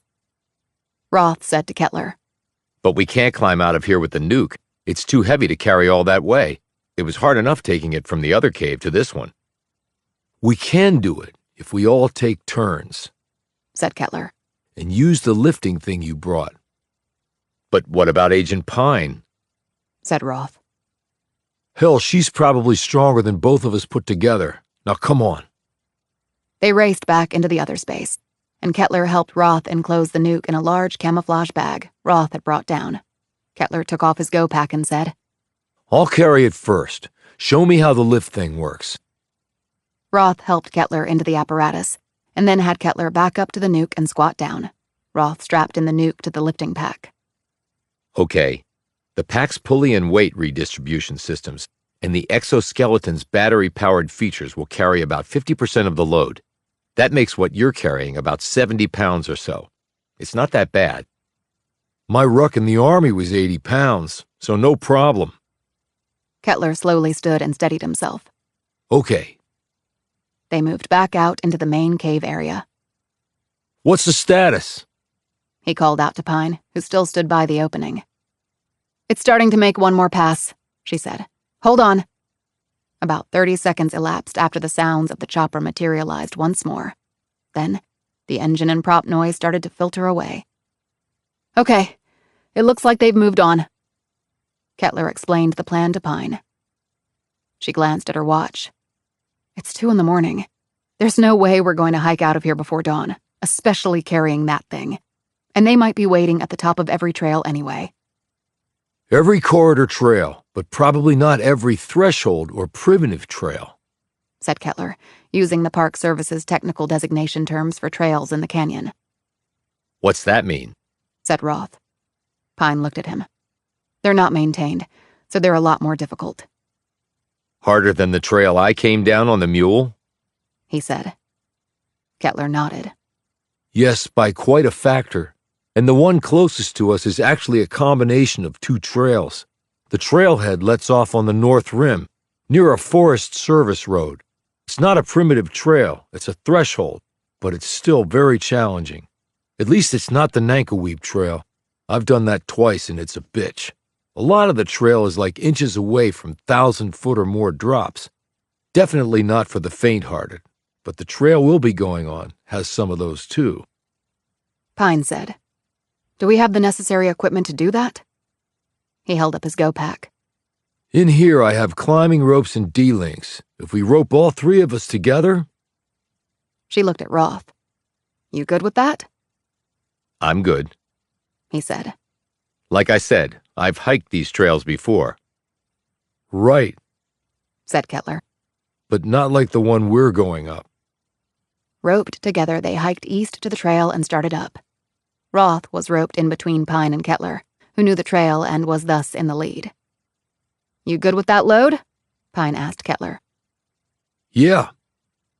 Okay, but we'll switch out every 2 hours. They followed the contour of the Colorado until they reached a creek flowing directly into the river. Kettler located the first cairn, a stack of stones wired together, marking the entrance to the trail. They had not gone very far before they reached a climb point where the creek was quite high. Pine could see that Roth was struggling with both the pace and the terrain. She jogged ahead and caught up to Roth. Okay, this might get a little dicey, so we're going to do this the smart way. She called out to Kettler, who quickly joined them. Despite Roth's objections, they used the rope to help him over the ascent and also to make it through part of the creek overflow. Pine grabbed his belt and pulled him over the final hurdle, where he lay wet and breathless at their feet. Okay, said Roth. I might have overestimated my climbing abilities. I'm not in my 20s anymore, and to be honest, the hikes I did with Ben kicked my ass. Pine said, Don't worry, we're going to get you out of here. They started climbing a half hour later, after Roth was sufficiently rested and Pine had taken over carrying the nuke pack. The trail was crumbling in some parts, and non-existent in other parts. Pine noted the growing anxiety in Roth's features as the path became steeper and increasingly twisty. She patted him on the shoulder as they finished a particularly vicious part. "You're doing fine, Mr. Roth." I'm David. With the situation we're in, I think we've earned the right to use first names. "I'm Atlee, and he's Sam." Roth managed a weak smile, but the anxious look remained on his features. They made good time. Pine checked her watch. Dawn would be coming soon. What's that sound? Asked Roth anxiously. The falls. Replied Kettler. Coming off the river up here. The river turns south into the creek we crossed, and then it ends at the Colorado. Watch your footing. It gets a little slick up here. They made their way across a broad valley. After that, some nasty switchbacks appeared, which they had to traverse. Pine called out, "Sam, I think we need to stop and rest." Kettler looked back at Roth, who was looking exceedingly unsteady on his feet. Right. They made camp, digging into the cliffs as much as they could. They set the nuke pack against the side of the mountain, as far away from the edge as possible. After they'd eaten and hydrated, Roth fell asleep on a thin sleeping bag that Kettler had laid out for him. They were on the northwestern side of the canyon, so the dawn would be coming to them more slowly than if they'd been on the eastern end. The pair sat there with their backs against the rock, the M4s in hand. You think he'll be okay? Asked Kettler. "I don't know. I figure he's about 15 or maybe even 20 years older than us, and he's not used to this. And he's been down here a long time. It takes it out of you, as you well know. But he did carry that pack all the way to the other cave. That was no mean feat." Right. "You want to get some shut-eye? I can keep watch," offered Pine. Kettler shook his head. I'm good. They fell silent. So the fate of the world hangs on, what, us? Said Kettler. "Apparently so." Really not what I signed up for joining the Park Service. "Well, it's what I signed up for," replied Pine. He turned to her and smiled. I'm glad you're here, Atlee.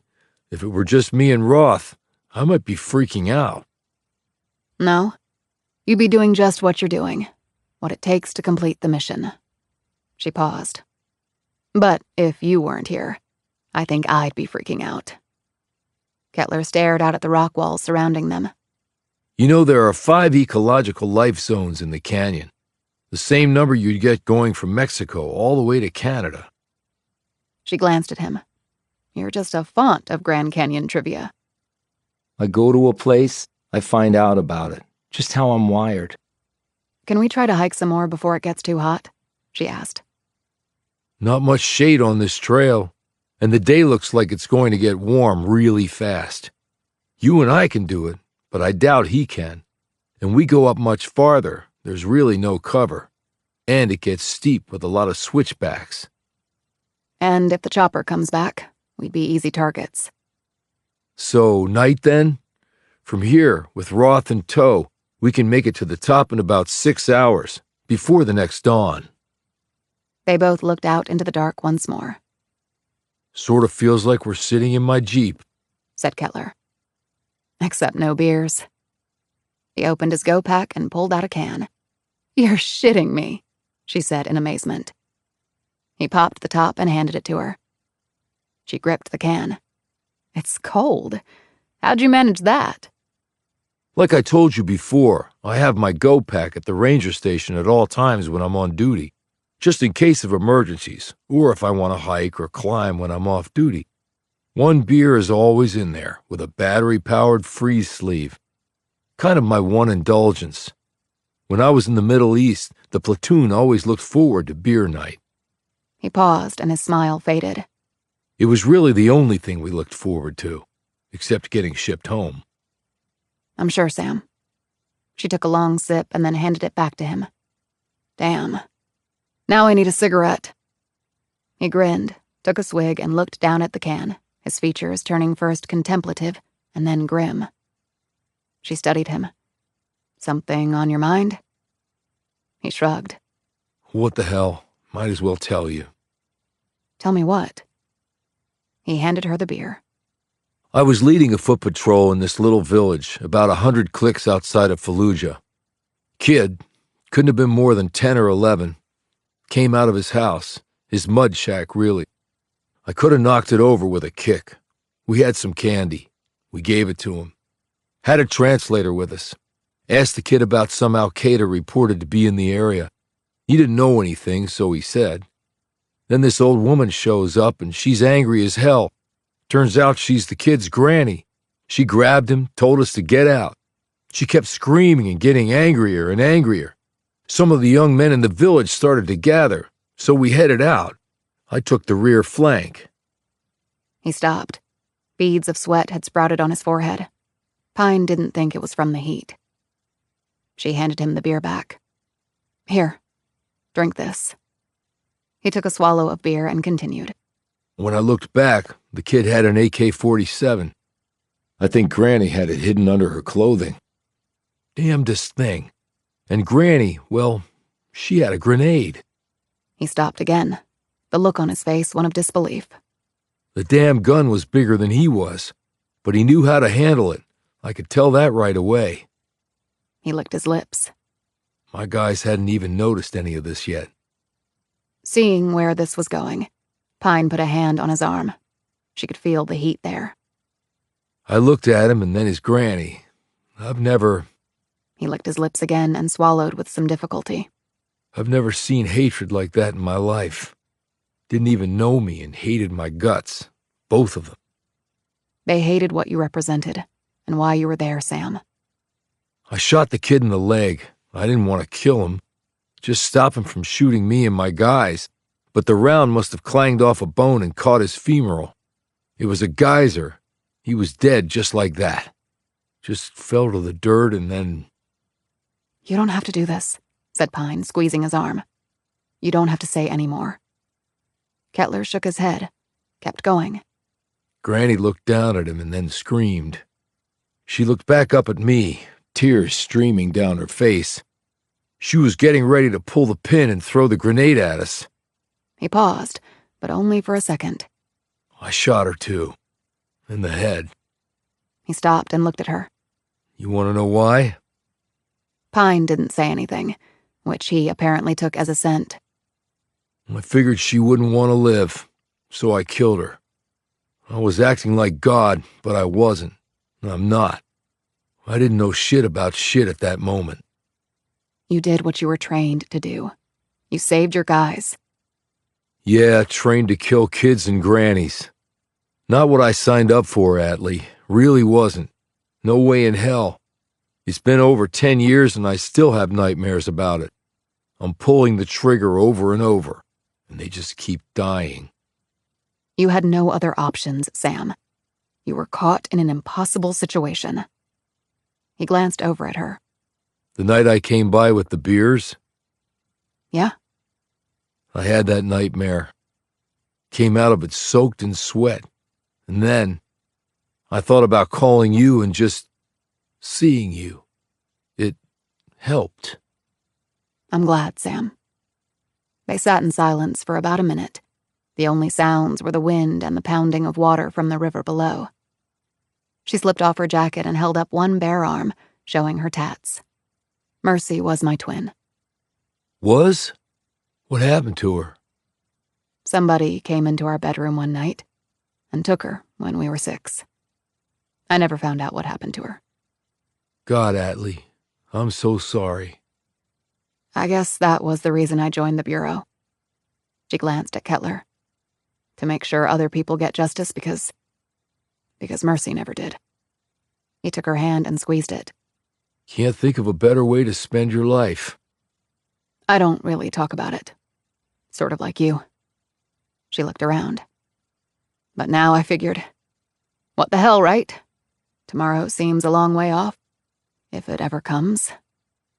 Kettler nodded and said slowly, Well, I thought I could beat this on my own, but... He shook his head. I'm gonna get some counseling. The VA has a place not that far off. I've got to get this figured out. I came out to this place thinking maybe working here would do the trick, but it hasn't. Counseling is good, Sam. Really good. Well, we'll have to see about that. He sighed and looked away. You ever think about getting some counseling too? With your sister and all? Pine didn't answer him. Chapter 58. The heat of the day passed with no choppers coming for them, and no teams of uniformed soldiers with M4s scaling the trails after them either. The reason might have been obvious.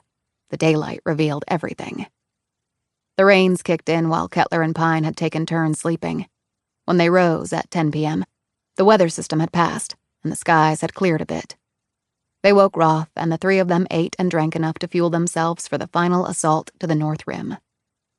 As they roped up, Kettler put his hand on Roth's shoulder. Okay, Dave, here's the deal. We got some switchbacks coming up, and they're steep, but we'll get through them. Then it's long and rough, but doable. Then we get a few miles of fairly flat terrain. After that, we're going to head east where the trail forks. There are more switchbacks, and it's a lot more rugged than the trail to the west, but it's miles shorter. You just watch me and take it slow and easy, and before the light comes, we're going to be on paved surface roads. Sound good? But what about the pack? It's my turn to carry it. Atlee and I have decided to divvy up that duty. But it's not fair to the two of you. You've been down in this canyon a long time. We haven't. It drains you. Every person has to look at themselves and see what's best for the team and mission.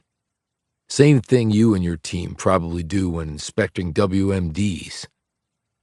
Roth put a hand on Kettler's shoulder. It is. And thanks. Kettler hoisted the lift pack, and they set off. Roth struggled at times, and even Pine felt herself having to dig down into extra reserves of strength and endurance. She marveled at Kettler, who just seemed to move like a fluid machine. Even with the lift pack, she could see where he was actually pulling the other two along, making the burden of the climb easier for them, and correspondingly, harder for himself. They turned east at the fork and reached the steep switchbacks. Kettler glanced back at Roth and put up his hand for them to stop. I'm okay, said Roth breathlessly. Kettler came back down to him. Yeah, but I need a breather. My calves are spasming a little, and Atlee can take over the pack. Okay, if you say so, replied Roth, who collapsed to the ground. Pine gave Kettler an appreciative look. Then, her features tightened. Whump, whump, whump. The sounds of the chopper prop came out of nowhere. Headlamps off, snapped Kettler. They all switched off their lamps. Kettler grabbed Roth and pulled him under some scrub pines. Pine quickly joined them. They all squatted there, frozen, as the searchlight started moving across the steep terrain, like a luminous spider gliding over glass. Pine found herself holding her breath. The only good thing was, there was no place here for the chopper to land. But then she envisioned a cannon opening up on them from the air if the light found them. She gripped the M4 and thought how best to shoot out the chopper's tail prop, if need be. It seemed like the aircraft hovered over them for an eternity. But Pine's watch showed it was only a couple of minutes. Then it rose, moved to the east, cleared a ridge, and was gone. They didn't move for a few more minutes, just to make sure. Finally, when the sounds didn't return, they all came out from hiding. You ready to go? Said Kettler calmly. I'm ready, said a visibly shaken Roth.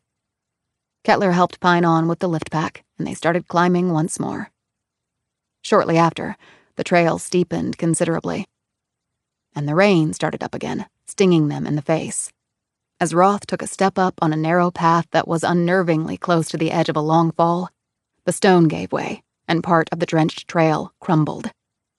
With a scream, Roth fell to the side, clawing at the air, and then, with a shriek of terror, he went over the edge. His plummeting weight immediately pulled hard on Pine, who fell face first. The full weight of the nuke and the lift pack slammed into her back, smashing her against the dirt and forcing all the air from her lungs. Down below, Roth dropped lower, dangling from the hitched rope around his waist. He was swinging and trying to grab the rope. This just unsettled things more on the trail as his constantly shifting weight pulled Pine ever closer to the edge. She slid across rock and mud and cacti as she frantically tried to halt her momentum. At the other end of the rope line, Kettler was struggling mightily to keep from getting pulled over too. As Roth continued to windmill below, Pine's face was now over the edge. She did not want the rest of her to follow. She pressed the palms of her hands into the rocky terrain and pushed hard backward to keep herself from going over. It was like she was bench pressing 1,000 pounds. "Shit!" she cried out. She was being stretched to her limit. The next moment, Kettler called out, Atlee, I'm gonna pull back as a counterweight. If I get too close to the edge with you, we're all going over. Once I get stabilized, we'll work out a solution. Just hold on. She gritted her teeth and nodded to show she understood. Her face peering over the edge, she saw Roth dangling about 15 feet below her. And after that, it was an insanely long drop to certain death. "David!" she screamed. "Stop moving! We're figuring this out up here, but your flailing around is not helping!" Roth, to his credit, instantly became motionless. Pine tensed every muscle in her body, gripped the jagged rocks embedded into the cliff, and tried to lever herself backward some more. But with Roth's dead weight, it was a stalemate. If she hadn't been as strong as she was, Pine would have already gone over the precipice. The added weight of the nuke she was carrying was actually helping her, acting as an additional counterweight to Roth's mass. Yet having the thing pressing down on top of her wasn't exactly pleasant. Kettler cried out, Okay, Atlee, I'm gonna toss you a rope with a D-link. Snap it into the one around your waist. Do not wrap the rope around you, just snap it into the link. She nodded again and slowly looked to the side where he was. Kettler had wrapped the rope connecting him to Roth around a massive rock wedged against the side of the trail. This had stabilized and secured Roth's weight load on his end. He held up the second rope with the link so she could see it.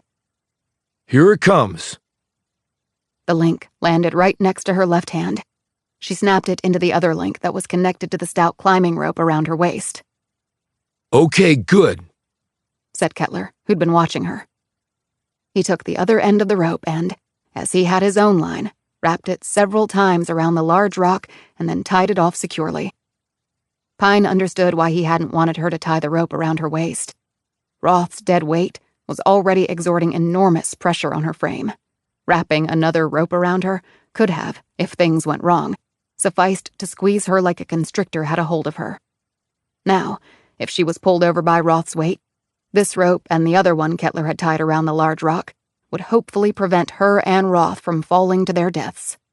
The only dilemma now was that she was literally caught between a rock and a hard place. Kettler raced over with a fresh loop of rope and a D-link. He touched Pine's arm. Are you holding up? She nodded, the pain in her features. But I can't do this forever. You won't have to. He peered over the edge. Dave, I'm gonna feed this rope down. Snap the D-link into the one you already have on, okay? Roth nodded and Kettler fed the rope down. Roth grabbed it on his second try and clicked the link into place. Kettler took the other end of the rope, ran back to the large rock and clipped this line into the one he'd already secured around the rock, making sure that it was taut. He hustled back to the edge and peered over. You're secured to a large rock up here. Now, I'm going to unlink you and Atlee. No! Screamed Roth. Don't! I'll fall! You're not going to fall. The rock you're secured to weighs about 5,000 pounds. That's the belt. And the line I just fed down to you will serve as the suspenders, just in case. Now I need to free Atlee so she can help me pull you up. Now, when I release the line, you might drop a few inches, but you are not going to fall, okay? I've got 2 lines securing you. Oh God, oh please, God. They could hear him moaning. Pine called out, David, we are not going to lose you, okay? This is a good plan, and it's the only one we have, okay? Roth finally called up. Oh, okay. Kettler looked at Pine. You ready to be unhitched? My back sure as hell is. With a mighty struggle, because of Roth's dead weight pulling on Pine, He managed to release the D-link connecting her to Roth. Roth cried out as he dropped, but quieted when he was held in place by the other ropes. Pine let out a long, tortured breath. "I need this frigging bomb off me now!" Kettler released the bindings and, with a struggle, managed to get it off her. She lay there breathing hard. Atlee, I need you to help me pull, said Kettler, a bit of anxiety creeping into his voice as the rain continued to pelt them. She could understand his nervousness. If the chopper came back now, they were all dead. "I know you do. Just give me a sec." She took several deep breaths. "Okay. I'm ready." Great, but we're taking no chances. In a flash, Kettler had linked both of them to the ropes around the large rock. When he came back over, he handed her a pair of gloves he'd had in his pack. He'd already donned a pair. They stood side by side on the edge of the trail. Kettler looked at her and grinned encouragingly. Okay, almost Olympian. Let's see what you got. She managed a weak smile in return, and then blew on her gloved hands and rubbed them together. "Let's do it." They squatted down and pulled and grunted and slid and lurched backward. The ground was very slick as the rain kept pouring, and a couple times their feet and fingers slipped, with the result that Roth was pulled up and then dropped down a few feet. But Pine was incredibly strong, and so was Kettler. Their combined efforts lifted Roth inch by inch until the top of his head appeared over the edge of the trail. Kettler quickly tied the rope off so they would not lose this hard-fought gain. He and Pine went right to the edge and squatted down again. They both put their hands under Roth's armpits. 1, 2, 3, pull, said Kettler. Roth's upper torso landed on the trail. Again, said Kettler. And the rest of Roth followed. They all collapsed to the dirt and lay there for a few precious minutes, gasping for air, the sweat pouring down their faces even as the rain drenched them. They finally stood, undid all the ropes around the rock, linked themselves together once more, and began to set off, with Kettler now carrying the nuke pack. Thank you, Roth said to them both as they walked along. "Don't thank us yet," Pine replied. "We're not to the top." About 20 minutes of climbing later, Kettler looked back. It levels out in a bit, and after that is the rim. Pine checked the sky and then her watch. "How much longer?" she called ahead to Kettler. Couple hours or so. "Let's push through," she said. At the higher elevations, the dawn would not be delayed. She pulled out her phone and was thrilled to see several bars. She punched in the number, praying the call would go through. The person answered sleepily on the third ring. "It's Atlee. You said if I needed any help, I just had to ask. Well, I'm asking." About 2.5 hours later, they reached the North Rim. Kettler put his hand up and the others immediately stopped. Roth collapsed to the ground, breathing hard. Kettler set the lift pack down, came back to them and undid the ropes holding them together. He squatted down and surveyed the area up ahead with a practiced gaze. So what's the plan now? Asked Kettler. I don't like being exposed up here. That chopper could land anywhere along here. Pine looked to the sky, watching out for lights cutting through the dark over the canyon. If the chopper did come and land, she told herself she would just open fire, aiming for the fuel tanks. "I've got help coming. They should be here soon." Let's hope it's soon enough, replied Kettler. 30 minutes later, a pair of headlights did cut through the darkness, but they were coming along the road, not through the air. Kettler swung his M4 around and took aim at the approaching vehicle. "Stand down," said Pine quickly, as the vehicle came close enough for her to see it clearly. "I know them." The Chevy Suburban stopped in front of them, and Joe and Jennifer Yazzie climbed out. Joe Yazzie Sr. was a big, burly man. His dark hair, worn long, was shot through with gray. His skin was leathered from living his whole life in a desert environment, and he walked with a bit of a limp. Pine knew this stemmed from a shot he'd taken to his thigh that was still healing. He had on his police uniform and held a pump-action shotgun in his right hand, muzzle down. "Atlee?" called out Jennifer. "It's us," said Pine, as the three of them came out of the shadows. "Agent Pine, are you okay?" Carol Blum had climbed out of the rear seat and was hurrying toward them. "We're all fine." The group met in the middle of the road. Pine introduced Roth and Kettler to the Yazzies and Blum. Blum gripped Pine's hand. "I knew you'd find him." "Well, I wouldn't be here without Sam's help." Blum put a hand on Kettler's shoulder and mouthed the words, "Thank you." Joe Yazzie eyed her severely and said, "You didn't tell us much, Atlee. In fact, you really didn't tell us anything." "I wish I could tell you everything. And one day I hope to. But right now I have some things to do and we don't have much time." "Where do you want us to take you?" "Tuba City, as fast as you can." Joe looked surprised. "Tuba City? Why?" "Because it's sovereign, and we have to bring something with us." She and Kettler ran over and grabbed the lift pack. Together they brought it over and set it down next to the SUV. Joe glanced at it suspiciously. "What the hell is that?" "That," said Pine, "is our pot of gold at the end of the rainbow." Chapter 59. They headed north to Jacob Lake, then hung a right and traveled east to Marble Canyon, finally dipping south to Tuba City. This was the fastest route, and still the trip took nearly 3 hours along U.S. Route 89A. By the time they arrived, the sun was well up. As they reached the outskirts of Tuba City, Joe Yazzie said to Pine, "What now?" She was in the rear seat directly behind him. "Drive to the police station," said Pine. Joe nodded and steered the Suburban in that direction. "Can you tell me anything?" he said as his wife looked on anxiously. "Because I'm not looking to lose my career over crap I don't even know about." "What I can tell you is that there are some in our government planning some really bad things, and I'm trying to stop them." Joe nodded and then glanced at her in the rearview mirror. Feds screwing people? Okay, I can understand that. What are you doing about it, considering that you're a Fed yourself? Pine pointed to Roth. "He found some evidence that is vital to the case." Joe appraised Roth in the rearview. "Is the evidence what's in that big pack in the back of my truck?"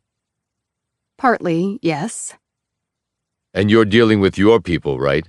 Not us." "Yes," "That's good to hear, said Joe. because we don't enjoy a lot of our interactions with your government." Jennifer quickly glanced at Pine and said, "Present company excluded." "We're just trying to do the right thing, Joe," said Pine. "So you people always say." He looked at Kettler. "And what's the Park Service's role in all this?" I'm just doing what Agent Pine is telling me to do," replied Kettler. "Smart man," said Jennifer, with an impish grin aimed at Pine. Joe did not smile. He said, "While the Navajo Reservation is sovereign land, we can't grant you some kind of asylum, if that's what you're after. You're a federal employee. So is the park ranger. And this guy, he indicated Roth. I don't know what he is, but he's not Navajo." "I'm not asking for asylum, Joe."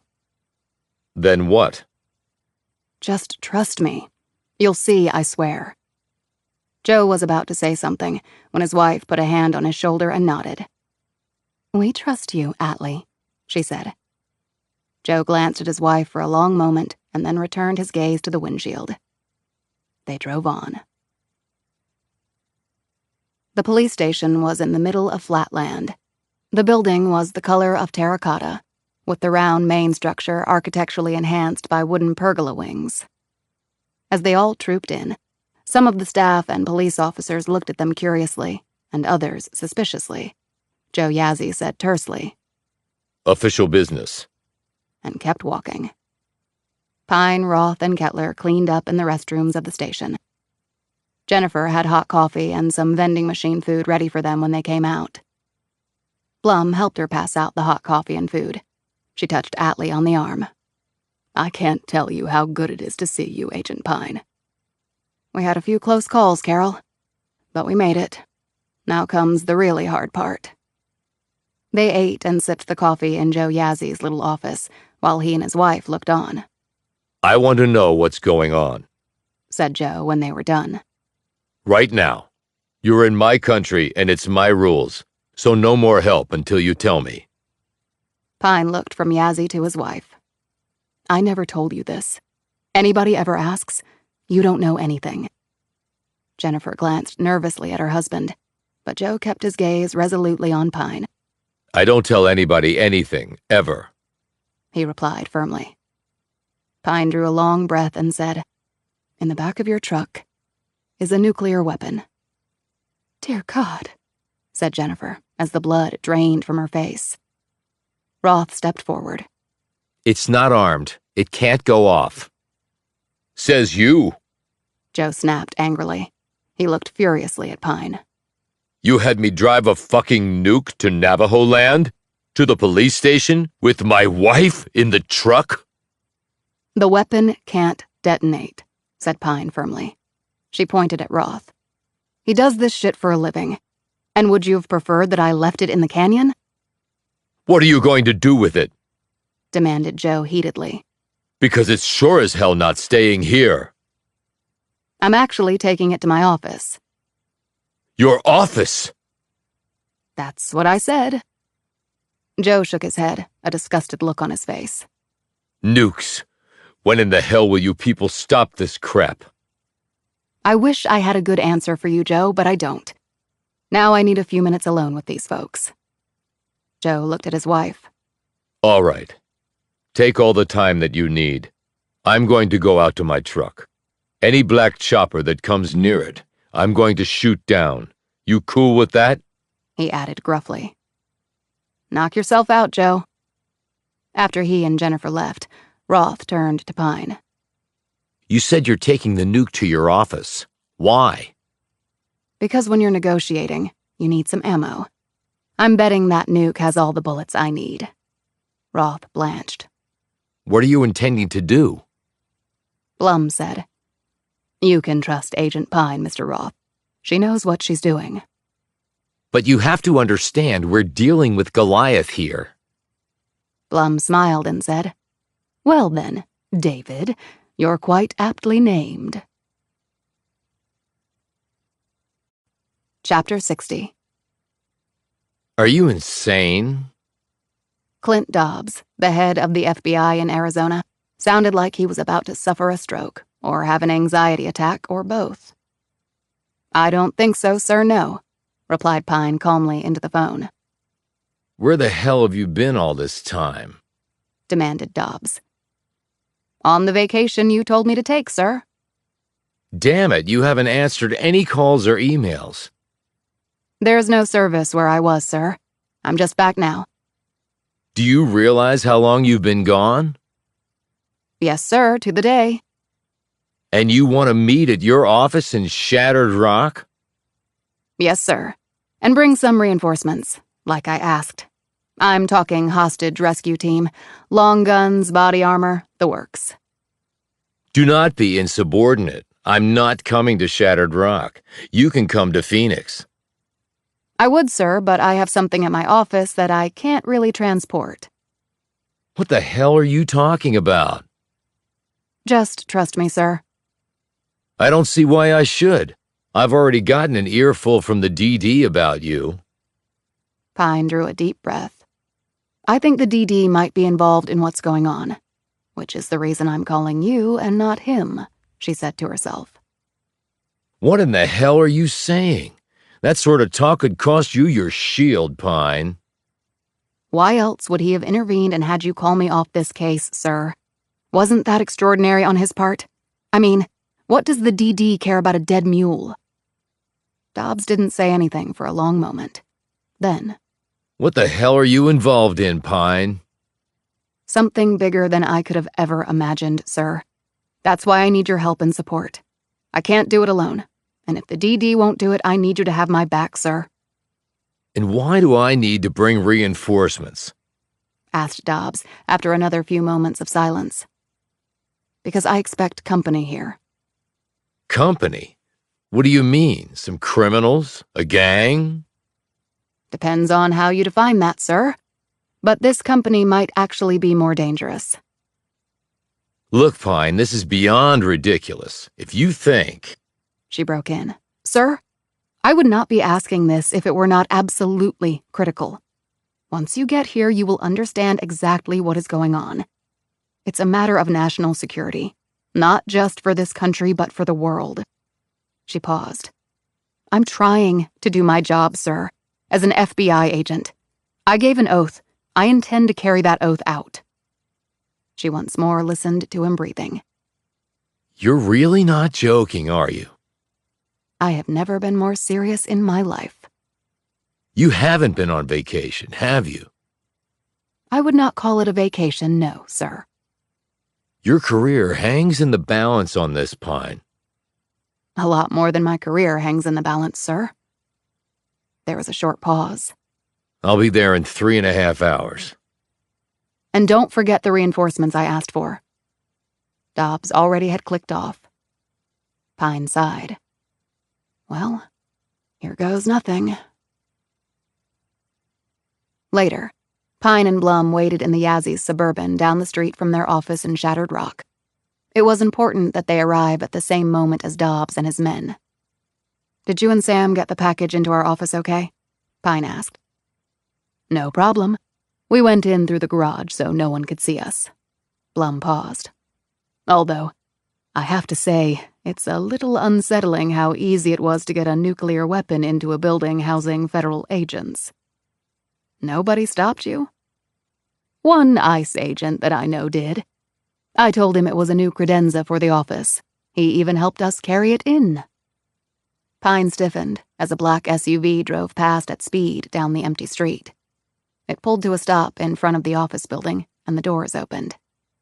Clint Dobbs, around 6 feet tall and in his 50s with thinning gray hair, broad shoulders, a thick neck, and the beginnings of a paunch, got out of the truck's rear passenger seat. He was followed by 5 other agents. Shit. He didn't bring enough guys, said Pine. No HRT, no long guns, just suits and pistols. Why the hell don't some people listen? Pine put the SUV in gear and hit the gas. They shot forward and pulled to a stop with a screech against the curb. Pistols came out of holsters and were pointed at the SUV until Pine and Blum got out and showed themselves. Pine had grabbed a bag and slung it over her shoulder. Dobbs looked apoplectic. What the hell are you doing? Pine strode over to him. Waiting for you to show, sir. She looked at the other agents. I asked for HRT, long guns, armor, sir. Why is this all you brought? I have 5 armed agents with me. What are you expecting, a war? Pretty much. But it is what it is now. No going back now. Let's go. Pine strode off toward the building. Dobbs looked incredulously at Pine, and then his gaze shifted to Blum. A spark of recognition came over his features. I know you, don't I? Carol Blum. I was your secretary back in your Flagstaff days. That's right. He looked around. Well, I'm sorry you ended up here, working for what looks to me to be an agent unraveling. Oh, don't feel sorry for me, Mr. Dobbs. Agent Pine is the sort of agent the FBI should be proud of. And when you find out what she's done, you'll see that she's far from unraveling. Exactly what is she doing? Saving the world, more or less. She hurried on after Pine, leaving Dobbs looking bewildered and a little put out. He motioned to his men. Well, all right, let's go. He looked warily around, but the quiet surroundings seemed to appease him. War my ass, he muttered. Inside, Pine let them all into the office and turned off the alarm system. She closed the door behind the last agent and made sure it was secure. All right, said Dobbs. Now you're going to tell me what the hell's going on. If you would step into my office. She led them into the inner space and closed the door. Pine walked over to the closet door of her office, opened it, and pointed to the bulky object set in the corner with a canvas cover over it. What is that? Asked Dobbs. In answer, Pine unzipped the canvas covering the object. Dobbs said, What the hell is that? That is what is called a tactical nuclear weapon, said Pine. Dobbs and his men took a collective step back. Dobbs barked. What in the hell? A nuke? It was hidden in a cave at the bottom of the Grand Canyon. Hidden? Hidden by whom? Demanded Dobbs. Ah, now that goes right to the heart of the matter, doesn't it? She closed the door. And you will tell me right after I call Washington and tell them that we have a nuke in a damn FBI RA office. Sir. He strode over and pointed a finger in her face. Not another word. My God, Pine, of all the screw-ups I thought I had seen, this just... Oh, Clint, for God's sake. Can you just close your mouth for 1 minute and let her explain? Said Blum in exasperation. This is important. He glared at her. Clint, you will address me as... I think I'm retiring, so I'll just leave it at Clint. She looked expectantly over at Pine. Special Agent Pine? Pine looked at Dobbs. I take it that you saw the AED of the National Security Branch was on the email chain about the dead mule and missing person case? Dobbs' expression turned petulant. I don't read down the CC list. Before Pine could respond, the sounds of boots hammered up the stairs and rolled like a tidal wave down the hall. A few moments later, the sounds of the front door being caved in by a hydraulic ram reached them. What the hell is that? Exclaimed Dobbs as he and his men whirled toward the only remaining door between them and whatever was out there. Pine took out her pistol and pointed it at the door. She looked at the other agents and held up her gun. Gentlemen? They all looked at each other, drew their weapons, and stood next to Pine, their guns pointed at the door. Even Dobbs took out his weapon. What the hell is coming, Pine? Hissed Dobbs. That would be the war, sir, she replied. Chapter 61. The inner door was hit so hard it fell off its hinges. Into the breach charged a dozen heavily armored personnel with combat helmets and carrying either M4s or M16s. With his free hand, Dobbs immediately held up his badge and barked. Federal agents, weapons down. Not a single combat weapon was lowered. The armored men formed a wall across the width of the room, shoulder to shoulder, their long guns pointed at the FBI contingent across from them. FBI! Barked Dobbs again. I said weapons down. Still, not a single weapon was lowered. Who are you with? Demanded Dobbs as his men nervously fingered their pistols. 12 auto assault rifles, wielded by armored shooters against 7 semi-auto pistols, held by agents in suits in a confined space, would not be much of a fight. Suddenly, the middle of their ranks parted, and a man in his 50s, dressed in a dark suit, white shirt, striped tie, and scuffed wingtips, stepped through this void. He appeared to be in charge of the assault team. Dobbs focused on him and barked. We are the FBI, so unless you put your weapons down now, you're going to be in a world of trouble. The man said. I was about to tell you the very same thing. There was a commotion in the other room. The next moment, 5 ICE agents carrying AR-15s burst into the room and pointed their weapons at the armored men and the man in the suit. Half the armored men pointed their guns at the ICE agents, while the other half dozen kept their guns trained on Dobbs and his agents. Federal agents! Cried out the ICE point man. Weapons down! Now! The 3 groups of armed people seemed to be in a standoff. Dobbs stared triumphantly at the man in the suit. Okay, we've got you surrounded, so now you're gonna put your weapons down. The man said calmly. No, we're not! We're here to collect these 2 women! He pointed at Pine and Blum. Dobbs said. For what? Treason against the United States! One of the ICE agents stepped forward and looked at Pine. Bullshit. Atlee Pine is no traitor. Now who the hell are you? The man drew out a phone, punched in a number, and spoke into it in a low voice. He held the phone out to the ICE agent. Your director wants to speak to you. The man blinked. The director? Harold Sykes, director of DHS. Yes, he's on the line. The agent took the phone. Who is this? He snapped to attention after no doubt recognizing the voice of the head of Homeland Security. Yes, sir. What? No, but she's an FBI agent. I know her. No, I'm not saying, but a traitor? No, sir. Yes, sir, right away, sir. Looking thoroughly beaten down, he handed the phone back to the man and looked over at Pine with a helpless expression. I'm sorry, Atlee. It's okay, Doug. We'll get this figured out. Doug slowly turned to his men. Okay, let's move out. Sir? Said one of them. I said let's move out! Barked Doug. In a few seconds, ICE had vacated the field of battle, leaving the men in armor and the FBI agents. The man in the suit turned to Dobbs. Dobbs pulled his phone from his jacket and said, Okay, I'm calling my director right now, asshole. The man smiled. Better yet, how about I call his boss, the Attorney General, and have him order you to turn these women over to us? Dobbs glanced at Pine. There is no way in hell that Pine or Blum are traitors. Your opinion on the subject is absolutely irrelevant. Dobbs gathered his composure and began speaking in a calm tone. Fine. You show me the appropriately signed-off indictments issued by a U.S. attorney, and we'll arrest them right here, read them their rights, take them to a federal holding cell, and then we can move forward through the court system. The man had started shaking his head halfway through. This is national security, not a court matter. Dobbs exploded. I don't give a shit if it's jaywalking. He pointed to Pine and Blum. These women are American citizens, innocent until proven guilty.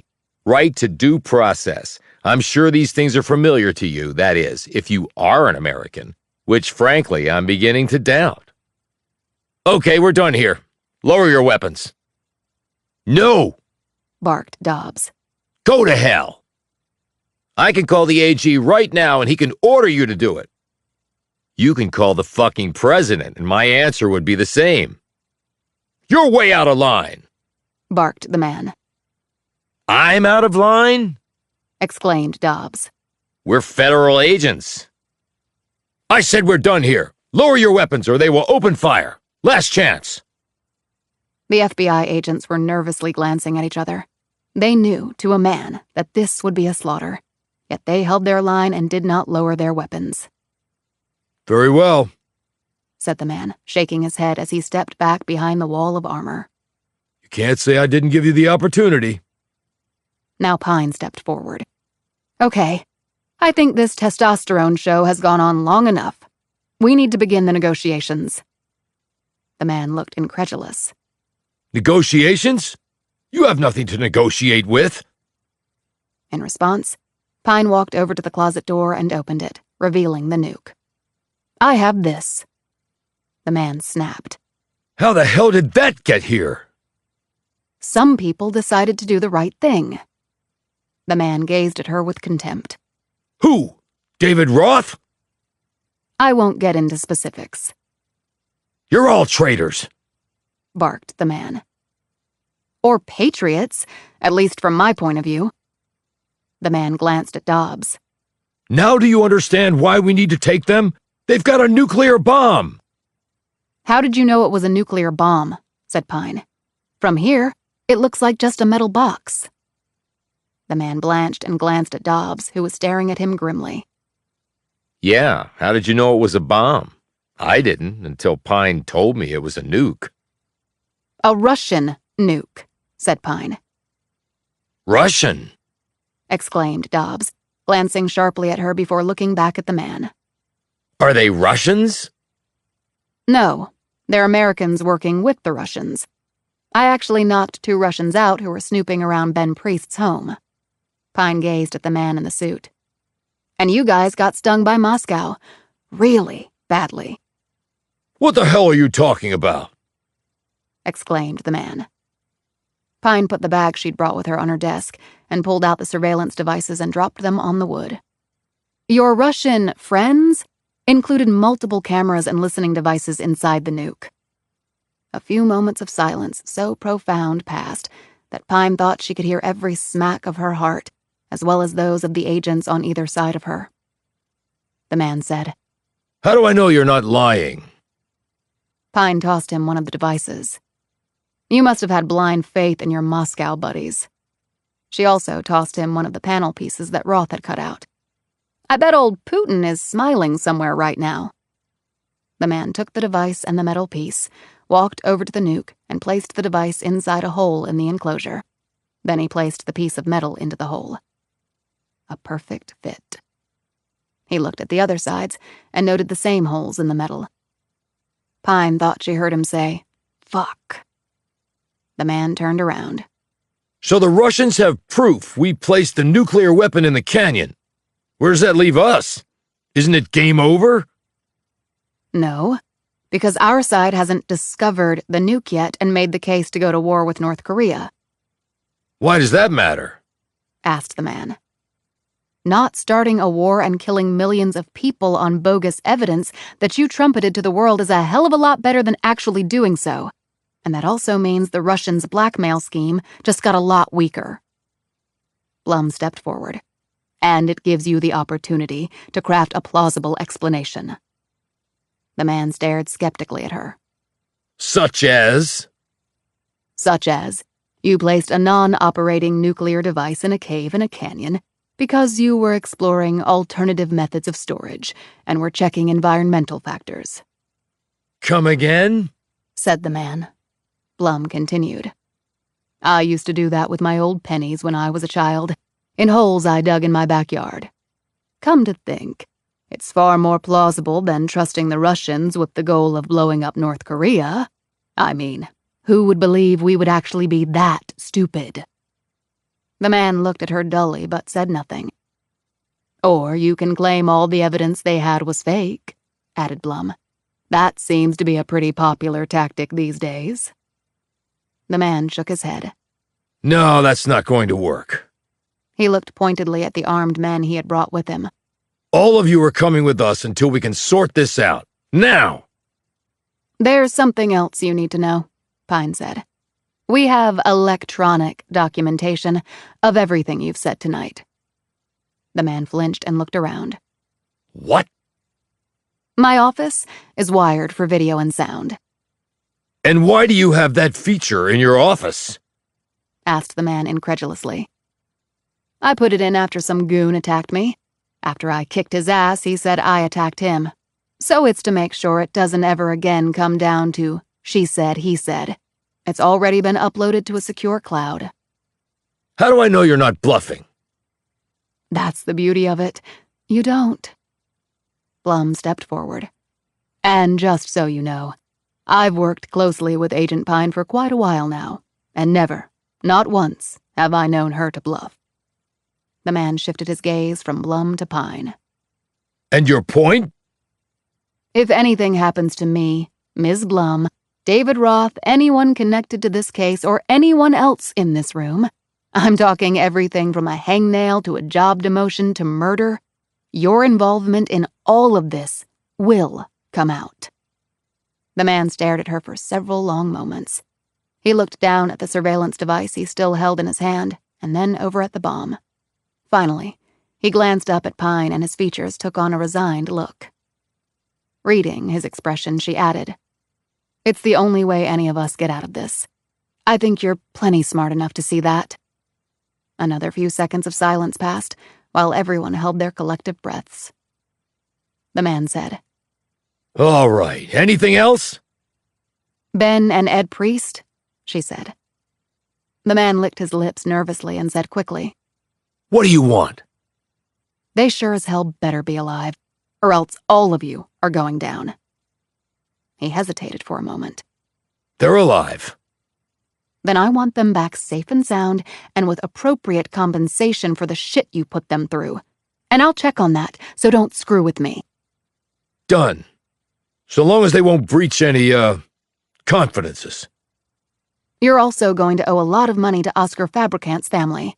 And while you're at it, throw a ton of cash to the Society for Good. I think we need more, not less good. And we know about Fred Wormsley, so his family will be receiving substantial financial support for his patriotic service to his country. All right. Anything else? The man said tightly.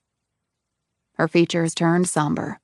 There are 3 bodies in a cave in the Grand Canyon. 3 of your guys. You killed 3 of our men? Said the man incredulously.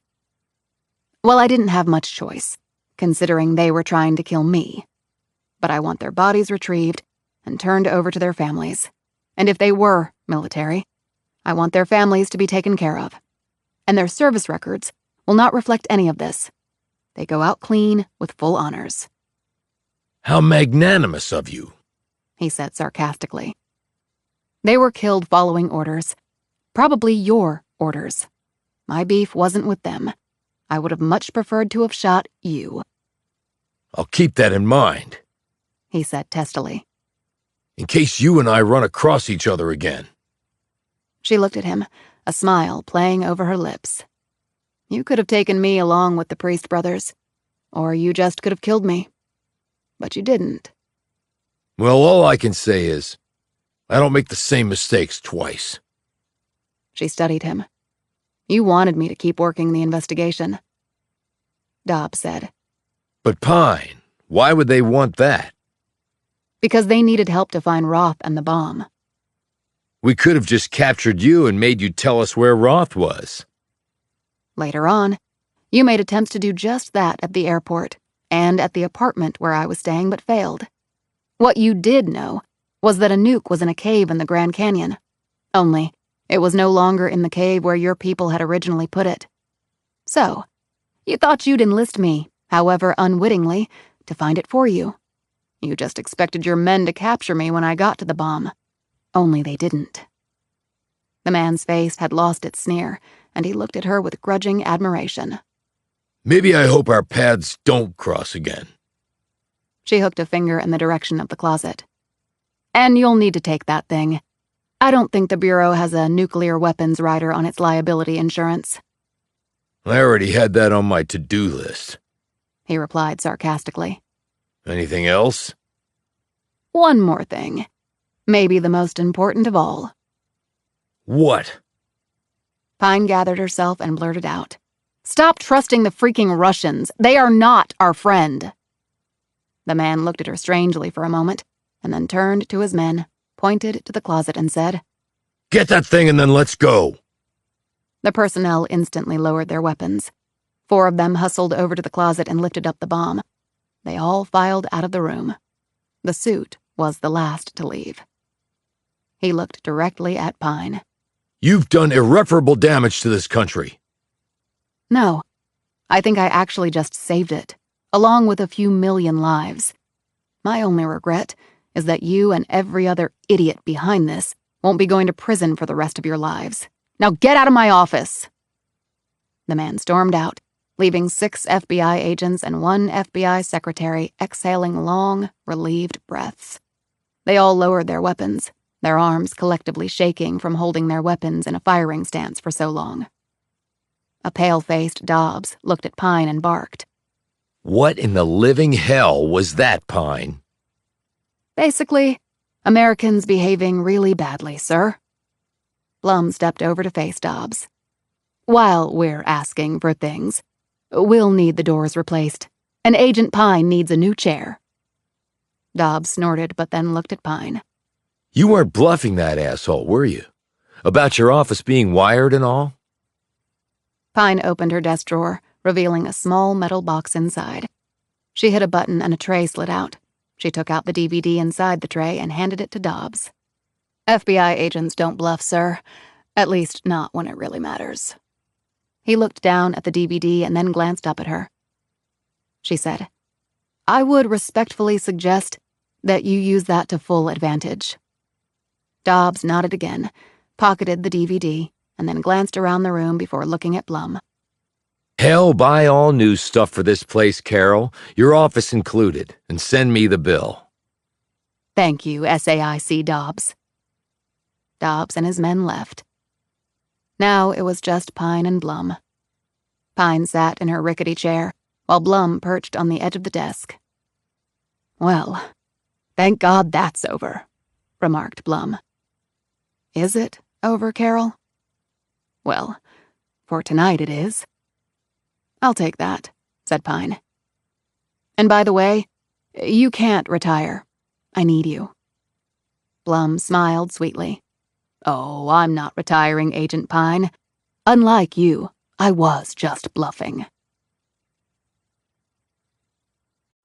Chapter 62. How's the counseling going?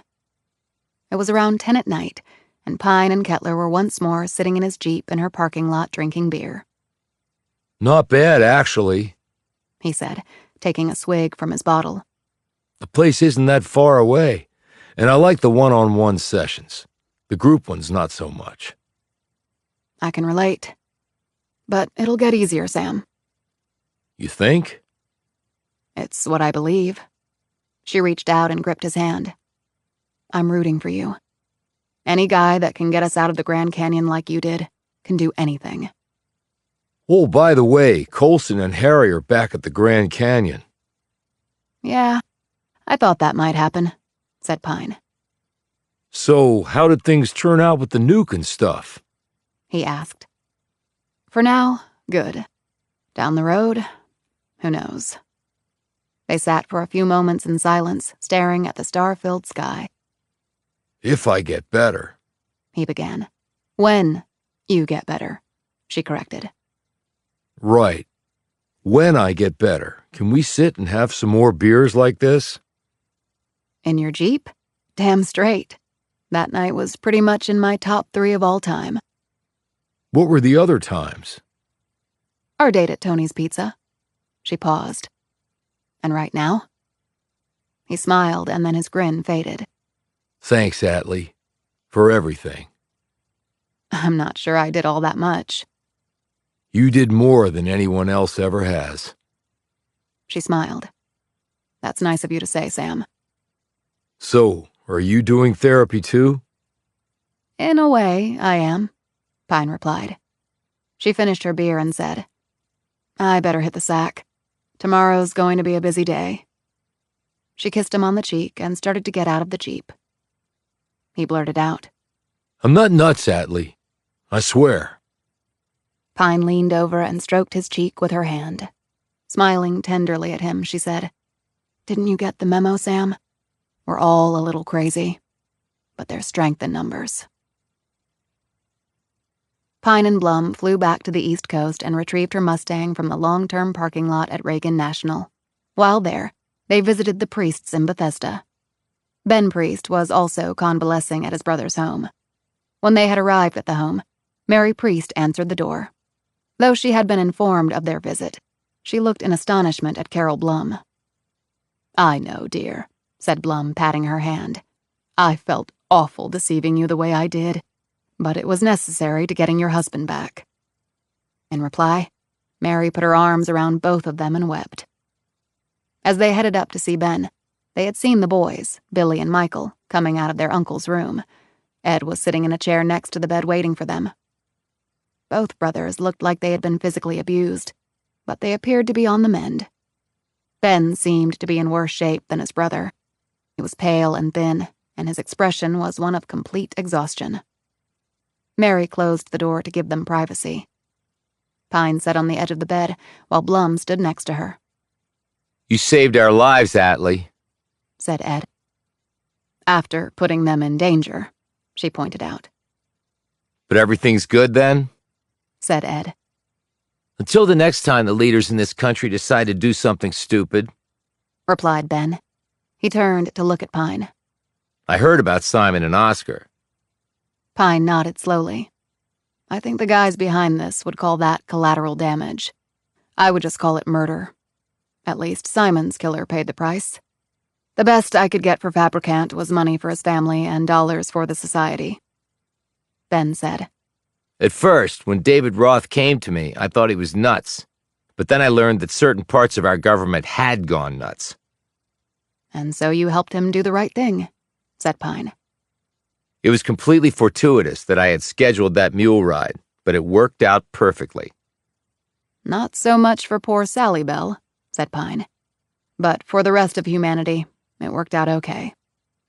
Ben put out his hand, which Pine took. He said, I underestimated you. I thought I was the pro and you were the amateur. Turns out, I got it backward. I will never understand the world you live in, Ben, and I never want to. I'm coming around to that notion myself. How's David?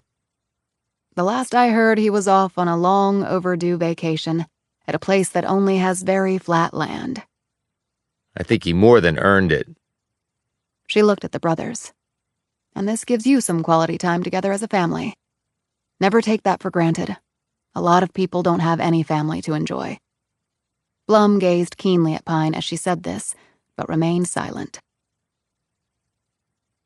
Unlike the last time, Pine and Blum had taken a full week to drive cross-country in the Mustang. They had stopped along the way to take in more of America than either ever had. Now, they sat at a little roadside diner in Arkansas, eating barbecue and drinking sweet iced tea at a picnic table, while some little kids in t-shirts and shorts ran around playing tag. Pine said, "You know, this really is a beautiful country. It's actually lots of countries in one, and they each have their own individual beauty and their own sets of issues." Blum bit off the end of a pickle after dipping it in hot sauce. "But there's a core of humanity and, I don't know, values that we all share. Sort of the glue that holds us together." She paused and smiled. "It actually reminds me of my 6 kids." "How so?" "I can't remember one day while they were growing up that they all got along. Not a single day all those years. Someone was calling someone a name, one was hitting another, 2 others were in a screaming match, and the 2 others were playing together and having a wonderful time. Then the next day they'd be at each other's throats." "What do you take away from that?" asked Pine. "All you can hope is that if one of them gets sick or gets hurt or really needs help, that the others will come to their aid. Other than that, I'm afraid all bets are off. Life is messy, and people are just deluding themselves if they think someone will just wave a wand and everyone will suddenly play nice in the sandbox. It's just not how we're wired, apparently." She paused once more to take a sip of her tea. "But I have to say, even with all that yelling and fighting, when there were good times, they were pretty damn great. Wouldn't trade 'em for anything." They got back into the car after putting the top down and drove west. "I could get used to this," said Blum. "Maybe we should make it an annual thing." "Thelma," said Pine. "What?" "I have to be Thelma. You get to be Louise." "Well, you and Gina Davis are about the same height, and I can't tell you how many people say I resemble Susan Sarandon," she added with a self-satisfied smile. "So we're good to go?" "So good to go I could scream." And Blum did just that, while waving her hands in the air like she was cheering at some sports competition. Atlee Pine had never laughed harder in her life. Chapter 63. Pine sat in her newly renovated office, adjusting the controls on her state-of-the-art ergonomic office chair that could do just about anything except fly, although there might be a control for that too somewhere. She ran her hand over the mahogany wood of her new desk, looked down at the fresh carpet, and then over at the new solid wood door. But when she glanced at the wall, the indentations were still there. Blum had been of the opinion that they should remain as a deterrent, and Pine had heartily agreed.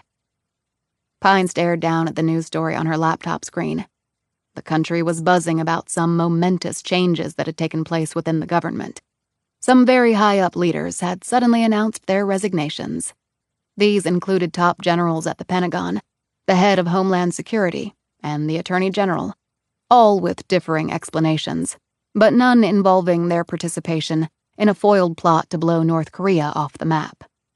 Others had been reassigned in an unexpected shakeup that had caught many off guard, and certain key advisors within the White House had also resigned, saying they wanted to spend more time with their loved ones. And the president had, out of the blue, announced that he might not seek re-election. Lastly, the peace talks with North Korea had been restarted, but now with South Korea and Japan in the lead roles. Even by recent standards, it had been an extraordinary news cycle. Dobbs had evidently used the DVD to full advantage. She expected him to be nominated as deputy director any day now. Hell, she thought, maybe he should run for president. Her office phone buzzed. Yes, Ms. Blum?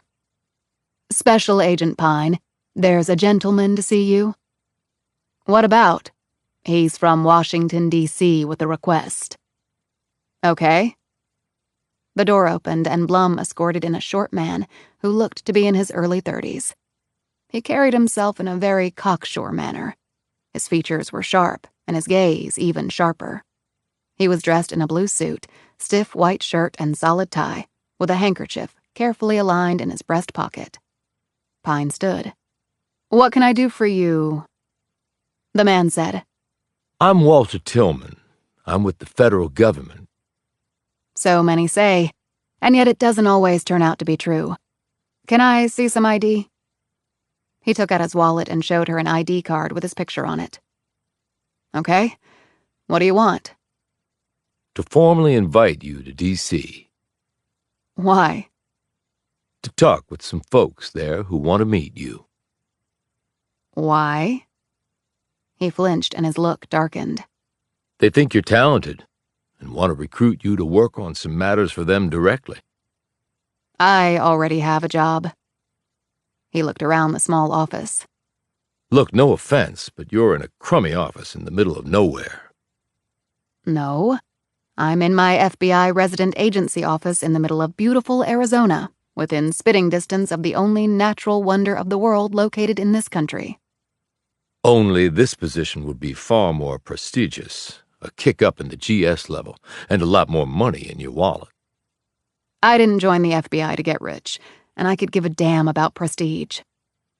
Now, I'm not sure you understand. They want you in D.C., at the highest levels. And I decline. Now, Tillman dropped all pretense of civility. You think you're something, don't you, because of what you did? He added with a snarl. Pine looked over at the 2 indentations in the wall and was sorely tempted to add a third. I tell you what, Walt, the day your guys get their shit together, to my satisfaction, I'll think about it. But I won't be stupid enough to hold my breath on that. Anything else? No, that's about it, He said sullenly. Good, because I have someplace to go. Ms. Blum will show you out. As though she had been listening against the wood, the door opened and there was Blum. Pine took her pistols out of her drawer and slipped them into her twin holsters. She grabbed her dark jacket off the chair and, passing by Tillman without a word, said to Blum, I'll be back in a couple of days. Safe travels, Special Agent Pine. Pine left the office. Down in the garage, Pine put on her sunglasses, took the car cover off, and stowed it in the trunk. She fired up the Mustang and drove out into the sunshine. She had a long drive ahead of her, and she was looking forward to every mile and minute of it. The vintage car roared along, its big block V8 eating up the highway as she went from Arizona on a diagonal through the southeastern corner of Utah, where she followed the flow of the Colorado River for a bit before cutting east and entering the Rocky Mountain State. She stopped only once, for a restroom break and some dinner, which she ate in her car, looking at the stars swarming the big sky. She held up her bottle of water and said, See you soon, Sam. Pine drove on, timing it so she arrived at ADX Florence about 10 minutes before midnight. She got out of her car, slipped on her jacket, and clipped her FBI badge to her belt. By the time she cleared security and was being escorted down the corridor to the visiting room, it was 1 minute to midnight. She sat in the same seat and looked through the same wall of polycarbonate glass awaiting his arrival. Just like last time, a half-dozen guards brought Daniel James Torr to her. They chained him down and left, waiting just outside as before. Torr popped his neck, placed his manacled hands in front of him, and eyed her curiously. And she figured he had to be curious, since he had agreed to see her again. She reached into her pocket and took out the picture. She looked at it for a moment. The image of Mercy gazed back at her. Pine placed it against the glass so that Torr could see Mercy staring back at him. Where's My sister, she said.